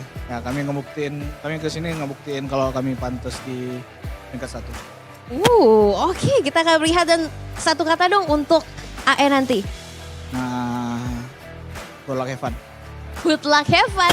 Oke, thank you so much ya Dok. Semangat, good luck. Dan kita akan melihat apakah RRQ akan tetap bisa bertahan. Dan terutama karena mereka sudah berhasil mengamankan upper bracket. Ataukah AE juga akan membantai RRQ. Kita akan melihat di match kedua, hari kedua, playoff season 15. See you. Thank you, Alyssa, for that quick update on RRQ. Edok there mentioning that he actually expected to go against Alter Ego here in the upper brackets, not Bigetron. Why is that? Oh, I think, if you guys fall, they have inside info, obviously, in scrims, and I also had that info. And yeah, for the most part, I think in scrims, Alter Ego have been looking pretty scary. But that's always been the case for Alter Ego in the past as well. It's just, unfortunately, on stage, they never are able to perform. But finally, yesterday, they were able to display how adapted. Actually, I don't even know if I want to say that. It was more on BTR dropping the ball. Sever actually said in the post-game interview that he was actually surprised. Yeah, surprised too, because in the first 2 games, it went south for Alter Ego. Then somehow Sever said, in game number 3, BTR changed their strategy. So even he himself didn't expect that. Exactly. I think it was a little bit of a trend for Alter Ego, right? Even the season where there was still V. So let's see how Alter Ego are doing as they're also walking up onto the venue. Halo, kembali bersama Alisa dan kali ini kita akan menunggu kehadiran dari Alter Ego yang di hari pertama tampil prima dan akhirnya bisa mengalahkan Bigetron Alpha, dan hari ini mereka akan ketemu dengan RRQ, juara kita di regular season. Kita akan culik salah satu roamernya kali ya di sini ya, Dreams. Oh, di sini. Mohon maaf. Halo Dreams, apa kabar? Baik. Kurang sehat. Kurang sehat. Lagi sakit kah? Dikit. Oke, tapi tetap semangat ya hari ini ya. Oke, Dreams, kamu bakal ketemu Idok nih yang kemarin juara jadi MVP di regular season sebagai roamer loh. Gimana menurut kamu? Ya dia jago dari segi mekanik, makro juga bagus lah, kayak regenerasinya bagus dari. Oke, dan kamu sendiri salah satu andalan kamu ini kan hero-nya adalah Franco. Nah, ada keinginan gak sih untuk lawan-lawanan Franco nih sama Idok nanti? Nah, gantian lah. Gantian. Oke, kita akan melihat ya. Nah, sebagai veteran juga nih, kamu gimana sih ngelihat performance-nya Idok sebagai roamer muda yang berprestasi? Ya bagus lah, kayak ada apa? Regenerasi gitu lah. Oke, satu kata dong buat RRQ. Keren. Keren, wow, kita akan lihat ya, semoga AE bisa menang melawan RRQ. Good luck ya Dreams, thank you so much, sampai ketemu lagi, good luck. Nah itu dia tadi bersama Alter Ego dan kita akan melihat apakah hari ini Alter Ego akan berhasil mencetak poin melawan RRQ ataukah sebaliknya. Kita akan lihat di match kedua, hari kedua MPL Indonesia Season 15 Playoff. See you. Thank you so much, Alyssa, once again for the report now for Alter Ego. And it looks like Dreams is feeling a little bit under the weather, so hopefully he does get well soon. Hope it doesn't affect his performance today. I hope it's a metaphor. I hope it might be like a figure of speech, you know? Okay. I hope it's not actually him feeling sick because that would be bad if he's not healthy. I mean, maybe he's just trolling Alyssa because Alyssa, as you said earlier, is pretty innocent. So Yeah, could be. I mean, his nose was a little red. Oh, So- Rudolph. I don't know. I mean, hopefully. Not a good sign. To be fair, Dreams, he's the type of guy to consume so much sugar. Yeah, I heard about this. Like, to the point that his teammates are concerned about his well-being. Like, I'm not even Tell joking. Sheffin Apparently, about the guy consumes like, you know, teh tarik? Yeah. He consumes like 3 to 4 glasses of teh tarik per day. So that's a lot of sugar, folks. I asked him if it was true, and he's like, yeah. And I'm like, are you? I don't want to assume, but are you good? He's like, yeah, no, I'm fine. So He loves them tea, man. He loves tea. You don't want to get diabetes like Arashi. Whoa. What? I don't think he has. It's not diabetes? No. No, Oh, I- what is it? It's something else, Oh, but yeah. like, let's focus on this instead, okay? For those of you guys back at home, once again, we do want to know what you guys think. Facing the Kings, can Alter Ego send RRQ to the lower bracket? All right, it's a big question to throw at you guys, I know, but there's only two choices this time. A, difficult, RRQ is too strong, or B, Alter Ego ready to make new history. Why new history? We have a little bit of a lore going on It's between lore. Alter Ego and RRQ. I think we're gonna get to that at a certain point with the poster. Yeah. But what do you guys think about that answer? Okay, before that, how many percent is gonna be on A? On A, I think 80%. I'm gonna guess 78. 78%. Specifically 78. Yeah. 78%, okay. Where did the 22% go? For Alter Ego fans, that's a bit trusting to this team. Okay.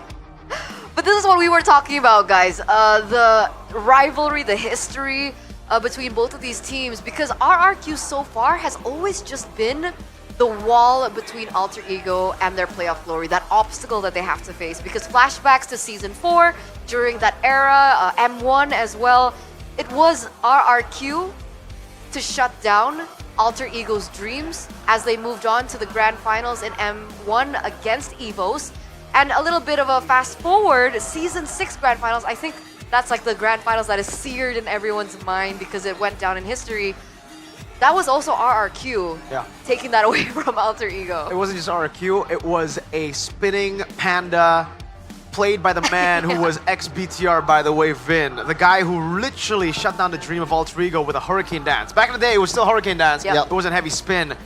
Now they have dreams, though. Literally, the player and, I would say, hope. They have a lot of hope right now. After their performance against Bigetron yesterday, yes, a lot of critics can definitely just say that BTR were the ones who dropped the ball, but Alter Ego, to stay that composed, to still be able to get those picks, you know, staying consistent and not changing anything despite losing the first 2 games, we gotta commend them for that. We gotta commend them for having the mental capacity to be able to do that, especially considering they have 2 rookies. A lot of people forget about them, like being rookies, because they do perform really well, Rin and Arfi. RFU was able to solo kill Eman twice. A lot of us consider Eman to be the best gold laner in Indonesia, so the fact that he's done it twice and another time in the second meeting in the regular season, it's impressive. Let's take a look at this though. Let's see, is it 78%? 60. Whoa! Wow. It's closer to yours. You said 80%, right? But I'm quite surprised too. 38% actually believe that Alter Ego are ready to overcome RRQ today. And here's the thing. If maybe we're expecting the same RRQ from the end of the regular season, then maybe, right, they were less informed than we expected them to be. But Chef, share your thoughts. I mean, did the RQ fall off in the regular season at the end? Yes. Oh man, I don't know if the word fall off is something that I want to use. I feel like they know that upper brackets is already secured. So why not just try things out? Why not just hide our cars? Why not just maybe take it a bit slow and take the opponents in the playoffs by surprise when the time comes? I think that's the story for Cascade, because he's been revealing his cards a bit too soon in the regular season, and that's why the playoff success is not there yet.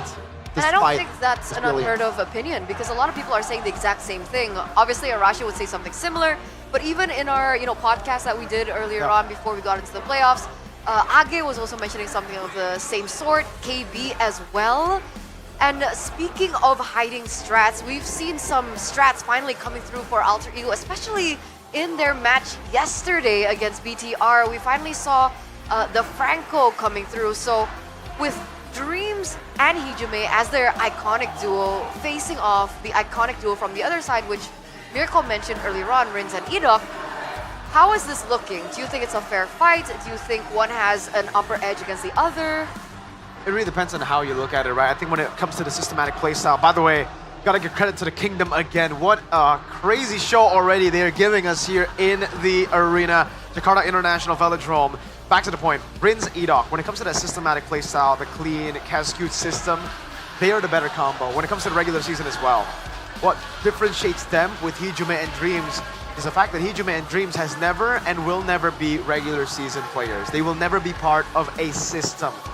They are clutch players that have a lot of individual flair, and that individual flair is mostly seen in the playoffs. Season 11, carrying EVOS to make it to the Grand Finals, making it to an MSC.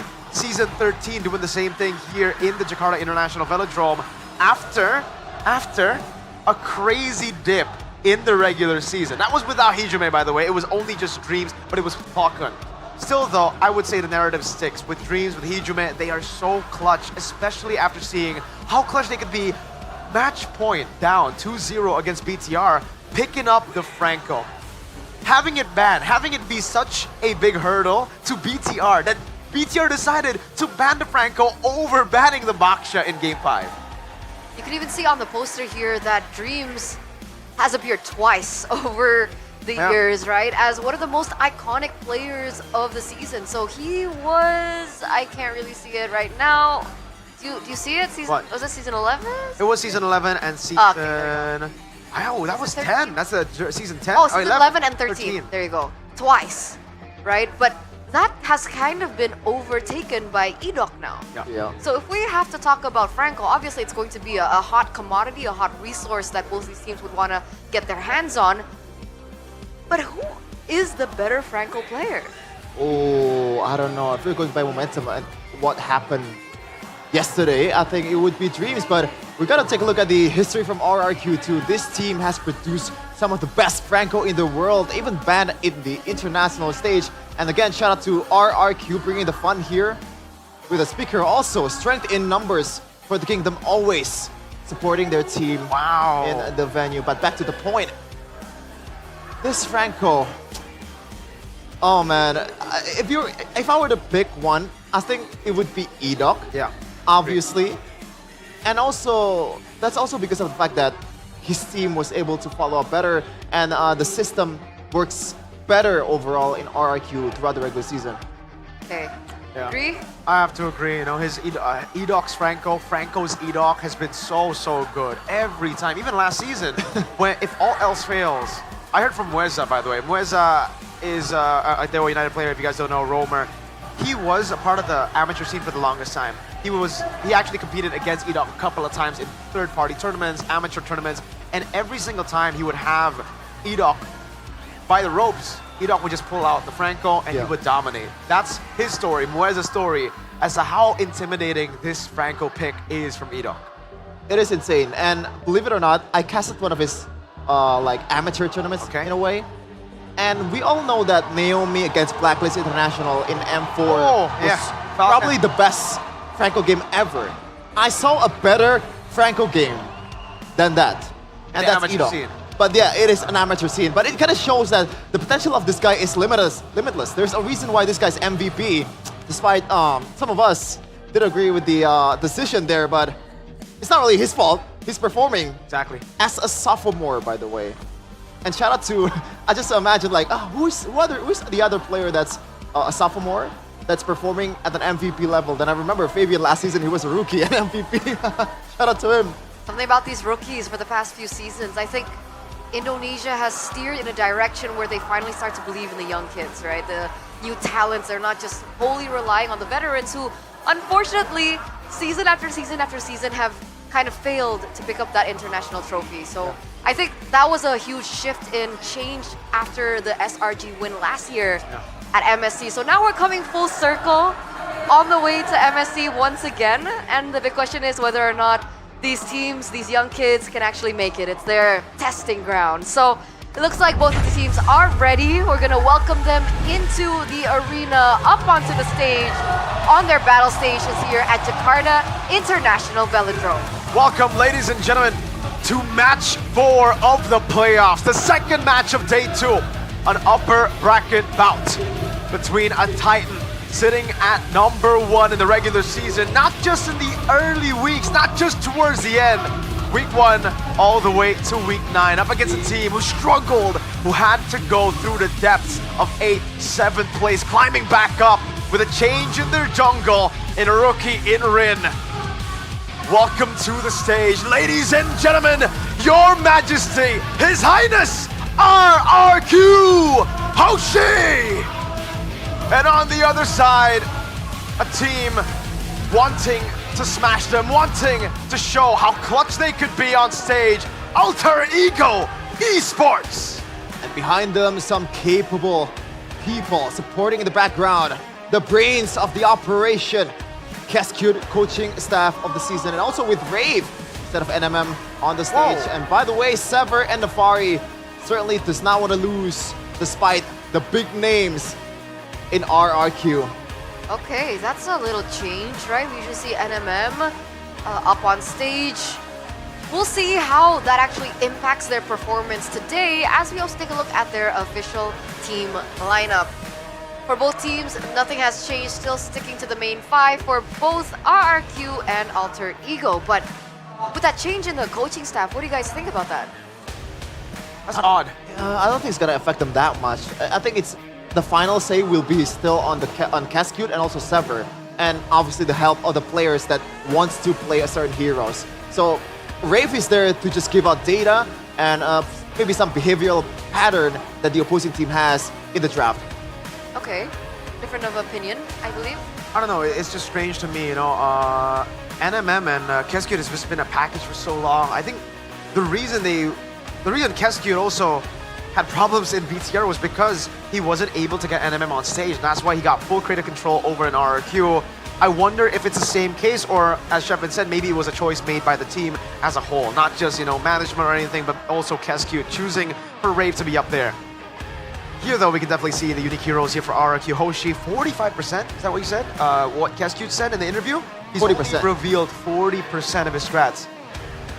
If that is the case, then we are in for a show, because we haven't really been seeing too many of those pocket picks. I think, yeah, I mean, it's the Franco, the Esmeralda that we've seen too. Unlike Onyx, they were able to make it work in the regular season, and the Kadira for Rins. Ooh.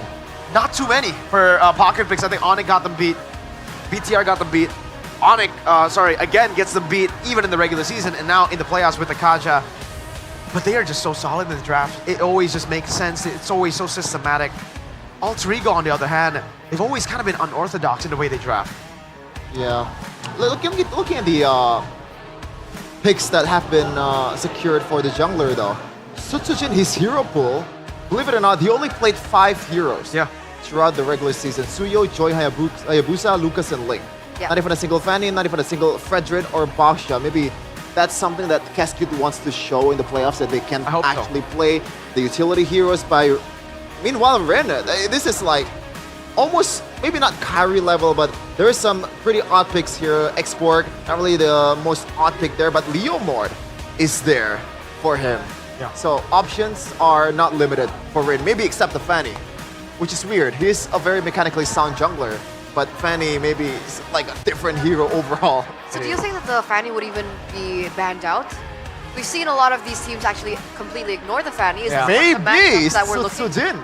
Yeah, I think it's going to be the Right? same case as the matchup yesterday against BTR, right? Alter Ego and BTR completely ignoring the Fanny in the drafting phase because both of them technically are not comfortable on the Fanny. But in this case, I would say Sutsujin, he's not comfortable on the Fanny going up against elite level teams. I'm talking Onyx BH here, right? That's why it was always banned by them. When they're up against Onyx ID, it's the same. But when they're up against Alter Ego, I think it's alright to try to show the Fanny. It's okay. It'll be on Alter Ego to ban it. It'll be on Alter Ego to gamble of whether they want to see it on the other side or not. That makes sense. That does make sense. We're looking at the top 5 players' highest assists in one game, and it looks like Dreams is up there, number 2 worldwide. Yeah. That is not OP, by the way. I know how he looks like, is it not? That is not OP. Yeah, Dreams and Light both making it. It really just shows that they're active teams. I don't want to use that stat to say anything here. It just shows that they are very, very aggressive. And when they win, they go for a lot of team fights. Way more than they should in the regular season. That's why RQ, you don't find them individually in these statistics. Even Sutsujin, right? When it comes to Turtle Taken, Lord Taken, he doesn't make it into the top 3. Why? Because the games are always so short, because they are so dominant in the early game that sometimes they just trade it out for bigger objectives like structures in the early game, or they don't make it to 2nd, 3rd Lords. They'll just end the game straight out in Lord 1 sometimes, yeah. And it looks like RQ will take the first... Good choice. Yep. 71% for Cascade, and RRQ would be even better if they, as I said earlier, didn't really let up or like pump the brakes at the end of the regular season. But this is scary because ever since BTR days, Cascade has always been a first pick guy, right? Yeah, he really likes first pick. And I think both in Season 13 and for BTR and here currently in the season, Blue side has been finding a lot more value just because we have a crazy first pick prio on the Kalea, on the chip as well. So far, Onyx have not done that. They've just been winning on red side. Man, the Kingdom. Look at that banner. Kings of Kings. Is that not the biggest banner we've seen so far? So far, yeah. It's a banner.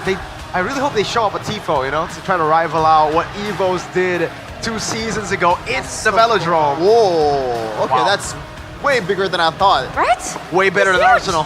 Oh, not again. Not again. With Gani hearing it too. What's up, Gani? He's literally walking to the toilet. I can see him. He's not going to listen to that jab. He won't hear it, but he will know. Yeah. But anyway, so we're seeing RRQ now on blue side. And we're going to go straight into the drafts as well as we start discussing what to expect in this, I would say, flexible kind of meta. It really depends. I wonder how far RRQ have gone to kind of experiment with what they already have to what they want to kind of achieve here, and whether or not we're actually going to be seeing it picked up here, because there is still a possibility they will be still hiding some strats. So here it is, drafting phase, game number 1 in this best of 5 upper brackets, presented to you by the official tournament smartphone Samsung Galaxy A36 5G, RRQ, Kimi, Fredrin, Luo Yi. Now, here's the big question. The Fanny is still left open. Do you think Alter Ego will ban it here alongside the Jushin and the Chip? I don't think so, especially Jushin hasn't seen playing time at all in the regular season for this hero. Yes, we saw a few Fanny, I believe, in a few seasons ago with RRQ too, but it's not really the greatest of Fanny out there. Far cry from like the likes of Fabian or King Kong. Yep. So Sever here, some options. Yes, no backshot for RRQ at all, but oh, they're still banning it. This is interesting. Yeah. I mean, they kind of learned from the lesson in BTR and AE matchup, so maybe that's why they really value the Baksha, even though they haven't seen it at all. All right, let's see RRQ. Are they gonna go for the Kalea or the Harith here? The Joy is up for grabs, so I don't think they're gonna go for the Joy first pick. Usually that would be the route RRQ takes just because they know how good of a Joy player Sutsujin is. But again, Harith, a good counter to it already. They will still go for it. Interesting. So Kalea and Harith, yeah. By the way, Alter Ego have a chance to go for that. Kalea, Harith, the Harith doing good against the Joy, the Kalea even more so, and then later on they could go for the Hayabusa too as last pick in the first phase. I think that sets them up for a really, really good first phase draft. Yeah. And by the way, the Jushin ban. Oh, it seems like it's gonna be a Badang and Hayabusa. No marksman or even a Kalea pick. Now, the Kalea and Joy synergy, or maybe lack thereof. I think there is some synergy there, but the fact that Hayabusa is picked by Alter Ego, and we saw what Beloski was able to do to Kyrie on a Kalea to a Hayabusa, this should be an easy one for Edok unless he wants to use his like flexibility in the second phase to be able to kind of like surprise Sever and Alter Ego even further. I mean, if you pick a Kalea right away, that's already a flexibility to explore the second phase. Wow, but it looks like it's gonna be a God Thought, a hero that I believe we haven't even seen in the playoffs currently. Black Thought? I think we've seen him once yesterday. I think we did. We did alongside the Badang. Yeah, Kalea left completely open with the Granger. Yeah, I expected the Granger here. I was gonna say Kalea Granger, but they go for the Gatot Granger. Gatot good against the Hayabusa, obviously, but I really expected Alter Ego to go Harith anyways, you know? I guess they're anticipating a possible Aerith though, or... Huh, yeah, Alter Ego. It'll be... Now it's a choice for them, right? Kalea or Harith. I'd personally go Harith here. Yeah. First two levels, I think it's still gonna favor to. Oh wow! I mean, Farsa has been seeing a rise in picks in the playoffs just because of the fact that he is the only mage that can deal that long range burst damage, and that's trouble for Toy. But they do have an answer to Gatot Kacha and the dive from Sutsujin with a Joy, and he's a really good Joy player too. So it's not gonna be that easy for Hijime to be able to set up a good feather airstrike. Is Harith just not prio for Alter Ego? He banned out Valentina. Let me check the win rate actually. RP 3 games, 67%. So he can play it. Yeah. We did see him lose on the Harith yesterday up against BTR. That was the game that they were able to go. Oh, a legend in the building, R7! There you go, that's the Harith. It's just weird that we don't get to see the Harith in the first phase. I guess Alter Ego know that for the most part when they win through just winning out the mid trio. When Rin is doing well, when Hijime is given a pick that he can excel on, so maybe that's why they've gone for the Farsa and the Hayabusa instead of the Harith in first phase. Alter Ego ban out the Valentina. Is it going to be another Rin's ban here? If it is, I wonder what it's going to be. There's not much. What, Eve? I want to say Katira, but that's a reach. I think just ban out the Kalea, right? Like, yeah. Kalea is up for grabs still. Obviously, Alter Ego can still take it. Oh, that's a better. They go for the Franco, and this means that I think Alter Ego still have their eyes set on a possible Kalea pick for themselves. Yeah. I mean, for both teams, they haven't really revealed their EXP/Roamer yet. We haven't seen a lot of Gatot Kacha EXP. It's mostly on Roam, but it's possible for Mr. Zyron. Now for RRQ, if you want to ban out another gold lane, that should be an Irithel, an easy one for them. It's a good lane matchup against Toy's Granger, and also it's also a way to evade some of the damage that's gonna come in from the electrifying beats. Alter Ego, what do they want to open up with? Surely it's gonna be a gold lane, or do they want to hide it until the last moment for Arfi, for him to be able to be effective in this game? Yeah, I think just flex it. Pick up the Kalea now, flex the Badang as well, and then later on you can pick up a 1-1 if RRQ decides to go for more tanky members. Get the crossbow tank down, even though Granger is going to be a tough matchup, you already have the Hayabusa and the Farsa to enable a possible 1-1. I'm just picking maybe the Moskov as well on the side, if they really want to just play for side control, right? Because with the Irithel and the Harith banned out, this is kind of what we expected after not seeing the MM in the first phase. Ooh. I want to say a pick, but I don't want to say that I'm There's the Kalea, as expected. reaching. Kalea, so they're gonna hide it until the last moment. RQ though, mid lane and a frontliner. Oh, I mean, believe it or not, Kadira could actually work, but I don't know if they want to pull it off in the playoffs. Rince played a decent Kadira, even though it's not gonna hold up until the late game. That's the main problem with this hero. Okay, what other options are there? Selena, Yves. Oh, Selena. Phobius is up for grabs for Dyron. Comfort pick for him. The Hilda would be solid choice. A solid choice against the Hayabusa and the Farsa as well. I don't think you want to go for glue here, right? Because it's not that like guy that you want to just stick on. Everybody's so mobile. So yeah, I think it'll be Hilda or Phobius. There you go. Paramis. I guess they already have enough damage with the Phobius, Ranger, and the Join. There's not really a lot of risk. This Phobius also technically cancels out. Oh, the Paramis is a good counter to the 1-1 they're expecting here too. Technically just forces Alter Ego to go Moskov and play for mid to late, where as RRQ continue to just play for the snowball early. Good choice. By the way, the first total fight for RRQ is going to be pretty strong, especially with the Netherrealm and Phobius jumping all over the place.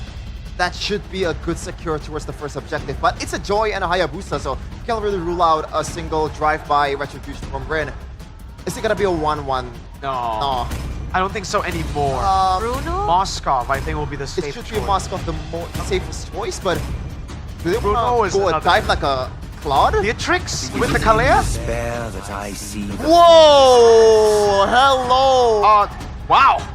Okay, we're gonna throw it over to the casters to see what they think about the drafts here. Natan, debut pick. Welcome, ladies and gentlemen, to the second match of today. RRQ Hoshi against Alter Ego in a fully packed Jakarta International Velodrome. The Kingdom are turning up. The Alpha Milia, the Ultra Champs as well, is here. Accompanying you is me, Realize, and Donnie. Welcome, ladies and gentlemen, and we are about to see the first game between these two teams who will accompany Onyx in the final upper brackets. Let's watch and witness game numero uno. This is a story about Alter Ego trying to get out, trying to crawl out of RRQ's shadow. A total of 30 meetings, our Alter Ego has only won 9 of them, and RRQ 21 victories. It is game number 1 of Rex Regum Kaon, RRQ Hoshi against Alter Ego. Jump into the Land of Dawn. We immediately see the spell choice, the contrast of the spell choice there. 4 flickers for Alter Ego. Oh, that's early engage top lane, and actually very low. Early rotation, Dreams and Rain actually able to find the punish. Hijume claims first blood. That is first blood for Hijume, as well as a burn revitalize for the Gatot Kacha, obviously to purifies to play against the Kalea. But we're gonna talk about this Natan pick, right? This Natan pick, I don't know about it in lane against the Granger. The Granger obviously early on will bully the Natan, but the Natan, once he gets his items, once he's able to get into probably the Holy Crystal, that is where he can show up in the team fights. And the emblems, obviously you go QC for the Natan to have the sustainability to move around quickly against the Granger as well. And for the Hayabusa, it's the War Cry. Yeah, all simple for the emblems. I mean, all this Natan needs is just to survive that early, right? That laning phase. Hopefully he doesn't really get punished a lot, and we can see immediately the impact after that Holy Crystal. So yeah, I expect Alter Ego to play perhaps the opposite map more to make RRQ respond towards the other side of the map. But let's wait and see. It's going to be item not really too out of the ordinary for now. And then Natan though, goes warrior boots to have extra physical defense against the Ranger, against the Phobius later on, if there happens to be a skirmish. But Arfi is just relentless in this lane. And we have to talk about the base defense later on, right? The Farsa, the Natan. Now Dyron wants to contest this turtle. It's Rin Tensu choosing together for the airstrike. Hijume! That's a pull! That's a wings by wings! And ladies and gentlemen, Sutsujin has a kill. That's gonna be Dreams. Stunned. Half HP. I don't think they can contest this. Great taunt That's going to be Alter Ego now in shambles, perhaps. Rin has to run away. He can't fight this. Not even the ninja can do anything with his shurikens. And Dyron will just put Nino at bay. That's RRQ. Winning an early trade. The turtle as well to boot. So this is them just saying that we're ready to rumble. You gotta talk about, obviously, the playstyle that Alter Ego have.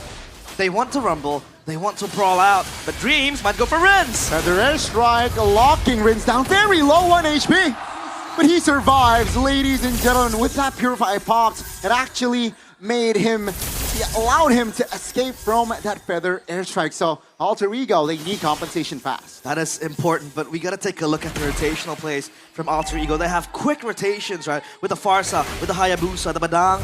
Sometimes, right? Talent prediction by the new application, go pay. Unanimous decision, RRQ Hoshi. Wow, 3-1 most, including me and you. Yeah. Sheffin voted for 3-0 though. By the way, the whole stadium is booing Papulong for going against RRQ. Obviously, he's anti-RRQ. No, I'm kidding. All right, so now we're gonna talk about the Faramis pick as well, because this is a very good pick against the Hayabusa. I thought it was not good, but then Mirko confirmed that, you know, well, you have the Nether Realm, but again, the Hayabusa can just bait that out, right? That's a possibility, but that's an important pull by Rins. That's going to be RFE as well with the taunt. No Natan, Nether Realm pop. AOG. Let's see, AOG cancelled. Dreams 1 HP. Oh, he's keep going. Sutsujin can't get the beats right off. Oh, AOG, the counter. Goodness, Squad Shadow doesn't land, luckily for the side of RRQ members. Rin trying to find perhaps a kill here. Sutsujin, does he know that Rin is there? There's way too many pressure from RRQ. I mean, you have the AOG, and then you have Sutsujin just running at you, plus the Nether Realm. So I think they have that defensive option, right? Now Nino against Tyron, they're going ham. They are. It's like Hijume is ready to back him up. Tyron very much healthy with the Feather airstrike. He does not care. Tyron? It's a 2v1. Tyron, what are you doing, you madman? He survives, but finally he falls. That will buy time for his team. RFE very low. That will, though, allow RRQ to get that turtle free. That entropy saves him. He's bullied to eternity. Dreams going in deep. Might look for Tsunami Slam. 9-1. Damage though. Oh! Almost caught. That's gonna be Shadow Kill committed. Nether Realm is there. And that will be it. Alter Ego again struggling to find compensation, though here, Edok will be punished. Hijume going deep, Sutsujin! He's all alone with the flicker! Hijume finds a solo! And that's gonna be Hijume with the trade by Dyron. That's a 1-for-1, but still, the killer instinct is there. High action. Sutsujin just casually walks up. That's my buff. And your life is mine as well. But thankfully the trade is there. And Toy, that was the Sky Piercer completed. Toy, he's gonna be fine, I think, but the turret falls, so at least he's okay. That's a trade he wanted to take. But Alter Ego, you know, regardless of what's happening, RRQ winning the trades left and right, they're still able to survive. Sutsujin! Be careful, this is a 3v2. RP taunted! Sutsujin finds the kill. Great setup there by RRQ. This Natan. Oh, but Hijume is able to get Dyron off screen. Now Rins under pressure. Dreams has to relocate. So let's talk about the problem that Natan has right now.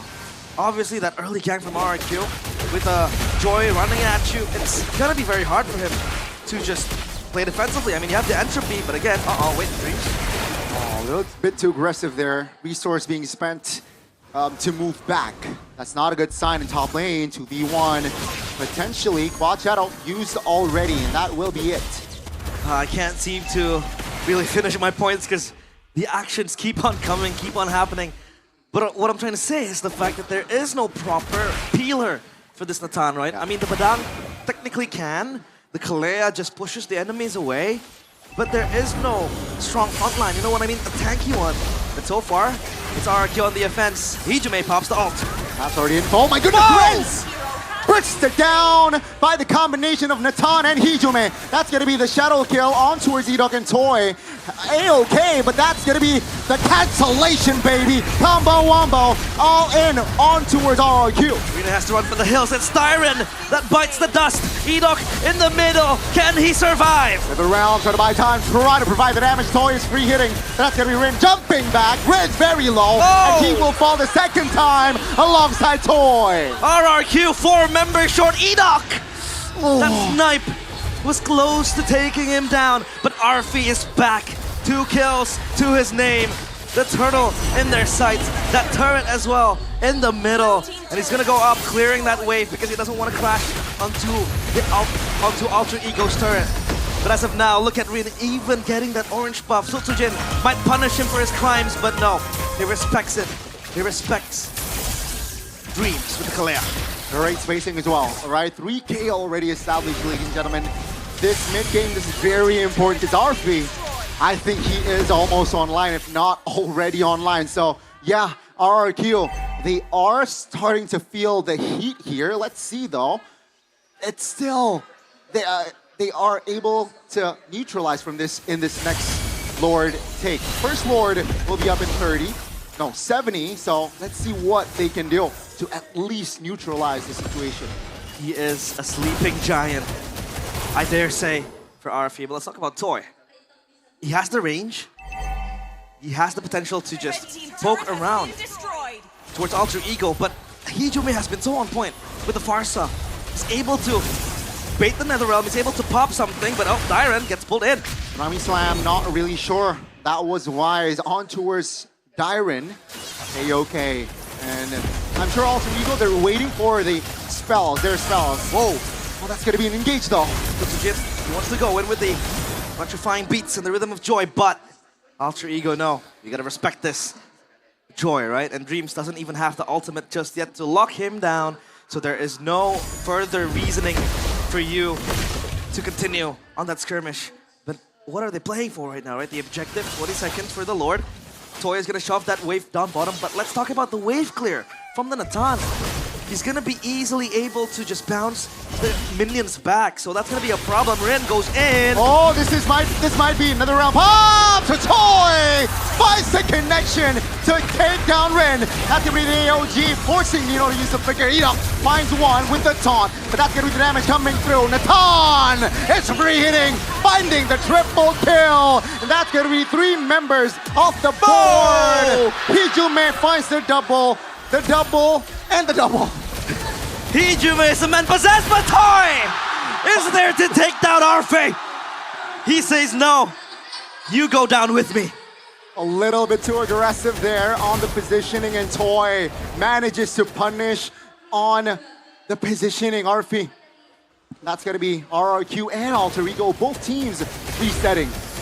But are you taking a look at Hijume? He's playing out of his goddamn mind. This is a spectacular Farsa performance from him against RRQ Hoshi, no less. And now comes the day where they will try to squabble for the Lord. The dance coming soon. Nino is close, Dreams as well nearby. A tree battle. Where is Rin? Oh, Sutsujin claims it comfortably. That's gonna be the Netherrealm though. Buying time, 2 members off the board for Alter Ego. And Alter Ego, they need to defend this one. Rin wasn't close by. And he had no option as well, right? You can't really fight your way into the pit without having your damage dealers. I mean, Arfi was also doing the orange buff, so it was pretty hard for him to traverse around that side of the line of dawn. But as of now, it's RRQ stabilizing everything into their favor. Audience prediction by the new application, Go Pay. 79% against 21%. Alter Ego are on the back foot of the predictions. Hijume. Let's see the combination again. Natan and punch to Arfi very low. Edok punish. That's gonna be the flags coming through. Rin finds the kill. No Faramis, no Gatot Gacha. RRQ. Their offense will not be maximum. And let's talk about the Lord. I mean, the Lord can be acquired by RRQ. They're able to seize it. But talk about the Natan, Arfi, right? The Natan can easily clear the Lord, especially in the first Lord. Take a look at the items as well. Feather of Heaven, Solium Sight, Holy Crystal completed. The so-called Mage Holy Trinity, right? Not a mage, but like, you know, magic damage Holy Trinity. And it works for him. Now he can join the fights. Now he can dish out the damage needed. But for Toy, he's on a 4-item spree. So I think Alter Ego still needs to be careful of the Granger. Jonathan, I think can't really go first. It has to wait in the back, save that entropy for a possible reposition. Because RRQ are gonna come guns blazing. They are. And again, tempo going down. 70 seconds on the clock for that Lord to spawn in the Land of Dawn. All spells are up though. So keep in mind that both teams are ready for a fight. They are. Rin has to be close by now. Oh, Toy! Very low. Yikes. Almost taken down there. Yeah. That hurts. That really hurts. This Ranger is starting to bite. Is starting to be dangerous. Hey, again, we say Danger, Granger. And for RRQ, it's all about just keeping the Granger safe. I mean, Sutsujin, you can jump into the back if you want. Look for dive potentials, dive angles. You have the Netherrealm in the hands of Rin to keep you safe, right? For Alter Ego, that front line, that lack of front line is becoming a problem. I mean, the Kalea wants to go in and go back with the Tsunami Slam. The Badang as well wants to engage. So now who really protects this Natan, right? That's the question. Gotta protect each other, I think, Hijume and as well as RP. Yeah. I really like that Rin is always looking for a flank situation. And he needs to repeat that. Far lane seems like will be the priority for Alter Ego. Just to have an edge. Hidok though, in a cheeky position, shows himself though this time. And yeah, Hijume pops the feathered airstrike to apply pressure. Yep. Oh, Joy shows top lane. Oh, look, he just splits this. The Joy will come through. Obviously rotation created. And now a dance for the Lord. Who wins this? Yep, no Joy. Rin finds the retribution.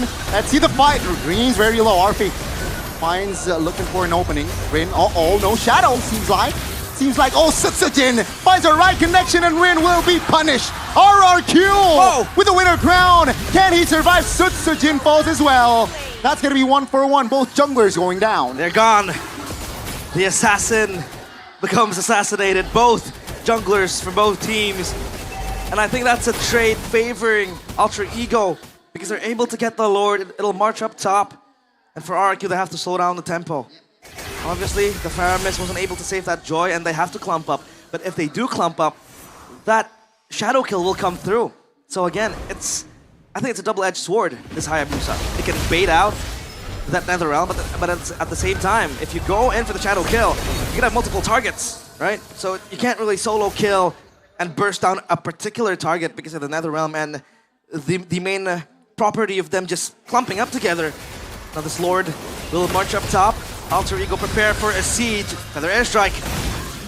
Trying to give space for the Lord to charge.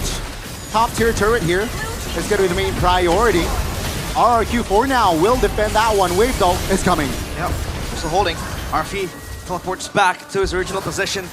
And yeah, that turret still stands as the cannon minion gets torn down. So RRQ, they'll take this as a win. That was a Lord marching up top. Second Lord, no less. They're still able to defend. If you talk about the base defense from RRQ, it isn't as good as Alter Ego, but they make it done. They make it work. So for now, that's a win in their books. Yeah.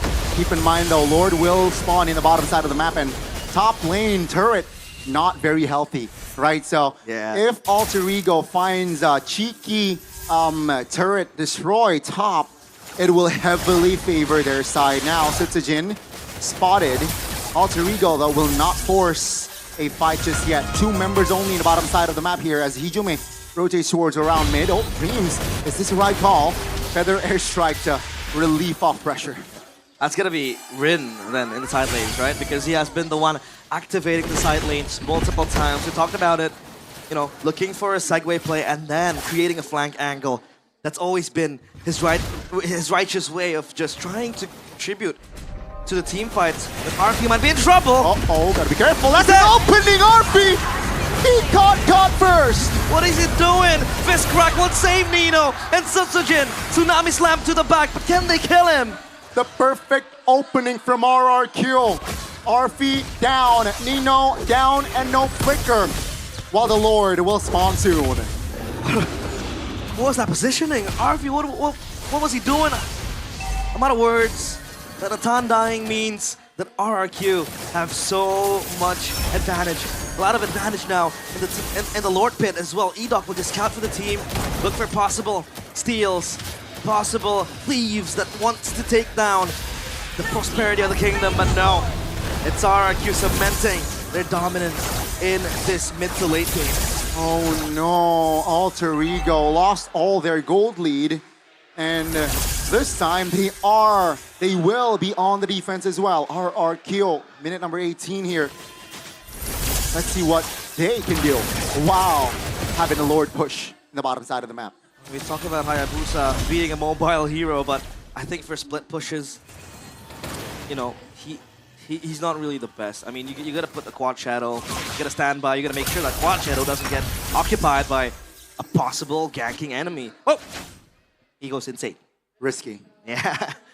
What if what if a taunt comes in, right? I'm kind of scared for it. I know he's flashy and all, but you gotta be careful. Shadow kill in the mid lane. You know, clear the waves and just dissuade RRQ from taking this. But as of now, Tsunami Slam to Dyron. Oh, that might be a mistake by RRQ. Dyron got caught, and Lord is already shredded in the bottom side of the map by none other than Arfi. So, yeah, not really much of numbers on the board for RQ with that Lord take. But the shield play. They weren't able to get there in time. So Sutsujin is going to be safe. He's going to be able to live another day. But look at the siege. Dreams flickers in. Oh no, that's a mistake. That's a mechanic and might be punished. Edok now. Let's see. Revitalized pop. Alter Ego now with the positioning RP. Risky one. What? And that's going to be the damage connecting. The Sky Piercer is online and RP goes down for 45. Ren finds a shadow kill. No shadow this time. He bought the immortality just to be safe. And RRQ, they will not do business just yet. Rin went for the shadow kill, but his shurikens are dull at the moment. But RP again being caught. Was that a tick of a glowing one or something? I don't really understand. But the Sky Piercer proc went through and was able to take down RP 6-5 for RP. Let's take a look at the items. Athena's even for the Granger to be more safe against the Natan damage. Dyron. Under the turret. Tsunami Slam, a Nether Realm, clutch one. And they got the mid turret as well. RRQ. They have been the decisive one the last couple of minutes. They take that trade. Obviously they do because, again, I think it's going to be a trade of ultimates. If Nijume opens up the Feather Airstrike, then Rins has to open up the Nether Realm as well. Regarding the situation, if they're clumped up together, yes, he will. So even if they do lose that Feather Airstrike, at least there's info that they can re-engage to an RQ that is without a Nether Realm, without that sustainability, that life-saving ability. And now, it feels like Alter Ego are on their wits' end. They will try to wait for possibly a single play by RRQ. It's an evolved Lord. Again, Dyron. Dyron opening things up. Will go down. 5v4 now. Alter Ego. Will they take the Lord? Nether Realm pops. Shadow kill as well. Alter Ego repositions with a crown by Sutsujin. Nijume Feather Airstrike. Ring goes down. And that's going to be RRQ in shambles. Sutsujin with the immortality. He doesn't survive the fist crack. Not there yet. And there you go. Edok goes down. It's Toy. Oh my goodness. Toy all alone. Immortality will not save him, ladies and gentlemen. Alter Ego, they find the first strike in this best of 5. Behind those 3 masks lies the thirst for chaos. And chaos is what they bring to the kingdom. They strike first, 1-0, Alter Ego. Amazing, amazing opening. For the first, I guess after minute 6, right? During the mid-game, Alter Ego understands that, yeah, we got more power with RP already on his way towards Holy Crystal. And after, sure, they were, I don't want to say a lot, but a lot of questionable positioning got punished, but they have recovered. It felt like the Farsa was carrying the transition. Like early game, Natan's not going to really bite. But the Farsa is there to make room, make space for the Natan to transition to the late game. And Hijume, what a game he was playing. He was making plays. He was walking up to Sutsujin as a joy, right? And he wasn't scared of dying because he was the one who brought death. And RFE, all he had to do was just survive the early game like we discussed. And come late game, he was able to dish out the damage. Sure, a few missed positionings, questionable ones at that. He looked clueless at times, but he's still there to do his job. Just constantly wreaking havoc. And that last fight was just a done deal. Toy had to watch his own kingdom, his castle crumble right in front of his eyes. So it's Alter Ego striking first, defying the odds. Will they be able to etch yet another win against RRQ? But we want to hear what our panel has to say. So Eterna, Mirko, Sheffin, walk us through.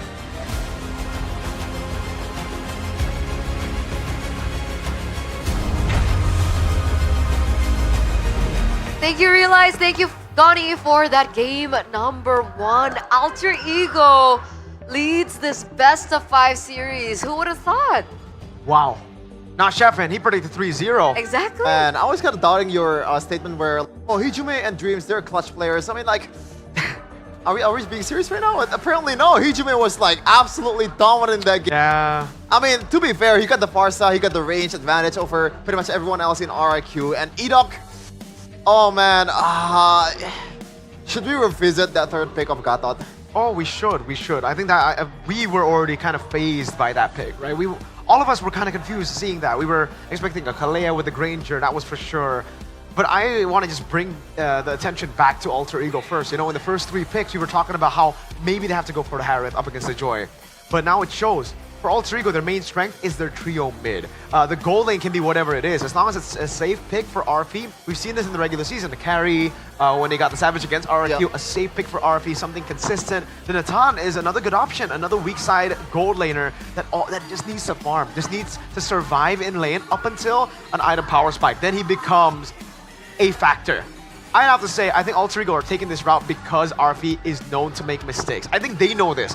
RFE yesterday on the Irithel made a lot of mistakes walking up, almost throwing generational throw up against BTR. We saw that again from RFE, but luckily, again, that's why they had so much emphasis on the Haya and the Farsa, the trio mid of Alter Ego, because you give this man a Farsa and then you force Rins on a Faramis, that's what you get. I've been preaching. Guys, this is a damage dealing meta. When we are in a matchup of Farsa versus Faramis, that Faramis is kind of cooked. And that's why he is given the player of the game, presented to you by the official tournament smartphone, Samsung Galaxy A36 5G. And even in the drafts, we were kind of questioning that third pick Farsa in the first phase, but it looks like taking that away from RRQ was huge, but the way that they were able to utilize it amongst themselves was also a big ground breaker here in game number 1 to lead the series against RRQ. Maybe not so much questioning, but it's more like we expected a different draft. But Farsa has been picked quite a lot in the first phase, or even the first pick in the second phase for a lot of teams in the playoffs so far. It shows you the value that this hero brings to the table, because it's essentially a long-range burst damage, something that other mages cannot afford to do if you can go front to back. And you can't really, get to the backliner of the opposing team, but when you're a Hijume on a Farsa, you can do something like this. And with the itemization also, the Genius won a rush in the second item to kind of complement the fact that Mr. RFE needs some items to be able to deal more damage in the late game. It boosts his damage in the early too. Yeah, I saw Realize and Gani kind of get confused there earlier. How did the Sky Piercer proc actually... how did the Sky Piercer stack actually get him, right? It was because, I'd say, the basic attack. Basic attack got him. They were able to find it in the end. It was just a fight back to back to back. And really, you really see the drop of the Faramis, right? Like, I was in the crowd with Sheffin just like sarcastically saying, wow, Faramis, so good, wow. It's because of this. Once you get to a certain point of the game, especially up against damage-dealing mid laners, the poke that you have, especially with the Hayabusa as well, there's so many ways to pop the Netherrealm. Farsa, Feather Airstrike in the... Genius 1, there you go. With the Divine Glaive, that is a lot of penetration. You can bait the Netherrealm with the Feather Airstrike. Just 2 shots and Rins was low enough for him to be threatened. Oh, should I go Netherrealm? Hayabusa, the Quad Shadow, something that Realize also brought up in the desk. He thought it was a counter, Faramis into Haya, but the Haya can, if played properly, be the one to take away the Netherrealm, and then Arfi can clean up. And Arfi became another option as well. He deals so much damage to the front that a lot of times we saw the clutch, yes, Netherrealm come in to save Dyron. But at that point, wouldn't you much rather have a damage dealer to retaliate when you get hit? Because your Netherrealm, when you use it passively, when you use it reactively, becomes a wasted resource. And it kind of shoots you too when you get the HP bars depleted. Yeah. Then you're stunned. And Exactly. RP in the late game, 2 hits, that's more than enough to get the Netherrealm out of the fights. I think once upon a time, though, the Netherrealm was a successful tool to negate the kill pressure that an assassin can offer, which is maybe the direction they were going for in the early game. But looking at it, face value in that particular game, that Netherrealm was just... It was barely an extra HP layer. It was like, what, 10%, 15% extra layer because of how fast it was shredded at the later portions of the game, especially. Exactly. It's more of a snowball tool, I'll say, you know, something that you can use to snowball. It benefits the aggressors. If you are a passive team playing the Feramis, you get hit by that debuff. Like, the Netherrealm is a debuff, not actually something that can actually help you. Yes, you will survive, but in a team fight with so much lockdown, with so much range, it hurts you. You get silenced when you lose the HP bar, you are stunned there for a bit, giving Alter Ego's very aggressive lineup even more value. When they constantly heal back up too, that's something we need to talk about. I think RRQ though, to bring it back to RRQ, are not drafting to their strengths. What are their strengths in the regular season? This is something that literally got them #1, to stay at #1 from week 1 to week 9. Dyron and Edok on playmakers. Phoveus was a solid pick. I like that. The Gatot Kacha on Edok. Every single time we see Edok play something like a Gatot, I'm not a fan. He's the game changer. He's the X factor. He's the regular season MVP as a roamer. That goes to show how much relevance this guy has in winning performances of RRQ.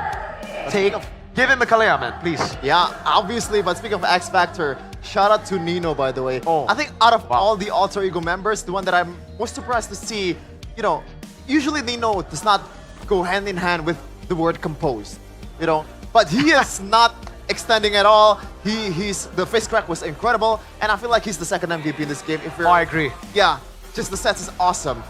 And oh man, like if we just erase all the micro mistakes that Rin made, which is actually quite a lot, and Arfi made, this could be an actual tier 1 team in ID, dare I say. Oh, that's a big statement because... But with an if. If, okay. Still a big statement though, right? Because talking about that, once again, we are on our way to MSC, and will Alter Ego finally be able to kind of catch up to these teams that we've seen time and time again show up at MSC, right? Of course, IDNS still takes the cake there at being present 5 times. Todak, unfortunately, wasn't able to represent MPL MY last time around with SRG stepping up to the plate. This year as well. Onyx, though, are still a shoo-in to maybe level things out with IDNS 4 times. Onyx are the only ones that are still in contention for making it to MSC right now. Evos are out, RSG, SG are out, it's Flash from SG, Todak are out. IDNS, I'm not sure. I think they're not going to represent. Yeah, I think they lost. So it's just Onyx who can make their 5th appearance. Another, you know, a team that could try to take that mantle away from IDNS for most appearances. 2 MSCs as well, by the way, for Onyx. So really good stuff for Onyx. They look like they're en route to go for that Alter Ego, though. Like you said, Chef, it might be that second tier 1 team that we have here. I think Onyx are currently #1 in the tier 1 rankings. Alter Ego might be able to. Geek Fam first, then Alter Ego. Okay.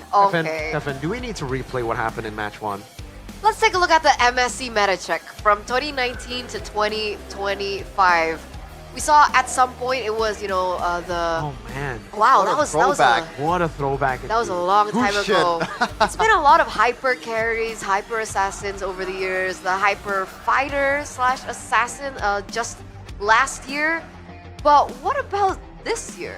I think this is something that we were kind of talking about in the earlier MSC throwback. Well, we can see assassin battles like we did earlier, right? It really depends on the draft. If the team likes to play utility jungle, then we're going to be seeing more utility jungle. But if the team wants to play these assassins, yesterday, again, the reason we didn't get to see a lot of utility jungles, sometimes it's because BTR, they get banned out usually, Fredry and Baxia. So same goes for like earlier, we saw a matchup again where both utility junglers are open. In Geekfam versus Onyx, you get to see it. Now we have Baxia and Fredry both banned, so they are forced to play the Assassins. This is a pretty good meta in the jungle. I would say it's kind of boring everywhere else. This is the best, I think the best time for a jungler meta, at least like the variation of the picks. Ever since, I don't know, how many years is it right now? Yeah. Because you can play pretty much anything. I mean, last season it was just, you know, Fabian was like an exception in the lane. It's always Alpha, Nolan Suyo, Alpha, Nolan Suyo. Like, even in MSC too, that's kind of the case. Yeah. It's in the building. Oh, Sheffin, it's your segment. Sure. Hurricane by Head and Shoulders. Sheffin, you heard the shore because he's glued to the screen. He can't talk. He's speechless right now. Drinking his juice like a good boy. Head and Shoulders. Go ahead and take it, ladies and gentlemen. Get it. You want the lemon flavored one, Sheffin, or do you want the menthol? Do not ever call me a good boy. Don't worry. That sounds disgusting, man. Do you want to be a bad boy? No, it's like, especially you don't call me a good boy, bro. What do you mean? What do you mean? But Rashi can call you a good boy. Oh, Rashi can call you a good boy. Maybe I give him that card. Oh, so Rashi. All right. But we'll keep that in mind now. Maybe when you sit Is with that Arashi. Wait. Picture? No, I think that's Tsujin. Oh, I say they see look it. alike? I see it. Well, they look both pretty good. They both have Japanese names, and Sheffin lets both of them call him good boy. I don't think so. Ah. By the way, Tsujin is not really a real Japanese word. Oh, it's not? No. Well, okay. I don't know. I'd have to ask Arashi. Yeah. Oh, I know that guy. That's CITB for sure. Whoa. What? Huh? Yo, Joshua in the building, ladies and gentlemen. Apparently that's CITB for sure. Might have to change a few things for CITB in the Head and Shoulders segment for Mr. Sheffin. The Kingdom, though, they were silenced quite early. Not something we expected coming into this. Again, I think all of us went for RQ in the English desk. I went 3-0. I went 3-1 though. I went 3-1. Everyone so. else went 3-1. So. I think if this is not over yet, ladies and gentlemen. Like Alter Ego are looking like the better team currently. RQ's form are looking more like the second half of the regular season. We've been talking about, oh, maybe they're saving strat. So far, there is no strat that is. They've actually downgraded in strats. I feel, like they went from Kalea pick to Gatot for Edok. That is a downgrade in my book. I mean, to be honest, I think what Kesku said was kind of hyperbolic, but maybe in a way, kind of giving a warning to other contestants in the playoffs. I think they need 40% back. That's what I'm trying to say here. If that is 100%. Maybe they go back down to 40. And by the way, guys, are we seeing a build-up towards 2 upsets to the upper brackets? I mean, it's not an upset, the Onyx Geek one, I think, right? No, like in terms of seedings. In terms of seedings, yeah. Number 1 and number 2. For the first time, we might not be able to see a champion from the upper brackets, Eterna. What do you mean? Usually, number 1, number 2 are always the ones that end up winning. One of the upper bracket teams are always the ones that end up winning MPL ID. Wait, sorry. That is Selly Boy, yes. That's Selly Boy! Well, he's a Selly man now. He has a child, ladies and gentlemen. That's Selly father. Selly dad. Selly dad. And Selly son later on. To Chef it's Selly daddy. Selly daddy. Well, what? Just for you guys back at home as well, Chef and let Selly Boy call him a good boy too. A good boy. Oh, goodbye. Goodbye. That's disgusting, bro. That's disgusting. Arashi is in the building, and his confidence has just been shattered. With his Arashi, I just want to say, Fairness, stop. He left. Arashi left. Hello. Hey, we got some MPL dates in the building. Someone's doing the. Is that a Velociraptor? It's a Velociraptor. It's for any ages, man. MPL It's a Velociraptor again. Teenagers, Mirko's favorite, children. Raj, never mind. Yeah? Yeah, it's you can be as old as you want and come to MPL Arena. Exactly. Not MPL Arena, but Jakarta International Velodrome. Exactly. You know, the MPL Arena travels wherever their MPL is being held anyway. So you can call it MPL Arena, that's fine. And remember, the tickets are still available once again, guys. So what are you waiting for? Go ahead, go to the official MPL website, or of course the GoPay app to get your hands on the ticket plus free diamonds. This guy, Eterna, is an anomaly. Jume? Yeah. I mean, quite literally in that party. Exactly, he's quite literally in that party, but what I mean by that is the fact that this guy has a crazy ego. We've heard crazy things from, not wanting to play with certain teams, saying that I'm a world champ. I don't need to listen to y'all. I want better teammates. And then backing it up, this guy has gained so much respect from me. This is so cool. The fact that we have a player as big of a chat as that who can back up what he says, because usually a lot of times we see that from other opponents, other players, and we don't see the backup. We see the trash talk, but then they just fall flat. Yes, elite standards. Why are we zooming on Tyrant? That's a toy. Oh, a toy. That's not even Tyrant. Wait, really? Yeah. I'm sorry. Like the hair color. What about this? kind Who's of this? throws me off. That's Streams. No.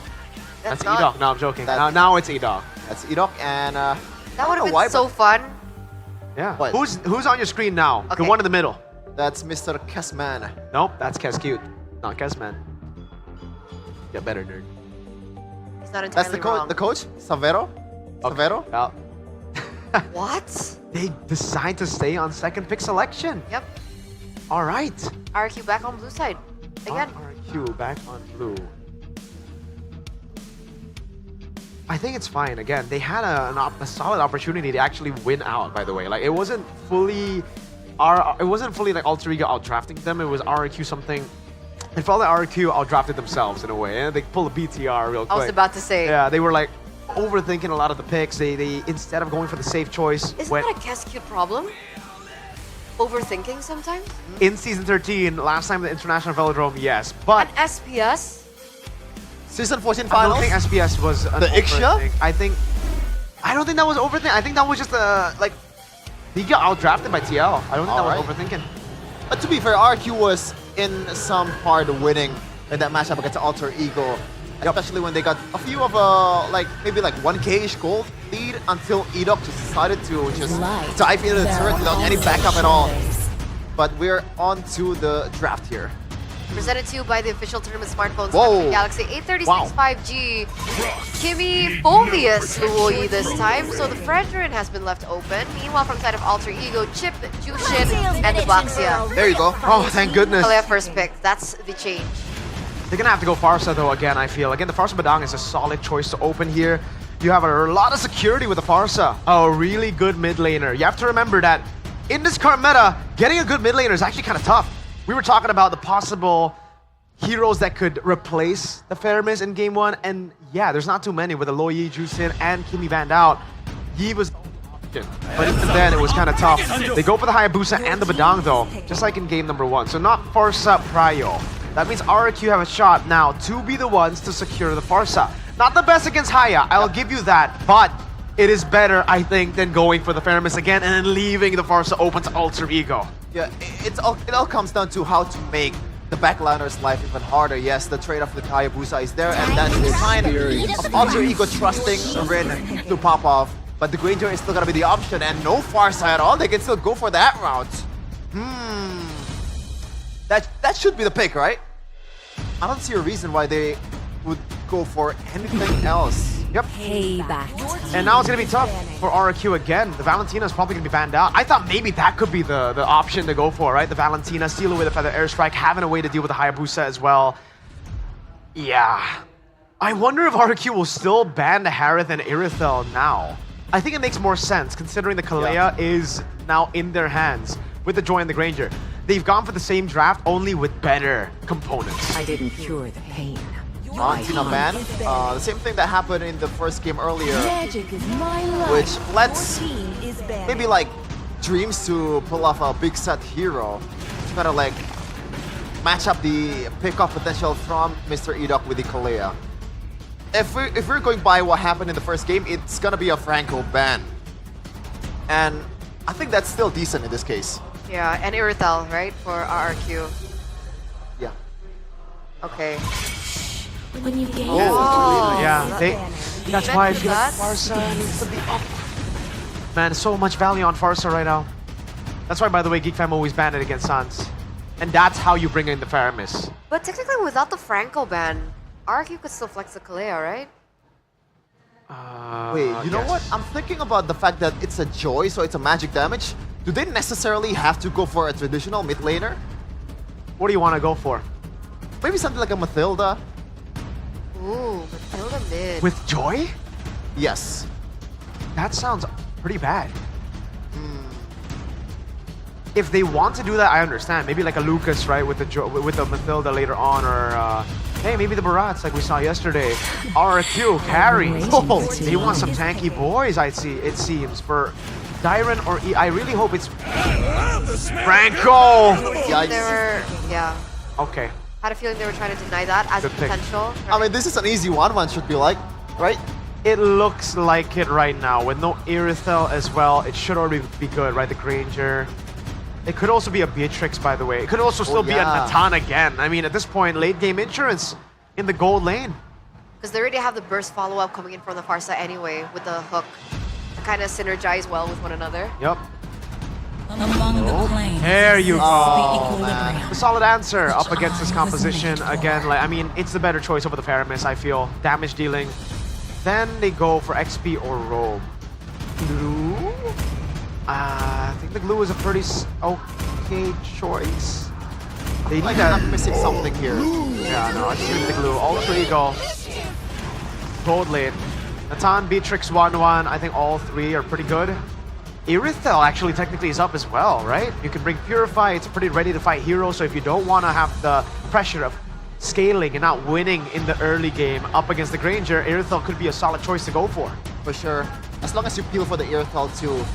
And it's a good way to get away from danger, especially with the glue and also the Eve gunning you down.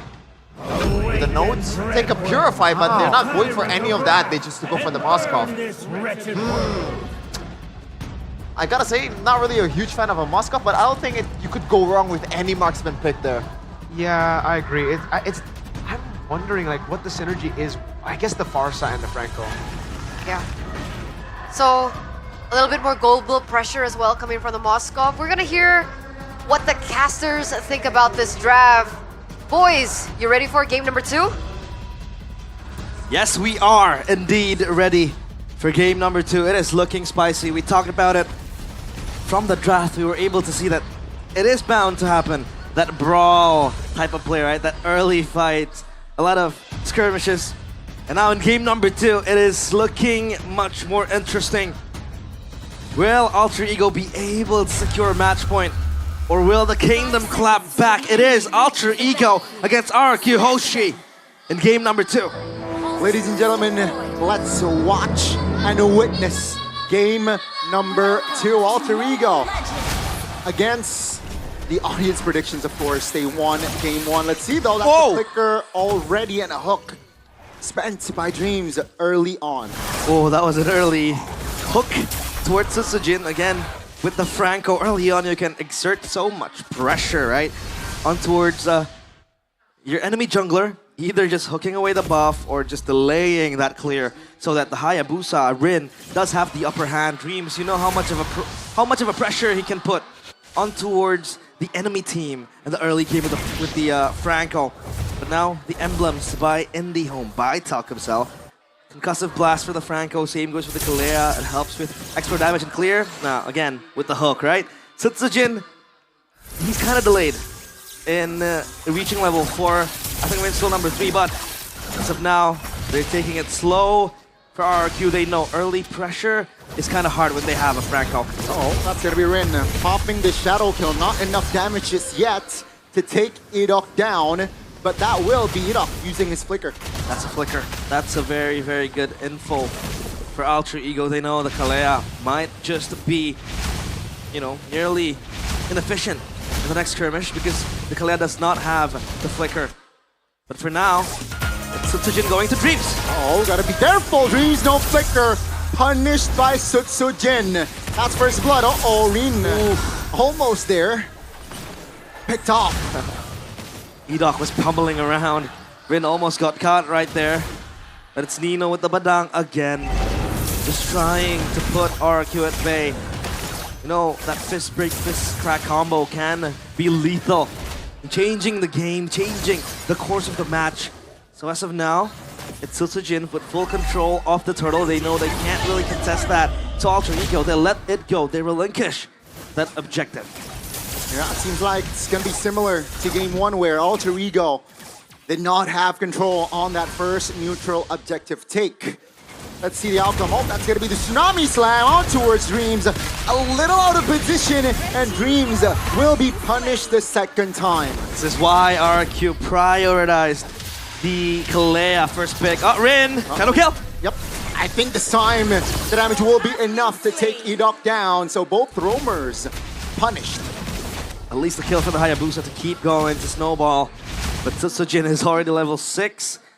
Save goes for Rin as well. The Toy coming towards mid lane, helping to clear the wave, maybe exert even more pressure in terms of the rotations, because now the wave has been shoved. Rins has the time to go up top. But do they know that Dreams is in the bush?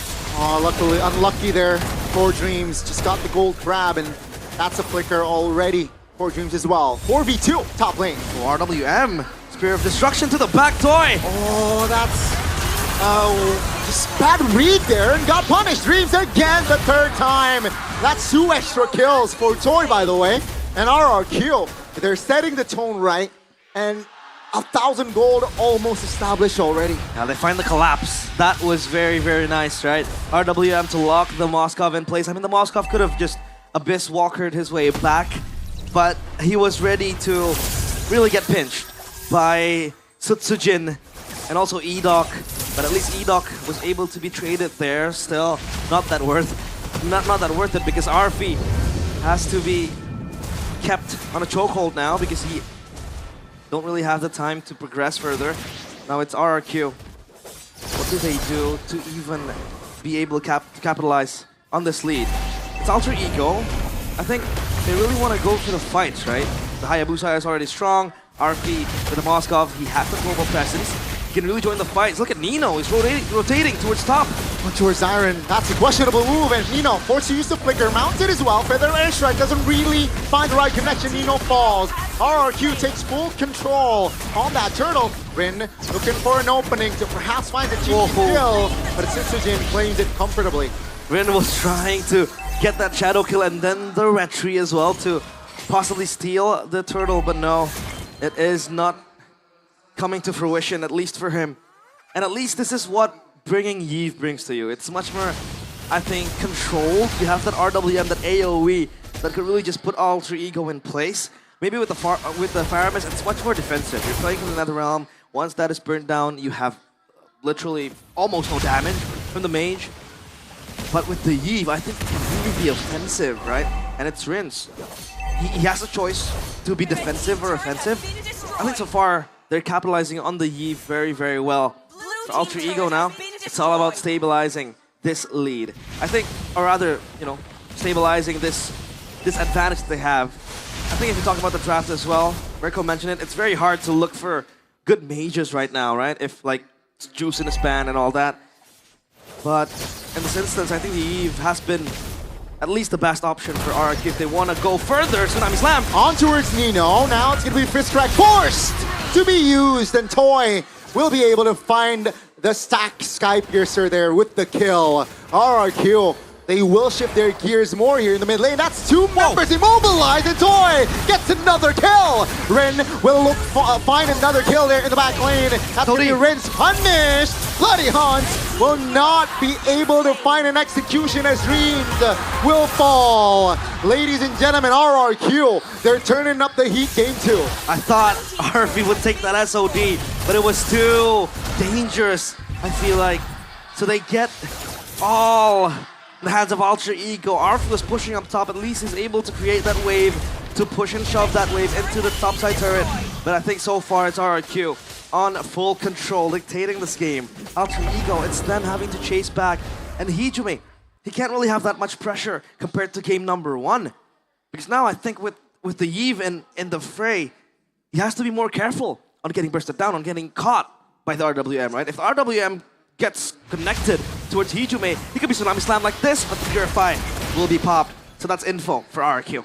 Oh, little. I think Hijime popped his body there out of the bush, and that's going to be a free turtle for RRQ again. 3,000 gold, a comfortable lead here. RRQ, they're setting their mid-game very, very well. Perfect turtle for RRQ. Oh! Bloody Hunt will lock Edok down. Rin's no flicker, not punished just yet though. Alter Ego finds a small compensation as Arfi is still pushing top lane. Yeah, it's only E-Dog though. For Alter Ego, they'll take it still, obviously. With up top just pushing, but hey! With an Onyx jersey, Abed and KB, Professor KB! Yeah, you're right. They're watching. Is he gonna pull up something again? Because previously he pulled up with the Kyrie pose, right? Wow! Okay, so to translate, that literally means when can I stream here in the venue? Because we have restreamers in this venue. R7 to our left, by the way. But now back to the game. And this Moskov pick, I do agree it has that global pressure with the push and all that. But I think when paired with the Franco, it isn't as synergized compared to, let's say, a 1-1 or a B-Trick, like with the first damage, the pick-off style you have. Maybe follow it up with a Spear of Misery if it's close to an obstacle. Maybe that works, but I think RP now only has one thing in mind, and that's exerting the global pressure and make sure that the SOD hits when he wants to join a fight, because Hijume could be stuck. That's the retribution into Windward as well. Locking Hijume down. That will be a free kill for RRQ. Hijume, this aggressiveness tamed in this game. RRQ, they're doing a very good job on containing this bird woman in the Farsa, in the hands of Hijume. So now the question becomes, what do Alter Ego do, right? With the Franco in the play, I know they want to look for pickoffs, but the only burst they can get is probably the Farsa with the Feather Airstrike.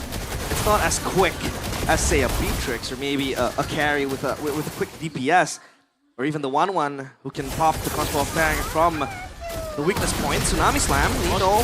On towards Nino though, so let's see what will Alter Ego do. Oh, Greens with the flicker, bunch of suppression. This is the right play, perhaps it's Joy. Actually will find the Lord. Susujin taken down, that's gonna be Nino. Going back, and Rin perhaps looking for a kill, but yeah, RP is still pushing bottom side. Yeah, look at RP. He's doing the heavy lifting up top, and even down bottom, he's able to get the last turret in outside of the base. But for RRQ, it's that Lord marching in, helping them to clear the wave as well. So Alter Ego have to send someone to respond to that Lord push.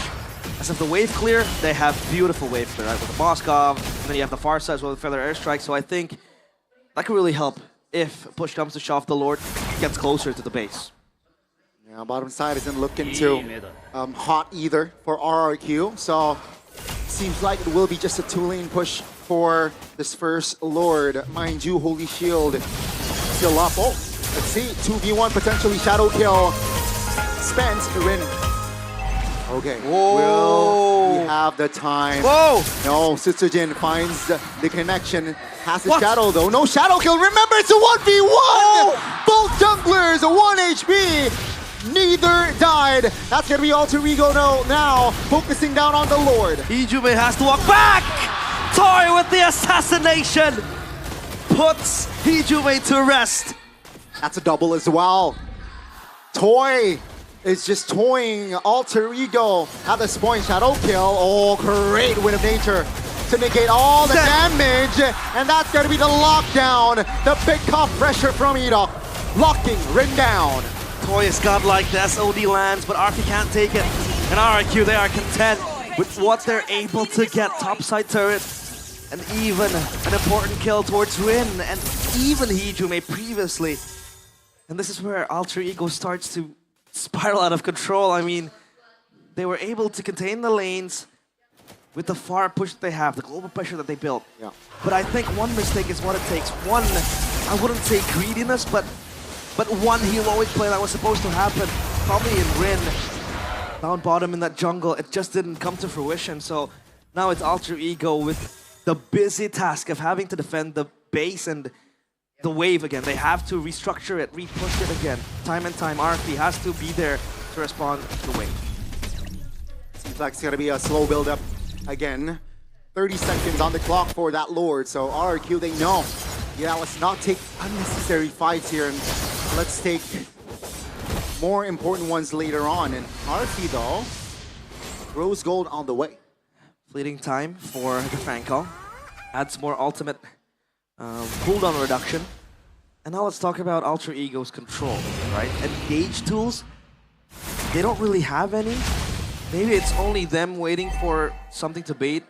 It's probably only the Franco, right, with the hook and the Bloody Hunt, but that's it. I mean, if you want to bank on Nino, he has to land a 3-man fist break into a fist crack.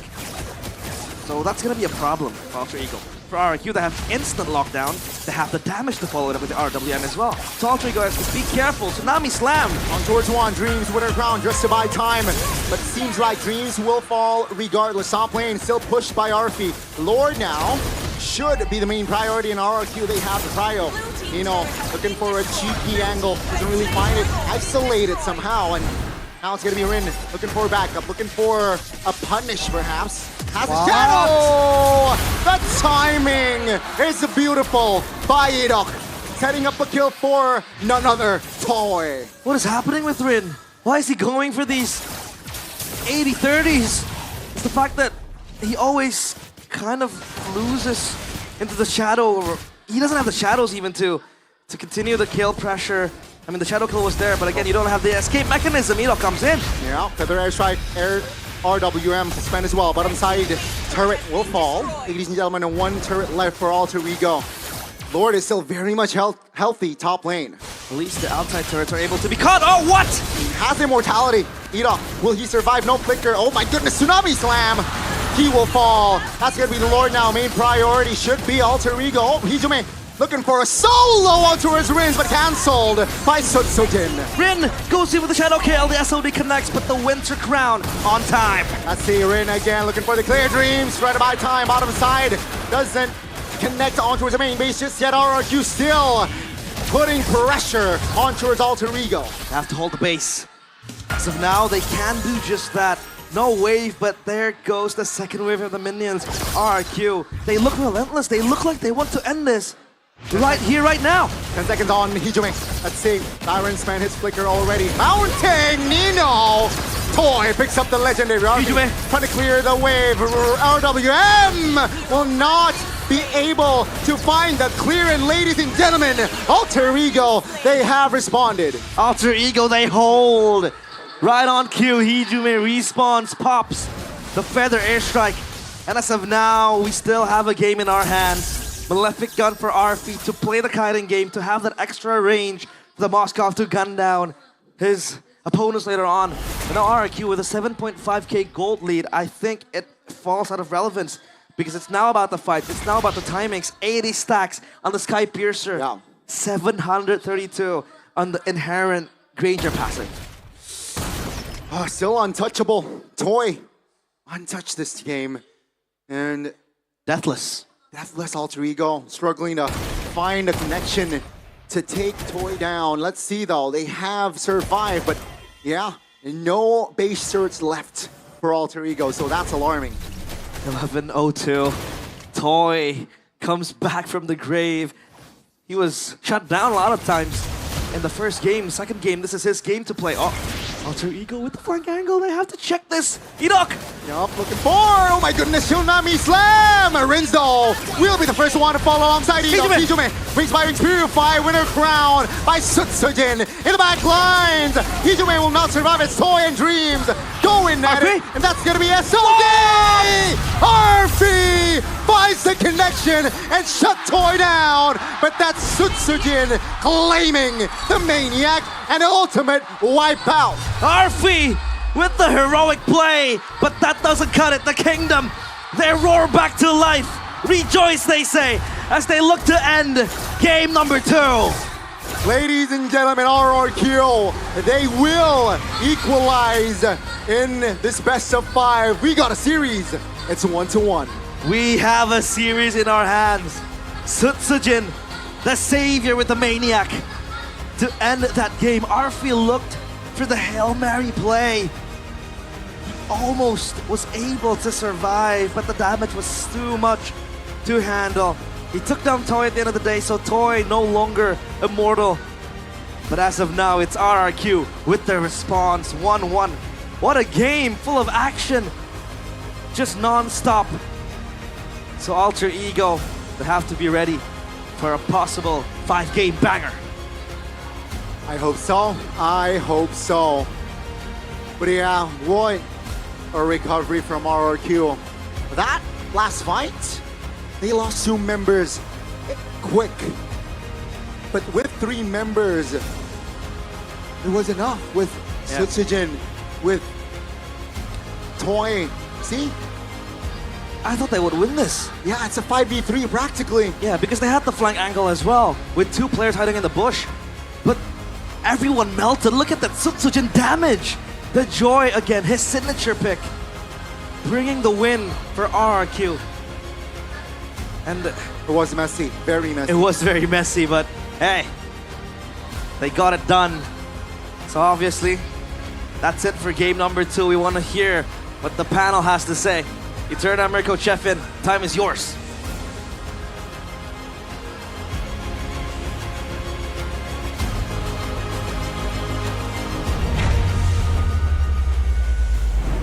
Thank you so much, boys. It looks like RRQ have fought back. The Kings of Kings have fought back, going 1-1. That was a little too close for comfort, though. That was nearly a 2-0 for Alter Ego. Almost the clutch factor kicked in again, but this time not for Hijume and Dreams, but rather RP on the Moskov. That I question personally. Like, I mean, why go for the Moskov? It takes so long. It's so conditional. Why not go for the Irithel and try to win out the early game instead? Turns out they were banking on the late game. Unfortunately, it didn't pay off. It looked like it was going to here because, man, what a play. Wasn't enough though. Yeah, I feel like the Moskov pick was like, they know that the matchup of Franco and Kalea was gonna be won by Edok, by a landslide. And it was! You know, so it really doesn't matter if you have a good combo for the Bloody Hunt Iron Hook combo. So then you bet on the late game. That's pretty much what I'm trying to say. But MVP? Presented to you by the official tournament smartphone Samsung Galaxy A36 5G goes to Sutsujin. I think a big standout moment was at the end, the really end, the moment where Arky nearly pulled in a crazy performance. The fact that Sutsujin was able to take him down really was just the nail in the coffin for Alter Ego there. But these are highlights from the early portion. What did you guys notice the most? How they've been able to enable the Granger. I think the Granger getting enabled is so good. Something we didn't get to see in game number 1, mainly because there was no way for them to really push the tempo, for them to engage. On the Gatot Kacha, on the Faramis, it's kind of difficult. Meanwhile here with the Yve, you can see the catch potential just by utilizing the RWM earlier in the mid lane, and the matchup. This is why I expected the Irithel over the Moskov. With the Irithel, you can actually hold your own in the lane and hold the Granger back. When you're really good at Moskov, there's a chance that happens as well. But for the most part, Granger has a bit of an advantage against the Moskov, in wave clear especially. When he's able to shove the lane so much easier up against the Moskov, he will get more prio on Gold Crab. He gets more prio for double lane to get more gold and then to snowball. And I think that was what was visible here in the game. 80 stacks so early. Yeah, got RRQ the victory. This is the play that kind of maybe made me vote for Edok as the MVP, because even in the early game, I gotta say the main difference was Edok. Do you notice how many feathered airstrike Hijume did in first game compared to the second game? There's barely any aggressive maneuver from Hijume in this game. Yes, probably because of the Yve having a longer range too, but at the end of the day, you're a Yve and a Farsa. You take that trade, HP trade every day for Mr. Hijume. And Kalea was able to just zone out all the members away from RQ's member to Alter Ego. I'm sorry, I'm getting sleepy here. No worries. This is why you watch in front with me, Chefin, on stage. We gotta see and feel that atmosphere. Here though, I think it's just the same composition for RRQ Hoshi as game number 1, but with better components. Touched on that a little bit in the draft because I really don't like the Faramis, by the way. And then the Gatot Kacha, maybe I dislike that even more in game 1. Kalea pick and the Yve later on was just phenomenal. Again, I like the fact that you pointed out the Kalea. Yes, the threat of just being there, the threat to cancel the Franco as well, right? Because we saw earlier, you asked the question, Chef, and how did Dreams not get prio in the bush? He didn't get that bloody hunt because Edok was able to tap skill 2 first. I think, I might be mistaken, but I think Franco wasn't in range of the bloody hunt, so he had to walk forward. Right as he walked forward, he walked out of the bush, giving Edok that's a millisecond though. Yeah, a slight second, like, oh, there's a Franco, pops in skill 2 and just taps it. Remember, you can tap that ability and it would just go to the closest target. Boom, gets a knock up and it stops the Bloody Hunt. He had to Winter Crown a bit late, Bloody Hunt a bit late. And just that microsecond, that millisecond of not being able to get the catch changes a lot of the dynamic in the fight. By the way, looking at the asset here, Rin and Sutsujin, a whole different game being played in game number 2. Rin, I don't see any improvement from what his playstyle was in the game number 1. Because I said it to Mirko earlier when we were watching. Yeah. Do you think Rin he seems like a ranked game player. Yeah. And all of these aggressive maneuvers with the quad shadow and the really late Ogi shadow kill was very much unnecessary, especially in this stage in MPL ID playoffs where the stakes are higher than ever. You're trying to get to MSC. You cannot afford to make this kind of play, man. Like, you gotta lock in. I understand that sentiment, but I also have to understand where Rin is coming from here. If he decides to play the systematic MPL style and not take those risks, it makes him just any other jungler. Very easy to read as well. At this point, you kind of can read the ranked gameplay again of Rin, but because they have so many X factors, so many dynamics, it could enable the rest of the team. And it did in game 1. So it's like a give and take. At this point, they know what they got with Rin. They know why they chose Rin over Gebe. I don't know, man. It feels like every time Rin has an opportunity to use the quad shadow and the shadow kill, he will use it to poke. That's what I don't like. As long as he can deal damage and try to get the HP bars as low as possible, even though he knows that he's not gonna secure a kill, he went for it. And I think that should not happen as an MPL jungler. But I have to agree a little with Sheffin right there. I think there are a lot of moments, especially it was very glaring in this particular game where he overstepped a lot, and then that kind of really costed the whole point of him being on the Hayabusa to begin with. So obviously adjustments will have to be made once again. I think we keep saying this game after game after game, but that's literally what they have to do in a best of 5. It's so different. And this is also another point that we should actually talk about, right? These are some new players, maybe the first time in a best of 5. So obviously endurance is also going to be a big question mark, whether or not they're going to be able to do that and how quick they're going to be able to adjust on the fly, because it's very different, the dynamic of a best of 5 and a best of 3. I think it's already very fortunate that Alter Ego had the experience of reverse sweeping Bigatron yesterday, so I don't think fatigue is going to come in here. What I'm worried about isn't really the best of 5, but how are they dealing with the crowd? Today's crowd is oh, it's the Kingdom, man. You know, it's one thing going up against the Troopers. It's just another regular season match, but against the Kingdom, every match is a playoff match. Every match might be like a world level match. These fans are crazy in a good way, man. The Kingdom. It's a bit unfair in a way. It's always home court advantage It's always. for RRQ. It does not matter which division, which game they're playing, which regular season game. Is it a playoff game? Even more so in playoff game. They're coming here from everywhere, man. I bet you there's someone that came here from outside of the country just to see MPL ID playoffs. The bigger the Seen a lot of venue, that. the bigger the home turf. Absolutely. I agree. So before we get into game number 3, we are going to throw it over to Bude to see what she's up to.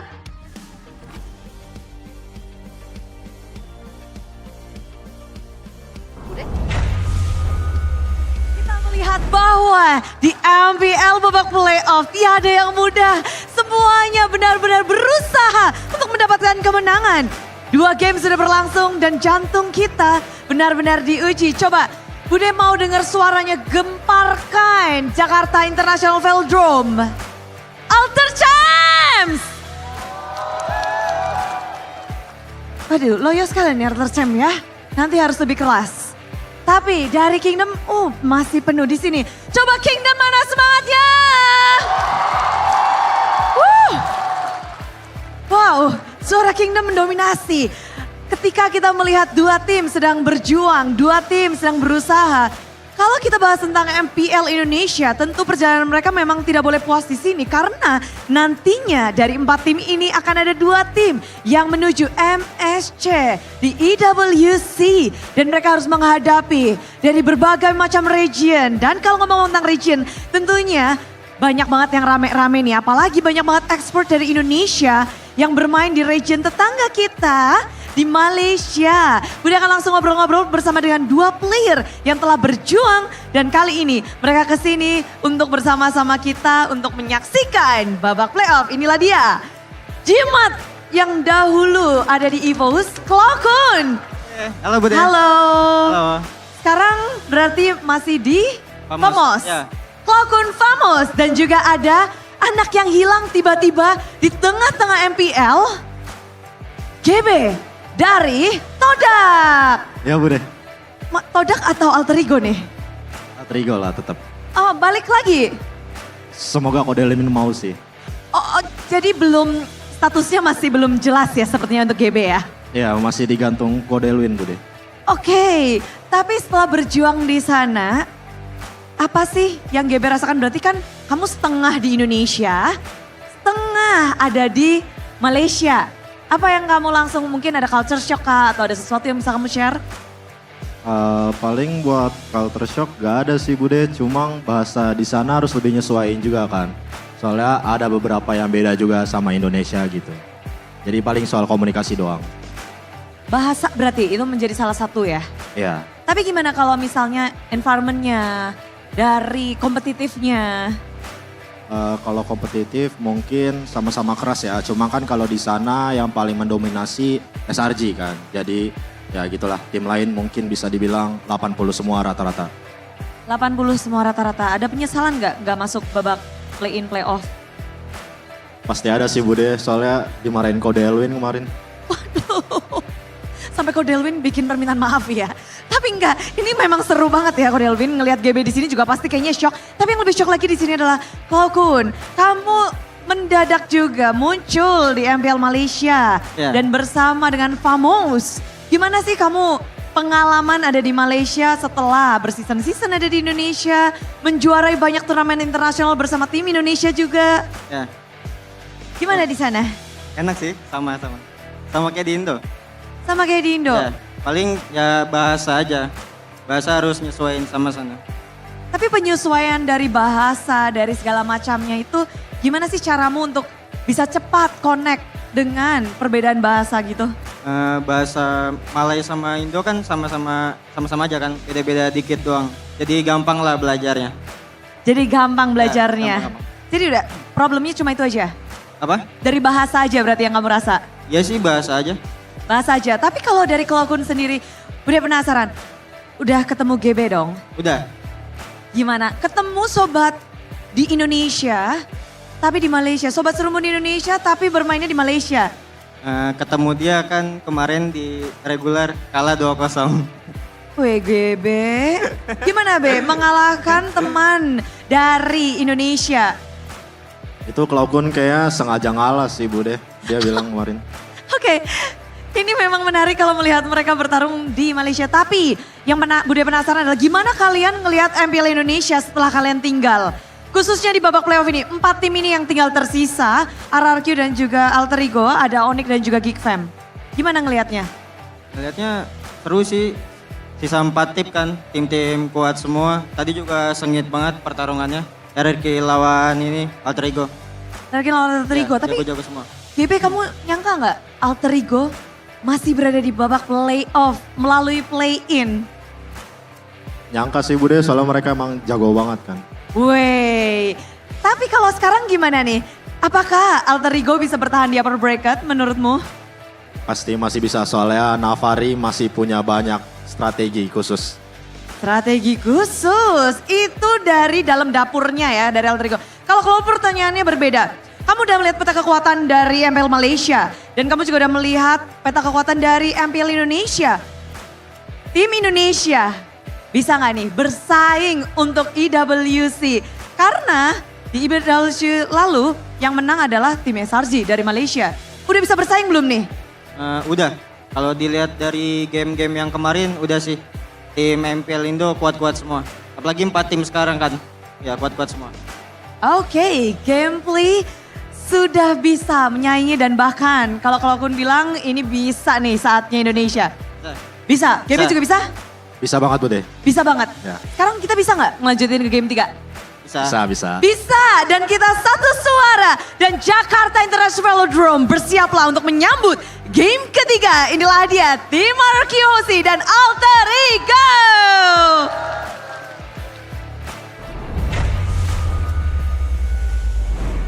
Thank you, Bude Clara, for that quick update regarding, Klokun and Gebe. Where are they?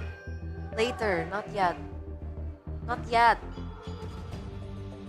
Okay, fine, fine. If you want to, it's okay. If you want to, it's okay. Let's let him. Oh open. man. All right. Earlier on, he had a really good Why am I pull, so excited? right? 3 It's fun. BTR It's fun, right? cards. You guys can actually get your hands One on for it you? as well. This one's special. You guys Whoa. check it Is that out a now special one? because the Nirvana series is now Alright. available and you guys can actually purchase it directly at the offline booth at the MPL Festival. Alter Ego. What did you get? Alter Ego again! Hijume? What about you? Alter Ego! No way. That's cap. What is that? It's Octa. Oh, look at that. Is that a rare one? I don't know. Wait, let's open Gani's Can one. be. Look! There's a lot of looks. And the last one. That's NFL. It's Ryota. Wow. Man, I'm getting so many looks. Oh, wait, I'm let's keeping check. all the looks. We have three looks. Oh, okay. This is the tier B. Oh man, we've been unlucky. What about this? What is this? I think this is the common one. Oh man, it At is. least I think so, It's yeah. tier C. Oh dude, we've been very unlucky. C for cool. Man, guys, we have not gotten a single good one. We haven't got the outstanding. premium tier one. We got one outstanding one, Yep. I guess. That's a tier A. But where is the tier premium? I want super or premium. I want some autograph, man. You know I what you can't should do? even get my autographs because like they're not even here anymore. They're out. Ooh. My goats. I can't even get his autograph anymore. There's the cards that already has a built-in autograph though. But wait, really? Yeah. You know what they should do? They should do a cutout of the jersey that they've worn before and put it here. That's how they do it in sports cards. Oh. Wow. And it's more historic, right? Imagine like, oh, game worn finals, MPL season 14. How much does that sell? I don't know flex, but I got Kelra's upper bracket finals win in M6 jerseys. Oh, you should donate that. No. Nah. For the you wouldn't do cause. it. No. For the love of the game. No. Keeping it for myself. Wow. Thank you, Maybe Kelra. he'll do it for a huge amount of money though. How much we talking? Right? See? Yeah. If you guys wanna, do business, contact me. You can find me everywhere. Contact me if you want to do business, Kelra Warren, upper bracket finals, M6 shirt. That's jersey. It's pretty crazy. There you go. There you go. Oh! What you gonna get? What you gonna get? Let's go. Let's see it. Hey, one. Hey, Ron Shaky! I'm gonna take the normal one, I think. From the bench to the card. Yeah, from the bench to the card. Ouch. To Grim House. Oh, Sans! Wow. that's pretty cool. Not Sans. All right. Please get a Okay, premium. next one. Please break our unlucky train. Oh, boom. That's the team card. Ah, liquid. Wow. Everybody's getting liquid except you, Eterna. Chive. XP tier, by the way. Of course you're gonna say that. Witty! Oh, I want that card though. Oh, man. Look at that post too. Cold. Oh man. She's an RQ fan. She trade, right? Do we have an RQ one? I don't think Oh. so. Yeah. Well, maybe they'll take the Luke one, or maybe they'll take the Alter Maybe, Ego. maybe. Octa! Octa! XRQ. Give him Octa. XRQ, by the way. Yeah. Yeah, that's a I hope she'll want to trade. Well, I don't even know if you can find her in the crowd. Like, there's a lot of people. That's true. This is the first time that we've seen the Velodrome packed up until in front of us. No, we saw that last season 13. Oh, No, I this mean, season. this Well, yeah, because yes, if it's RQ, if then it's RQ, I think even always surprised. Like, even every season. outside, it's packed. In the Oh, festival. because you went there earlier. Yeah, I it's wonder packed. what's the jersey ratio between RQ and their opponent. 9 Especially to 1. Alter Ego. 9 to 1. 9 to 1. 9 to 1. With Alter Ego Wow. too? I mean, Alter Ego has a lot of fans and loyal ones too. I don't know how they do it, man. The branding must be amazing by Alter Ego. Oh, guys, Alter Ego takes first RQ. pick. Yeah. That's a change. But was it a necessary change? What did you guys think about the drafts? Because I like it. It was good. the Like answer they would be there. just corrected everything that they, all the mistakes that they did that they went for in game number 1. For Alter Ego. Oh, for Alter Ego? Yeah. I actually like the composition too, up until the Moscow. Like, I feel like if they wanted to go for the Hayabusa, the Farsa, and what's Badang? Like, if they really wanted to play that trio mid, they have to get a stronger pick in the gold lane because they would lose out Prio in the mid. They would lose out Prio, even in XP. I feel in that with that composition, they would need to make it up for it in the gold. So some minor tweaks are needed here as we're entering the drafting phase for game number 3. Big change. Alter Ego on blue side this time around and RRQ on the red. Drafting phase presented to you by the official tournament smartphone Samsung Galaxy A36 5G. Chip Jushin off the bat banned out by Alter Ego. RRQ go for the Baxia and the Joy. So that's been taken away actually. Left open in the past 2 games. Yeah. They're not afraid of the Fredrin. They're not, no. Mainly because the Joy is banned out, right? If you're afraid of the Fredrin, usually it means you want to go for the Joy. Like, you want to pick up Joy. That's why the Fredrin was banned out in game 1 by RRQ. And to be fair, Rin has used the Fredrin, and it does not look good at all in the regular season. Yeah. And what I'm trying to say is there's a certain tier, even though we always say Baxia Fredrin, but clearly, one is better than the other. It's gonna be a Badang, so maybe they're signaling towards a Kalea pick for Dreams the first phase, like the first pick. Yeah. Oh, he is open here. You're right. The Loi could be the choice, especially with the Baxia already taken out. Baxia, Joy, Chip already banned out, Badang is taken out. Yeah, I think the normal choice would be the Kalea ban right now for RRQ. And then it'll be kind of weird for Alter Ego because, yeah, the Loi would be first pick if the Kalea gets left open. I think Alter Ego are just deciding between Kalea and Loi right now. Like, if it's first pick, if it's left open. But what would RRQ even ban right now? Like, yeah, probably just the Loi, right? Been itching for a Or Kalea, yeah, there you go. I like that better. Kalea ban and then the Loi here for Alter Ego, I believe. Or do they want to go something like a Farsa first over the Luoi? Oh, I think Loi is... Wow. I mean, you know, it's a good answer towards the Luoi and the Farsa, but from what we looked in the first 2 games, it didn't work. Yeah. RRQ, I think the safe choice would be to go for the Loi themselves, and then there's no Badang. Oh. Dude, there's no Badang. They go for the Granger. Experience the youth. Granger. And oh, they don't go Loi. Gatot, what? Again. The Flex Gatot. Again, not a big fan of that, but I understand the Gatot is a way usually to deal with the Granger from Alter Ego. I think it should still be the Farsa again, right? Like, there's nothing that's stopping it. This is like the composition that they did well up against in game 1. A Granger and a Gatot started the draft. It outranges the Granger too. I think that's a big thing that they need to consider. But they go for a Nino pick first. Obvious. Yeah. Should be Farsa. Play with that trio mid up top in the XP as well. Right? And then for RRQ, they probably are going to... that's a good Phobius pick to deny the Ling. Yeah, I was expecting the Ling as well, maybe to go up against the Hayabusa for RRQ and last pick of red. And the Phobius finds a lot of value when he is up against the Ling, especially in the early game. With the Baxia ban, they actually go for the Kimmy. RRQ, even more reason to go for the Ling now, right? You get a lot of value up against the Haya and the Kimmy. It's just the Phobias that you have to deal with later. But you already have a Gatot Kacha technically to deal with it. So if I were RRQ, I would really think about the Ling. If they want to save it to the second phase because it hasn't been banned out, they go Farsa here, right? Yeah, because so far the picks for Sutsujin is very, very limited unless, as Keskut said, they want to bring out that 60% of playoffs, maybe especially for Sutsujin.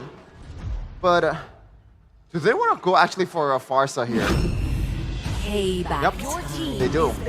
So not a Ling just yet. Nope. And for Alter Ego, they can technically flex this Kimi towards the gold lane, even though it's not really a thing anymore, I think. Especially the playoffs. Yeah. But I don't know. Now it should be the Irithel ban, I think, right? For Alter Ego? For RRQ. Yeah. Like RRQ ban Irithel. I mean RRQ, yeah. Maybe the Irithel plus Moskov too, because this would be... Yeah. Oh, that might be too greedy though when you already have the Kimmy. So yeah, Harith is a better choice. Yeah, Harith and Irithel would be the better choice. Just take away the ready to fight mid-game heroes over the Moskov. Alter Ego Will shut down Sutsujin. will go for the shutdown on Sutsujin, but remember, I don't think they should be concerned about the Regin. I think they should be concerned about the Ling. They have a Kimi and Haya. The Ling is still really good. Yes, RRQ will have a lot of damage, maybe a kind of a greedy composition if they still go for Ling with the Farsa and Granger, but it works. Because Alter Ego need a lot of resources too with the Kimi and Haya, and possibly still a gold laner that we have yet to see. It wouldn't be too crazy if RRQ ban out the Selena too, right, by the way? Because the Selena could still walk up as the Kimi goes gold. Yeah, Selena, for Hijime, 5 picks, it's actually pretty decent. High compared to the other mid laner, but the numbers for the win rate is not really that There we great, go. 40%. And as you predicted, it's going to be an Airfell. I wonder if Alter Ego wants to ban instead of a Ling or just kind of, I was going to say Lucas might be an option, but Glue. Just to secure a matchup for Mr. Tyrant too. Wow. That should mean that they're not going to go Ling, because we were talking about greed. That's a lot more resources they need. But if they're really just banking on winning out in the early game, then I'd still say sure, Ling. It's really good against Kimi, really good against Hayabusa, and the CC is actually a really good pick against the Phoveus. So remember how we were talking about the Phoveus being a pick to deny the Ling? If you have CC shutting down the Phoveus in lane, the Ling should technically be enabled to go for the Kimi and the fights in the turtle early. Alter Ego need a bit more prio in their composition. I don't know what will get them enough prio at this point. Oh, that is not prio. Oh man, I actually thought about the Khalid, but against this, do you think it's good? For like, I like to be invasive, especially towards the backliners. Against the Farsa, against the Granger, it makes them a bit more afraid to show up in the map in the early game. But again, it's a Gatot and a CC. That's where the main problem comes. And this is also another problem in Lucas. Okay. Because seeing the CC, I understand the sentiment that you were explaining earlier on, but they would have to go for more utility in the jungle, no? Yeah, a bit more Balance it utility. out. All right, so there it is. The signature Lucas pick-in for Sutsujin here in their third game for RRQ. They're 1-1 right now. Will RRQ be able to go match points, or will Alter Ego get to that point first? Ladies and gentlemen, let's throw it over to our casters. Thank you, panelists. And we are en route to game number 3. And what has been a nail-biting series. They're both equal, 1-1. Who will break the deadlock and confirm match point? It is game number 3 of RRQ Hoshi against Alter Ego. Ladies and gentlemen, let's welcome you to the Land of Dawn. And you're right, realize who will bring this home and take that match point first. Alter Ego this time around, though, will be on the blue side, so let's see what they will bring to the table. Interesting draft, obviously. There has been talks about the Ling by the panelists, but the Khalid ended up showing for Alter Ego alongside the Claude. The Claude makes sense because you kind of want to have a dive towards the backline, especially the Farsa. The Khalid facilitates that as well. But I think the Khalid is even more better against the Granger. You just jump into the Granger and the Granger cannot really, gap close against you. Especially with the low mobility, but Edok. Very low. Still able to get out though. Revitalized pop, that's info. And that's gonna be Rin jumping towards the mid. Doesn't really find the right connection there with the quad shadow, so he does not pursue more. Oh, okay. No first blood in the first minute. But still, he's holding on to that safer option. The Claude against the Granger. Oh no! Oh no! Perfectly timed flicker though. Toy has to recall. Sutsujin now, level 3 still, is able to force Hijime to pop his flicker. That's gonna be the recovery though. Reinforcements. Dreams claims a first blood. No level 4 for the Lucas for Sutsujin. So no Sacred Beast form. No Jinchuruki or QB, but Dyren will be okay.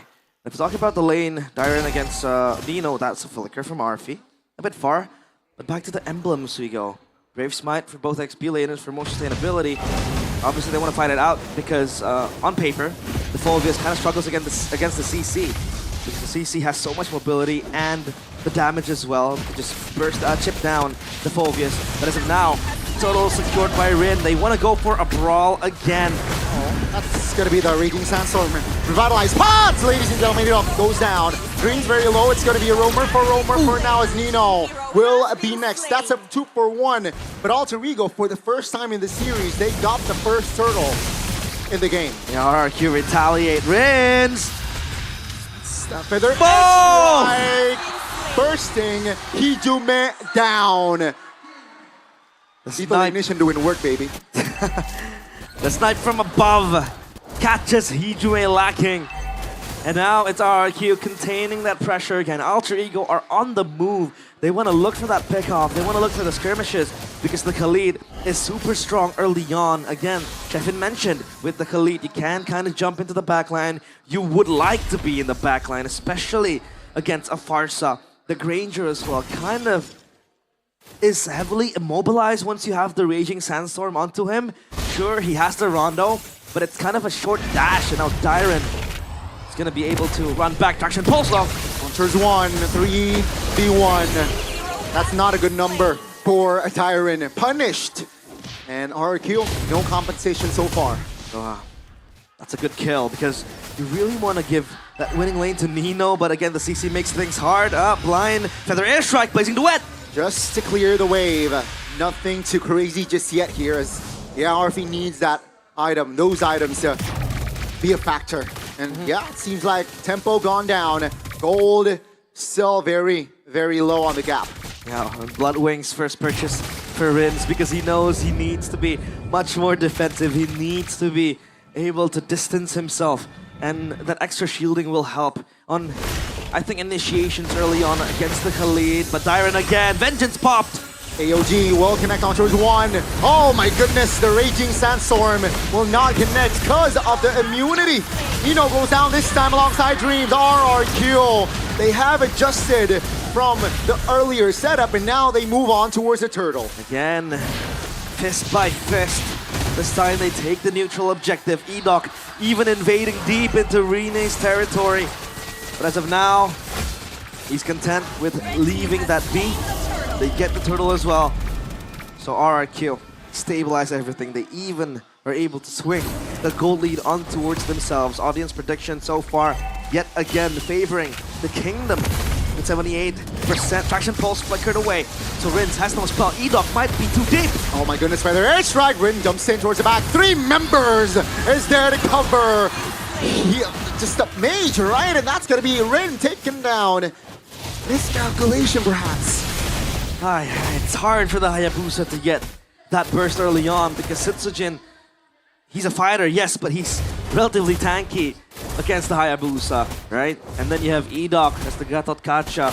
Rin still lacking an item as well, only the Hunter Strike completed. And it's Setsujin rushing that War Axe after the Hunter Strike. Toy has the Sky Piercer ready, so expect more presence from the Granger to participate in the team fights. He's able to do just that and maximize that stack from the Sky Piercer.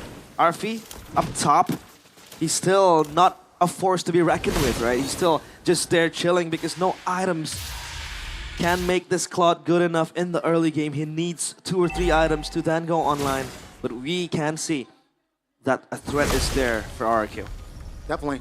2,000 gold lead already established, which, that's 2 minutes ago? It was just a couple of hundred. And yeah, RQ entering the mid game seems like they are the more stable team. Let's see Alter Ego doing something here. AOG defensive lead. Very well there.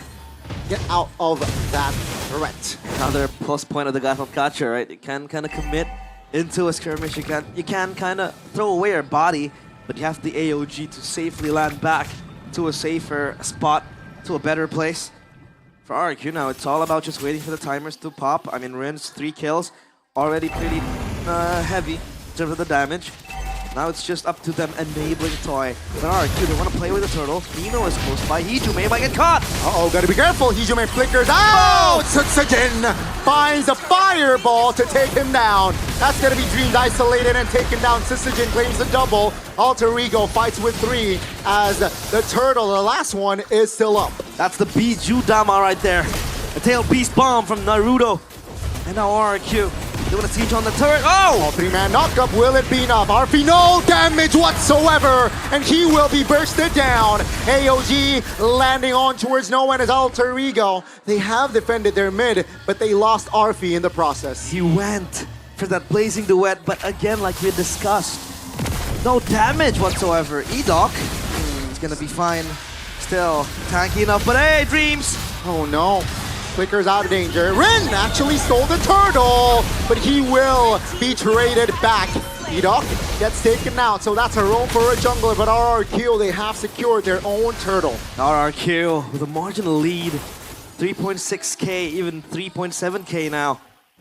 They will try to secure topside push, and now it's RP. Only looking to farm up. I think Alter Ego are trying to force the fight way too much. RP isn't even online yet. They can only play with the Kimi plus the Hayabusa. But then again, the Hayabusa doesn't seem to have that damage needed to burst down. Oh, Dreams. Sandstorm defensively, but Shadow Kill. Oh, no threat whatsoever with that Shadow Kill. Sutsujin move forward and from above. That retribution very clutch. Sutsujin got it. He is, though, 2 levels above Rin. Absolute blunder there from the Lucas from Sutsujin. And so far, item check. 3 items for Toy. And RP only has the Golden Staff plus the DHS. So defensive items yet, but now... Out of position. Rin again. 3 times already punished. And yeah, that will build the tempo for the Kings of Kings to perhaps secure game 3. Rin has been totally shut down in this game. We haven't really seen the Hayabusa able to exert pressure. It feels like RRQ are just playing it carefree. And Nino might be next on the blacklist. Nasty damage already coming from Toy. Turret, bottom side, inner, will fall. Oh my goodness! What? That's the solo from Rins! Rins, oh Rins! Just waiting for that bush, on that bush, and RP, no chance that he survives that. It's hard. I know for a fact RP really wanted to shove that wave up top, but you're weak at this point, and the far side 6-0, traction pulse onto E-Doc, AOG defensively again. So they wouldn't really go for E-Doc because E-Doc can just run back. Nino now stuck in no man's land. Oh, different story. E-Doc has the AOG, but Nino does not. And RRQ, they will be able to punish that. As 10 minutes in, so far it's a stomp. I'm trying to probe onto possible winning conditions for Alter Ego. I think it was always the dive, the pushback that they have, you know, just jumping onto the faces of RRQ. But it feels like as of now, it's all tamed down. The Hayabusa ain't doing damage. I mean, the Claude recently was able to achieve that Trinity. But RRQ has grown stronger by the minute. It's hard to penetrate them. They're impervious at this point. And Rins is just a menace with this Farsa. So what do they do now? Do they look for a momentum? Maybe a misplay from RRQ and then turn things around? But as of now, I think RRQ are playing this flawlessly. Yeah, it's near to perfection.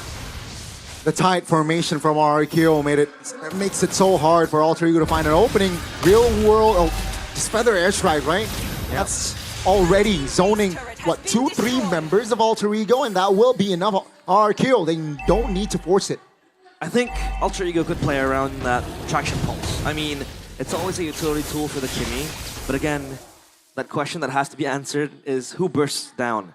Who can burst down the players of RRQ?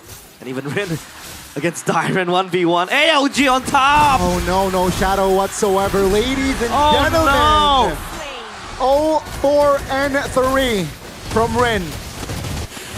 Ay, Shuriken's broken. Jutsu's gone. No chakra for Rin, and now they siege. Raging Sandstorm will not do anything. RP! Sutsujin though, finding an opening. Winner crown! Oh my goodness, he survives that. Now it's gonna be Dream, Tijo Man, Nino defending. Vengeance pot by Darren. That's a pull, great taunt, but Nino will not survive. Toy is there to secure the kill. Toy is toying with Alter Ego. Again, he has that range to just poke down and burst down. Alter Ego, Hijume, even under pressure, shadow kill. Defensively to at least clear the wave. AOG to Dreams! Oh, nasty formation, nasty setup, nastier execution. RRQ, they took down 2 base turrets practically with no Lord. Good night. Sweet dreams. It's RRQ, 8.9k by the second. They are looking even stronger, and for Alter Ego, it's looking very bleak. It's kind of sad they were able to present a very, very competitive game number 1, but now, when it comes to where it matters the most, Alter Ego, they can't really deliver. And now Rins with a truncheon purchase previously as a splash damage. But look at that poke coming in from RRQ. Sutsujin stuck, he could be dead. Huge knock up there from the Lord, but Sisujin recovers. That's gonna be Dyron popping the vengeance. Oh my goodness, Arfi taken down again! And ladies and gentlemen, Rin finally finds the kill, but immediately traded back, and Nino will be isolated. 4 members down and out. That's gonna be RRQ pushing for the base. It's just Hijume staring down at the army of the kingdom. He lives to tell the terrors of the kings of kings. And they will secure match point. 22 kills to 5 kills. Ladies and gentlemen, that was a slaughter. The Kingdom, they will take the lead in this best of 5. And Alter Ego, wow, they need a complete reset after that game. Gimme was a non-factor against a Farsa, and Rins show that, yeah, this is how you play a Farsa against the Kimmy. Well, I think what Alter Ego were trying to achieve from the get-go, it just didn't come to fruition. It didn't really happen. And you know, they are under pressure now. Match point for RRQ. 1 more win to secure a Royal Derby in the upper bracket finals and a step closer to MSC. But again, things can turn. We know what Alter Ego can do. Yesterday, I mean, it's a reverse sweep.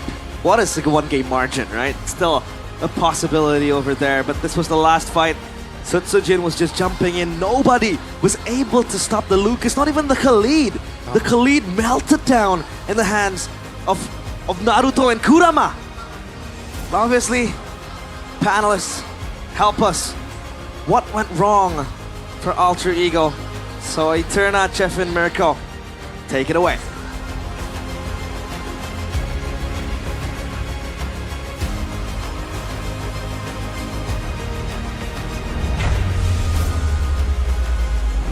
Thank you so much, Realize. Thank you so much, Goni. Match point. Yeah. Earlier, Realize posed a question. What went wrong for Alter Ego here? 22-5. It looked like a complete outclass in the execution as well.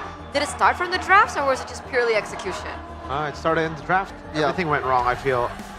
Earlier, I could see the vision, like the Hayabusa first pick, sure. It's a comfort pick for Rin, but you need to build for Rin, just like in game number 1. If you want the Hayabusa to excel, a player like that, someone that Shevin already mentioned, plays like a ranked game player, you need to give him the lead.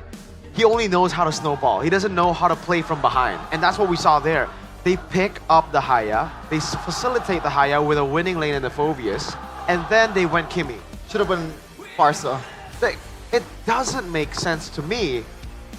You go Phoveus Haya, those two want to win early, and then you go Kimmy. What the heck is the Kimmy gonna do in the early game? Like there are massive concerns from me right now to the Alter Ego coaching staff, because it almost seems like at this point they're so inconsistent in the draft. They might just be fluking out in the draft. Like the reason they might be doing well in the draft might just be, okay, our template works. When the template doesn't go through, we have no idea what's going on. We have no understanding of early how to snowball, how to build a composition for their winning conditions. So everything feels a little mixed up. It feels too inconsistent for it to be like them and then they proceed to go with the Khalid again, another early pick, and then Claude. Claude is so bad in this game. Like, it's not even RP's fault. Oh man, one of the reasons why Khalid hasn't seen a light of day for quite a while in MPL Indonesia is the fact that he falls off really, really hard. If you want to play a Khalid probe, you gotta win the early game. You gotta somehow make it that the Khalid can roam around the map and can deal damage with safety. But when you lose out on the trade against a far side the mid game, that is just that sentence from you. And shout out to Rins, by the way. One of the plays that he flickered so early on that feathered airstrike. He knows that he can get the kill. The bravado, the gal on this guy. But this guy though, you gotta tone down on the testosterone and also the adrenaline. The Ren. Oh man. To farm, the quad shadow to farm in the later stage of the game is unacceptable. I agree with you. This pick here, if you replay this clip, Rin was dead before this team fight happened, and then a few of the shots here, Hijume getting sniped down by, oh, it was Nino who got, wait, was it Hijume? No, it was Nino who got sniped down by Toy.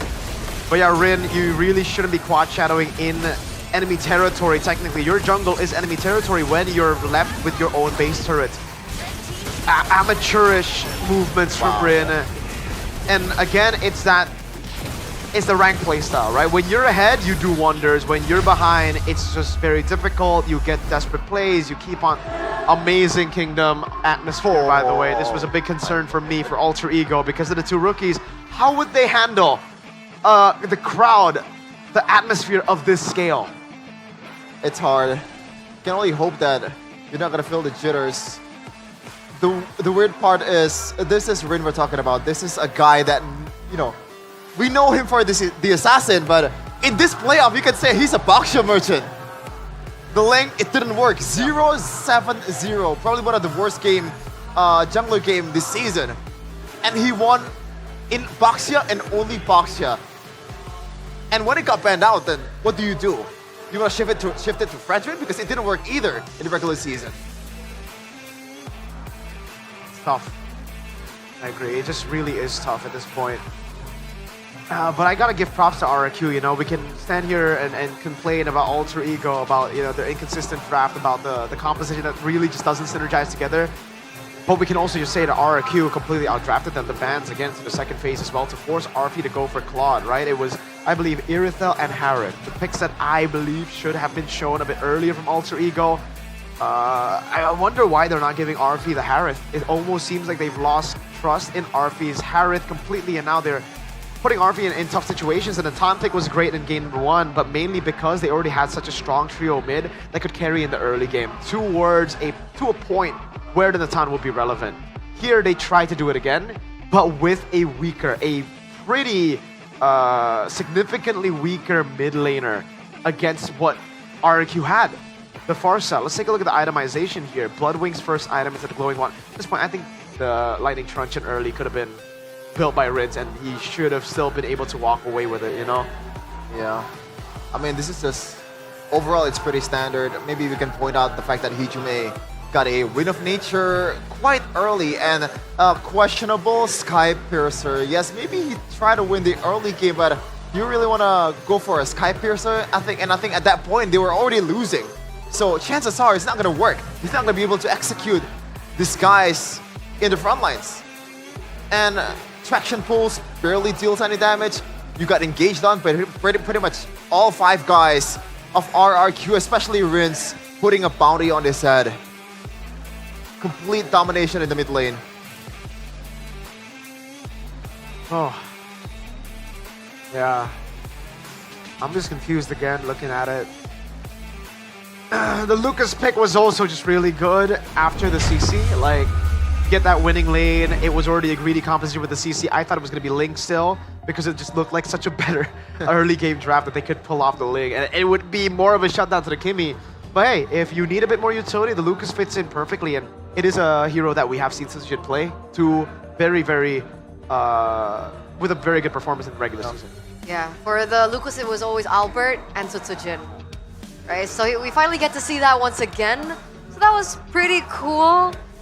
But man, as you guys were talking, as you know, the casters were also casting the Kingdom and their energy. I still can't get over it. I want to get a little, sneak peek as to how things are going with Alyssa over there to see a little bit more of what's going on in the situation right now. Hai, kembali lagi bersama Alisa melaporkan langsung dari MPL Festival di Jakarta International Velodrome. Hari ini Alisa melihat suasananya begitu ramai dan kayaknya para super fans langsung pada nempel-nempelin wish mereka di Wish Mall ini. Kayak kita bakal culik kali ya salah satu dari super fans di sini untuk kita ajak ngobrol kali ya. Boleh kali ya, nih ada yang di belakang Alisa. Permisi, halo. Boleh kesini, aku culik bentar nih. Namanya siapa nih kakak? Rofik. Kak Taufik, kamu super fans dari apa nih?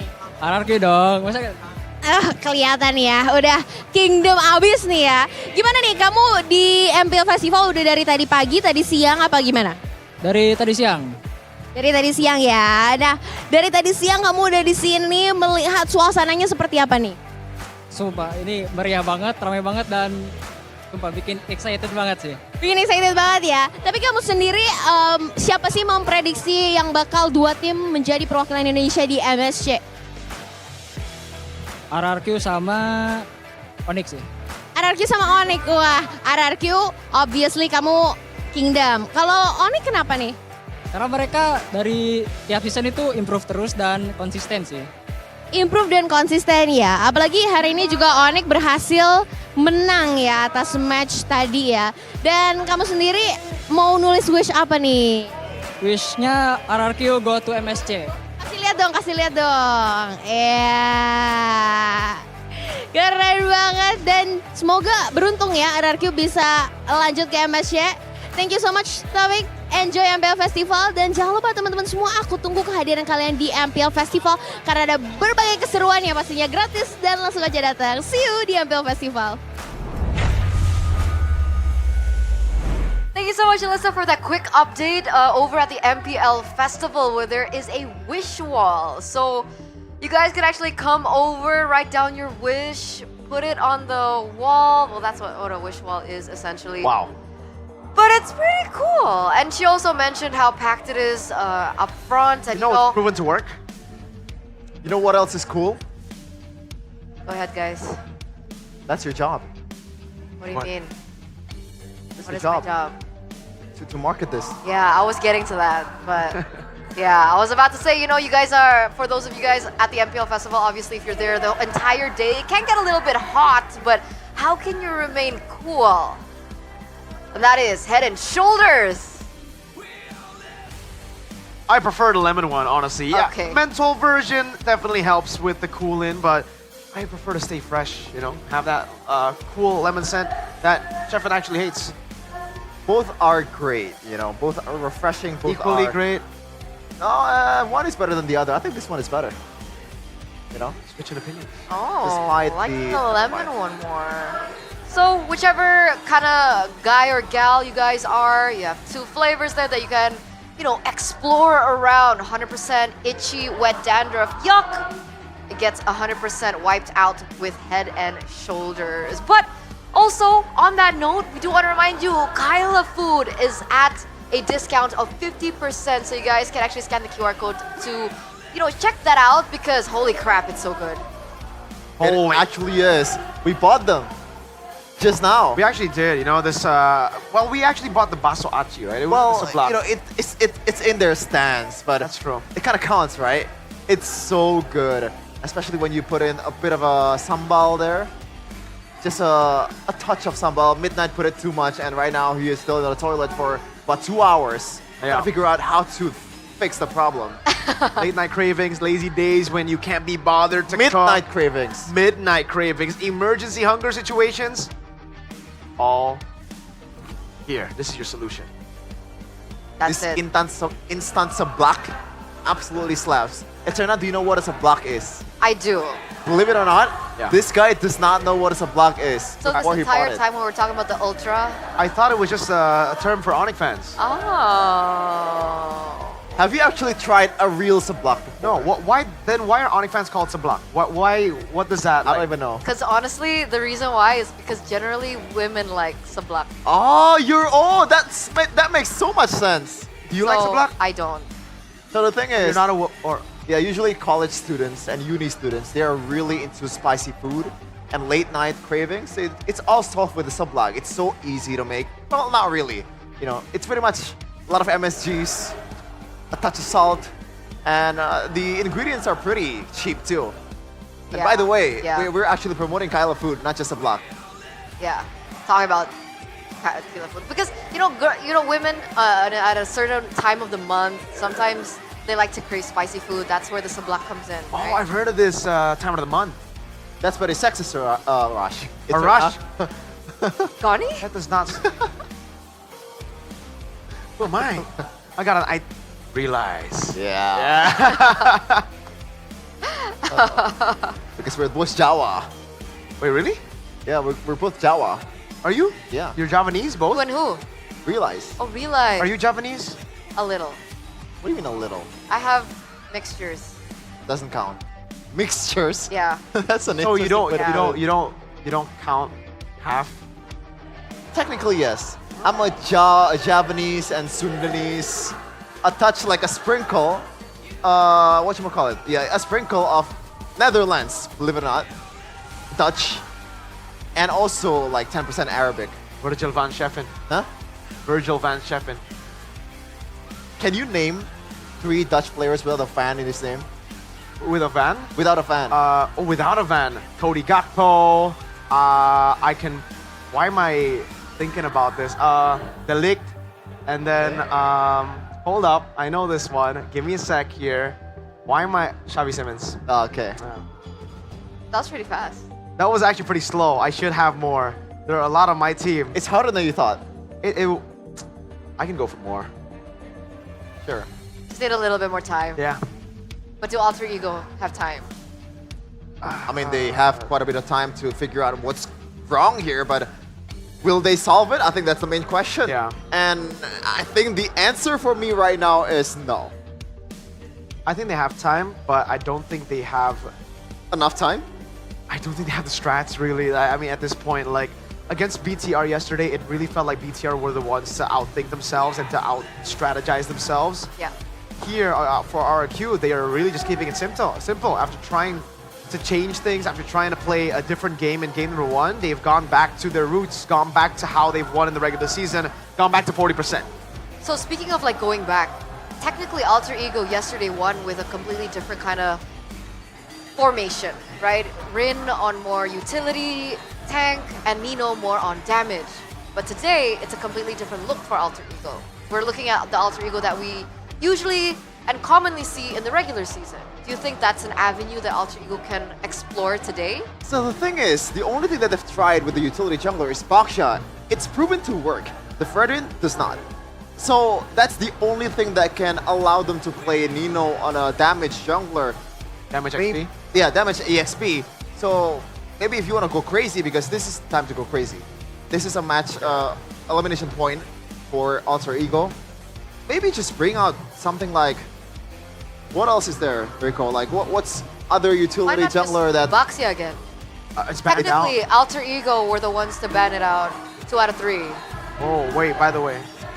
Oh, what's this? Who's the better Farsa user? You guys can actually vote. Type the player's name right now in the live chat to pick between Rins and Hijume. You wanna ask because me?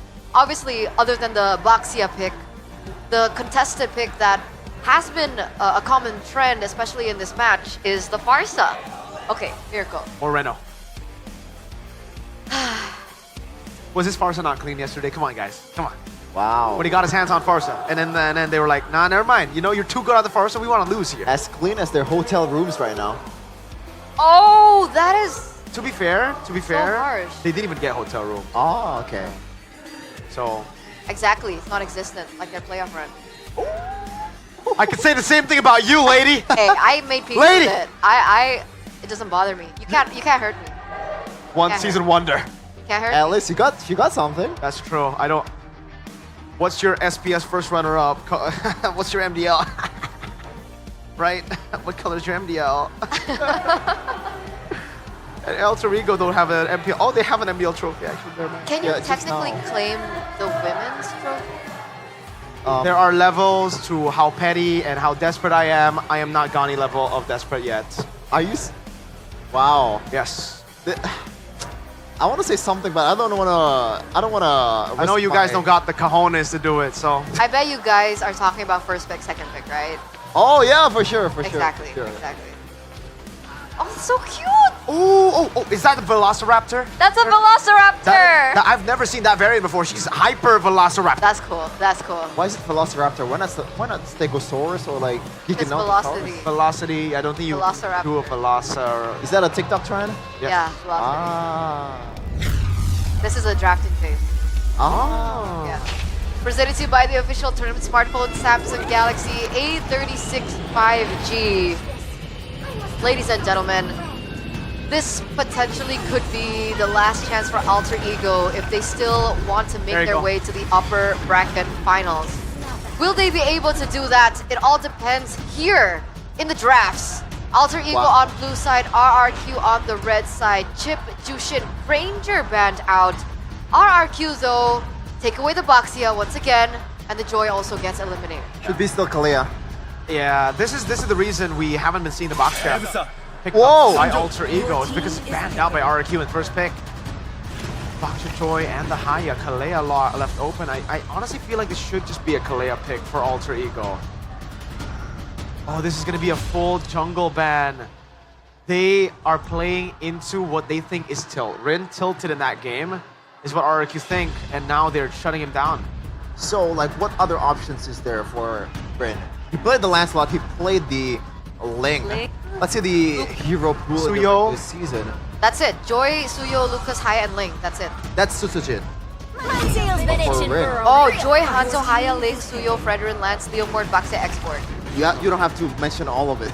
Yeah, because some of the picks are okay. Kalea first pick for Alter Ego. Already RRQ. No Granger this time around. The Badang is left open. I think the Badang should just be picked up here together with the Farsa. Right? It's been of crazy prio right now. I don't see any other pick. They can just go Lucas last pick as well, and then they can flex, or they can utilize the gold lane pick later. Oh, they actually want to go for the Harith first. So Harith Badang, right? What? They really like the Gatot, man. They really do. I don't understand. Like, yes, the flex is there, but so is Badang, and it's a better matchup technically against the Kalea. Maybe you can get away with the AOG. That's the idea when you get, you know, jumped on. And Badang is technically a bit less tanky than a Gatot. So Badang Farsa for Alter Ego? You need a Farsa against a Harith, right? Yeah, outranges it. Burst. But do you still take away the Badang is my question now. Or do you want to just go Phobius and try to win out early? I think it's going to be a Phobius. Okay. If we're talking about Nino's hero pool and the fact that Gescute banned it, I believe, in what are the first two games? In the first phase, kind of signals that it is that prio for Nino, and it's gonna be a Hijume Luoyi. What's the win rate On Luoyi? Hijume on Luoyi? 75% in 4 matches, so it's pretty good. Pretty okay. And it's an early game pick that really now is good with the Phobius and Kalea. So it's already a better early game comp. The main question is, how do you complement this Luoyi pick with a proper jungler? Exactly. The jungle is a big Lucas question. should be the prime option, right? I think RRQ can be the ones to pick up Lucas here still. Oh, that's actually a good shout. Yeah, like they can go for the Lucas. Dealing with the Luoyi is pretty solid. I think in the Philippines as well, when they're up against Chip, when they're up against Luoyi, a lot of times we do see the Lucas because of the anti-CC, but they go for a strange choice. I thought maybe the Farsa would be the choice instead of the Yve or a Lucas. They go for the Yve instead, so Yve, Harith, and Gatot. Run deep. They are fully banning out Rin. There you go.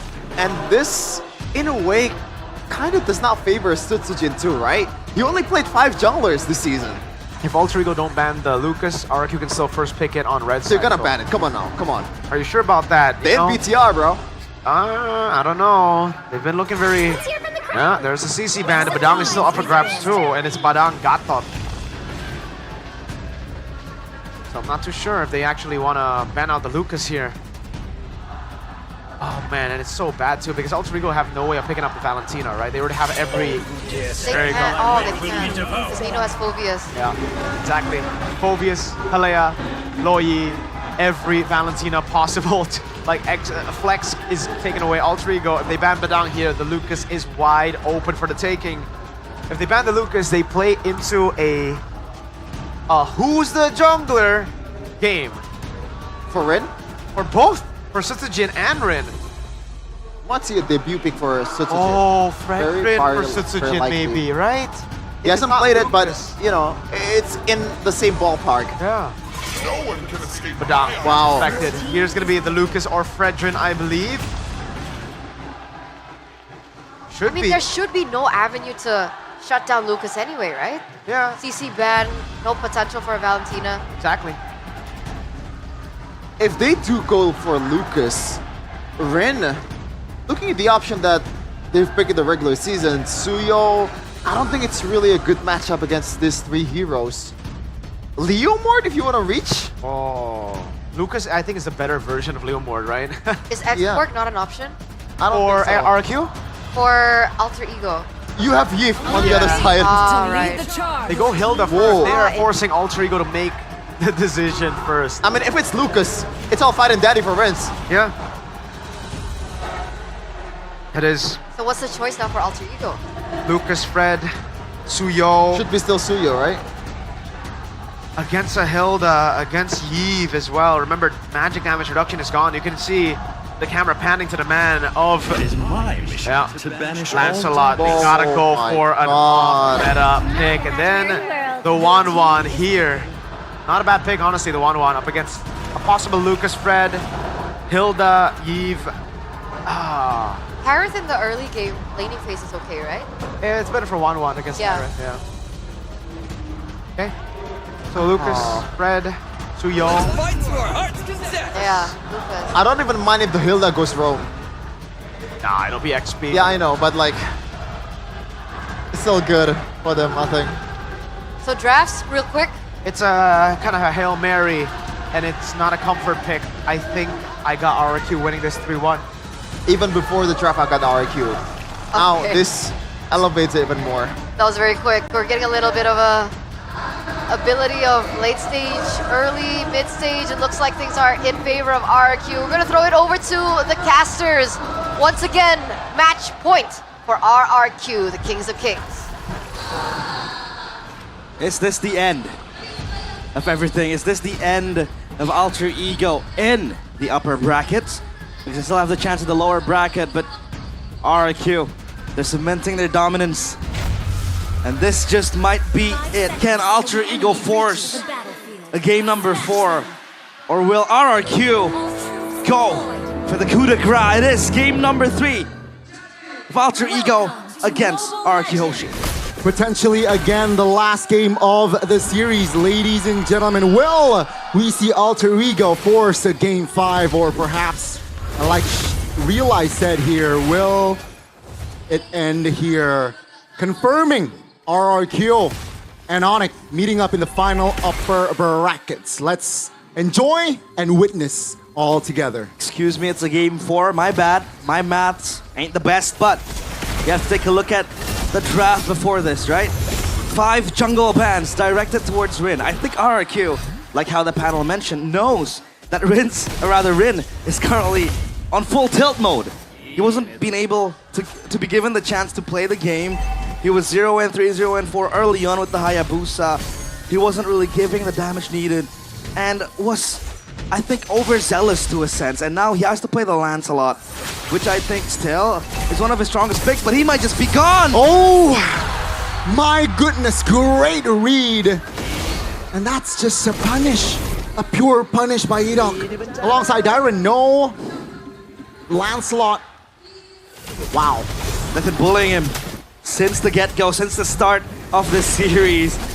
I feel bad for him, and now he's forced into a tough spot against the Lucas, against the Hilda, tanky members, the Gatot Kacha as well. And now it's Dreams with the Kalea moving forward, but Edok, again, the safety net is there with the AOG, which, by the way, he hasn't been able to acquire, but come level 4, he could be much more proactive, much more aggressive. And by the way, I picked up an interesting tip from R7, obviously RRQ legend. He said that one of the ways he can deal with tank junglers, or tank meta right now, is to play the Lancelot, but semi-tank. So you go for the Endless Battle, and then you can go for the Sky Guardian helmet. A lot of ways, but now it's a turtle fight. Now that's gonna be the taunt. Now it's gonna be the QB form Sutsujin securing the turtle. And Nino, Dreams now caught. That's gonna be Nino isolated, ladies and gentlemen. Again, almost a perfect start for RRQ. AOG lands on towards Rin, and that does it. Cherry on top for that early game. Rin is just a peasant in the eyes of the kings, in the eyes of the kingdom. 0 and 2, minute 2. Come to minute 3, but oh my god, they're not giving Rin any space to farm, to fight, to get kills, to get online and snowball. With the Lancelot, you need to farm as much. You can join the fights later on when you're 2 items in. But as of now, RRQ, they have a target on Rin's head. Definitely. 3 minutes in, 2,500 gold lead. That is significant. And you might see a solo by Rins. Hijume, no flicker, that's info. And Rins is just there to punish. It's getting messy. This is spiraling out of control. RRQ with the dream start. 3 minutes, 6 kills. And this is looking bleak for Alter Ego. And it's still the start of the game, so what do they do now? Backing on the 1-1, I feel like it's an option, but look at E-Dog, is from the back! Cheeky positioning. RRQ committing 4 bodies in the top lane. Diversion caught. Spotted. Dreams and Hijume, after that diversion play, they instantly move back, so that's not a good sign. RRQ, they are reading Alter Ego like a children's book. Like a bedtime story. And you need to note that Hijume has access to Loi, so obviously global pressure is there. But they need to get a collapse on RRQ. I mean, you can send the Lancelot maybe up top to get the split push going. But I think they picked up the Hilda to specifically just bully Rin out of his demise. Look at this! Almost a solo by Dairin. Hijume and Nino is ready to reinforce and perhaps look for counterplay, but Dairin is too tanky while Sutsujin is on the turtle. 6-0 still a flawless data on RRQ, and they add more on that neutral objective take. Yeah, even Toy there. Chancing on Arfi, but E-Dog goes in. Arfi has to go back. Tsunami Slam! On towards E-Dog, revitalized, committed. That's gonna be the first kill on the board for Alter Ego. Let's see what will they do more. Sutsujin pops to unleash the beast! And that will be enough to take 2 members down. With the fireball, he gets the double. RRQ, they will continue more on the pressure. Biju Dama, Arfi! Gonna be fine, I think, because Dreams is on the neighborhood. But look at the pressure that RRQ is able to exert. That's a broken top tier turret, minute number 5. I know you have a Loi, but what do you do when a Hilda comes running at you, just roaming around the map? Firstly, it was to shut down Rin. He's 1 and 3 now. But second, it's to collide alongside E-Dog to put even more pressure towards the top side to shut down Arfi. Dreams might look for a Tsunami Slam, but the Purify saves Rins. Yeah, great timing on that Purify, and yeah, Rin's still untouched. Alter Ego looking for an opening, right? Looking for a tray, but seems like RRQ so disciplined. Dreams forced to use the flicker, and in the mid lane, Hijume caught. Mid turret falls, Alter Ego in shambles. Alter Ego are disintegrating 1 by 1. RRQ, it feels like everything they do it correctly. Every move they make is a valuable move. And Alter Ego are pushed back. I mean, look at Dairin just chilling in the jungle. He's recalling for dear life. They know they are ahead. Yeah, 5,000 gold lead, and in 6 minutes, that's not too bad. Realize. It's way too good for RRQ Dairin. This is not your neighborhood. Don't make it yours. And now the turtle in the hands of RRQ. Obviously, Alter Ego, they don't really have a way into the pit. I mean, you can bank on a Rin, you know, Thorn Rose and Phantom Execution. That's it. And as of now, They have no means to really be able to enter that neutral objective contest. They'll even only relinquish it, and now it's up to the Lord to do the heavy lifting. Divine Glaive acquired by Rins. Tsunami Slam might be looked by Dreams. On towards Hedog though, not the priority, and that's going to be the counter play by RRQ. AOG lands on towards Nino. He is fighting for dear life. Great cover by Hijime. That will relieve off pressure, but that is still Dreams taken down. You just can't shut Alter Ego, or rather RRQ down.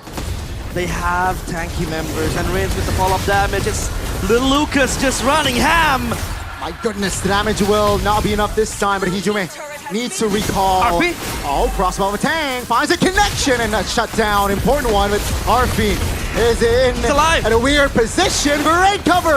Rin from the backs looking for the counter play, diversion play under the bush, and that might be Hijime securing a kill on towards Toy. That's going to be 2 members down and out for RRQ, but that will be the Tsunami Slam connecting on towards Rins, and that's Rin finding the shutdown and the double. RRQ biting more than they could chew. And that was 4 kills in an instance. The shutdown, the bounty acquired by RP. That is something that might propel Alter Ego into a possible fight back, comeback. Yeah. Because it's 4 kills. And they even were able to get a turret up top, or rather in the mid lane, down bottom as well.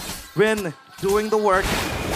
And I think the 1-1, if you're able to at least just, you know, nurture the 1-1, protect it, I think they do have a solid chance, because the 1-1 will hurt a lot. But come the late game, I feel like when RRQ will stack up on the immortalities in the winner crown, the 1-1 doesn't really have a chance.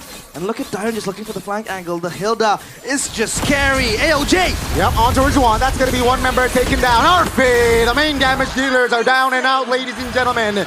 Dreams now very low. RRQ, they're taking the driver's seat right back. Wow, I mean, a minute ago, you know, let's say minute 5, it was 5,000 gold lead for RRQ.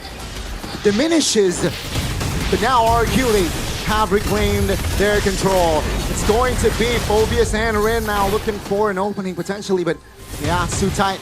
Pretty Lord for RRQ. Alter Ego celebrations put on hold, cut short quickly, as RRQ again show why they have dominance in this game again. It's time and time.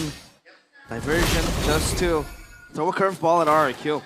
Now Alter Ego, at least Rin is able to have 3 items to his name. The Malefic Roar with the War Axe and the Hunter Strike. You have that Spell Vamp to give you sustainability. But Arfi, I don't want to do this, man! Oh my goodness, that's a solo. Sutsujin, intelligent play. And Arfi, yeah, nowhere to go. Rin now, looking perhaps to buy time here. Distract the multiple members. Let's see how Rin plays this out. Seems like not too long. There's no playing it out. He's caught on the wrong side of the tracks. And Arfi, what was he doing pushing that far? There was no vision. Tutsujin wasn't even seen. And there was no info as well. So he dies in vain. RRQ, they look for the siege. This turret might just be brittle.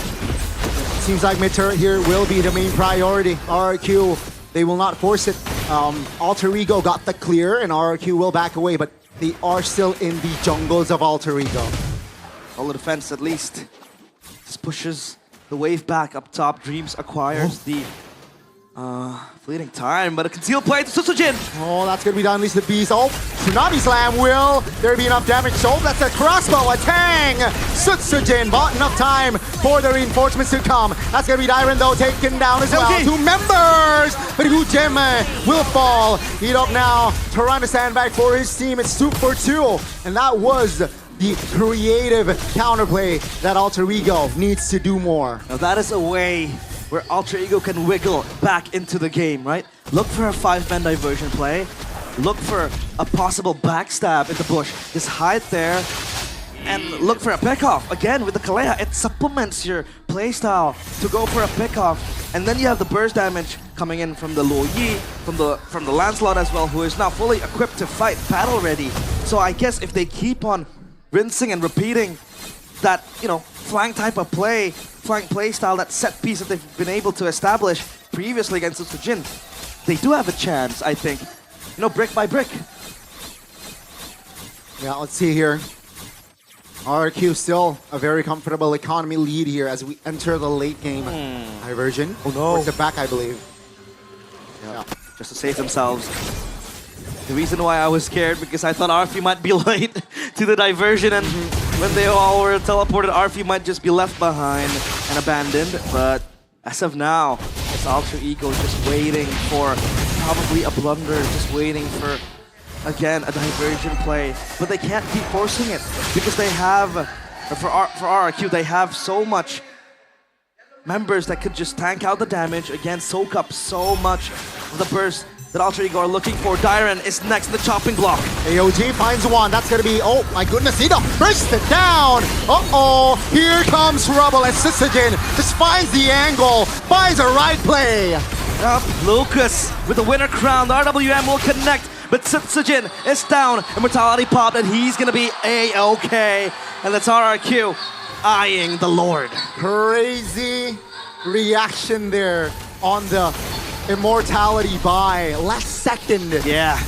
And yeah, Sisujin survives, so this will be RRQ taking prio on the Lord. Quick hands on Sutsujin. Diversion. Where are they going? What? Oh my goodness! The Lord! Surprise, surprise! Alter Ego will secure the Lord! RRQ though seems like they will punish bodies as Dreams will go down for 30 and Dyron secures Hijume. He's going in. RRQ, they lose out on the Lord, but they manage to capture 2 members of Alter Ego. Ooh, big move coming in. Bold from Hijume. Let's go for the diversion play. They know that the fight was kind of split in 2, and no one was attending to the Lord. And there they came with the diversion, looking to end it even without Rin's retribution. That was the Lord, that was Hijume all alone. Now the Lord coming into the bottom side. Arthur is here, Nino as well. They need the backup. The Loi is up, diversion will come sooner. Uh-oh, gotta be careful here. Lord taking care of RRQ. They are moving as a unit. Loi just to join the team using that diversion, and yeah, practically their base rate is still untouched, so great defense from RRQ. Queen's Wings for Sutsujin because he knows that this 1-1 is growing stronger by the minute. The 1-1 already has 5 items. I think that was a Malefic gun that he purchased previously. Adds more range, adds more kiting potential for the 1-1. But you need to note that Arfi, again and again, the criticism towards him is his positioning sometimes is very, very questionable. So at least if he's able to go through the first phase of that crash, of that team fight, and then look for that weakness point and the crossbow of Tang, I think he does have a chance. But RRQ again stacking up on the defense items, the immortality, the winner crowns. So Alter Ego maybe look for another crash play as they're able to usher the wave up top. They get this turret for free. Vinces here might respond, but Alter Ego, they know they play it safe, they play it smart. Move back. But Dyron might be on the chase. Nah, he's not gonna pursue Alter Ego. Well, ladies and gentlemen, Alter Ego for the first, 5 minutes? It was just RRQ hammering down! Sutsujin out of position, great diversion play, and Alter Ego, they have the prio. Hey, they're able to at least snatch a few kills. And that was an important one towards Sutsujin. The Lucas, the carry that is able to just enable RRQ to reach the backline. Is able to just dive into the back, Purify pop, AOG counter engage. Let's see RP moving back. That's gonna be Toy. All 4 members of RRQ in the mid. Rin jumps in, good on! Nino goes down alongside Edok. That's gonna be the trade. But now they will move on towards the Lord. A silver lining for Alter Ego is the fact that the Lucas just grows out of relevance in the late game. I think it falls pretty much sooner or later because Alter Ego can just stack on the defense items, and the Lucas can just get bursted down by the Luo Yi, even the 1-1 with a fully equipped arsenal in her backpack. So I think that transition from Sutsujin into a tankier item might just happen sooner or later.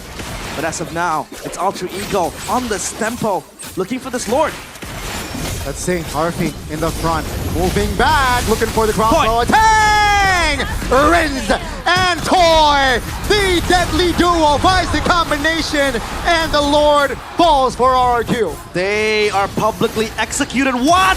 Oh my Flat goodness! play! Oh my goodness! Harvey finds the play. He finds Toy. Now let's see if they can do more damage. RRQ moving back. Lord is marching in the mid. RRQ, they have no time for the setup. Insanity, Alter Ego, they're still able to scrap something out of nothing. And time again, they get the correct targets. They get the right targets to just munch down on them. And now without Toy, they have no prior on the Lord. And like you said, they have no time to set up the lanes, set up the Lord as well to do one last push. So Alter Ego, they're still holding on a thin thread. Again, look at Alter Ego, their powers are growing stronger and stronger. The Lancelot has the Endless Battle already with the BOD. Uh-oh, Winter Crown. Oh no, out of position, Hijume. Winter Crown will not save him. RRQ, what a connection there. I think Hijume got, dozed off in the mid. Yeah, he spaced out. It was just out of position, and that's not Hijume like. Because game number 1, he was playing a very flawless game of that Farsa. And now Rin stepping forward, he's more brave now because the waves are pushing in. But look at Rin. He might go from the back and wait for diversion to happen, but Hijume is going to be up in 15 seconds. He can't even cut the minions because it's marching into the base. And RRQ might in turn look for him. But as of now, it's RRQ just backing off. They know they can play the long game. Yeah, it seems like they will have to be satisfied in just taking the mid. Lord will spawn top. And let's see here. Far lane for now is in favor for Alter Ego. The far lanes are pushing in their favor, and the split push might happen with the Lucas, or rather the Lancelot as well. Slam slam! Winter Crown, real world motivation AOG. That's gonna be landing on towards Dreams. Nino flickering back it up very low. Winter Crown, let's see, as Sutsujin is going down. That's gonna be Rin taken down as well. No junglers, that's gonna be 2 for 3. As Ren's now is there to provide the damage. Toy taking care of the member in the mid. Hijume will not survive. And ladies and gentlemen, it is all over. It's done. Done and dusted. RRQ. As the kingdom erupts in the Jakarta International Velodrome, they will look to book that Royal Derby in the upper bracket finals. Ladies and gentlemen, RRQ, they will meet Onyx. You're right, in the final upper brackets. And the team that will win that match will secure not just the grand finals, but they will secure a slot for MSC. My, oh my, it looked like Alter Ego had a slight chance there. Because how do you constantly scrap something when you're down in the dust, pulverized time and time again? And it felt like RFU was gonna be the one who carried the game, carried the team fights. But in that last push, he wasn't able to pump the crossbow of Tang, if I'm not mistaken. He didn't really get the weakness points. That was Dyron just constantly tanking the damage, eating up the spears from the 1-1. And Alter Ego, they fell short. At least they're still able to show some fight. They're still able to show that they might look for those plays to happen with a diversion, with them targeting correctly towards the Lucas with Jin. Yeah, but still, it's not enough. And they will meet Geek Fam in the lower brackets. One more chance to keep their journey in the playoffs alive. Yeah. It's going to be, there's got to be a lot of stakes in that match. It's their last lifeline for Alter Ego. Their lives on the line in that match against Geek Fam. But look at that. Winner crowns. Wow. Has been very crucial for RRQ. Even Dyron and Rince was able to buy that in the last second in the fight, a down bottom in the jungle, and it just kind of delayed Alter Ego's engage because they need to go do it quick. Bam, bam, bam, in like a tempo. But the Winter Crown just stopped that from happening. RRQ, solid performance, turning back the first game in which Alter Ego was able to win. But obviously upstage it is. The players from RRQ Hoshi will have an interview with them with Bude, Clara Mongstar.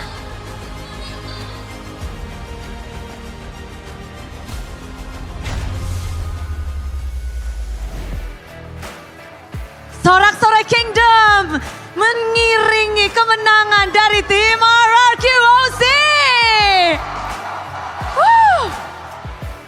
Match pembukaan kalian di babak playoff dan kalian berhasil memenangkan match ini dengan game yang begitu mendebarkan. Bagaimana RRQ kemenangan pertama kalian di babak playoff? Ya puji Tuhan aja sih. Bersyukur. Bersyukur. Tapi kita melihat bahwa pertarungan RRQ dan juga Alter Ego terlihat begitu baku hantam. Banyak banget gameplay dan juga trik-trik dari dua tim ini yang begitu memukau. Gimana sih kamu ngeliat Alter Ego di babak playoff ini, Sujin? Mereka mainnya tabrak-tabrak gitu sih, jadi kita juga tabrak balik aja. Hantam-hantam aja. Tapi di momen terakhir kita ngeliat kalau Sujin, banyak banget momen di mana mereka benar-benar ngincer, nyaris Sujin. Dan kita juga melihat bagaimana permainan Winter Crown, tambah immortality dan segala macamnya. Kamu bagaimana sih ngelihat di tengah-tengah pergempuran kamu didesak begitu dalamnya sama tim Alter Ego? Ya, itu salah aku sih, karena offside aja tadi. Jadinya mereka dapat dapat map lah, jadi bisa ngincer gitu. Tapi itu hanya terjadi beberapa kali. Selanjutnya langsung, berarti berhati-hati langsung Sujin di situ. Ya, udah aware sama TP-TP-nya Loi. Udah aware. Tapi menariknya di mana di match kali ini kita melihat di game 1, 2, 3 sepertinya hero tank dari Rine di ban. Namun di game yang keempat kayaknya 5 slotnya dipakai buat Rine semua tuh. Apakah ini memang sudah menjadi diskusi kalian untuk men-shutdown Rine atau bagaimana, Sujin? Ya, iya sih termasuk strategi juga. Soalnya mereka mainnya kayak berpola di Rine-nya doang sih. Jadi Rine nggak main jadi gampang. Well, lebih dari Sujin, lebih baik ini Rine pakai tank atau Rine pakai assassin? Sama aja sih dua-duanya. Sama aja dua-duanya. Tapi tentu hal yang menarik di mana di sini adalah panggung playoff kembali untuk tim RRQ menjadi tim terakhir yang bermain, Rins. Dari 6 tim, sekarang kalian benar-benar menjadi tim yang kayaknya muncul di panggung playoff. Gimana sih, Rins? Kamu melihat performa dari tim RRQ? Sebenarnya bisa lebih baik dari yang sekarang sih. Soalnya tadi kita di game 1 ada blunder-blunder juga lah. Semoga nextnya bisa kita perbaiki itu. Walaupun menang di game 1 tapi masih banyak yang harus diperbaiki. Ya. Di sini RRQ memang tidak pernah puas. Mereka yang terus lebih baik. Tapi melihat dari Alter Ego di babak playoff dan di regular season, Prince gimana sih ngelihatnya? Apakah ada perbedaan signifikan dari Alter Ego? Mungkin Alter Ego tetap sama sih dengan pendirian mereka baku hantam. Sama mungkin di mode playoff, di playoff ini mereka ngeluarin mode yang sama juga kayak di regular season. Seperti di regular season, pokoknya baku hantam dan kalian sudah siap akan hal itu. Ya, baku hantam kita balas baku hantam. Baku hantam. Benar-benar memang membuat sampai para caster suaranya sampai benar-benar habis karena begitu serunya. Dan ngelihat, kita tahu yang menjadi highlight juga banyak banget player-player dari tim RRQ dan juga Alter Ego khususnya duo mid. Dengan duo mid yang ada di RRQ, Rins Idok kali ini berhadapan dengan Hijume dan juga Dreams. Banyak hal menarik yang terjadi, tapi gimana sih pertempuran dengan duo mid ini? Jago sih mereka duo mate-nya. Emang dari awal kita bilang Alter Ego itu di duo mate-nya doang sih. Lebih kayak bawa gamenya lah duo mate-nya. Jalan dengan begitu mulus juga. Namun ini juga menarik perhatian di mana tim RRQ dengan panggung yang besar ini, Dairen melihat performa kalian. Ini adalah performa yang benar-benar dinantikan, memenuhi Jakarta International Velodrome di sini dan juga di luar. Ini adalah panggung yang begitu besar. Dairen, dengan pengalaman yang begitu banyak, bagaimana kamu ngebawa timmu ini mempersiapkan diri untuk babak playoff? Ya kita ini sih Budi, ya kayak biasa scrim terus ya nonton bareng-bareng gitu. Jadi terus kita juga sering tukar pikiran kan. Ya udah. Ada yang spesial nggak? Kayaknya Bude melihat ada pendekatan spesial nih untuk playoff kali ini. Mungkin apa ya? Bonding-bonding kayaknya ada Oh tuh. iya, kita sebelum playoff juga sempat bonding sih. Jadi kemana kita? Ke Jepang ya? Kayaknya enggak ya. Ya, soalnya kita naik kereta api cepat, jadi ada di Jepang. Oke, kita juga ada nyasar sendiri Dairen. Tapi dengan kita ngelihat permainan yang sepertinya dari kalian lancar aja. Apakah RRQ sudah naik level? Di regular season, kalian merajai regular season. Gimana halnya playoff? Kita belum, apa namanya Bude? Strat kita masih banyak sih yang disimpan. Jadi mungkin besok kita keluarin. Oke, ini menjadi yang menarik tentunya karena besok lawannya juga. Oke, nanti kita bahas dulu. Tapi ada yang pertama kali ini di babak playoff.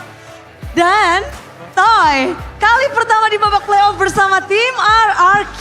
Kamu bermain dan kita bisa lihat seberapa cintanya Kingdom. Karena di situ ada banner begitu besarnya. Ada tembak-tembak Toy. Panggung besarmu bersama dengan Kingdom, bersama dengan RRQ. Gimana sih pengalaman pertamamu Toy? Biasa aja. Cool banget ya. Kingdom gimana nih? Aduh, biasa aja. Kan sebelumnya kan di SL kan sebelumnya kita udah playoff juga kan Bude. Jadi di playoff MPL ini biasa aja. Oke, tetap cool, tetap stay. Dan emang di sini Toy, kamu menggunakan 3 kali Grangermu. Tembak-tembak Toy benar-benar kamu lakukan di 3 game itu. Tapi Toy, melihat Grangermu dilepas, apa responmu? Oke, terus sih Bude sampai di ban. Gas aja terus. Ya. Ingin menembak-nembak semuanya. Ya. Oke, kalau fokusnya Toy sendiri gimana sih untuk menghadapi alter ego?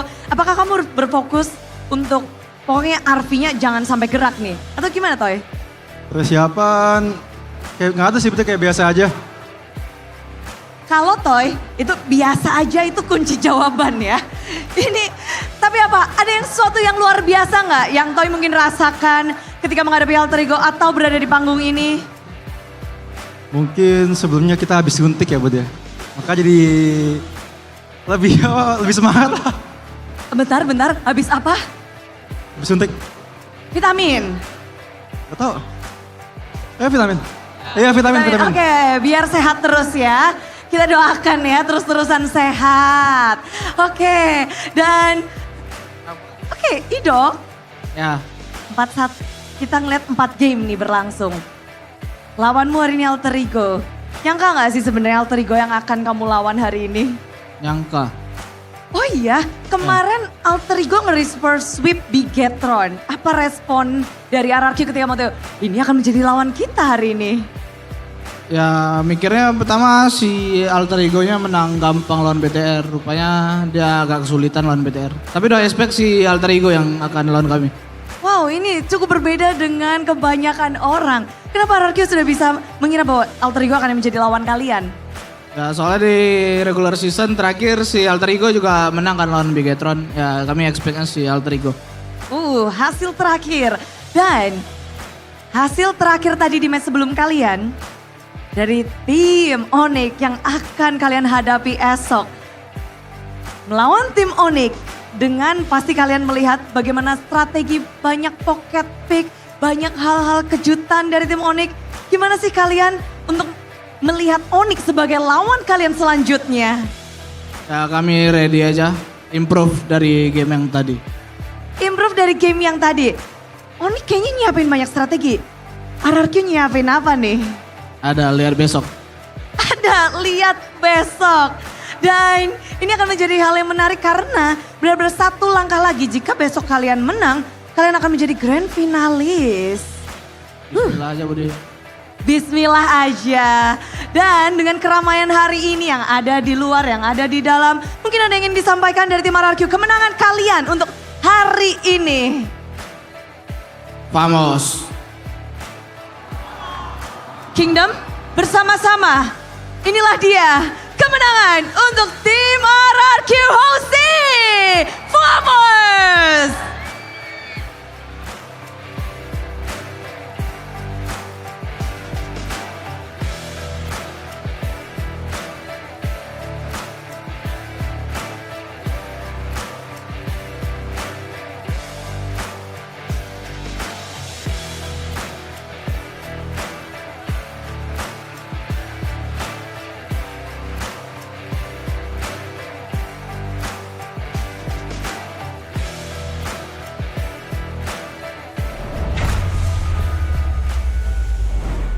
A valiant effort from Alter Ego, but unfortunately, it looks like RRQ, the Kings of Kings, will continue to become the obstacle that Alter Ego will have to face. Thankfully for the Alter champs back at home and in the venue, there is still the lower bracket to fall onto, so there is still hope for them, but Not much. not much, right? They're up against Geek. Whoa, you agree with that? Yeah. Wow. Yeah, I do. We're taking a look at a crucial moment from that previous game. Boys, walk us through what happened. I expected a more of a stomp. I expected a cleaner game from RRQ. Looking at the draft again, they really won the draft. The only thing that I really liked about Alter Ego's draft was the fact that finally it synergizes together better, right? They have the early game. They went for an early game composition. What I don't like is they still, despite seeing 3 bans in the first phase, decided to not pick up the jungle. At that point, like, you can blame Rin, but you can also be like, what are they thinking? You saw 3 bans towards Rin already. Of course we're gonna see more bans. Of course we're gonna see Rin struggle even more to get a pick. Well played to Sutsujin, an amazing player when he gets his picks, and he got his picks, man. Lucas, Joy. I expected more of a stomp, and I think we got to hear that from RRQ as well. On stage, Sutsujin, Rin's very vocal about saying, yeah, we overextended, we made a lot of mistakes, but that's just how we play against Alter Ego. They've been the same team from the regular season to the playoffs. They just want to fight. They just want to battle. Yeah, and you're battling against Sutsujin that has a Lucas, and that spells Doom. They do play.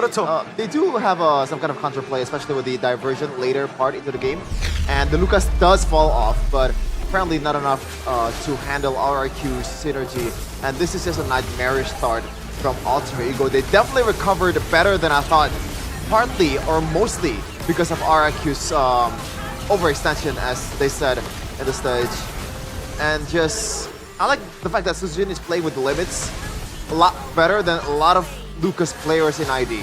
You know, he knows the item swaps is there, he knows like when to go, when to full on dive towards the 1-1 that can kite you. He knows how much damage he can output while also keeping himself safe, despite him being, you know, he's having a 5 death game. You know, the stat can't really tell the whole story. Yeah, I agree. There are a lot of moments where he was a big baiter as well, right? Yeah. Utilizing his micro mechanics, there it is. Imo. And then he goes Imo. Beautiful. Yep. Caused a lot of miscalculations, unfortunately, for Alter Ego there. Really good stomp. Again, game shouldn't have been this long, game shouldn't have been this close. They were winning so hard in the early game. I believe it was a 5-0 start to the game, right? 6-0. 6-0, even worse. But again, yeah, the winner crowns, the engages. Dream still deciding to go for that. Alter Ego, I gave them a bit too much credit for thinking like, okay, they are good at brawls and maybe they'll be able to identify how to win in the team fight. Turns out, no, they just kept on brawling the normal way. I mean, like, you know, head on first. If they win, they win. If they lose, they lose. So a lot of the wins were just really because RRQ overextended. I thought, again, they figured it out when they won a fight after Toy used the Zaman Force, and they were able to capitalize after the Zaman Force was used up. You know, a little window up against the Harith in the late game. If you want to win against Harith for people back at home, that's how you do it.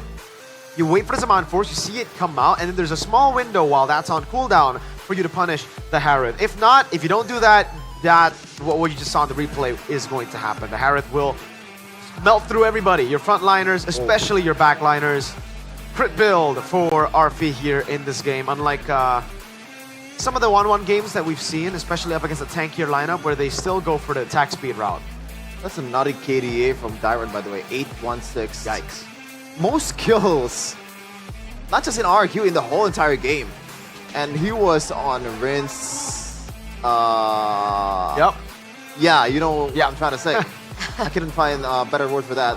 But yeah, this is just should have been a stomp, but in the end, RQ they need to fix a lot more if they want to meet or like face off Onyx, because I gotta say from the looks of it, I trust Onyx more than RQ in this day at least. Yeah. I think our concerns from the end of the regular season is still there. Yeah.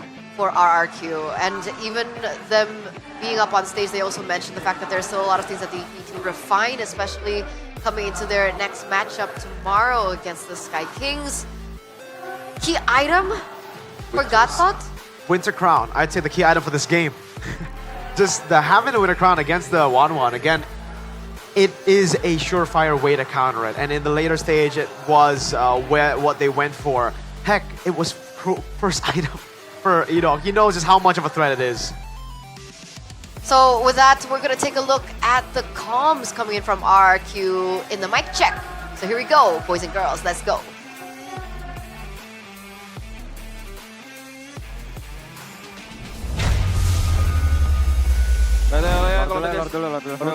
Tutupin. Ayo bisa ini still. Kalian di sini. Orang aja di sini, Pak. Gue ikat. Banyakin orang. Gue ikat dorong nih. Aman gua. Lah gua kalau udah. Mati kalau udah nih. Mati.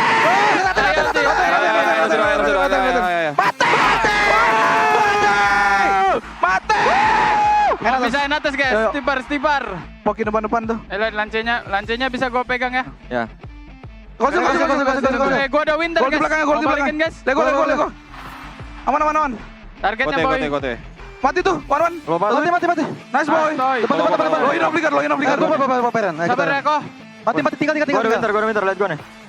Kalian obligat ya? Gue demo. Nice boy. Udah, lor. TP ya. Masih ada TP. Lihat item gue kok tuh guys. Lanjut ulti tuh. Di biru gue konsul nih. Lihat.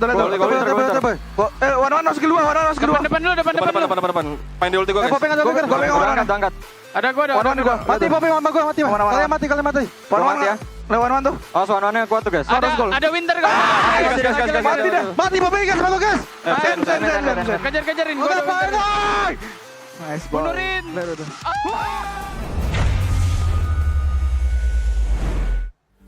Huh? That is not RQ, right? That's Bigatron or something. I didn't expect that. Thankfully, they didn't overreact. Wow. That is the most emotion I've heard from RQ. And like coming from Toy. The guy who said he's so quiet. It's normal, you it's know. Whatever. It's whatever. E-Dog, Grid. I didn't expect that. Me neither. The only person who looked like he remained calm was Sutsujin. Gua ada emo. I have emo. I have Winter Crown. I have this. I have that. But wow, didn't expect that. Let's head over to the Jersey wall and talk to Alter Ego.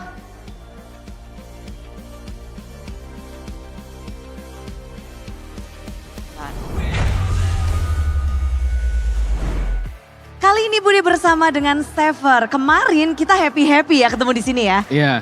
Hari ini beda pastinya karena bagaimanapun perjuangan Alter Ego namun hasil sedang tidak memihak. Iya. 4 game berlangsung. Apa sebabnya nih kekalahan Alter Ego di match ini? Kayaknya ke bawah hype sih. Mungkin karena tahu ini hype banget di stadiumnya, tahu ramai banget. Kayaknya anak-anak pada ke bawah hype sih. Makanya gak sejernih biasanya. Iya karena Bude juga dengar kayaknya gameplay atau permainan Alter Ego agak sedikit kececeran dan apakah memang benar-benar di sini kalian terkryptonite? RRQ adalah kryptonite kalian? Enggak sih, emang musuh kita ya diri kita sendiri sih. Diri kalian sendiri? Ya. Tapi ada hal yang menarik, apakah dari coaching staff dari Alter Ego kewalahan ketika hero-hero dari Rine di-ban semua? Kita udah expect sih, terutama dari pertengahan UX1 pasti orang-orang udah banyak yang ban hero-nya Rine. Jadi kita udah preparation untuk hero yang lebih lah dari Rine. Ya what can you do, maksudnya emang namanya bintangnya di tim ya pasti diincar lah. Jadi kalian sebenarnya udah expect, jadi udah punya jawaban dong? Udah. Sudah punya jawaban dan tapi kita ngelihat bener-bener dari tim Alter Ego pengen baku hantam terus ya. Ya. Dan RRQ bisa menjawab itu. Apakah kalian ada strategi yang berbeda nih untuk nyiapin selanjutnya? Tetap percaya sama filosofi tim AE, terutama filosofinya aku coba main, tetap filosofinya aja sih, tetap dipercaya aja. Menang kalah kita lihat nanti, yang penting ngelakuin yang terbaik aja sih. Ngelakuin yang terbaik, memang ini game banyak banget, tapi banyak juga yang membicarakan kalau apakah Alter Ego memang harus di bawah tekanan. Kemarin pada saat bermain di babak play-in kalian bisa reverse sweep, tapi hari ini nyaris sebenarnya mengejar di game keempat. Apakah memang mungkin besok kalian bisa bermain lebih baik di bawah tekanan? Mungkin iya, mungkin enggak. Jadi lihat aja besok. Lihat aja besok. Hari ini pasti banyak banget yang harus dibenahi. Yes. Apakah bisa disebutkan apa aja sih yang kira-kira harus difokuskan nih untuk memperbaiki Alter Ego? Terutama harus lebih tenang sih, maupun dalam situasi apapun, dalam posisi crowd yang sangat hype banget, harus tetap tenang sih. Contohnya kayak game keempat yang harusnya kita udah bisa comeback, gamenya udah di tangan kita, tapi kita masih kayak hilang fokus lah ngomongnya. Hilang fokus. Kalau boleh dibilang dari tim RRQ 5 player itu, siapa yang mungkin paling benar-benar membuat Alter Ego kewalahan? Sujin sih tadi. Kayak sangat gimana ya, sangat kaget sih. Maksudnya itu bukan game Lukas loh. Tapi dia emang performanya bagus banget sih untuk Lukasnya. Makanya kalian fokusin ke arah Sujin. Iya. Mencoba untuk mengejar dia. Iya. Dan ternyata adaptasi demi adaptasi dari kedua tim terus bisa membalas satu sama lain. Dan ini menjadi challenge yang tentunya berat. Besok lawan kalian adalah Geekfam. Yes. Sever, perjuangan terus menerus. Baru kemarin 5 game, hari ini 4 game. Besok menjadi nyawa terakhir nih untuk Alter Ego dan juga Geekfam. Gimana kamu memandang match esok hari? Udah biasa aja sih, emang timnya kebiasaan di ini kayaknya di ambil Johang gitu loh, Ci. Kayak sangkap paling Johang, tapi ya timnya tetap pede-pede aja sih, mentalitinya bagus sih. Jadi kayak ya main kayak normal aja sih, kayak biasa. Kalau bisa ngeluarin 100% kayak biasa. Mentality yang harus dipunya karena tentunya Alter Ego pengen dong namanya ada di sini. Dikunci untuk EWC. Ya, pengen banget deh. Semuanya setuju pengen banget? Iyalah, udah pasti. Sudah pasti, jadi kita tunggu bagaimana 4 tim ini akan berjuang kembali esok hari. Sekali lagi, thank you Sever, good luck untuk next journey-nya. Dan kita bakal langsung kembalikan kepada para panelis. So panelis, monggo. Thank you.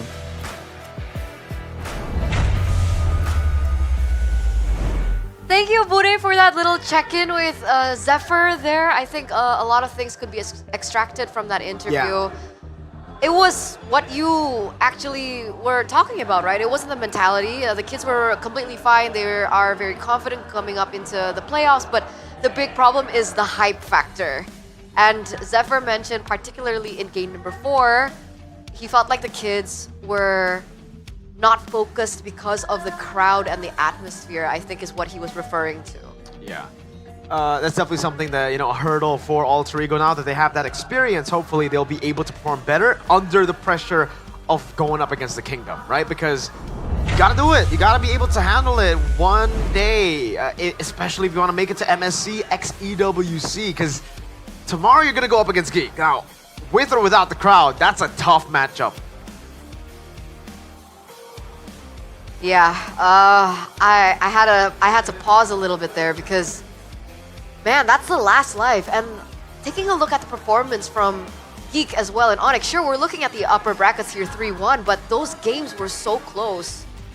So do you guys, we'll talk about it tomorrow. But Why?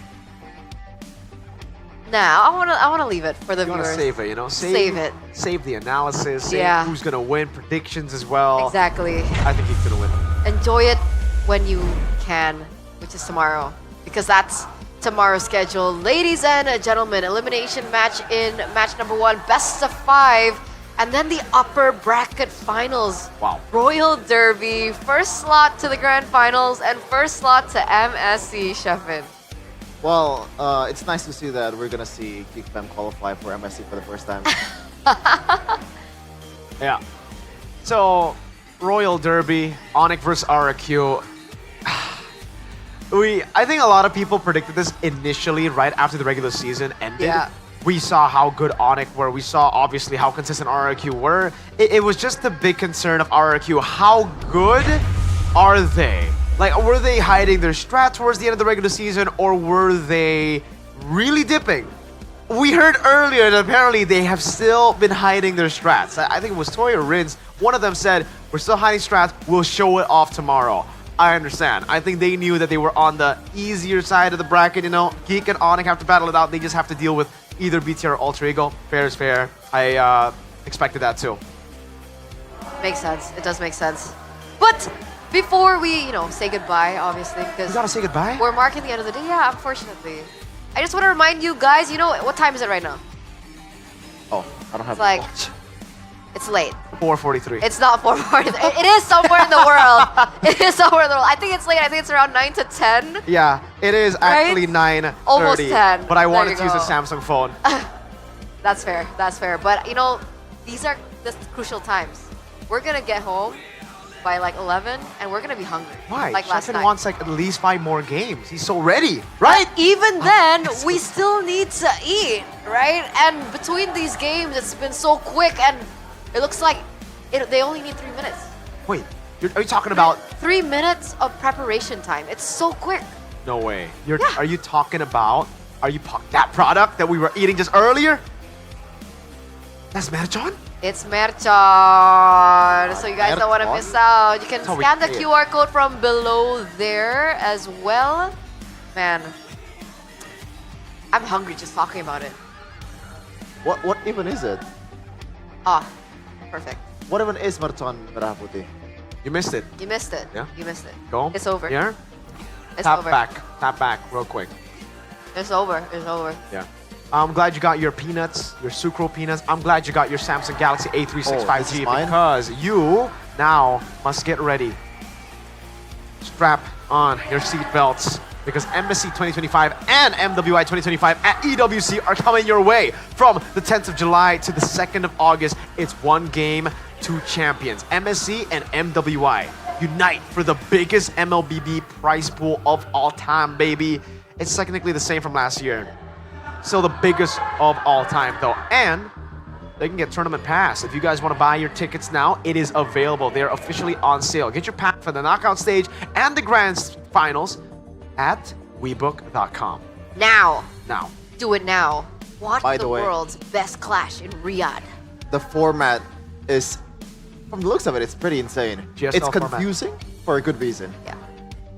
I love the video, by the way. Props, man. It was so cool. You like the acting? Yeah. I gotta say- LaFell's character was amazing. Gideon was good as well. Like Brig as well in it. Renmar. Oh, so good. Sorry, bro. Like, what about the other caster? The video. Yeah, I just Black hair. said you looked good. Oh. Like it was a good video. You guys were really good. But you mentioned everybody except your boy. your acting was okay, but it I fails. liked his acting. It failed compared to the other casters. No, because his persona is like the cool guy persona, like the cool kind Is he of though? guy. Is he though? That was the direction. No, but that was the persona. I got it. Ah, okay. It's very typical of those like adventure movies. They always have that guy. Yeah, they always have that guy. It's so cool. I loved it. You have to read this one because this is, you actually did the voiceover for this, right? The MWI one. No limits, no rules. But yes, don't forget MWI is free. So see you in Riyadh, guys. Wait, is this yours gonna be in Riyadh? What? Zetian? What is it coming out? I can't It's read gonna those be coming numbers. out very, very soon. Oh, wait, no way. January, February, March, April, May, 18? June. June. 18th of June. We're gonna see it on the 18th of June? 4th of So July. it should be available to use for MSC, right? 2 weeks? I think so. Wu Zetian coming your way. China's gonna have a good time with that, right? They've had Wu Zetian for such a long time, so they technically have an upper edge when it comes to playing Wu Zetian. Wait, some teams have traveled to China and played Wu Zetian. Onyx, PH. Oh, that's also an advantage. Could be. They know the limits, perhaps. I believe Prince did play it. And I think he liked it too. To be fair, it's kind of broken. I haven't seen it. What does it do? You should just see it. Oh, Wait so for excited. Well, you guys don't have to wait for this, right? Because the battle emotes are still available in the shop to purchase. So log in now, open the shop, and buy your favorite team's battle emote. We tried to do the TLID one, we couldn't. It's pretty good. All right. You can't do it? What about the Santai, bro? Can you do Santai? Santai, bro. I'm What trying about- to imitate it. Is it Beloy? It is. Yeah. What about you? Can you do the wet? Wet. Class! Spoo. Nice. We got it all down. Pikachu win! Oh, we don't have it. Fortunate. I have Luke though, it's okay. Only the good teams has it. If you guys want Luke Evo's too, there. you guys need to get a ticket to the playoffs because that's where it's selling right now. And the tickets are still available once again on the official MPL ID website. My goat. So don't forget, all right? Here, you want to have my goat? No, you can have it.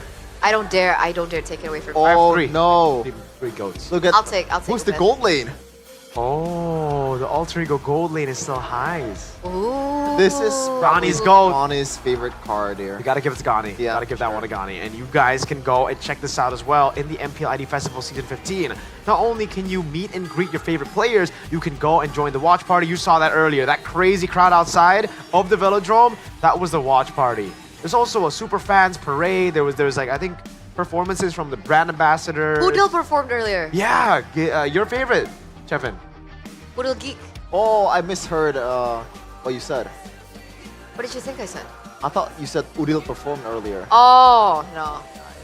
Yeah. Unfortunately, I don't know where he is right now. Yeah, me neither. Hope he's doing fine. But the festival has so many cool things as well, right? There's like merch. I really, really want to go tomorrow because I'm off. So I really want to try the Franco Hook thing. I'm pretty sure it's not called the Franco Hook thing. I think it's the They have a Hook name for challenge. Hook challenge. Okay, sure. And Yeah. what else do you want to try? Is that it? Honestly, yeah. Because I'd go to the merch booth, but I already got myself a Tail ID jacket. Sorry, Trex. You don't want BTR merch? I thought they closed the booth as soon as they left. Or maybe you'll want to perform on the stage. With What would- Poodle! What would you do, actually? Your bestie. I dance with Poodle. Wow. Yeah. That's my dream. That'll be groundbreaking. That's my goal since I was a kid. Earth-shattering. Or shattering. My mom birthed me, and then I was like, it's my dream to dance with Poodle on stage. Wow. So Poodle, if big you're dream. watching, please make it true. You know? I support people with massive dreams. Yeah. I don't know if you could handle that. I know, she must be really good at dancing. That's true, actually. But Tap dancing? Break dancing? anyway, huh? Tap dancing? Break dancing? What type of dancing? Oh, the Velociraptor. She's good at Velociraptors. Ah. Do the velocity, bro. Do the velocity. I actually did it with my girlfriend as well. It's like I like that. Candice, can you please they did this clip one, that? right? How do you do the? There's the what? There's like the, what do you even do? The- Oh yeah, the- this the- one. This the- one. the- Yeah. I can't do it either. I did it with my girlfriend. You know, it's a flex. Just check it out. I'll practice. I'll practice. I'll My practice girlfriend. for tomorrow. Shout out Louis. But this means that we're saying goodbye to someone tomorrow, and we're also saying congratulations to someone tomorrow. Yeah, exactly. It's a big day tomorrow. Yeah, MSC qualified, one team, and then one other team going home. We'll get our top 3 by tomorrow. By tomorrow. So for today, it's been me, Eterna, as your desk host, alongside with Arashi. Chefine. I thought you were gonna say Realize, Me too. but Wait. we'll see you guys tomorrow for more MLBB MPL ID Playoffs Season 15 action. Have a nice rest. See you guys.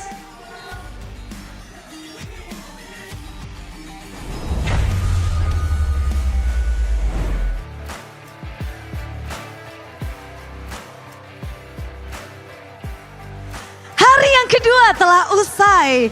4 tim masih terus berjuang dan hari ini mereka memberikan banyak kejutan. Pastinya kita melihat ada tim yang gugur, ada pula yang menang dan berhasil mengamankan tiket mereka ke final upper bracket. Satu langkah lagi menuju grand final di mana mereka nantinya dapat mengamankan tiket MSC yang artinya mereka akan mewakili Indonesia di MSC 2025 Riyadh. Betul, ada tim Onyx dan juga tim RRQ Hoshi yang mereka berhasil mempertahankan upper bracket slot mereka. Mereka terus berjuang dengan masih ada nyawa tambahan, sedangkan dari tim Alter Ego yang baru saja tumbang dari RRQ, mereka harus turun ke bawah menggunakan sisa nyawa mereka terakhir dan pula Geek Fam yang di match pertama ditumbangkan oleh tim Onyx. Mereka akan bertemu di match pembukaan esok hari dan tidak ada nyawa tambahan lagi. Siapapun yang kalah di match pertama besok antara Geek Fam dan juga Alter Ego, mereka harus berpuas diri. Betul sekali Bude, dan tidak ada yang pasti dalam babak playoff ini karena siapapun dapat kalah dan siapapun dapat menjadi pemenang. Karena kita telah melihat ada tim-tim yang berangkat dari upper bracket namun mereka harus kalah, harus turun ke lower bracket, begitupun sebaliknya. Benar, bakal banyak kejutan dan bakal banyak hal-hal yang terjadi. So, Bude ingin mengajak semua super fans untuk berkumpul di Jakarta International Velodrome untuk menjadi saksi lahirnya sejarah baru.